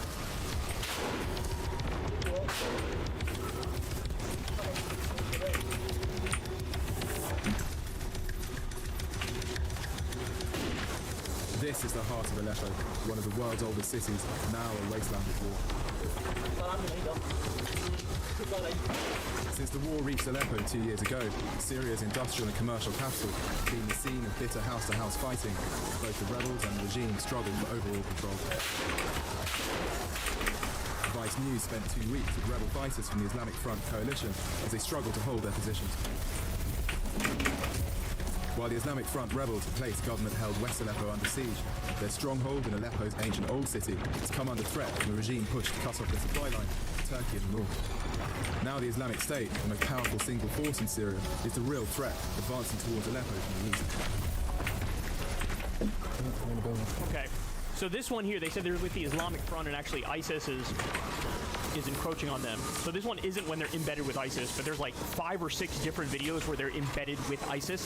They do a ride-along one time with the people who are enforcing Sharia in a newly overtaken city. I believe it was in Iraq. Insane, amazing. In this case, they're talking about the Syrian civil war. You, of course, had the Assad troops who are mostly Shia, but it's actually a mix of various different people. And you had many of the rebels who were outwardly sort of jihadist, whether it be Al-Nusra Front, which is a branch of, I believe ISIS, maybe Al-Qaeda. It might be Al-Qaeda. Then you have the FSA, the Free Syrian Army, which was generally viewed as the more moderate rebels who the U.S. was giving funding and arms to. And they were in smack dab in the middle of this raging civil war. Now, by the way, of course, we know how this wound up. The Assad government ended up holding onto power, but the battles were fierce and vicious at this point in time. And you have these reporters on the ground embedded with like rebel troops, and it is just putting their life on the line. I'll give you another example of one of their best documentaries they ever did. This one is titled "The Cannibal Generals of Liberia." So Shane Smith himself, this is what he used to do back in the day. This is from 11 years ago, bro. 18 million views on YouTube. He did the work here. He went on the ground to Liberia, and he explains like exactly what's happening there, exactly what these generals are guilty of. This is astonishing. Now, in this case, this guy, General Butt Naked, he calls himself actually fought butt naked. He was a literal cannibal who would eat the hearts of his enemies. And again, he just met him casually and spent a couple days with him. This is crazy. In this episode, we go to Liberia and hang out with cannibal warlords. I left it up on the chopper. I'm gonna eat it. Left it a chair up. Hot. I was afraid probably the whole time. The following content has been identified by the YouTube community as inappropriate or offensive to some audiences. And you have to like click through these disclaimers every time you watch one of their videos. Just to give you, we don't need to continue watching this. You guys can check it out if you want to. The Cannibal Generals of Liberia. But I'm just reading from the recommended portion here, all Vice stuff. Monkey meat and the Ebola outbreak in Liberia. Again, on the ground in Liberia. Gangs of El Salvador. Embedding themselves with the gangs of El Salvador. The brutal fight that's left the Central African Republic in, I think, probably says shambles. Christians in the Caliphate, the Islamic State. Inside a gang initiation with the Silent Murder Crips. Suicide Forest in Japan. Full documentary. These are all Vice pieces, all of them phenomenally successful, amazing views. This is what made them big. And then again, Shane Smith left. They did some business moves. He cashed out. They sort of lost the overall vision. And they kind of became noise in the background. They just became noise in the background. You have too many voices in the room, too many different visions, and now they're going belly up. It is crazy to think of that, because they had the most potential of any of the 2010s media companies, in my opinion, because this is real stuff. This is real work. This is actually interesting. This is on the ground. It's dangerous. And they had so much potential, and they just blew it. And it really is a shame to see. I hope somebody eventually goes back to the original Vice formula and sticks with it. And I'll say this, man. I think this is probably the most important point. If somebody were to do that, don't get too big for your britches. Don't expand too much. Don't get traditional business interests involved. Don't get financing from various investment firms. Like, keep it close to the chest. Run a tight ship, and then I think they would have been successful if they still went down that path. But as you can see here, look like all these documentaries 8 years ago, 10 years ago, 7 years ago, 3 years ago, 8 years ago, 5 years ago, 10 years ago. Like, at some point they lost the mission. So a giant falls, and I think it's official now. The 2010s era of media is totally over. You have Vice gone, Gawker gone, BuzzFeed News gone, 538. Whoo! And so we'll see what comes next. But hey, we're still hanging on. 2012 is when we came around. We're still hanging on. Very proud of that fact. But it's a vicious landscape out there. That much is clear. Hey y'all, do me a favor and like and subscribe. It helps. He's out not big wrong time in about the that algorithm. too. Click the bell as well for notifications.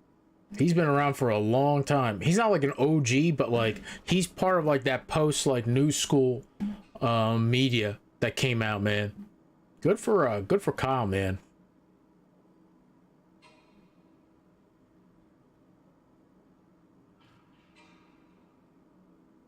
Ugh, vegan gains. Let me say this. Not only was Fox not shocked at what was in there, Fox did not just find this out when they claimed they did. They knew about this. This is all a lie. It's all a lie. I don't know why. I can speculate as to why they're trying to put out fake reasons why they fired Tucker Carlson. But what I'm really shocked about is the lack of skepticism by the mainstream reporters. Like, you're not going to go after, like, why are they doing this? Why are they putting out this stuff?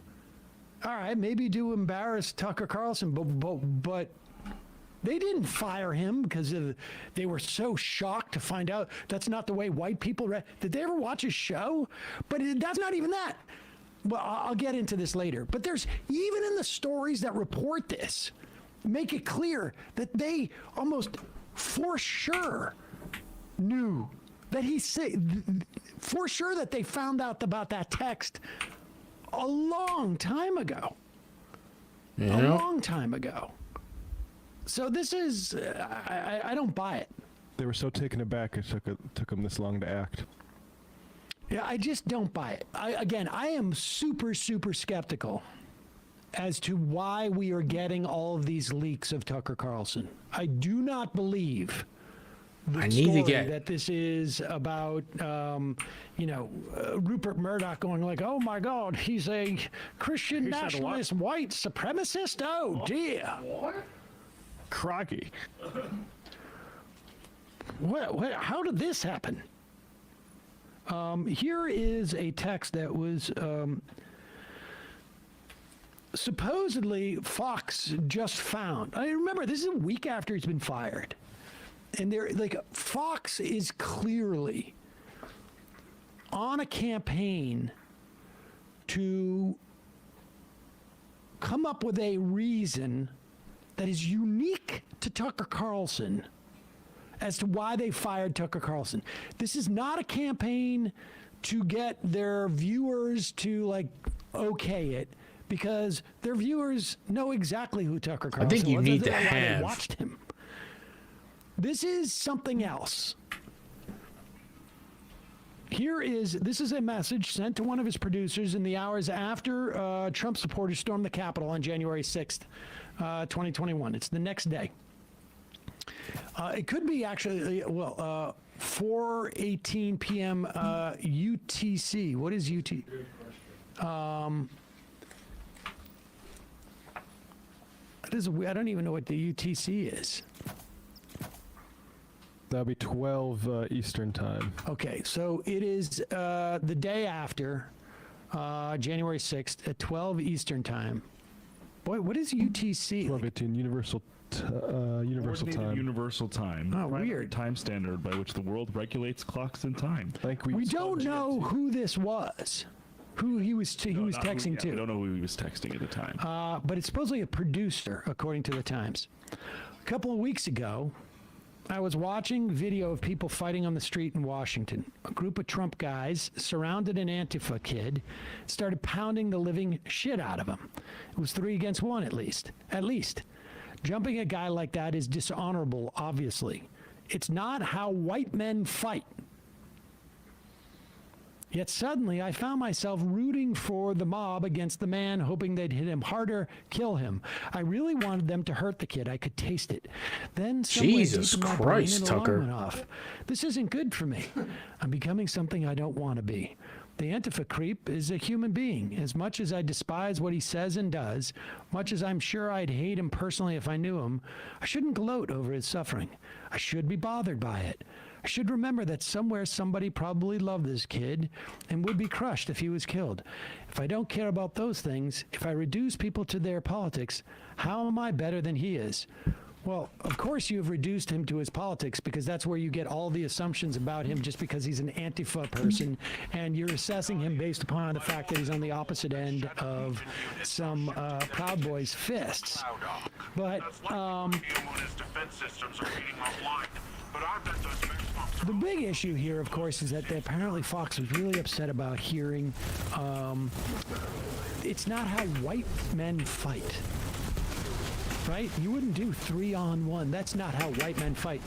This is from, I don't know, about 15 years ago. News commentator Tucker Carlson had been on an episode of MSNBC Live. That was when he worked on MSNBC. That aired August 28th. To having assaulted a man who he said bothered him in a Washington, D.C. restroom when he was in high school. The statement came amid discussion of the recent scandal involving Idaho Senator Larry Craig's arrest for lewd conduct in an airport's men room. When host Dan Abrams asked Carlson how Carlson responded to the incident, Carlson said, "I went back with someone I knew and grabbed the guy by the and grabbed him and hit him against the wall with his head, actually, and then the cops came and arrested him." Now, I don't know if this is true or not, that story he told, but he basically told the story of like two white guys, and 100% sure that the guy that Tucker Carlson got was a white guy. I'll put my money on, yeah. To go gay bash a guy who they then subsequently got arrested for being on the wrong end of two guys beating on him. Now, I don't know if I believe that with Tucker Carlson, but at the very least, it's how he imagined white guys to fight. At that time. Maybe he's gotten a little bit more racist in that he's developed this notion of how white guys fight. But the idea that this is why Fox News fired him, I'm sorry. The guy said stuff like this on his show on a weekly, if not monthly basis. And on top of which, cue up number 12. If this bothers Fox News, wait till they get a load of this guy. Of them. The mayor here is complaining about a couple thousand with more resources than any other city in the entire country. That's ridiculous.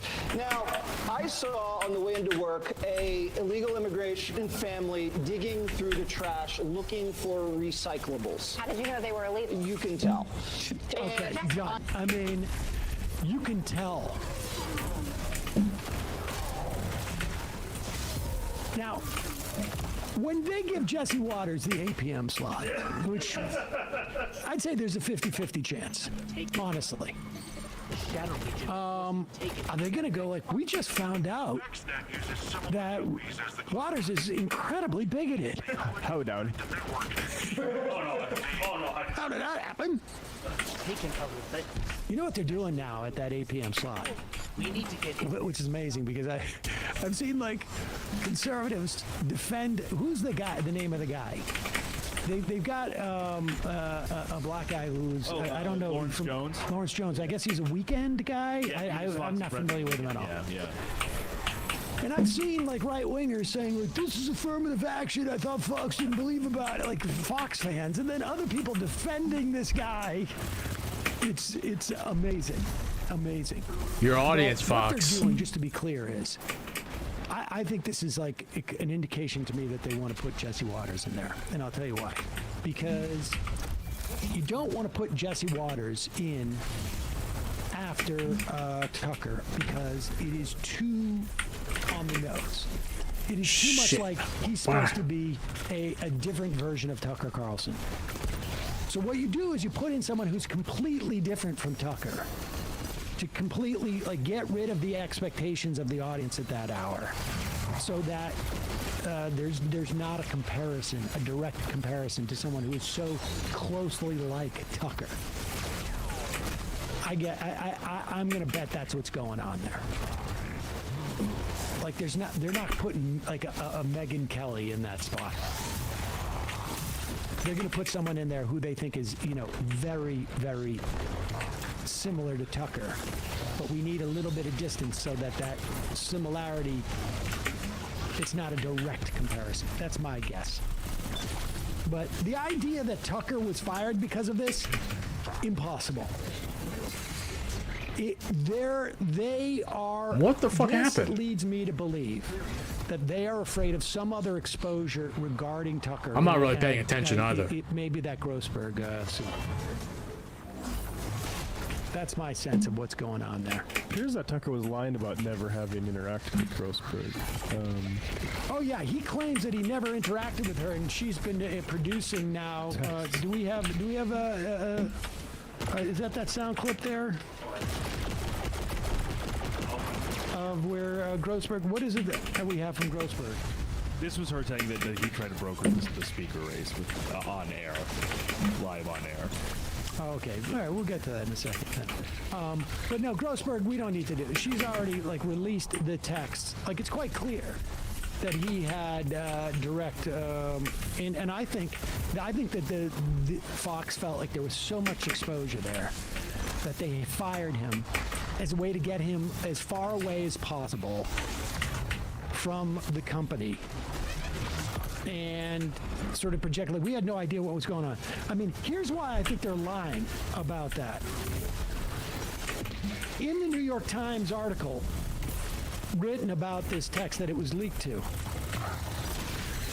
paragraph buried deep in the New York Times article, it remains unclear how the text escaped more notice earlier, given that the Fox legal team was aware of it and other offensive texts written by Mr. Carlson.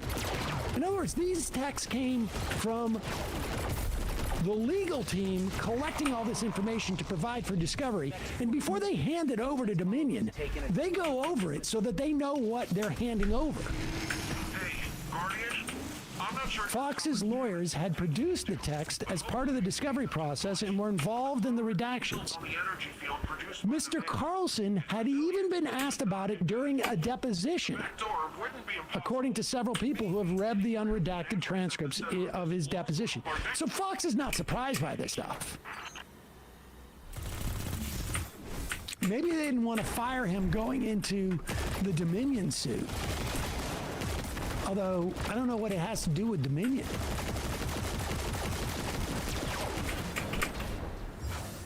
It was not guaranteed that the text would have been revealed in open court. I mean, it could have been by Dominion. They hadn't, the Dominion's lawyers had still not decided whether they would introduce the text in front of the jury, according to people with knowledge of their plans. So in other words, this information would have never come out about Tucker. It's Fox trying to sort of step back from Tucker for some reason that is unclear. Like, who are they kidding? This is their brand. Do they not remember Bill O'Reilly? They never fired Bill O'Reilly because he went up to, what was it? I can't remember the place in Harlem. He went up to a famous... Sylvia's? Yes, he went to Sylvia's, and he's like, I was really surprised. I thought it was all going to be mofo this and mofo this, and pass me the, you know, the MFR, I want more iced tea. Yeah, MFR, I want more iced tea, and I was shocked. People were just normal. That's not why they fired Bill O'Reilly. They fired Bill O'Reilly because it was paying out millions of dollars in sexual harassment claims. They don't care about racism at Fox News, other than to say, like, we need to hit our quota of racism or our ratings are going to go down. And that the Democrats are doing it against white people. I mean, there's something else going on there. I'm surprised at the complete lack of skepticism by the mainstream media about this stuff. They so desperately want Fox to actually be a real news outlet. Honestly, it's sad. It's pathological. It's pathological. Here is Tucker Carlson's former producer, Abby Grossberg. She's on with Anderson Cooper. Just to give you a sense, you know, people say this rather glibly, but it's been true for some time now. Fox News is the media wing of the Republican Party. Now, you can make arguments that MSNBC does that to some degree with the Democratic Party, and probably more so now than in the past. But the level of coordination, I can assure you, does not get to this level whatsoever. They may, you know, provide more like Democratic establishment voices on MSNBC, and some of them may be lame in asking them questions, and their politics are probably more simpatico than the left of the party. But the idea that there is like this type of coordination, no. Here's Abby Grossberg talking about Tucker brokering who would be their next speaker. Person. Yeah, I mean, they believed that he could broker who was speaker, House Speaker. He wanted to do that live on air, but Kevin McCarthy said no. What do you mean he wanted to do that live on air? His plan was to have Kevin McCarthy come on the show, according to Justin Wells revealed this grand plan to us.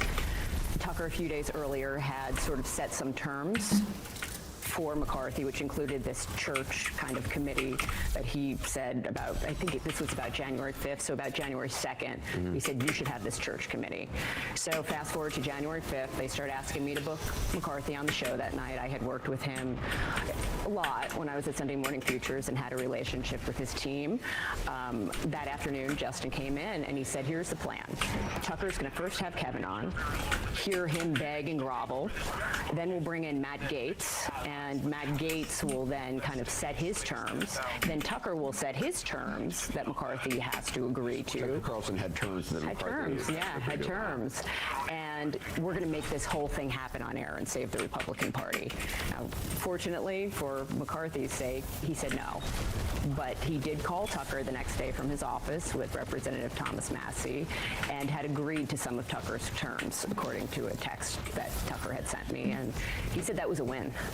Prior to working for Carlson, you worked on Maria Bartiromo. I mean, this reminds me, there was a congressman once, I mean, and it was one of the first ones from Georgia. This was about around 2008. He said something against Rush Limbaugh, and then the next day he had to call in and beg for forgiveness on air. The idea that their party is not just like in coordination with, but is literally led by, first it was Rush Limbaugh. I used to say he is the intellectual, he is the underpinning of the party. Tucker Carlson was really, like, literally almost like its titular leader. Unbelievable. And this is the problem with the Republican Party. They are run by Fox News viewers, and the Fox News viewer shepherd can dictate to an entire political party, you know, what they should do.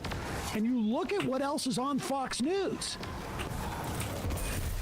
Frat boy saying, you know, I know they were illegal immigrants. I could tell by looking at them. And the story, of course, is also like crime is rampant. You've got families of people digging through the trash for recyclables.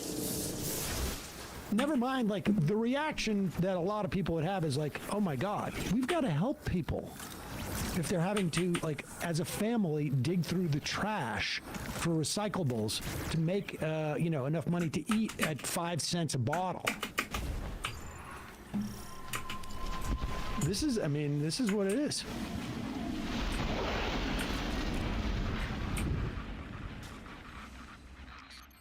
This is the access point. Let's get rid That's of kind of crazy to me. Like, the fucking Speaker of the House had to call Tucker Carlson, like, afterwards. That's ridiculous. That tells you, like, he's bought in. Even though he thought Donald Trump was a fucking loon, he fucking bought in.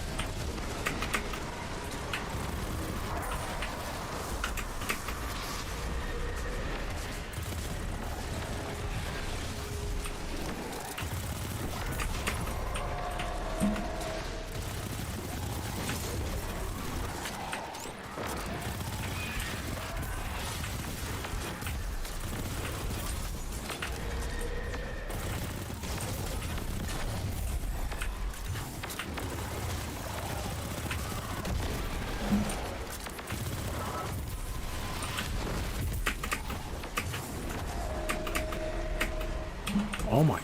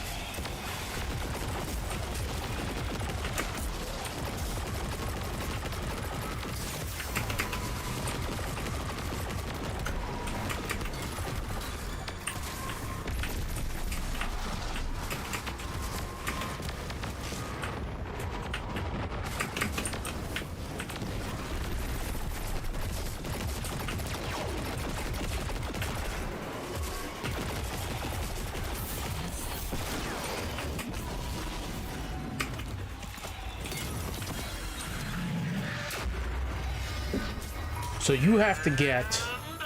We're back in business. Defenses are back up and taken or cleared out.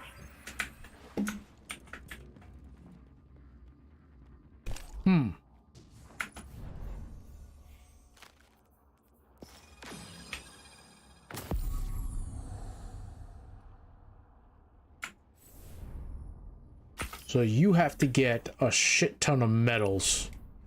Okay. Because I can't crack this right now. Platinum threshold.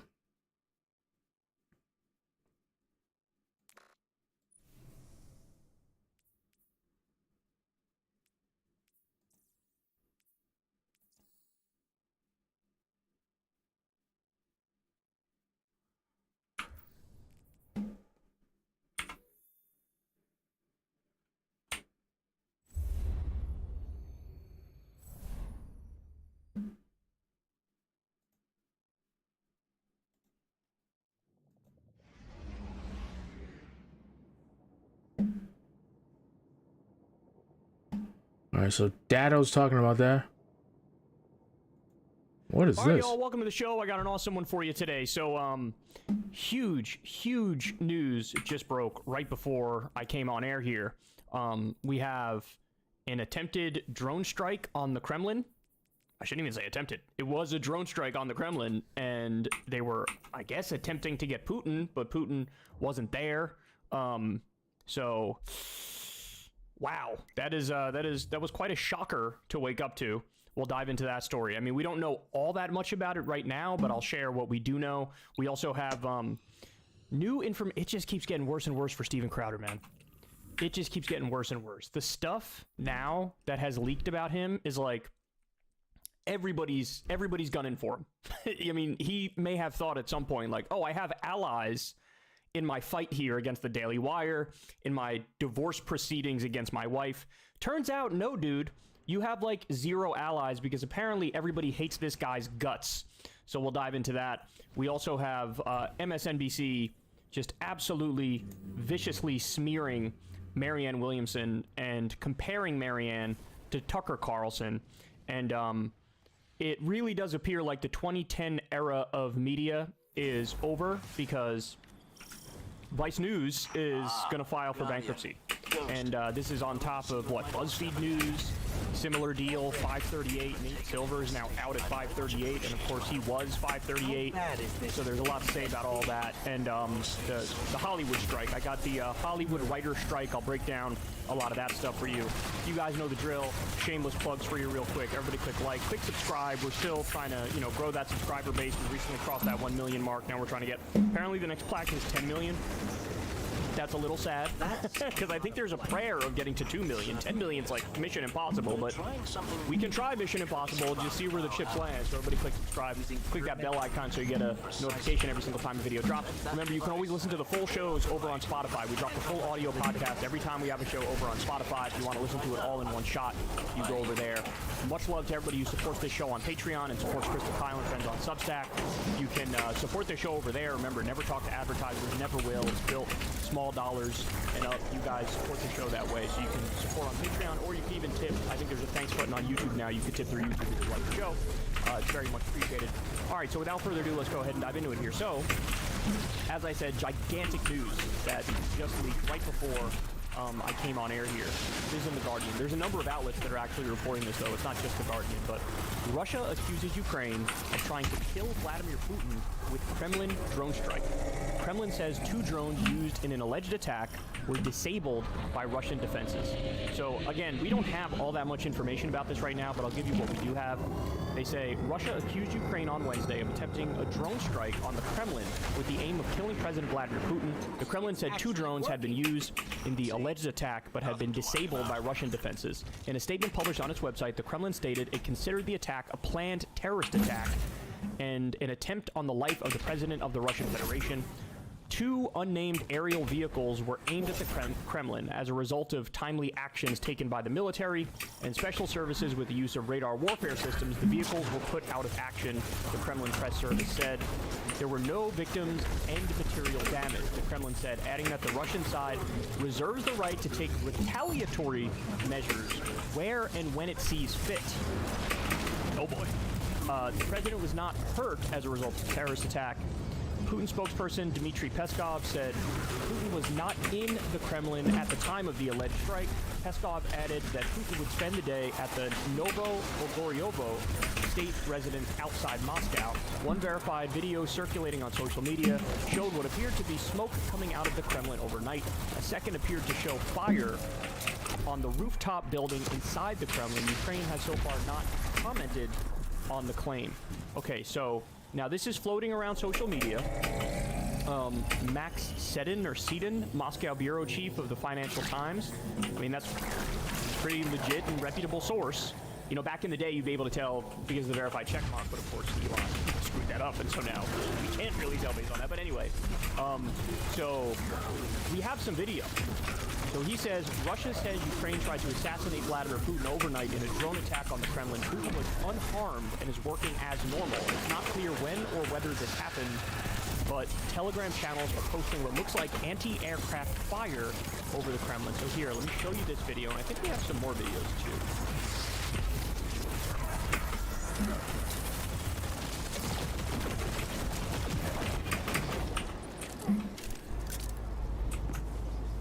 So, I mean, I see the smoke coming out of the Kremlin. I don't see...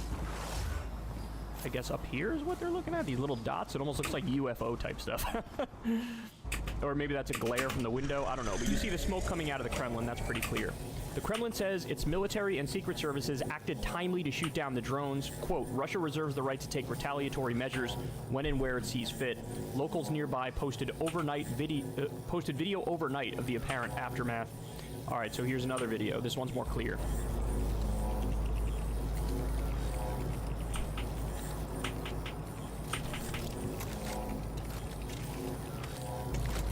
Now, I don't know if this is smoke from the drone successfully attacking parts of the Kremlin, or if this is smoke from whatever the aerial defense systems are shooting down the drone, and so it's just smoke from the drones blowing up. You know, I can't tell based on the footage. It's kind of unclear based on what we know so far. I guess I have more for you here. Incredible footage of what Russia says was Ukraine's attempt to kill Putin in a drone strike last night. So, you know, this footage keeps getting better and better. Let's see what this one's like. Chimera ahead. When you get a hornet's nest, surely one of them is bound to be bigger than the rest. And fleshy with Look again. That's the drones, and that's the defense system blowing it up. Wow, one more time. That's the drone, and that's the defense system blowing it up. Jesus. Wowzers McDowsers. This is wild, man. Now, they said that Putin was not at the Kremlin. I guess it's possible that you know, Ukraine knew he wasn't there, but they were doing this as, you know, just to let him know, like, hey, you're not safe type thing. It's also possible they were actively trying to assassinate him. My first thought was, damn, bro, you don't want to get the Kremlin attacked and an assassination attempt on your life. You probably shouldn't have illegally invaded Ukraine.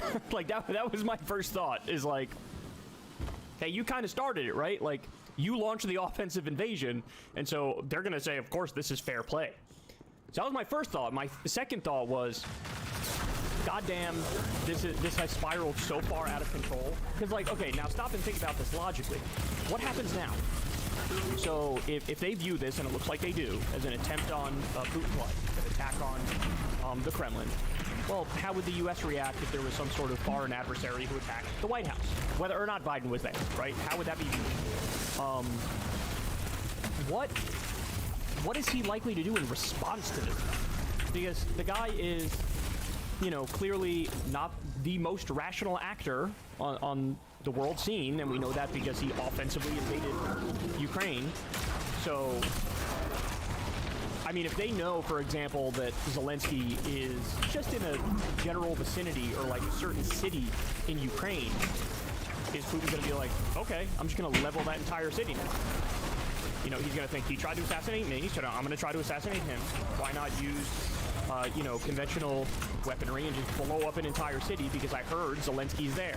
Why not break out those tactical nuclear weapons that we've heard so much of? It just seems like this was not thought out all that well, now doesn't it? Right? And there's that old saying, thank you. you. For the king, you best not miss. Looks like they came for the king and they missed, right? Like, that's, again, I'm going based off of limited information right now. I'm going based on just the cursory reporting, but this is like, you know, this is all we got. And so all we have is our speculation. All we have is the videos that we've seen. All we have is the story that we're told. I mean, I guess it's theoretically possible that it's a lot more complex than they're leading on here. It's possible, I don't know, maybe it wasn't Ukraine specifically going after Putin. Maybe the rest was involved. I don't know, right? I don't know. All I'm doing is speculating here, and I'm trying to make that perfectly clear. But either way, if you see this and it's not very, very disturbing to you, I don't know what to tell you, because we've talked time and time again about how things spiral out of control and you're really flirting with World War III, especially when you're dealing with nuclear armed powers. And that is definitely where we're at right now, right? Like, we're on the brink, man. We're on the brink.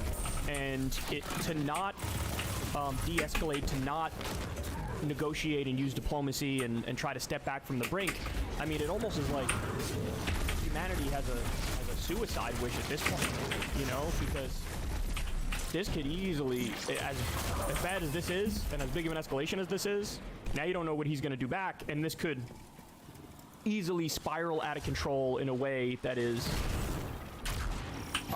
like, you can't put the genie back in the bottle. You know what I mean? So everybody should be on edge today. And hey, by the way, I also, at least as of right now, when I'm recording this and I'm talking to you guys, so there's been a number of print outlets that have run with this, right? And it's all over social media and stuff. But I haven't seen a lot, you know, in traditional media, I haven't seen anything to this point. Cable news, and so I don't know. I find it strange. We're in this weird place where like this is a devastatingly high risk type situation, and it's kind of a little bit buried. Now, I hope I'm wrong, and I hope that by the time this drops, this is, you know, breaking news everywhere, and it's huge, and it causes reevaluation. But I don't know. I don't have high hopes for that to be the case. So, geez. How do you respond to this? All I can tell you guys is, as I like to fancy myself an objective observer, at least as objective as I possibly can be, and I look at this and I go, this could end really, really badly. You know what I mean? This could end really, really badly. And then the other thing, like, let's say this succeeded, right? Let's say the attack on the Kremlin and Putin succeeded and he was killed. What would happen after that too, right? Like, everybody just assumes like, oh, you know, the decapitation strategy, you get rid of the bad guy, and then like whoever comes next is going to be more reasonable. They may even be thankful that you took out, you know, this dictatorial madman. But it's also perfectly possible that the next guy is exactly like Putin, or the next guy is even worse than Putin, and it's also possible he's got rules written down that, hey, if I ever get axed like this, if I ever get killed like this, unleash the hounds, right? Like, unleash the nukes or whatever. Yeah, that's actually a good role. The stakes are way too high for us to be casual about all this stuff, you know what I mean? And like I told you guys, my initial reaction was like, damn, you don't want an assassination attempt on your life? Probably shouldn't have illegally and offensively invaded a country that didn't attack you, bro. That's definitely part of my mind, but the other part of my mind is like, now's not the time to just rah-rah cheerlead for a side. It's the time to try to de-escalate from the potential absolute catastrophe for the global Yeah, we can population, which we're de-escalate the minute looking at right now. Vlad You know what I mean? decides to So- leave Ukraine. Ooh, man, terrifying situation. They need to open a line of communication. They need to talk. They need to try to de-escalate as fast as possible because, again, this sort of stuff is unsustainable. I don't think people really realize that not only are we playing with fire, we're playing with, like, wildfire. We're playing with that sort of green fire from the Game of Thrones, which is like mega, extra, ultra, next level fire. That's what it seems like. So, God help us all if this continues. Because, again, I don't know what his reaction's going to be, but it certainly ain't going to be pretty. I think we're going to learn that very quickly. Hey, y'all, do me a favor and like and subscribe. It helps out big time in the algorithm. Click the bell as well for notifications when videos drop. And watch that video on screen right now. You know you want to.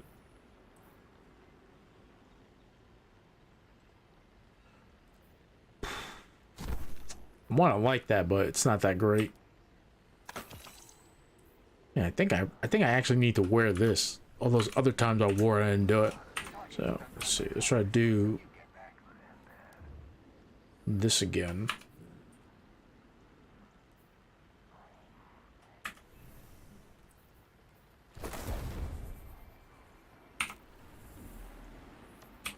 I mean, we could just do the Shiro Chi farm.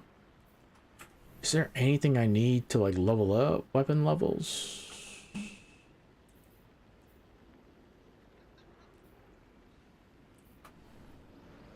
No, let's just get that. Let's go to Shiro Chi. Because then I can just like do some commentary. I understand where Kyle's coming from. He's a little paranoid about that. I just don't think it's going to happen, to be honest with you. He's not going to just... Listen, if I'm wrong about that, he drops the bomb. I'll be the first one to stand in the middle of where that bomb's going to land.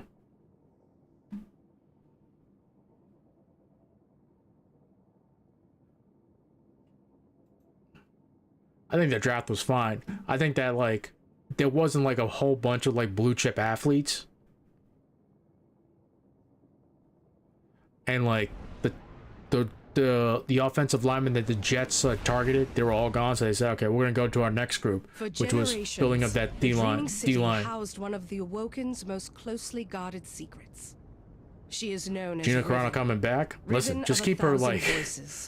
The last known the conservatives are being persecuted the same as Jews comments, like, and her death is your calling. differently, okay?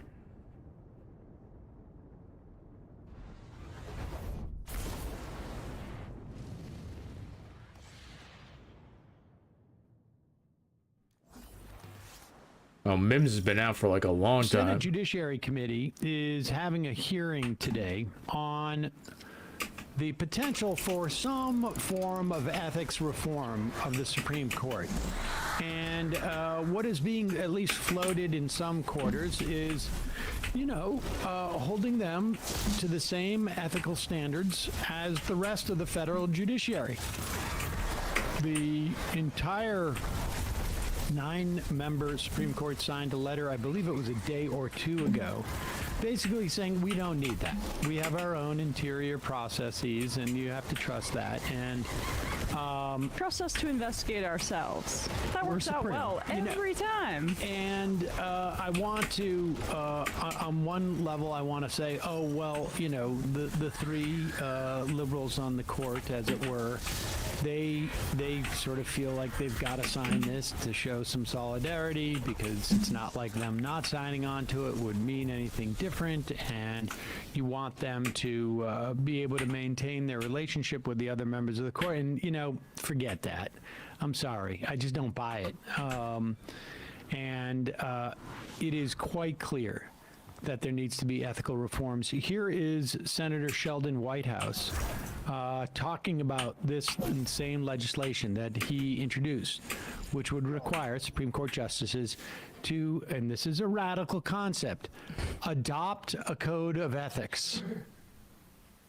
Only Supreme Court justices refuse to allow their conduct to be investigated or reviewed. My bill would fix that. Here's an example of the no investigations problem. The key fact to determine whether Justice Thomas was bound by law to recuse himself from the first January 6th committee case was what he knew about his wife's insurrection activities and when he knew it. On that fact, the lawfulness of his initial recusal decision turns. Yet Thomas has never been officially asked that question. It's a cover-up in plain view. The Supreme Court alone among federal courts is okay with that. My bill would fix that. And yet, it's a problem. Remember, over 12 years ago now, there were two Supreme Court justices, Scalia and Breyer, I believe it was, who were testifying to the Senate Judiciary Committee because of ethical questions regarding Clarence Thomas. And Harlan Crow, if you can imagine, 11, 12 years ago. That's been memory hold. What was that after the LA Times piece, and then he just stopped disclosing the Harlan Crow gifts? Oh. That was what it is, right, Bradley? You lay low. He had, because the LA Times, he started disclosing it, in 2004. The LA Times wrote about it, and then he just kept up the relationship, even ramped it up, and just stopped disclosing it. And we got an ethics problem. Here is, I should say, Senator John Kennedy poo-pooing the whole idea of this. Republican from Louisiana. Here he is. Most gerrymandered state in the union. Are operating with. The danger isn't that rogue justices are operating without ethics. It's that Democrats aren't winning every fight and they find that reality intolerable. I've been disappointed by Supreme Court opinions too. But my Democratic colleagues should fill out a hurt feelings report and move on for the sake of the Constitution.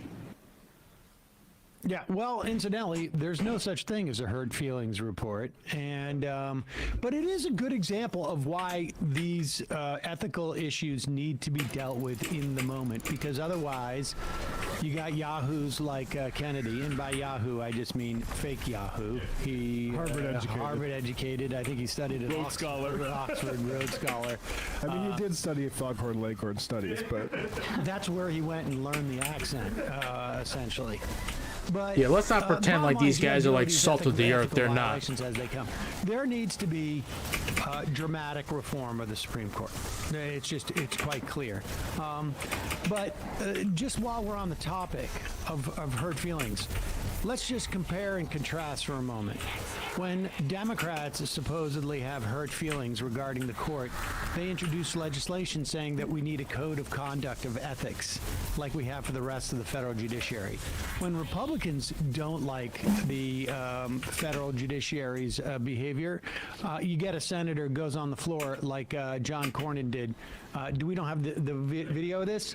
Oh, and here it is, where John Cornyn back in 2005 writes, it causes a lot of people, including me, great distress to see judges use the authority that they have been given to make raw political or ideological decisions, he said. Sometimes, he said, the Supreme Court has taken on this role of policymaker rather than enforcer of political decisions made by elected representatives of the people. I don't know if there's a cause and effect connection, but we've seen some recent episodes of courthouse violence in this country, and I wonder whether there may be some connection between the perception in some quarters on some occasions where judges are making political decisions yet are unaccountable to the public, that it builds up and builds up and builds up to the point where some people engage in violence. Certainly without any justification, but I have a concern that I have. Well, certainly without justification, which is the preceding paragraph. In other words, let me just I've just provided, half a dozen sentences of justifying violence, but there is no justification. That turn of phrase is essentially. The equivalent of me going on a right-winger show and saying, with all due respect, I think everybody knows what I'm doing. Right. Well, it's fascinating too, because there hasn't been really anything that's come out thus far about Ketanji Brown Jackson, Elena Kagan, any of the more liberal justices on the Supreme Court. I'm not saying that they don't have ethical violations too. I'm sure they get paid bizarre sums of money to speak, and it's more just about enriching them to get influence, sure. But there is no equivalent mechanism on the left that the right has, with the Federalist Society and with the deep, deep pockets that go into like universities just there, the Scalia School, just to pay money to Gorsuch and to Thomas. And that's why Republican senators get so defensive of it, because they're all working in tandem together. It's one big political operation, and they know that is what fuels the right-wing extremism on the Supreme Court.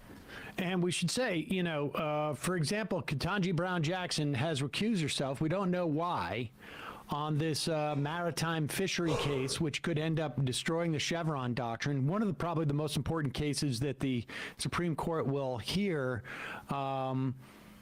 In terms of, it's probably the most in terms of administrative law, certainly in this, 6-3 configuration, without a doubt. But in terms of administrative law, one of the most important ones they could hear.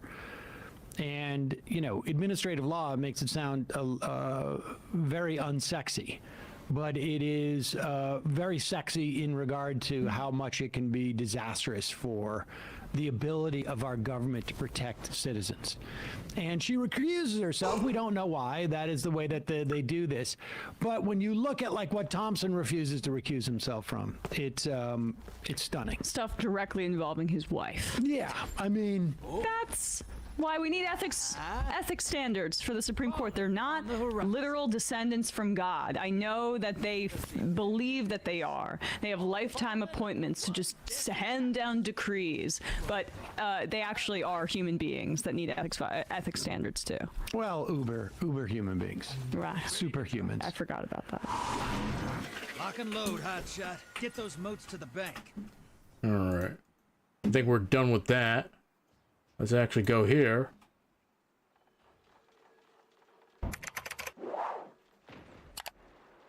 Want some Henry. Living with a proverbial boot on my neck for going on years now. All right, so the opening statement, he's been living with a proverbial boot on his neck for years now. That's because the divorce process was initiated in 2021. Same as mine. That just shows you how long it could take to get a divorce, guys. Since 2021, I've been living through what has increasingly been a horrendous divorce. Now, let me say on the outset, to be clear, there's no infidelity, any kind of physical abuse at all on either side. And no, this was not my choice. Okay, so now he's talking no fault divorce, okay? That's what he's saying, hey, but he's putting it out there, hey, I never hit her, I never cheated. And usually when guys say that, it's because you know what they about to hit them with? Emotional abuse. it is textbook divorce 101. Okay, well, did he cheat on you? No. Did he hit you? No. Well, why are you getting divorced? Emotional abuse. All right, okay, all right, there we go. It's 101. No one's never going to say, like, well, we just kind of grew apart. No woman is going to say that. My then wife decided that she didn't want to be married anymore. And in the state of Texas, that is completely permitted. It's been the most heartbreaking experience of my life, what I consider to be my deepest personal failure. And just so you know, my opinions on parenting and families have not changed. I've always believed that children need a mom and a dad, that divorce is horrible. And I still believe that children need a mom and a dad and that divorce is horrible. And look, I agree. But what he said about the heartbreak and the hardest part of his life, absolutely, guys, make no mistake. Do not think for 1 second. You see me up here smiling, we cracking jokes, but the divorce that I'm going through is the hardest thing I've ever experienced in life. Kid you not. You're all alone, you're on an island, no one can help me, Sand can't help me, Nathan can't help me, the Jav can't help me, Justniece can't help me, Sharia can't help me. It's just me. Not even my lawyer can help me. They're like, look, the laws are not in your favor. But let's keep going through what he's saying. But in today's legal system, my beliefs don't matter. In Texas, divorce is permitted when one party wants it, period. So for well over a year... that's a good thing. Well over a year, in the best interest, as well as physical safety of my children, we've decided to keep this issue private and to resolve it. Not so much anymore. Now look, when you say the best interest of the children, that's straight cap. That's straight cap. That is a lie. He's saying for the best interest of his children probably have no idea they're going through a divorce. They're young. They were born in 2021, I believe. They're twins, if I'm not mistaken. My daughter has no idea what's going on. She thinks everything is great. She gets 2 Christmases. She gets 2 birthday parties. She thinks, mama has a house, daddy has a house. She has no idea that this is not normal for now. And what have you, legal jargon. Now, in all this, one thing I want to be really clear about is certain. True north here is that my children are blameless. Oh my God. Completely without fault. And so we decided to resolve these issues privately, as it's in their best interests, both emotionally and physically, to do so. Now, the other issue is, and this is something that I've kept private for likely far too long. Kept private. Many other people knew about this behind the scenes. All right, first off, look, when you get divorced, no one's talking about your kids. When Tom Brady got divorced, no one was talking about his kids. Some people say it's all in the middle of a fucking reload. Soundboard. I lost that sound bite. But the kids, they have no idea. They're like, hey, they're infants. Fucking, come on, guys. That's it. Now you can say he got bait and switched, or no, praying mantis. But when I look at the video, it could be bait and switch. When you see the abuse video, you might think it is bait and switch, or you may think he's a jerk. Either way, we're gonna watch his video and we'll finish this, and I'll give you my stance on things and how I handle things in my life. Some, not all, but some of them in positions of power, influence, leverage, knew of this. They also knew that the safety of my children included keeping it private. Oh my God. I'm sorry. I'm just so annoyed when people the first guy was like, it's for my parents' safety. Like, bro, no, it's for your ego. It's for your life. Kids have no idea. Parents probably have no idea. But the kids are being used as a shield. It's so weak. But that's his take. So if you're familiar with the idea of extortion, then you know the feeling well. Now, some of these threats were so thinly veiled that I'm frankly surprised you didn't all guess immediately. Stephen has... Now, this is where he effed up. This is where he messed up. This is a mistake. He inserted another content creator into his divorce, even though they knew about it. Now, you greenlit her to kick your back in. And Candace Owens has been kicking his back in. A lot going on. That's best way to say it. There's a lot going on, and that should be clear because people don't do stuff like this if there's not a lot going on in their life. I would like to implore my audience and everybody that isn't paying attention to the situation not to condemn him, but to pray for him. Sometimes people need a prayer. Sometimes people need a scripture. You know, Stephen purports to be a Christian. I am unsure at this moment if it is my place to say more than that. You know, like, she's so subtle with her sneak disses. He purports to be a Christian, but it's not my place to speak on it. Meaning, you know, when people start talking Christianity, their definition and your definition may not align. You know what I'm saying? Like, hey, you don't go to church every weekend. I do. I'm a Christian. You're not a Christian. You know, you get into that type of stuff. But him clipping her saying this, which I believe was a result of him turning down the $50 million Daily Wire deal, was a mistake. You know, maybe if I feel in further defense, some things should be said, or maybe if I feel that the public has a right to understand certain circumstances. Well, my children have a right to privacy. Oh, God. See, the children, well, we got to do it for the kids. The children, they have no idea. Now, some other issues have been, or I should say, inferences have been more pernicious behind the scenes with demands and threats to use this information that they believe would be so publicly embarrassing to me and my wife at a difficult time that it could be used, knowingly putting my children in harm's way. So to those self-styled Christians, conservatives, and allies, well, not in my book. Now, if you find yourself, I don't want to get into details, so this is going to likely be the only time I have to address this or want to address this. If you're asking yourself, hey, did X person or did Y person know? The answer is likely yes. So he's talking about, did the people at Daily Wire know? Yeah, a lot of people knew about his divorce.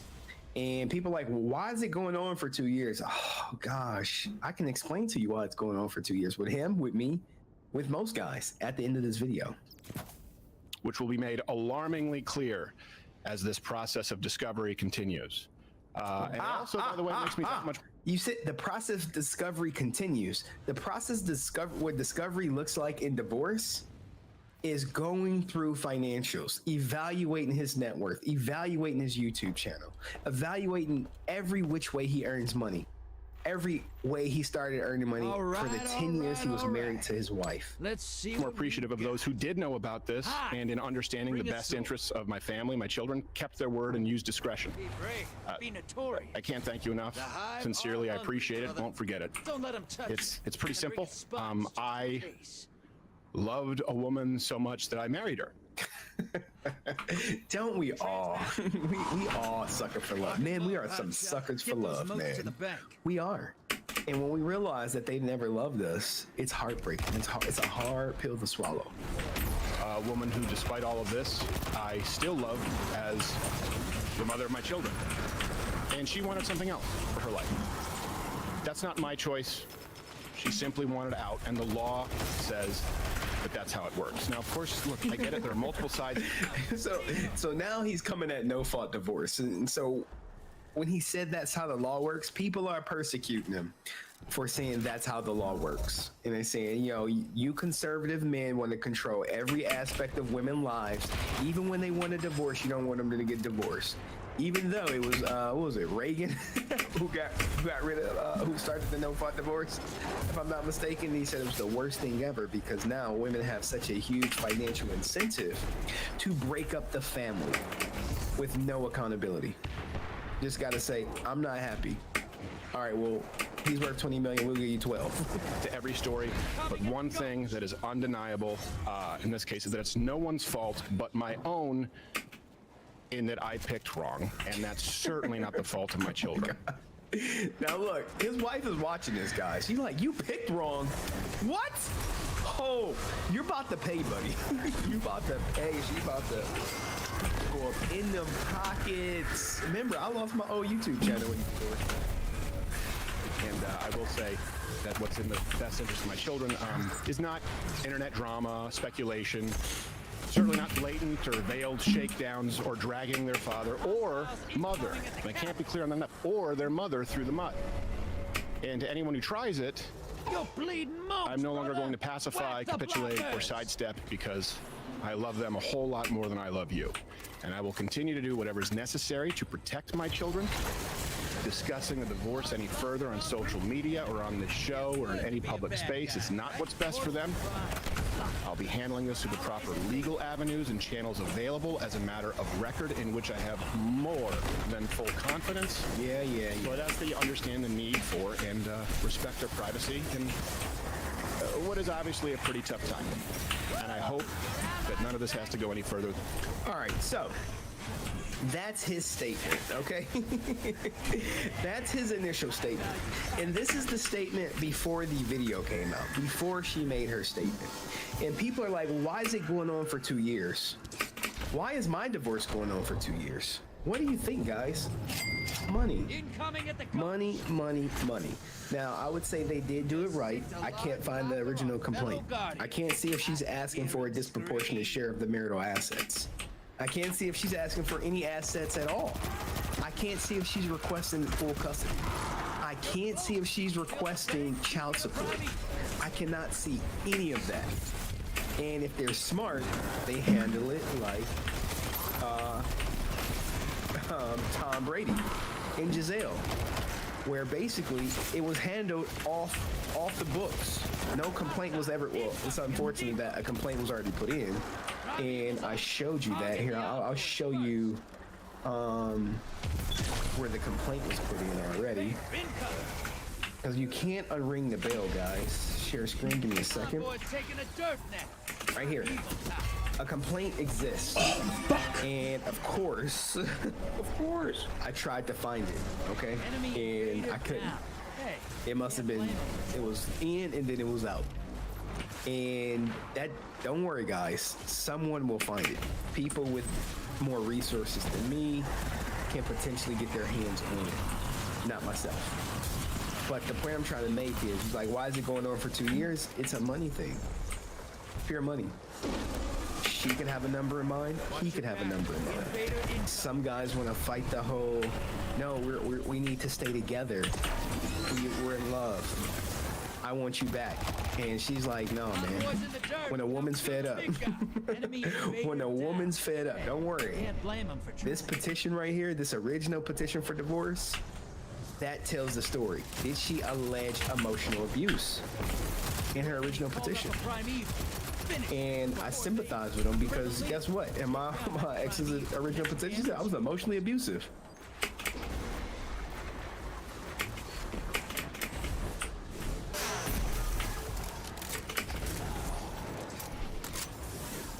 Allies headed to the other side. Because Ron DeSantis' trip to the United Kingdom appears to have fallen, well, a little flat. The Florida governor was in England last week, capping off his four-country trade mission trip. He met with business chiefs at a fancy event on Friday, some of whom described the Republican as, quote, horrendous and low wattage. According to Politico, one British business figure said DeSantis looked bored and that his message wasn't presidential. Another person said, quote, nobody in the room was left thinking, this man's going places. It felt really a bit like we were watching a state-level politician. DeSantis' I don't know what's going on with the Mets. We need Verlander back. As an attempt to build Florida's economic relationships with the UK, Israel, South Korea, and Japan. But it's been seen by many in the US as a chance for the governor to present himself as a leader on the world stage. Meanwhile, Governor DeSantis' feud with Disney may be costing him with his own voters. In Celebration, a planned community developed by Disney next to Walt Disney World, some residents say they don't understand the feud and that it's now causing them to rethink their support for the governor. According to the Washington Post, they are concerned about whether they will end up paying a higher cost of living, especially after DeSantis threatened to hike utility costs on Disney-aligned properties. Disney, by the way, no longer controls development in Celebration, but it is still involved, including operating the utility companies that service the town. The area has about 16,000 residents and has become politically competitive in recent years. The community narrowly broke for DeSantis in 2018, but it backed Donald Trump in 2016 and Joe Biden in 2020. So it is one, Joe, that could go either way. I mean, between the number of, 80,000 people in Florida who work for Disney, and then all of the knock-on businesses that depend on Disney, and now these residents of Celebration who don't like the idea that their cost of living could go up, I'm struggling at the moment to see the political upside for Ron DeSantis in this fight. Well, our Florida Republicans who support Ron DeSantis' war on Disney, and you add to that the number of Floridians who love Disney, who take their families to Disney, who get a yearly pass, who live in Central or South or North Florida and go to Disney repeatedly. And we know people around here who do that, who just absolutely love it.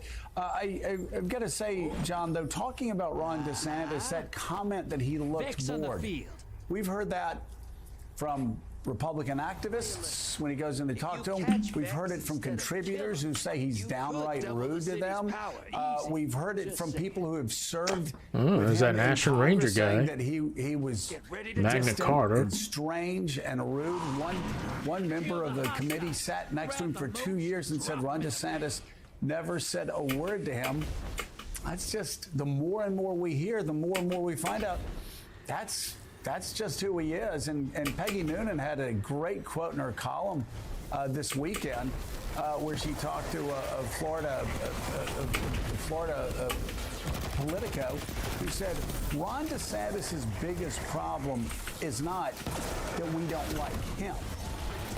It's that we know he doesn't like us.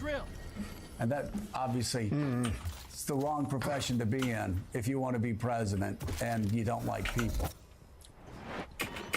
Yeah, the thing about, the presidency, Joe, as you know, and campaigning for the presidency is not a job that requires people skills. You can be isolated. You can spend time with no human beings. You don't have to do any retail politics. You don't have to go to Iowa, New Hampshire, South Carolina and project any warmth or connection with human beings. You can be aloof. You can be strange. You can be distant consistently. And there's a long history of successful presidential candidates who have those personality traits. Let's make that list. Oh, right. There is no one on that list who falls in that category. And I got to say, if you think about in the recent history of supposed highly touted challengers to a front runner. Most recently, you have to go back and think about someone like Barack Obama, who when he ran in 2008, Hillary Clinton was the dominant front runner. He was kind of the outsider candidate who was coming up, and he staged over the course of 2006 before his announcement in 2007 a sort of pre-candidacy, right, a ghost candidacy in the midterm elections, and impressed absolutely everyone across the ideological spectrum, certainly within the Democratic Party, but even a lot of Republicans who watched him on Monday Night Football and on Oprah Winfrey and in religious settings with Rick Warren, immaculately orchestrated and raised a ton of money in that contest for other Democrats, racking up chits across the country, so that when he announced in February 2007, he was not the front runner all of a sudden, but he was seen as a credible alternative right out of the gate to Hillary Clinton. Think about the opposite here with Ron DeSantis. Have you ever seen a sort of shadow candidacy, a run-up to an announcement that has gone worse for an ostensible leading challenger to a front-runner in your lifetime? This has just been, this time from the time that DeSantis released his book up through this foreign trip has been an unmitigated disaster for Ron DeSantis' prospects, if he ever had a chance of taking on Donald Trump, of consolidating the various wings of the Republican Party and being a credible challenger. Boy, he has really blown it seems to me, over the course of the last 2 or 3 months. Yeah, and he's got the same routine. It's always owning the libs. It's always owning, which of course doesn't work. It's always owning reporters. We had a picture of him there, Jonathan Lemire, at the Museum of Tolerance in Jerusalem. And the clip that comes out of that is not something about tolerance. It's him yelling at a reporter. It's like he loves standing behind a podium, yelling at a reporter. He is, in the words of Paul Simon, a one-trick pony. This is what he does. And Jonathan Lemire, you contrast that with Donald Trump, who Trump is inviting everybody. All these members of Congress had said that DeSantis was Lutheran. He's inviting them all down to Mar-a-Lago, all the Florida representatives. He's going after it. Like when he runs, he's going after it. You sit back and you just wonder. I mean, I keep hearing DeSantis is going to run. Maybe he is, but my God, this has been a terrible run-up. And you never know what's going to happen. You know, everybody was saying John McCain was out of it in 2008 because he had such a terrible start. He obviously came back. The same could happen with Ron DeSantis, but I knew John McCain. John McCain was a friend of mine when he wasn't hating on me. Yeah. I love Senator McCain, but you know, he had a good right hook. And Ron DeSantis is no John McCain. He's so badly botched the last couple of months. I'm just wondering, do Republicans really think this guy can come back and beat Donald Trump in the primary? They're uncertain. Their faith has been shaking. We've seen from Republican donors, those who don't want it to be Trump again, they were really behind DeSantis. There seems to be some waffling. He is still the leader in the pack of the non-Trump candidates, but there's some real doubts.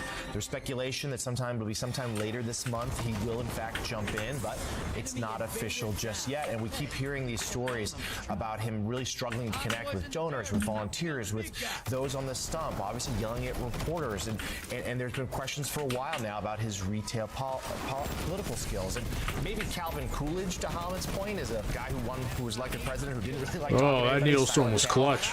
Was his nickname, but they are few and far between. You contrast that with Trump, who in 2016 kind of was isolated, ran the celebrity route, but didn't do much in the way of the retail stuff. Well, as president, he found that he loved hosting lawmakers to the White House or to Mar-a-Lago or to Bedminster, and he built a lot of these connections with Republican lawmakers who also, of course, were terrified of his Twitter account, so therefore they had reason to be friendly to him. And now this time around, he's doing even more of that. In fact, he is doing things like going to diners and talking to voters and hugging January 6th insurrectionists while he's there. But he's certainly wooing the Republican lawmaker class and doing it in the state of Florida most of all, as an effort just to obliterate DeSantis right at the beginning. He clearly sees him as his largest threat, at least to this point. And it's certainly very early. DeSantis has time to turn it around, but it's an uphill climb. And DeSantis, as Trump's lead, only seems to be growing.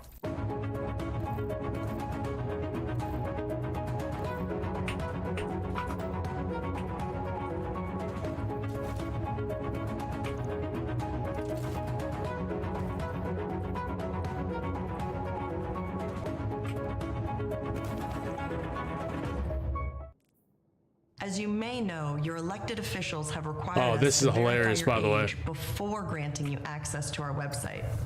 While safety and compliance are at the forefront of our mission, giving your ID card every time you want to visit an adult platform is not the most effective solution for protecting our users, and in fact, will put children and your privacy at risk. In addition, mandating age verification without proper enforcement gives platforms the opportunity to choose whether or not to comply. As we've seen in other states, this just drives traffic to sites with far fewer safety measures in place.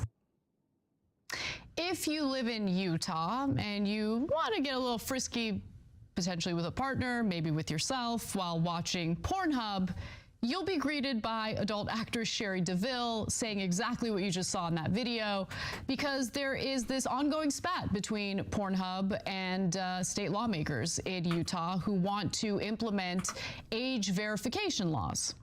Now, Pornhub has blocked everyone in the state of Utah from accessing its content due to the state legislature passing these new age verification laws. I want to give you a few more details on that, and then I want to hear your thoughts, Cenk.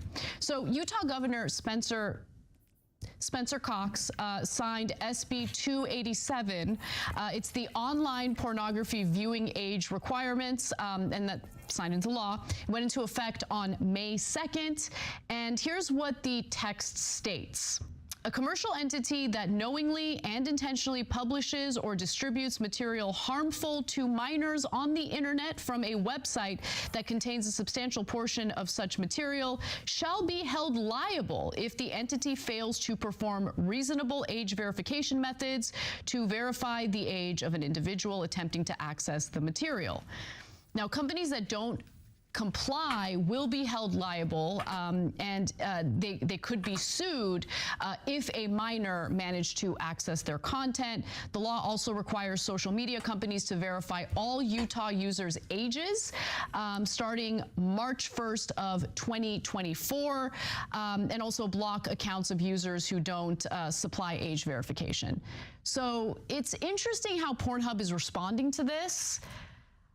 I don't know how I feel about it, because I do think that there should be some mechanism of verifying the age of people who are trying to access that content. Yeah.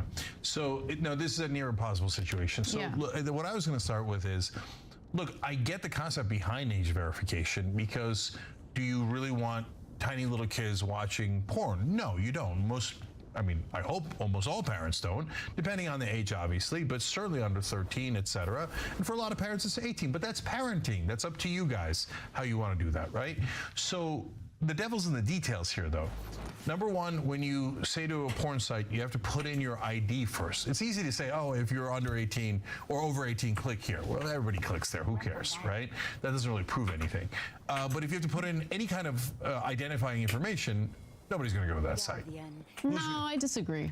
Okay, yeah, I might be wrong. Maybe some people. Maybe with porn, maybe that is the course. case. You're right. I didn't think about that. Yeah. Because I don't see the stigma in people watching porn, but I get what you're saying. Yeah. I mean, look, imagine you're a regular dude, okay, and now that company has exactly who you are and all of the different porn that you watched, how long you watched it, et cetera, et cetera. Yeah, that'd be bad, I guess. Nobody wants that, Nobody right? wants that, no. And so they're not going to do it if they're kids or if they're adults. So that's going to totally tank their business. So it's basically saying you can't have this company. But what's really interesting is that Pornhub is already complying with other age verification requirements in other states like Louisiana. But it depends on how you structure it, right? If you structure it as click here, yeah, okay, we can live with that. If you say, okay, give me I'm making up examples here now. Give me a photocopy of your driver's license and upload it to the site, ain't nobody gonna do that. Okay, so it depends on how you structure, which is actually going to get to the main point. Okay, let me get to that caveat though of the Louisiana law. Yeah. Okay, this is what we know. Let's go to graphic 4 here. Louisiana has a state-created digital wallet that Pornhub uses to check users' digital driver's licenses. Utah has no such verification tool, and maybe that's the issue here, right? Like if they create a similar mechanism like this digital wallet, it could work, and Pornhub is already complying with that law in Louisiana. I'll tell you why it works. Because in Louisiana, they don't know that Pornhub's getting their ID. Because they have some rando digital wallet somewhere, and Pornhub is accessing it through the systems that they've set up. But Bob, when he's going to Pornhub, when he clicks, oh yeah, sure, I accept, doesn't know that they're going to find out all of his personal information. Oh, disaster. Okay, that's my guess as to why it works in Louisiana and doesn't in Utah. Okay, then but in Utah, when you say, Bob, give me your driver's license, he's like, oh, no way, no way. Yeah, you know what? I changed my mind. I'm against the age verification. Yeah. Now I'm going to give you one more reason why you should be against it. Even though we all get it, we don't want, especially under 13-year-olds, watching porn. I also don't want state surveillance of our online activities that are completely harmless and none of their business. 100%. And by the way, you don't know who in the home is watching what. All of this is disgusting, okay?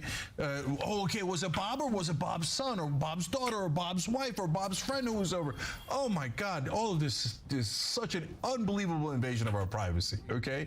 So now, but the last point pretty much knocks it out. Like this, because guys, what happens is if you get the so-called legitimate sites to do all these things that are going to basically shut down their business in that state, well, it's not like people aren't going to go to get porn online. They're gonna. And you know what they're going to do? They're going to go to companies that are based in Bermuda, Bahamas, Cayman Islands, okay? I know it. I lived it with internet gambling. In internet gambling, it's true. Sheldon Adelson has bribed all of us, so you will have no internet gambling. Okay, so what happened? They set it up in the Caribbean, right? And then what do? We went to it because people like me were gambling addicts, right? And we're like, I got to bet on that game. But this is now I'm talking about a long time ago when I was in Miami, 20 years ago, and I could see that their games are rigged. You play blackjack on there. And I don't want to get into a long conversation about it. Bottom line is, I thought for sure it was rigged. Why? Because they're based in rando country that has no regulations. So of course they could rig the game. What difference does it make? So reasonable regulations protects consumers. These regulations that don't make sense actually leads to the consumer being less protected, not more protected. Yeah, that's right. And that is definitely a concern that was outlined in the reporting here. I think that we need to accept that the internet has, I don't know, destroyed your control and power. Yeah, in a lot of ways, right? That's exactly right. And for parents, it's so challenging. So I'm not here to judge any parent at all, but we have to do parenting. We don't have a choice. Because you can't put the genie back in the bottle. You can't put all of the sites all across the world on the internet back into a bottle and no, there's no more porn and you got to drive to the Ramada Inn to try to get it from a vending machine. Okay, that's pretty specific, but you get my point. Yes, they had them in vending machines. Okay, but guys, this is why also all the other Republican laws banning drag queens from reading books in front of kids and attacking trans people, LGBTQ people, just don't say their names in school, etc. None of that makes any sense, because if you cared about the children and their purity, what are you talking about? The internet has donkey sex, right? The internet has every kind of sex you can imagine. You don't need any drag queens or anything. By the way, if you wanted that, that's also on the internet, right? And any kid can access it at any time. In America, we have nonstop, nonsensical debates. Debates that don't make any sense, and no one's even trying to make sense. Why? Because we got to do identity politics, and we got to hate each other so that the people in power can continue to rob us. And this is just another example of it. Thanks for watching The Young Turks. Really appreciate it. He's not wrong about that, too. Are you really it's going to go to a black market. That's it. Prohibition, online gambling, too. People are going to want what they want. So you can make it legal. You can put guardrails about it. You can provide services to ensure people. And also, how about you fucking fund sex ed in this country? Like actual sex education in this country. So kids don't look at porn and think that's how you actually have sex with an actual person in the real world. You need shit like that too. But you don't have stuff like that. It's just going to go into a black market. That's it. She is known it's through YouTube and that's going to be You bad. get to interact with us more. There's That's going to be bad for the sex workers, and that's going to be bad for the consumers too. Emojis of me, Anna, John, JR. So those are super fun. But you also get playback of our exclusive member-only shows and specials right after they air. Hello, guys and gals. Me, Mutahar, and AAA Gaming might as well be dead. Okay, I know I made this video doom and gloom a whole heck of a lot. All right. What the hell is that? You know, this marks like the 8th video Becky, game on the PC. I appreciate the in general follow. that's Thank been you. Unfinished, unreleased, buggy as all heck, and one that Oh is my God. genuinely That worthy was of like getting 64 nowhere. on Metacritic. Now, there's a game known as Redfall. Now, you might remember when I talked about Redfall. Dude, this is such a shame, man. Arcane is a good studio too. The last couple of games, Deathloop wasn't bad, but I don't know what's going on. The game wasn't ready to come out, to be honest with you. This is so fucking sad, dude. How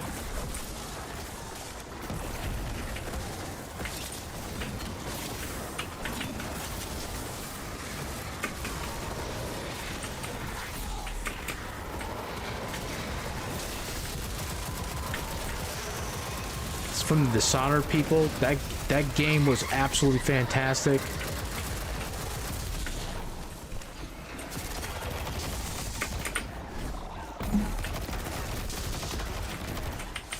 I'm so distraught, man. I'm afraid Arcane. I think it's really EA. The bugs in this game is just... It's horrible, man. No one remembers the old Dishonored games. I feel really bad for Arcane. This is going to be another studio that, like BioWare, is going to go by the wayside.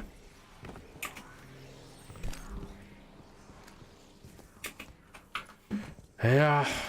a little bit ago where literally they were like, we're gonna have a 60 frame rate mode later, guys. I think I even saw like literally on the back of the boxes, they even had to stamp that on there to remind people, hey guys, I promise you we'll finish this game at some point. And obviously I already knew the warning signs were right there. When you've got Series X and the PlayStation 5, well, it's not even I just like that fucking GIF, man. X that doesn't run From well, Fight Club, one of my favorite movies. Probably going to be unoptimized. You should read the book too. The book is actually really good. Consoles suck. At the end of the day, with PC prices right now, buying a PS5 and an Xbox Series S or X may not even be a bad option for people who just want to play a video game, okay?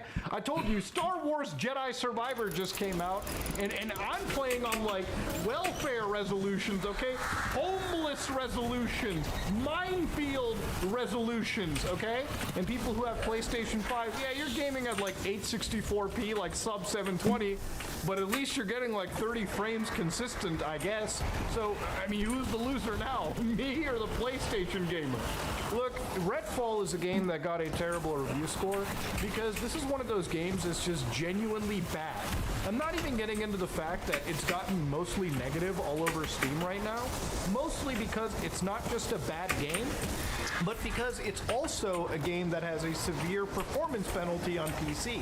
Now, I played this game a little bit on the Game Pass Series X version, so I don't know, but I'm not going to doubt the fact that this Unreal Engine 4 unoptimized shithole is probably bad.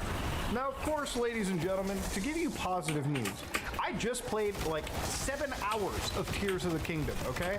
I was at a friend's house and somehow they managed to have access to the game earlier, whether it be on emulation or, you know, whether it be, you know, in the hands. I swear to God, I purchased the game. I'll show you the goddamn receipt right here. I spent my $100, okay? So even if I secondhand experienced the game, trust me, I didn't commit a massive sin. Now, am I going to show you footage of this gameplay? Are you crazy? You want me to get killed? You think Nintendo's already got a hit squad out right now, dude? I ain't catching bullets. But after playing 7 hours of this game, Tears of the Kingdom, he's not wrong about that too, by the way. It's probably my most favorite game of the fucking year.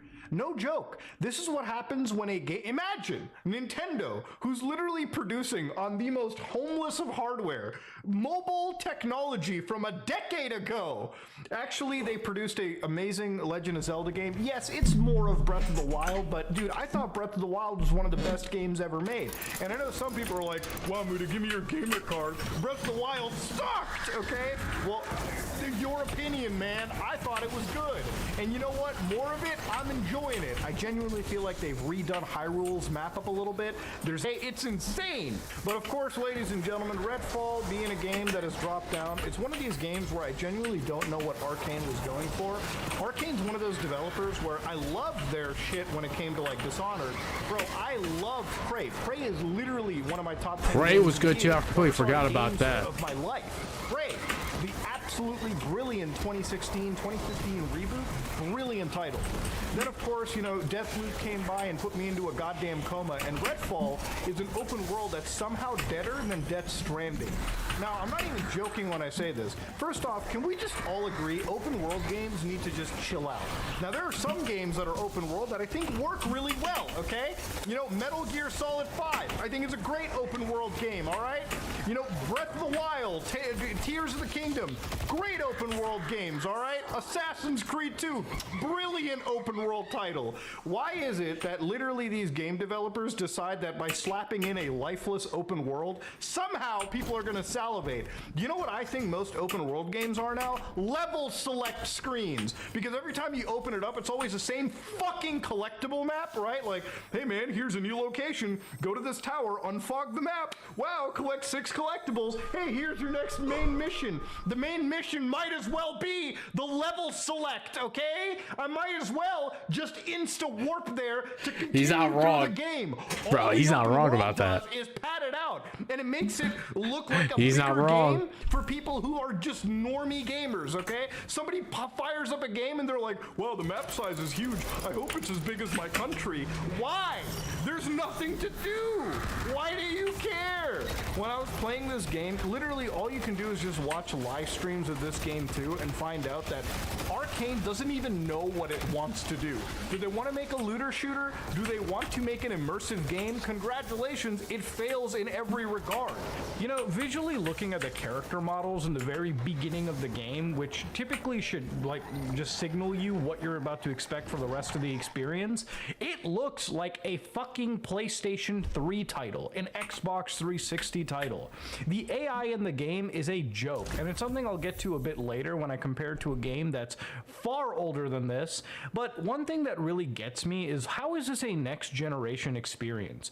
Aside from having a, open world the size of my fingernail and about as alive as Death Stranding, I have to just ask you, what does this game do that is so different from a game released well over a decade ago? You could load up Borderlands right now, play cooperatively with your friends against enemies, loot and shoot, far better than you're doing over here. It almost feels like this era of gaming, this genre has been so hard stuck in the PlayStation 3, Xbox 360 days that we might as well why is anybody getting excited for this? This is not some new take. This is not an evolution of that experience. This is the same game, arguably, in my opinion, worse on modern generational systems, the same game that me and you were playing as children, as teenagers, back in the Xbox 360, PlayStation 3 days. You know, nothing stops you from saving the 77 gigabyte download and just getting Borderlands 1, 2, or 3, or any other equivalent looter shooter,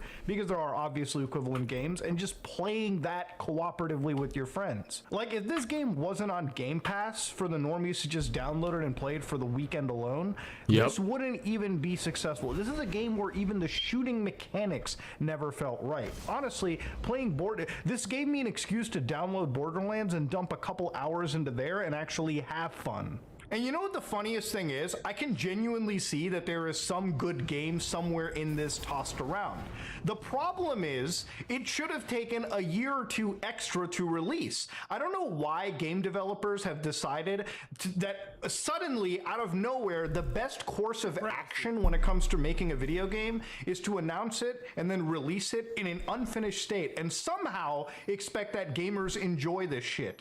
Now, Redfall is an innovative title, in that somehow this is the only game that's managed to self-copyright strike their own Twitter banner. Somehow, I don't even know how that happens. But when you talk about shit like innovation, I genuinely feel like innovation died since the PlayStation 3, Xbox 360 days. Playing Redfall reminds me that, I could just load up Borderlands 1 on the PlayStation 3, fire up split screen with my bro, and have a good time.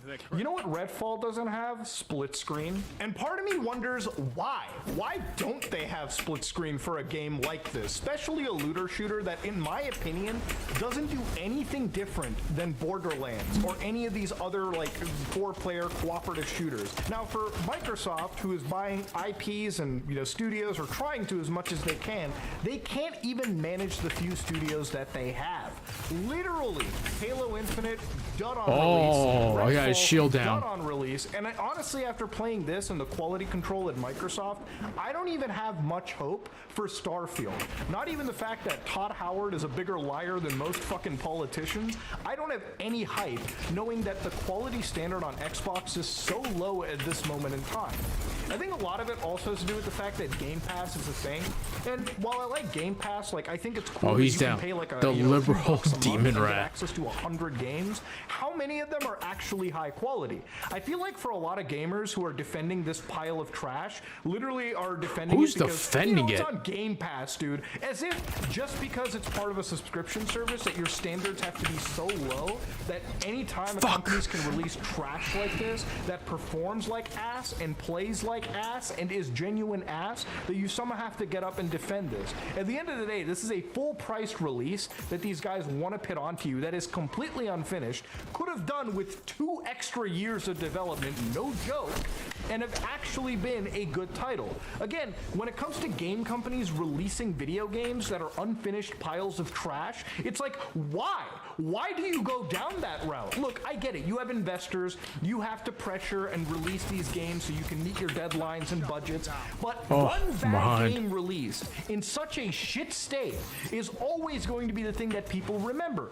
If this game was good, nobody would be talking about like, oh, Redfall's a great game, but yeah, no, they're going to be talking about the fact that its performance is bad. Now, yes, this game is genuinely awful. It's a dead, lifeless world. But even with Jedi Survivor, which is a good game, like objectively the gameplay is good, the performance is bad. What do people talk about? The shitty launch. Cyberpunk 2077 could pass itself a million times over again and be a genuinely 10 out of 10 experience. But what are people going to talk about? The shitty launch that happened. Again, I don't get why in this space that games cost the money that they do, because it's literally not even money you're tossing into development. I could guarantee a larger chunk of the budget is mostly to advertising anyways. And what are you advertising? To get people to pre-order, buy in day one, not be able to refund, and be genuinely given a lemon. It's so insane playing a game like this where even the AI is so like awful in comparison to games released like well over a decade ago. Now this is a game known as First Encounter Assault Recon Fear, very early PS3 360 game. And the gunfights in this are still to this day, in my opinion, unrivaled when it comes to other single player experiences. Now I know you're gonna be like, but Redfall's an open world game, Muda. There's so much dynamic play and progress, and I Not get it. really. I understand. All AI isn't the same, but this is genuinely a period where like game developers were more focused on pushing those boundaries. We went from the PS2 era of gunfights to the next generation with so much exploding materials, so much visual intensity, and also having AI that actually plays like proper human beings, okay? This is a genuinely amazing game to have actual gunfights in. Games like Redfall are actually even inferior to open world looter shooters of the 360 PlayStation 3 era as well. So again, I don't know where that extra development budget is going. Sure, the games, I guess, look prettier or nicer, which is very, very debatable, but the gameplay has never changed. If anything, the gameplay is so hard stuck in that PlayStation 3 360 era, and honestly, it feels like it's really downgrading from that too. Like, if you're going to talk about the state of the AAA industry, Fear 1 and 2 are fucking fantastic. Because at some point, these budgets have to stop ballooning, but these games actually have to be genuinely good. You know, when I refunded Jedi Survivor, I bought a game on Steam that was a detective mystery, which, again, the name is completely escaping me. I think it's Shadows of Doubt.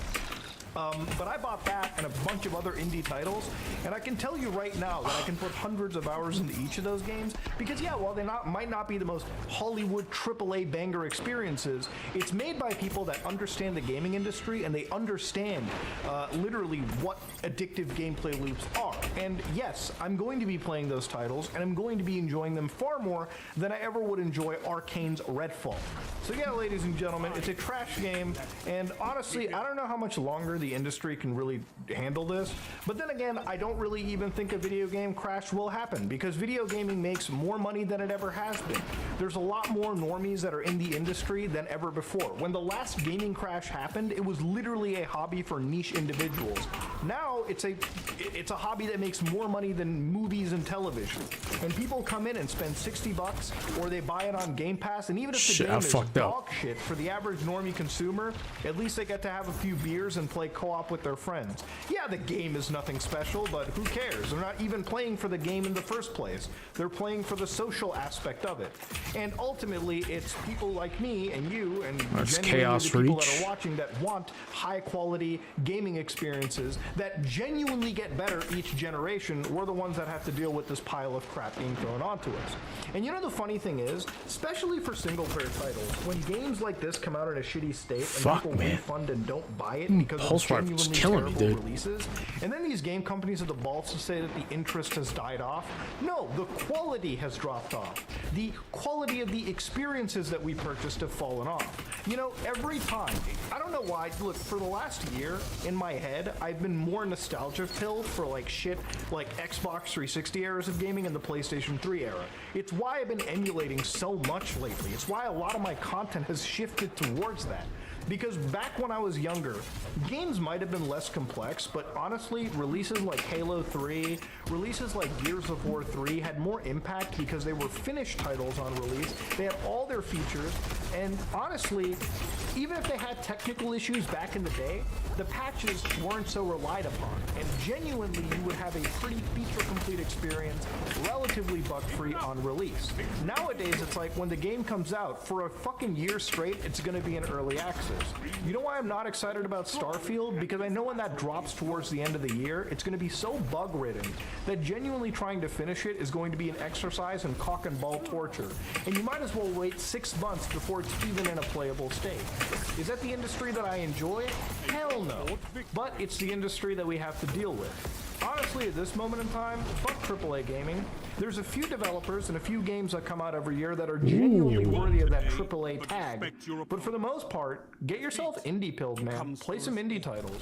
Because I'll be honest, if you've ever been jaded in gaming, it's the quickest way to get rid of that fog and have a great time. Anyways, this is me, Moodahar, and if you like what you saw, Did not please do like, comment, anything this subscribe. game. Dislike it if you dislike it. I am out. Senate Judiciary Committee is having a hearing today on the potential for some form of ethics reform of the Supreme Court. And what is being at least floated in some quarters. We saw this already. This was already on deck. Big names in tech have soured on Elon Musk, and it's really interesting to see it. I actually want to start off with Jack Dorsey, who initially had a lot of confidence in Musk after he had decided to purchase Twitter, which of course is Dorsey's baby. But now with Twitter in decline, all of a sudden Jack Dorsey is changing his tone. Now, Dorsey says that Musk was not the right person to lead Twitter, and that he should have walked away from his $44 billion deal to acquire it. Now, here's what he said verbatim. Do you think, he was asked, do you think Elon has proven to be the best possible steward for the platform? And that was something that a Blue Sky user asked Dorsey. Blue Sky is a relatively new social platform that Dorsey is like pushing. He's the founder of it. Dorsey responded, no, nor do I think he acted right after realizing his timing was bad. Dorsey also said that he doesn't think that Twitter's board should have forced the sale to go through after Musk was expressing second thoughts. Remember when Musk was saying like, oh, well, it looks like Twitter's lying to me about the amount of bots on the platform, and it looked like he was trying to back out of the deal. Well, Twitter sued Elon Musk to ensure the deal went through, and Dorsey is saying that was a bad idea. And finally, he also says it all went south, meaning Twitter. Yeah, so we got more on other huge wealthy folks turning on Elon Musk, but first on Jack Dorsey. Remember, That's though, so that funny. he was in favor of the deal in the beginning. Yeah, he was. And I think, if I remember correctly, he was going to get about $1 billion off the deal. Jack Dorsey was. So he was like, oh, yeah, Elon, do it, do it, do it. Oh, Elon's the light of our lives. And all these flowery language about how Elon was so good for human consciousness, etc. And so, like, I don't shed a tear for Jack Dorsey at all. Okay, so, oh my God. I mean, why? Why would anyone? Why? Like, no one. Why would anyone shed a tear for him? He's not losing anything on this. Yeah. Who cares? And now Twitter he's just implodes. Who cares? Yeah, and he's trying to push it to his new platform where he's going to make more money. Which, by the way, is invite only. Oh, I do declare. Okay, anyways. God, these people are unbearable. But it is indicative that I think I have. no, we're not the ones who took the crazy pill. Even they look at it and go, yeah, he's a hot mess. This platform's a total and utter disaster. There's no secret genius behind the scenes. Because these are the guys who were saying secret genius. They were all saying, Elon, oh, you can't understand how brilliant Elon is. He's the light of our lives. He's the most genius, inexplicable genius that anybody's ever seen. Now they're like, oh, yeah, it turns out he's an idiot and totally destroyed this platform like a moron. So what happened? I mean, I guess the one upside about Twitter is it gave Elon Musk the opportunity to show his whole ass, right? 100%. No truer words have ever been spoken. I think that's the only upside we've seen from Twitter so far. With that said, though, it wasn't just Jack Dorsey who has, again, soured on Elon Musk. Someone else, the Apple co-founder Steve Wozniak, in a recent interview, talked about how he was a firm believer in Elon Musk, especially as it pertains to electric vehicles, but has changed his mind quite a bit. Let's watch. I admire some things that he's done for the world, changing us towards electric cars, but, you know, his real motivations inside, is he really a purist of trying to clean the air and all that, gets shadowed by a lot of other things. And he basically got a lot of money from myself for a car. I believe things he said, that a car would drive itself across the country by the end of 2016. Oh, I had to upgrade to that model, you know, $50,000. And then it wouldn't do anything. I could tell it wouldn't ever make it across the country. He said, here we have a new one with 8 cameras. It'll make it across the country by the end of 2017. I actually believed those things, and it's not even close to reality. It's true. Everything he said there was true. Sorry. So, guys, this isn't a, look, I get like carried away a little bit sometimes. So, I say it turns out Elon Musk is a moron. So let me be clear. People are smart in some ways and not smart in other ways, right? So there's no like one smart or not smart, okay? But the reason why I'm emphasizing that today is because not that Wozniak was a guy who was promoting Elon Musk, and he said he doesn't even really know him, has never met him, and he's just having an honest opinion about the overpromising, etc. But the reason I'm emphasizing all these guys saying, when you pull back the curtain, the guy's not all that he was hyped up to be, is because people get you to believe that there are these great men in the world and that they're just beyond you. You can't do what they do. And that's why they deserve all the wealth in the world. And you should never question that. I'm here to tell you, and now the other elites are apparently here to tell you, it isn't true. They're not some special magical beings that are unbelievably better than the rest of us, and that's why they deserve all the money in the world, et cetera, et cetera. No, when you see them in action, all of a sudden, when he goes public and we don't have the curtain to cover him anymore, as Anna pointed out, we see his whole ass. Yeah, and in regard to Twitter, Wozniak had some thoughts on that, even though he's not active on social media. He says, well, it's kind of bumbling. I can't say good or bad. I'm not really there. And Twitter, probably needs a lot of change and revamping in most people's eyes. So we'll see. I mean, Twitter is a social network, and I pretty much avoid the social networks. Wozniak does seem relatively happier than most people, so I believe him when he says he's not really on Twitter. With that said, if you've been on Twitter, you might have noticed that someone had posted a pirated version of the Super Mario Bros. Movie. And it amassed 9.2 million views in a very short period of time before it was taken down. Okay, so the account Vids That Go Hard posted it. A bunch of people watched it before it was finally taken down. So guys, look, the mistakes happen, and it's not the end of the world if it happens once or twice in a platform, so I'm not the one to judge. But having said that, the reason why that's important is because Elon Musk created this fantasy when he came into Twitter that you could fire 2/3 of your employees and that it wouldn't matter. Well, it's a fantasy, it's ridiculous, and by the way, very anti-worker, and most importantly, just not true. So it turns out if you fire 2/3 of your employees, your product becomes super glitchy. And then, oops, somebody puts a movie, you don't even notice it. Next thing you know, 9 million people watched it. Could the studio sue him over that? They certainly could, right? I mean, that costs them a ton of money. How many other things are gonna, how many other wheels are gonna fall off of Twitter and Tesla before we go, are we sure the guy's a genius? Thanks for watching The Young Turks. Really appreciate it. Another way to show support is through YouTube memberships. You'll get to interact with us more. There's live chat emojis, badges. You've got emojis of me, Anna, John, JR. So those are super fun. But you also get playback of our exclusive member-only shows and specials right after they air. So all that, all you gotta do is click that join button right underneath the video. Thank you. More former employees of Steven Crowder's have decided to come forward to talk about how difficult it was to work for him, how abusive he is as an employer. And before we get to the latest allegations against him, I think it's important to talk about some of the allegations coming from one of his former co-hosts. And these allegations were made last week. So Matt Landau is the name of the individual we're talking about here. And he was a co-host for Steven Crowder and then later left and is now currently working for The Blaze. So he detailed how Crowder had installed a Dave Don't Talk button in the studio because he wanted to ensure that he always got the last word and that his co-host did not get the last word. So here's more from Landau. How were you informed that there is a Don't Talk light, and what was your reaction? I was pissed a bit because I know my job. I know that he talks a lot. I know that he's the star of the show. I know when to throw him what he needs to be thrown. I know when to sit back. It's what I did with Anthony for years. It's what I did next to Artie. It's what it's what I do. I'm not trying to ever steamroll him.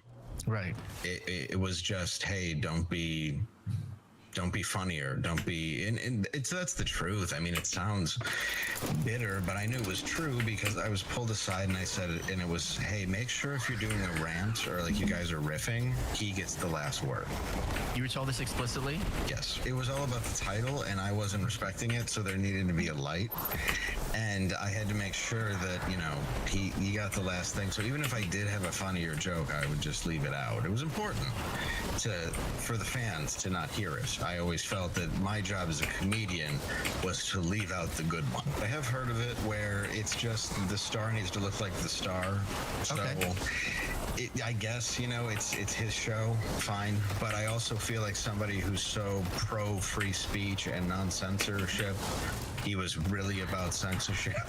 So that was Dave Landau, his former co-host. I'm mixing up his first name with Matt McClory, who we're going to talk about in just a moment, because that was another incident that Landau shed some light on during that interview.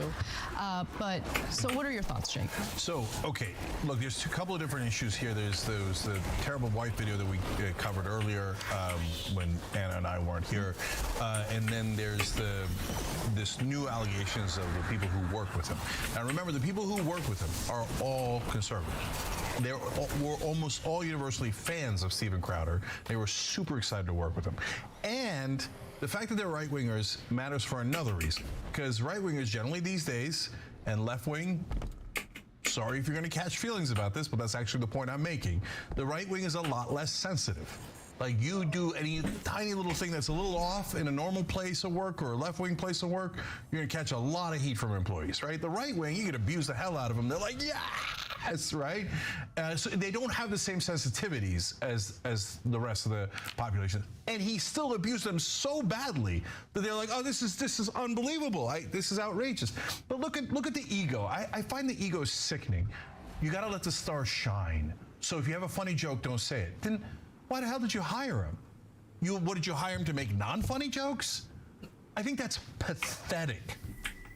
Putting aside like, oh, workplace issues, this, that, the other thing. If you tell someone in your network, don't outshine me, you are pathetic and should go home, okay? So if somebody is funnier than me, which is not a high bar, or makes better points than me on this network, I love it. Because I want to actually support creators. Now that leads me to Steven Crowder. Remember, this $50 million slave contract, and I don't want to do this, not because of me, but because of the other creators I want to support. It turns out he hates the other creators, including inside his own company, and doesn't want to support them at all.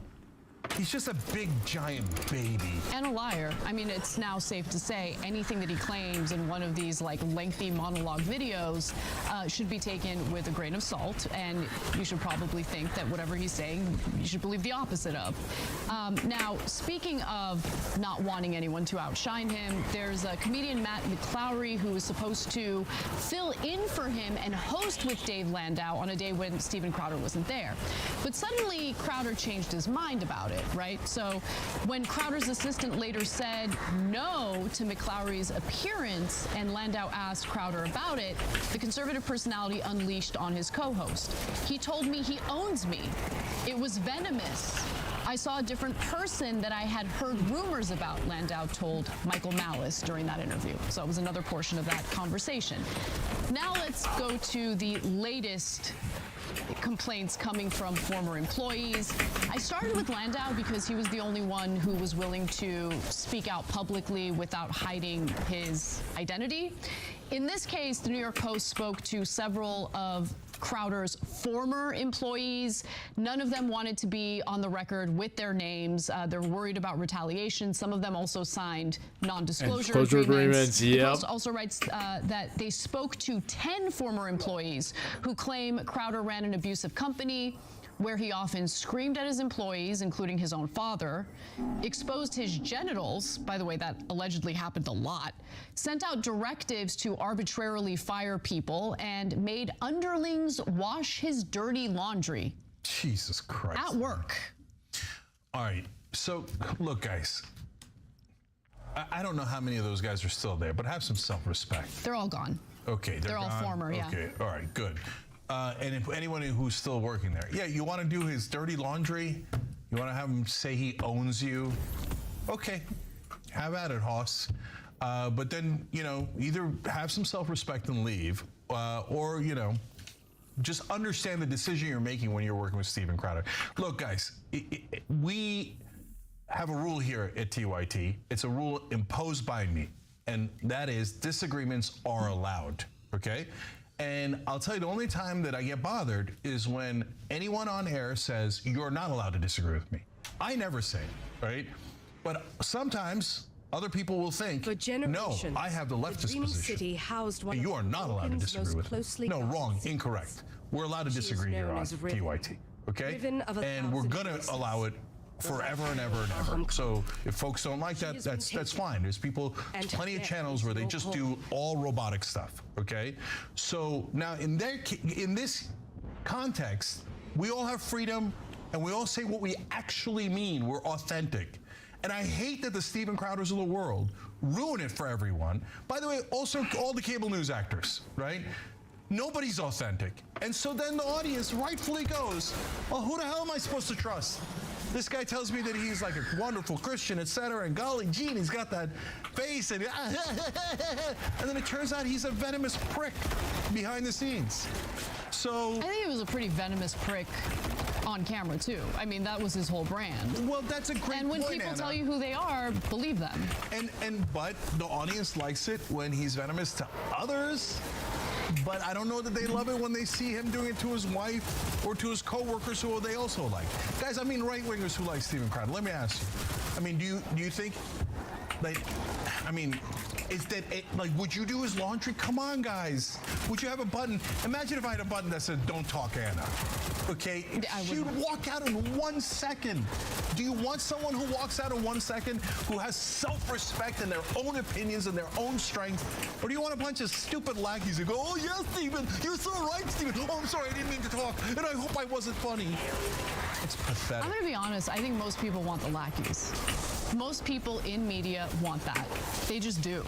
And I think that Steven Crowder, based on what's been revealed about him, is an extreme case. But look, when you're talking about the entertainment industry, and yes, that includes content creators. Let's not talk about some of the things that we've heard about, right? Whether it's YouTube, Facebook, whatever it is. About where TYT specifically went Anna. It's all ego. And yeah, it's very Trump-like, but it doesn't surprise me at all that he is terrified of other comedians outshining him on his own show. I gotta be honest. You know who that reminds me of? Jimmy Dore. Okay. Oh my God, don't anybody outshine me. Everybody laugh. You have to laugh. You have to laugh. Oh, that's so pathetic. It is. Okay, but let's get off that. Let's move back you. He says, I own you to people who work with him. So let's get to some specific allegations, right? I think the part that is the most concerning is how often he exposes his genitals, but more importantly, rubs his genitals on employees. That is what they're... Steven, look, dude, Go to get counseling. Therapy. Get therapy. It's Bro, okay. that's like so fucking weird, dude. I'm sorry. Like, I understand that, like, you know, it's like they're a bunch of fucking frat boys over there. But come on, man. Like, you know, you're adults there. If it's like a college, like, dorm room and frats, like, it is what it is. But, like, they're, like, over the age of 25. Like, they're probably in their 30s. Like, come on, man. Grow the fuck up. That's not cool. Like, I would just fucking leave. Bro, I would, like, flip the fuck out if somebody did that to me at my workplace. He put his testicles and his penis on other people's shoulders, on their bodies. Let me give you over specifics. and over again. So, a former staffer recalled driving back from Illinois in a van after a college show in March of 2018 when former producer Jared Monroe, whom Crowder dubbed Not Gay Jared, was targeted. Jared was asleep in the last row. Steven was in the front, and he was joking about what he was going to do, the staffer recalled. He climbed over and dropped his junk on top of Jared's shoulder. Okay. When asked about those allegations, by the way, Monroe told the Post, no comment. He didn't deny it. He said no comment. When you get a no comment, that means he definitely did it. And he apparently did this, you know, exposing his genitalia to Jared several times. Gee, I wonder why he picked Jared, the guy that he thought in his own shtick or whatever, joked around about how he might be gay. So he's like several times, he's like, please, please, will you take it? Please, please, please, please, please, please. By the way, any other, that's why I talk about right wing versus left wing versus middle, etc. No other workplace that you would be fired immediately. As you should, yeah, 100%. Or you'd be sued to kingdom come, right? So, but, you know, he's so lucky those employees haven't sued him. It's unbelievable that they haven't sued him. It really is unbelievable. It really is. And yeah, I mean, I think you're right in noting the difference between, you know, how employees would react in like a left-wing organization versus this right-wing organization, right? Left-wing, any perceived slight could get you sued. Or at least publicly shamed in a way that, in my opinion, they're not wrong about is that. Insane. But nonetheless, let's give you more. During a 2018 flight with 6 people from the company, another former employee said they witnessed Crowder put his testicles on his assistant and childhood friend, John Goodman, who shook off the incident. And Goodman, by the way, is still working for Crowder. And when the Post reached out for comment, they did not get a response. Okay. Look, all this makes me uncomfortable. I hate, like we talked about Tucker Carlson's leak tapes. I don't like the leak tapes. The situation with his wife, it's gross. I hate that we're seeing it. I hate it for her. I just, in principle, I don't like any of this. So I know most people on the left are relishing this, like, haha, right? But I'm not relishing it. But the reason we're doing it is because you should know who these people actually are, right? So if you actually think, she has been taken. Surprise, surprise. Terrible people are terrible behind the scenes. Who are terrible on screen, they're also terrible behind the scenes too. Tucker Carlson's a fucking psychopath, dude. He's gonna fall into irrelevance too. What a fucking hateful little pig. Jesse Watters is the same thing too. He's gonna say and do something that's gonna fuck him up too. Crowder's like such a golly gee, such a good guy, and he's such a good Christian, and all these things. And you see him yelling at his wife about, you're not doing your wifely duties. Oh, it's disgusting. It's disgusting. So, but hey, by the way, maybe his audience likes that. Because remember, they do, and if you think that's not hypocritical, and you think, hey, that's what I signed up for. As a good Christian, a wife should follow a man, and she should do her wifely duties, and if she doesn't, he should threaten to harm her, and that's, and employees, they're meant to be owned. I don't know. Right-wingers, I'm not you. You make the decision. If you like that, well, then maybe Crowder is your guy. You can't get any fairer than that. Thanks for watching The Young Turks. I really appreciate it. Another way to show support is through YouTube memberships. You'll get to interact with us more. There's live chat emojis, badges. You've got emojis of me, Anna, John, JR. So those are super fun. But you also get playback of our exclusive member-only shows and specials right after they air. So all of that, all you gotta do is click that join button right underneath the video. Thank you. We're going to start today with two bloodbaths, one that is taking place and one that could take place a few months from now. The first one is a bloodbath in the Fox News ratings, and I know that this brings such great pleasure to so many in my audience. Some feel bad, but the most important thing is that this is a bloodbath that is taking place without any government overreach, without any suppression of anybody's speech or anything of the sort.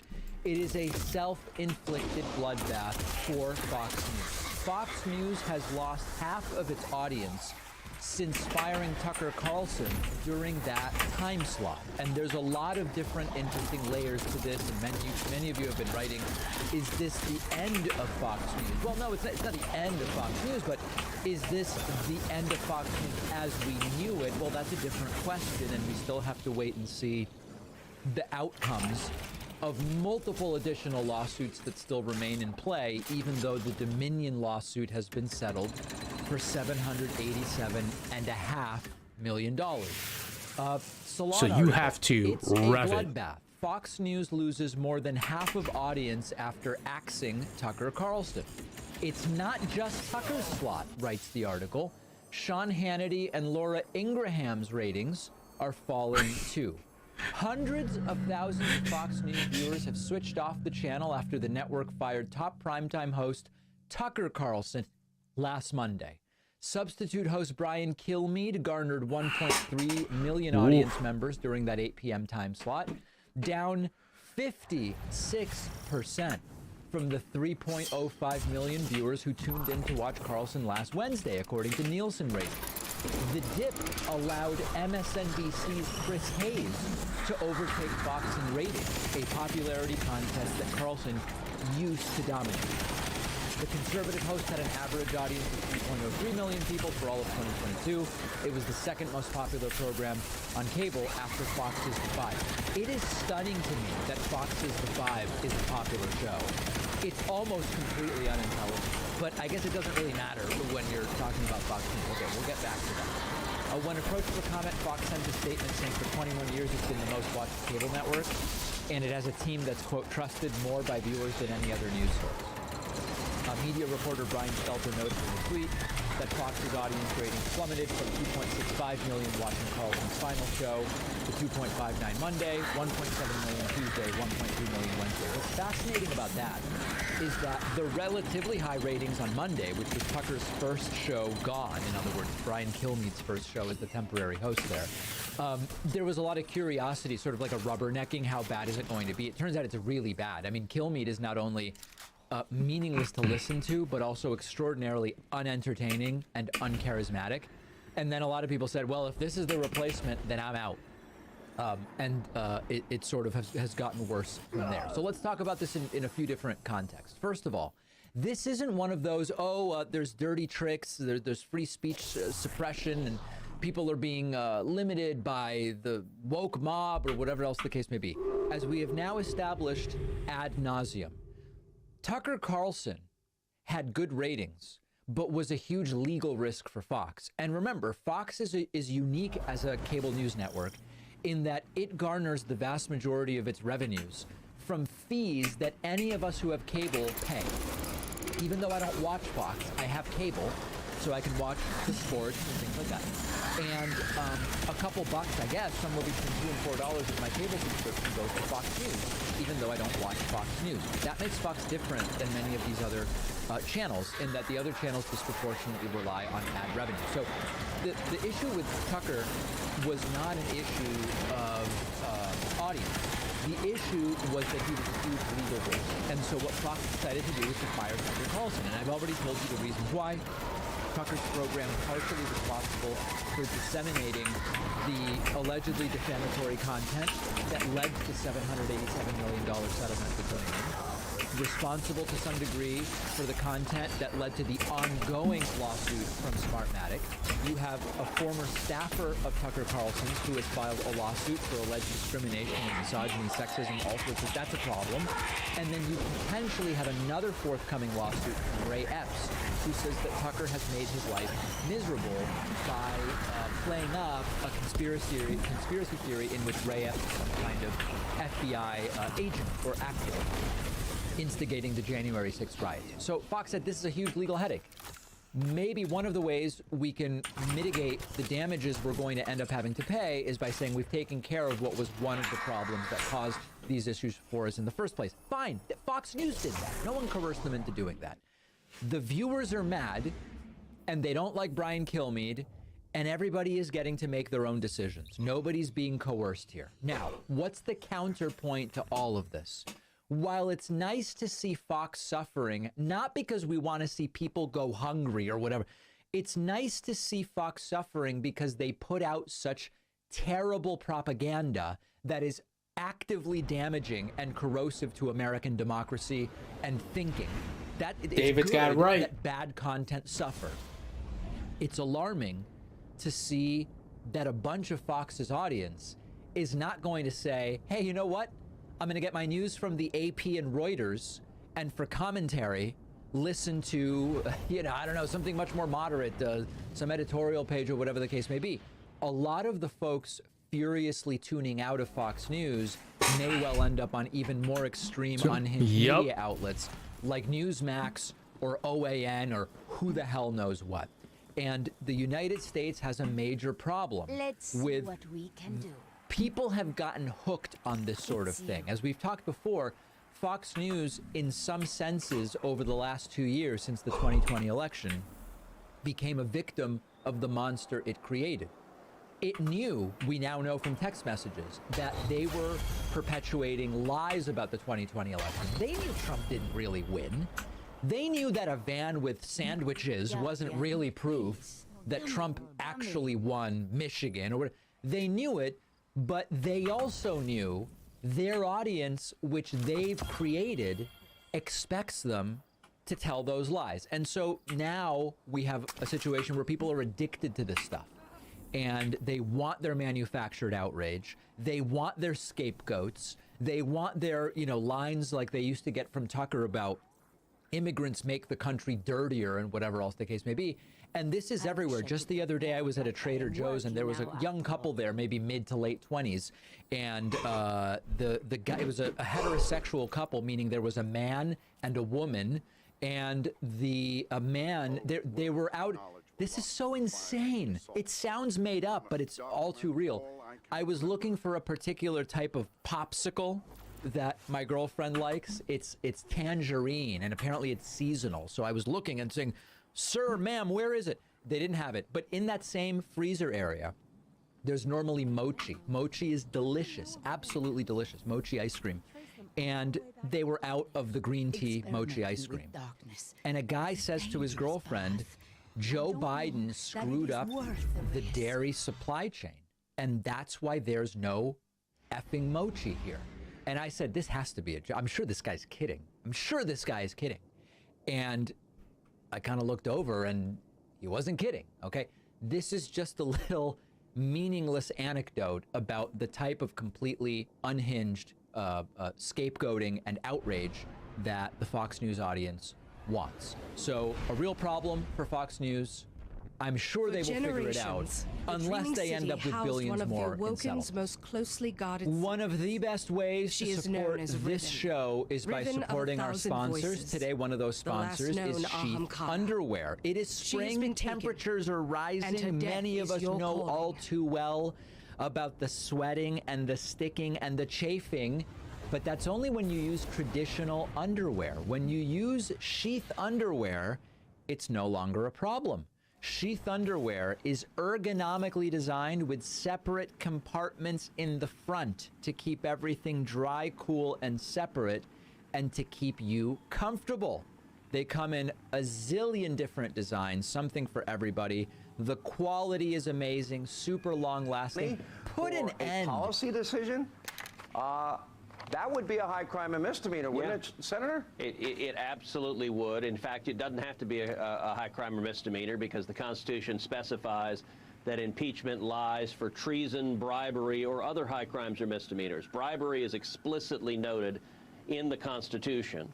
And I got to say, the evidence, not only against Hunter Biden, but the evidence against Joe Biden being complicit and profiting from this corruption is growing and growing and growing. Every week on my podcast, Verdict with Ted Cruz, I've walked listeners through.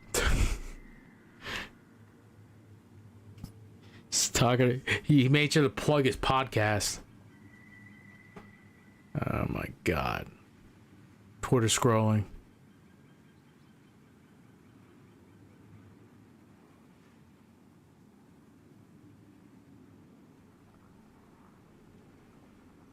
The Tonight Show with Jimmy Fallon. Her dad is Billy Ray. Miley Cyrus. Yes. Okay, yeah.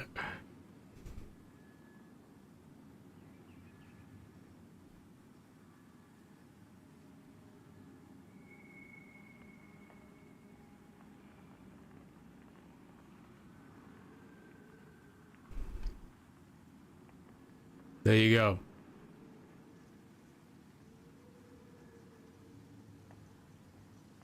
£18, rock hard, Juice Robinson. There you see Jay White coming out with him, but when you were talking about two international stars here, and Jay. Man, both these guys, people made fun of, and look at them now, man. Jesus.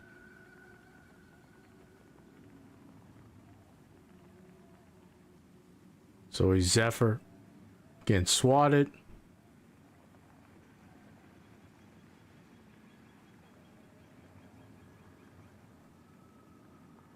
And no one in my family ever drinks. That's great. You probably never run out of ice your whole life.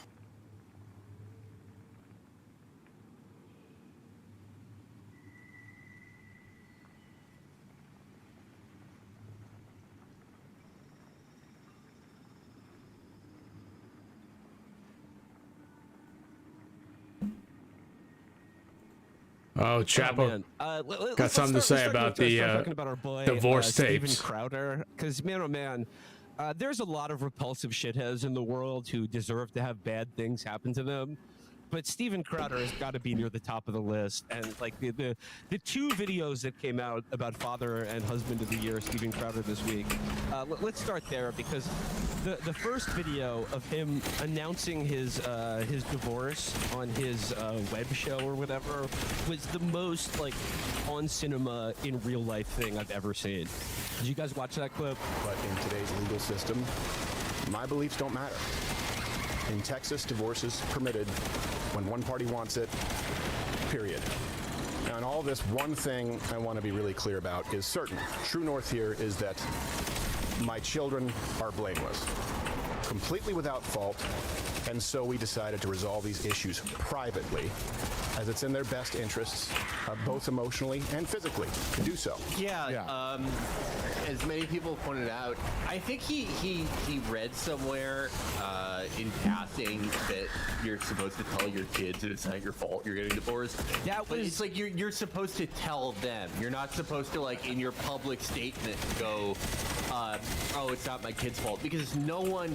It's for the kids to hear. It's not like and his kids. It's not for the world to hear. Like no one in the world was under the impression that it's like, oh, I mean, Steven was probably the perfect husband. I don't think there was a problem with him putting on dresses or doing David Koresh mind games on his pregnant wife.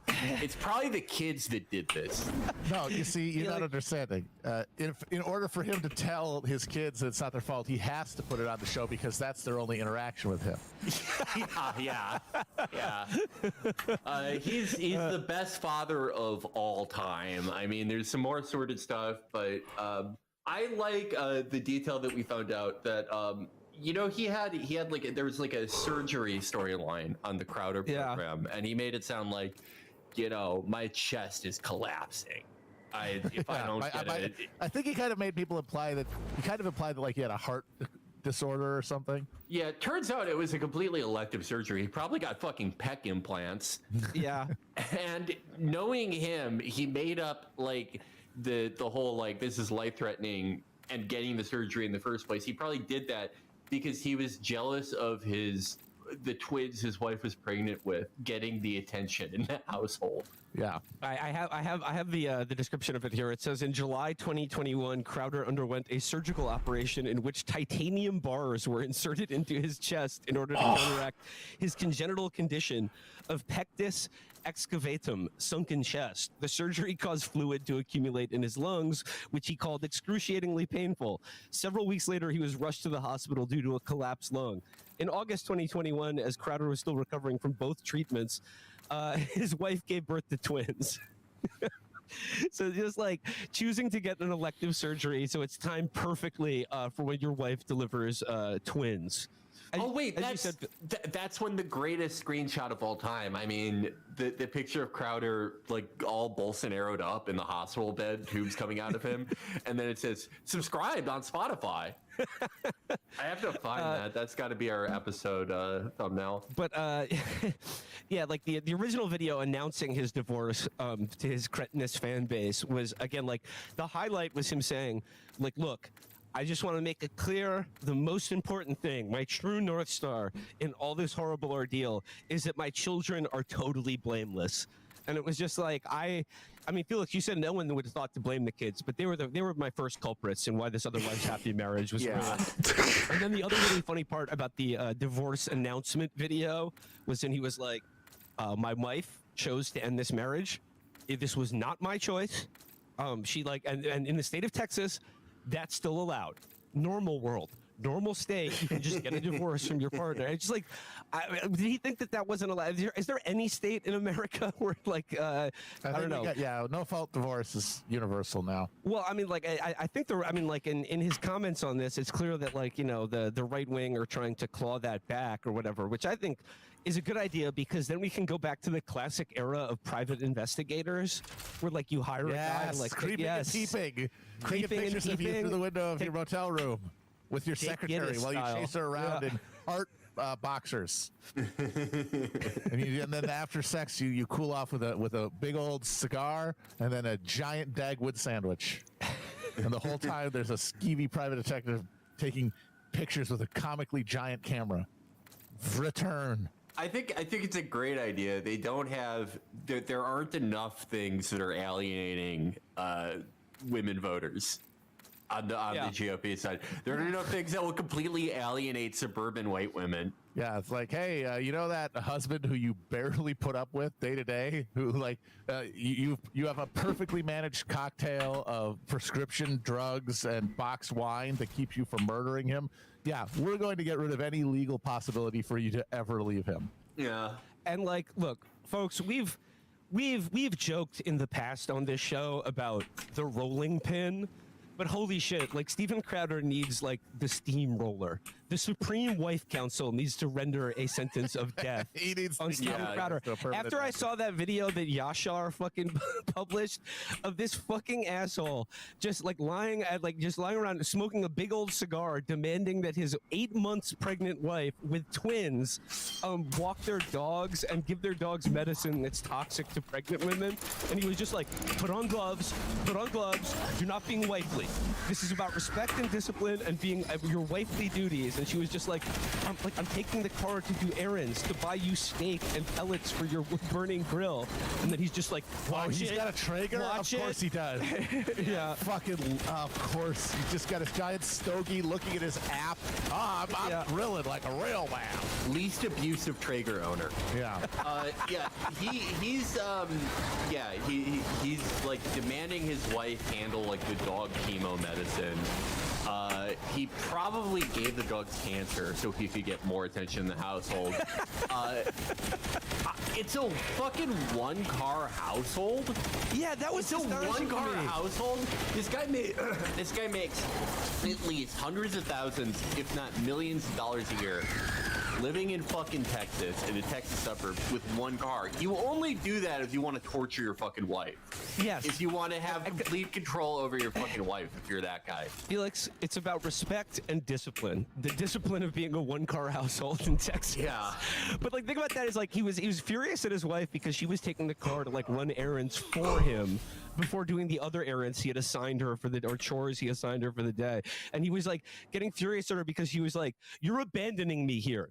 You're trapping me in this house." And you're totally right, Felix. That's the only reason to have a one-car house in a situation like that, because he wants to trap his wife there. Yeah, it's ancillary to everything else, but I found out, so he, you know how the Daily Wire offered him $50 million? Yeah. For years? It turns out, okay, see, he has 50,000 subscribers. That, like, God, that's like close to what we have. They're playing with such inflated numbers on the conservative side. Yeah. But like, yeah, I mean, if he's being offered $50 million, like over $10 million a year contract, and there's one fucking car, yeah, it's very obvious. I mean, there's also the wife following all these accounts on Instagram that people found that are like, you know, how to survive narcissistic abuse, getting out of, like, just awful. Like, I mean, we already knew he was a fucking awful guy, but like, Jesus Christ. What I mean, it was psycho. like it was probably a hard day for her when she realized that he just married her for her wardrobe. Yeah. Just wanted access to all those wonderful women's clothes for him to own the libs in. Yeah. Did you see that guy Owen Benjamin's post about it? And like, I love these right-wing guys. They all slit each other's throat the first fucking chance they get, because that Owen Benjamin guy was, and he said, he's like, look, I know to my listeners and subscribers, I seem like a fairly alpha dominant personality, but I assure you, in my personal conduct, whenever I meet another male, I immediately defer to their whims and just basically roll over and display my stomach to Steven Crowder and immediately allow him to dress me up in fishnets to own trans people. And then he was like, I agreed to do this sketch with Steven Crowder because we were owning the trans people. But then like I realized he was just dressing me up like a prostitute and there was really no bit or joke. But he was just, oh my God. I like that Owen Benjamin thing because it is true. He does have like the phenotype of someone who's just like, duh, where are we going, boss? Yeah. he's got classic minion energy.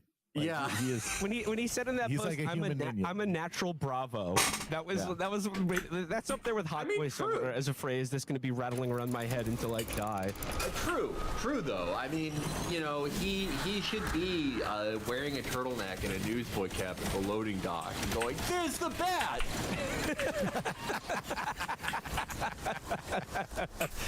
I hear he drains blood out of guys. Pipe down, yous. Keep unloading this crap. Yeah, he does. You know, he has the look of one of the first guys you kill in Max Payne. Yeah. But I just love the idea that like everyone in the Crowder orbit has been force femmed by him at some point for like a humorous comedy sketch in which they're like the joke of which is that like, hey, what if I had tits and was wearing hot pants? And like the astonishing thing to me about the leaked like Yashar Ali video is that like this motherfucker talks to his wife in exactly the same way he talks to his cretinous fans on his like webcam. It's just like I mean, I guess like you know, he really does live the values that he espouses of being like a complete piece of shit. It's like when he's just lecturing his wife on being wifely, I was just like, wow, this dude just doesn't turn it off. I am a little unnerved, I guess, that Yashar Ali can just get your fucking home recordings and put them on the internet. Yeah, well, yeah, I seem like a good precedent. I don't, well, he's Varys the spider. One of his birdies got it. his little birds are everywhere, and everyone's Ring fucking camera. I like maybe that just like that's a part of the Ring TOS that no one read. That's on page 89. Yashar can access your Ring camera at any time. Okay. And like, and I guess like the cherry on top of this whole Crowder affair is that like he spent years as like a young conservative pundit, and like his beat was like I'm the marriage guy.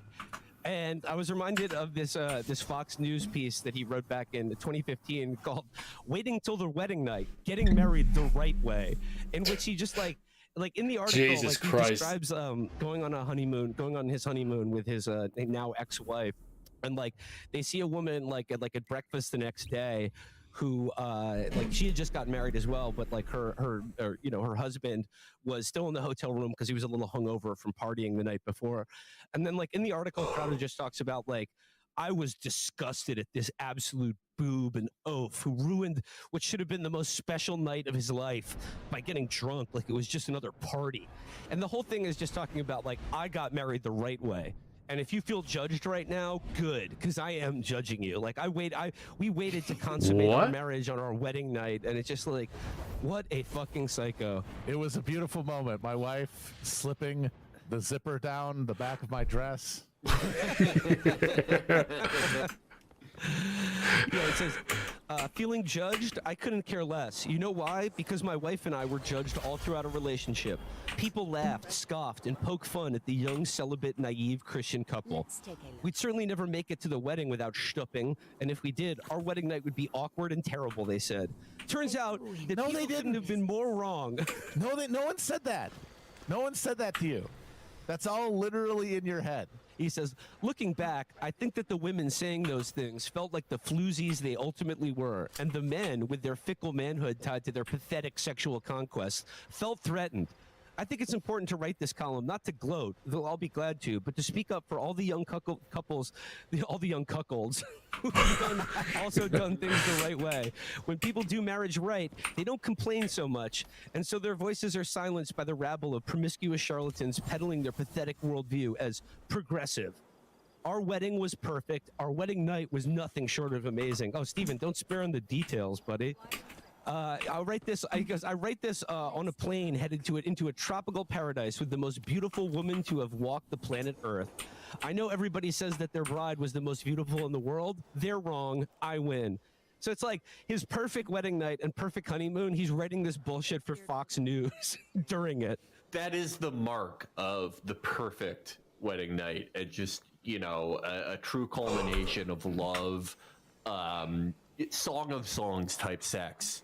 When you are all right, folks, that's it. I am tired. 11 hours streaming, grinding. We'll be back at this tomorrow. I'm gonna grab my last cup of coffee, grab a bit of a snack, and call it a night. So as always, stay frosty, touch grass, and God speed. See you guys tomorrow.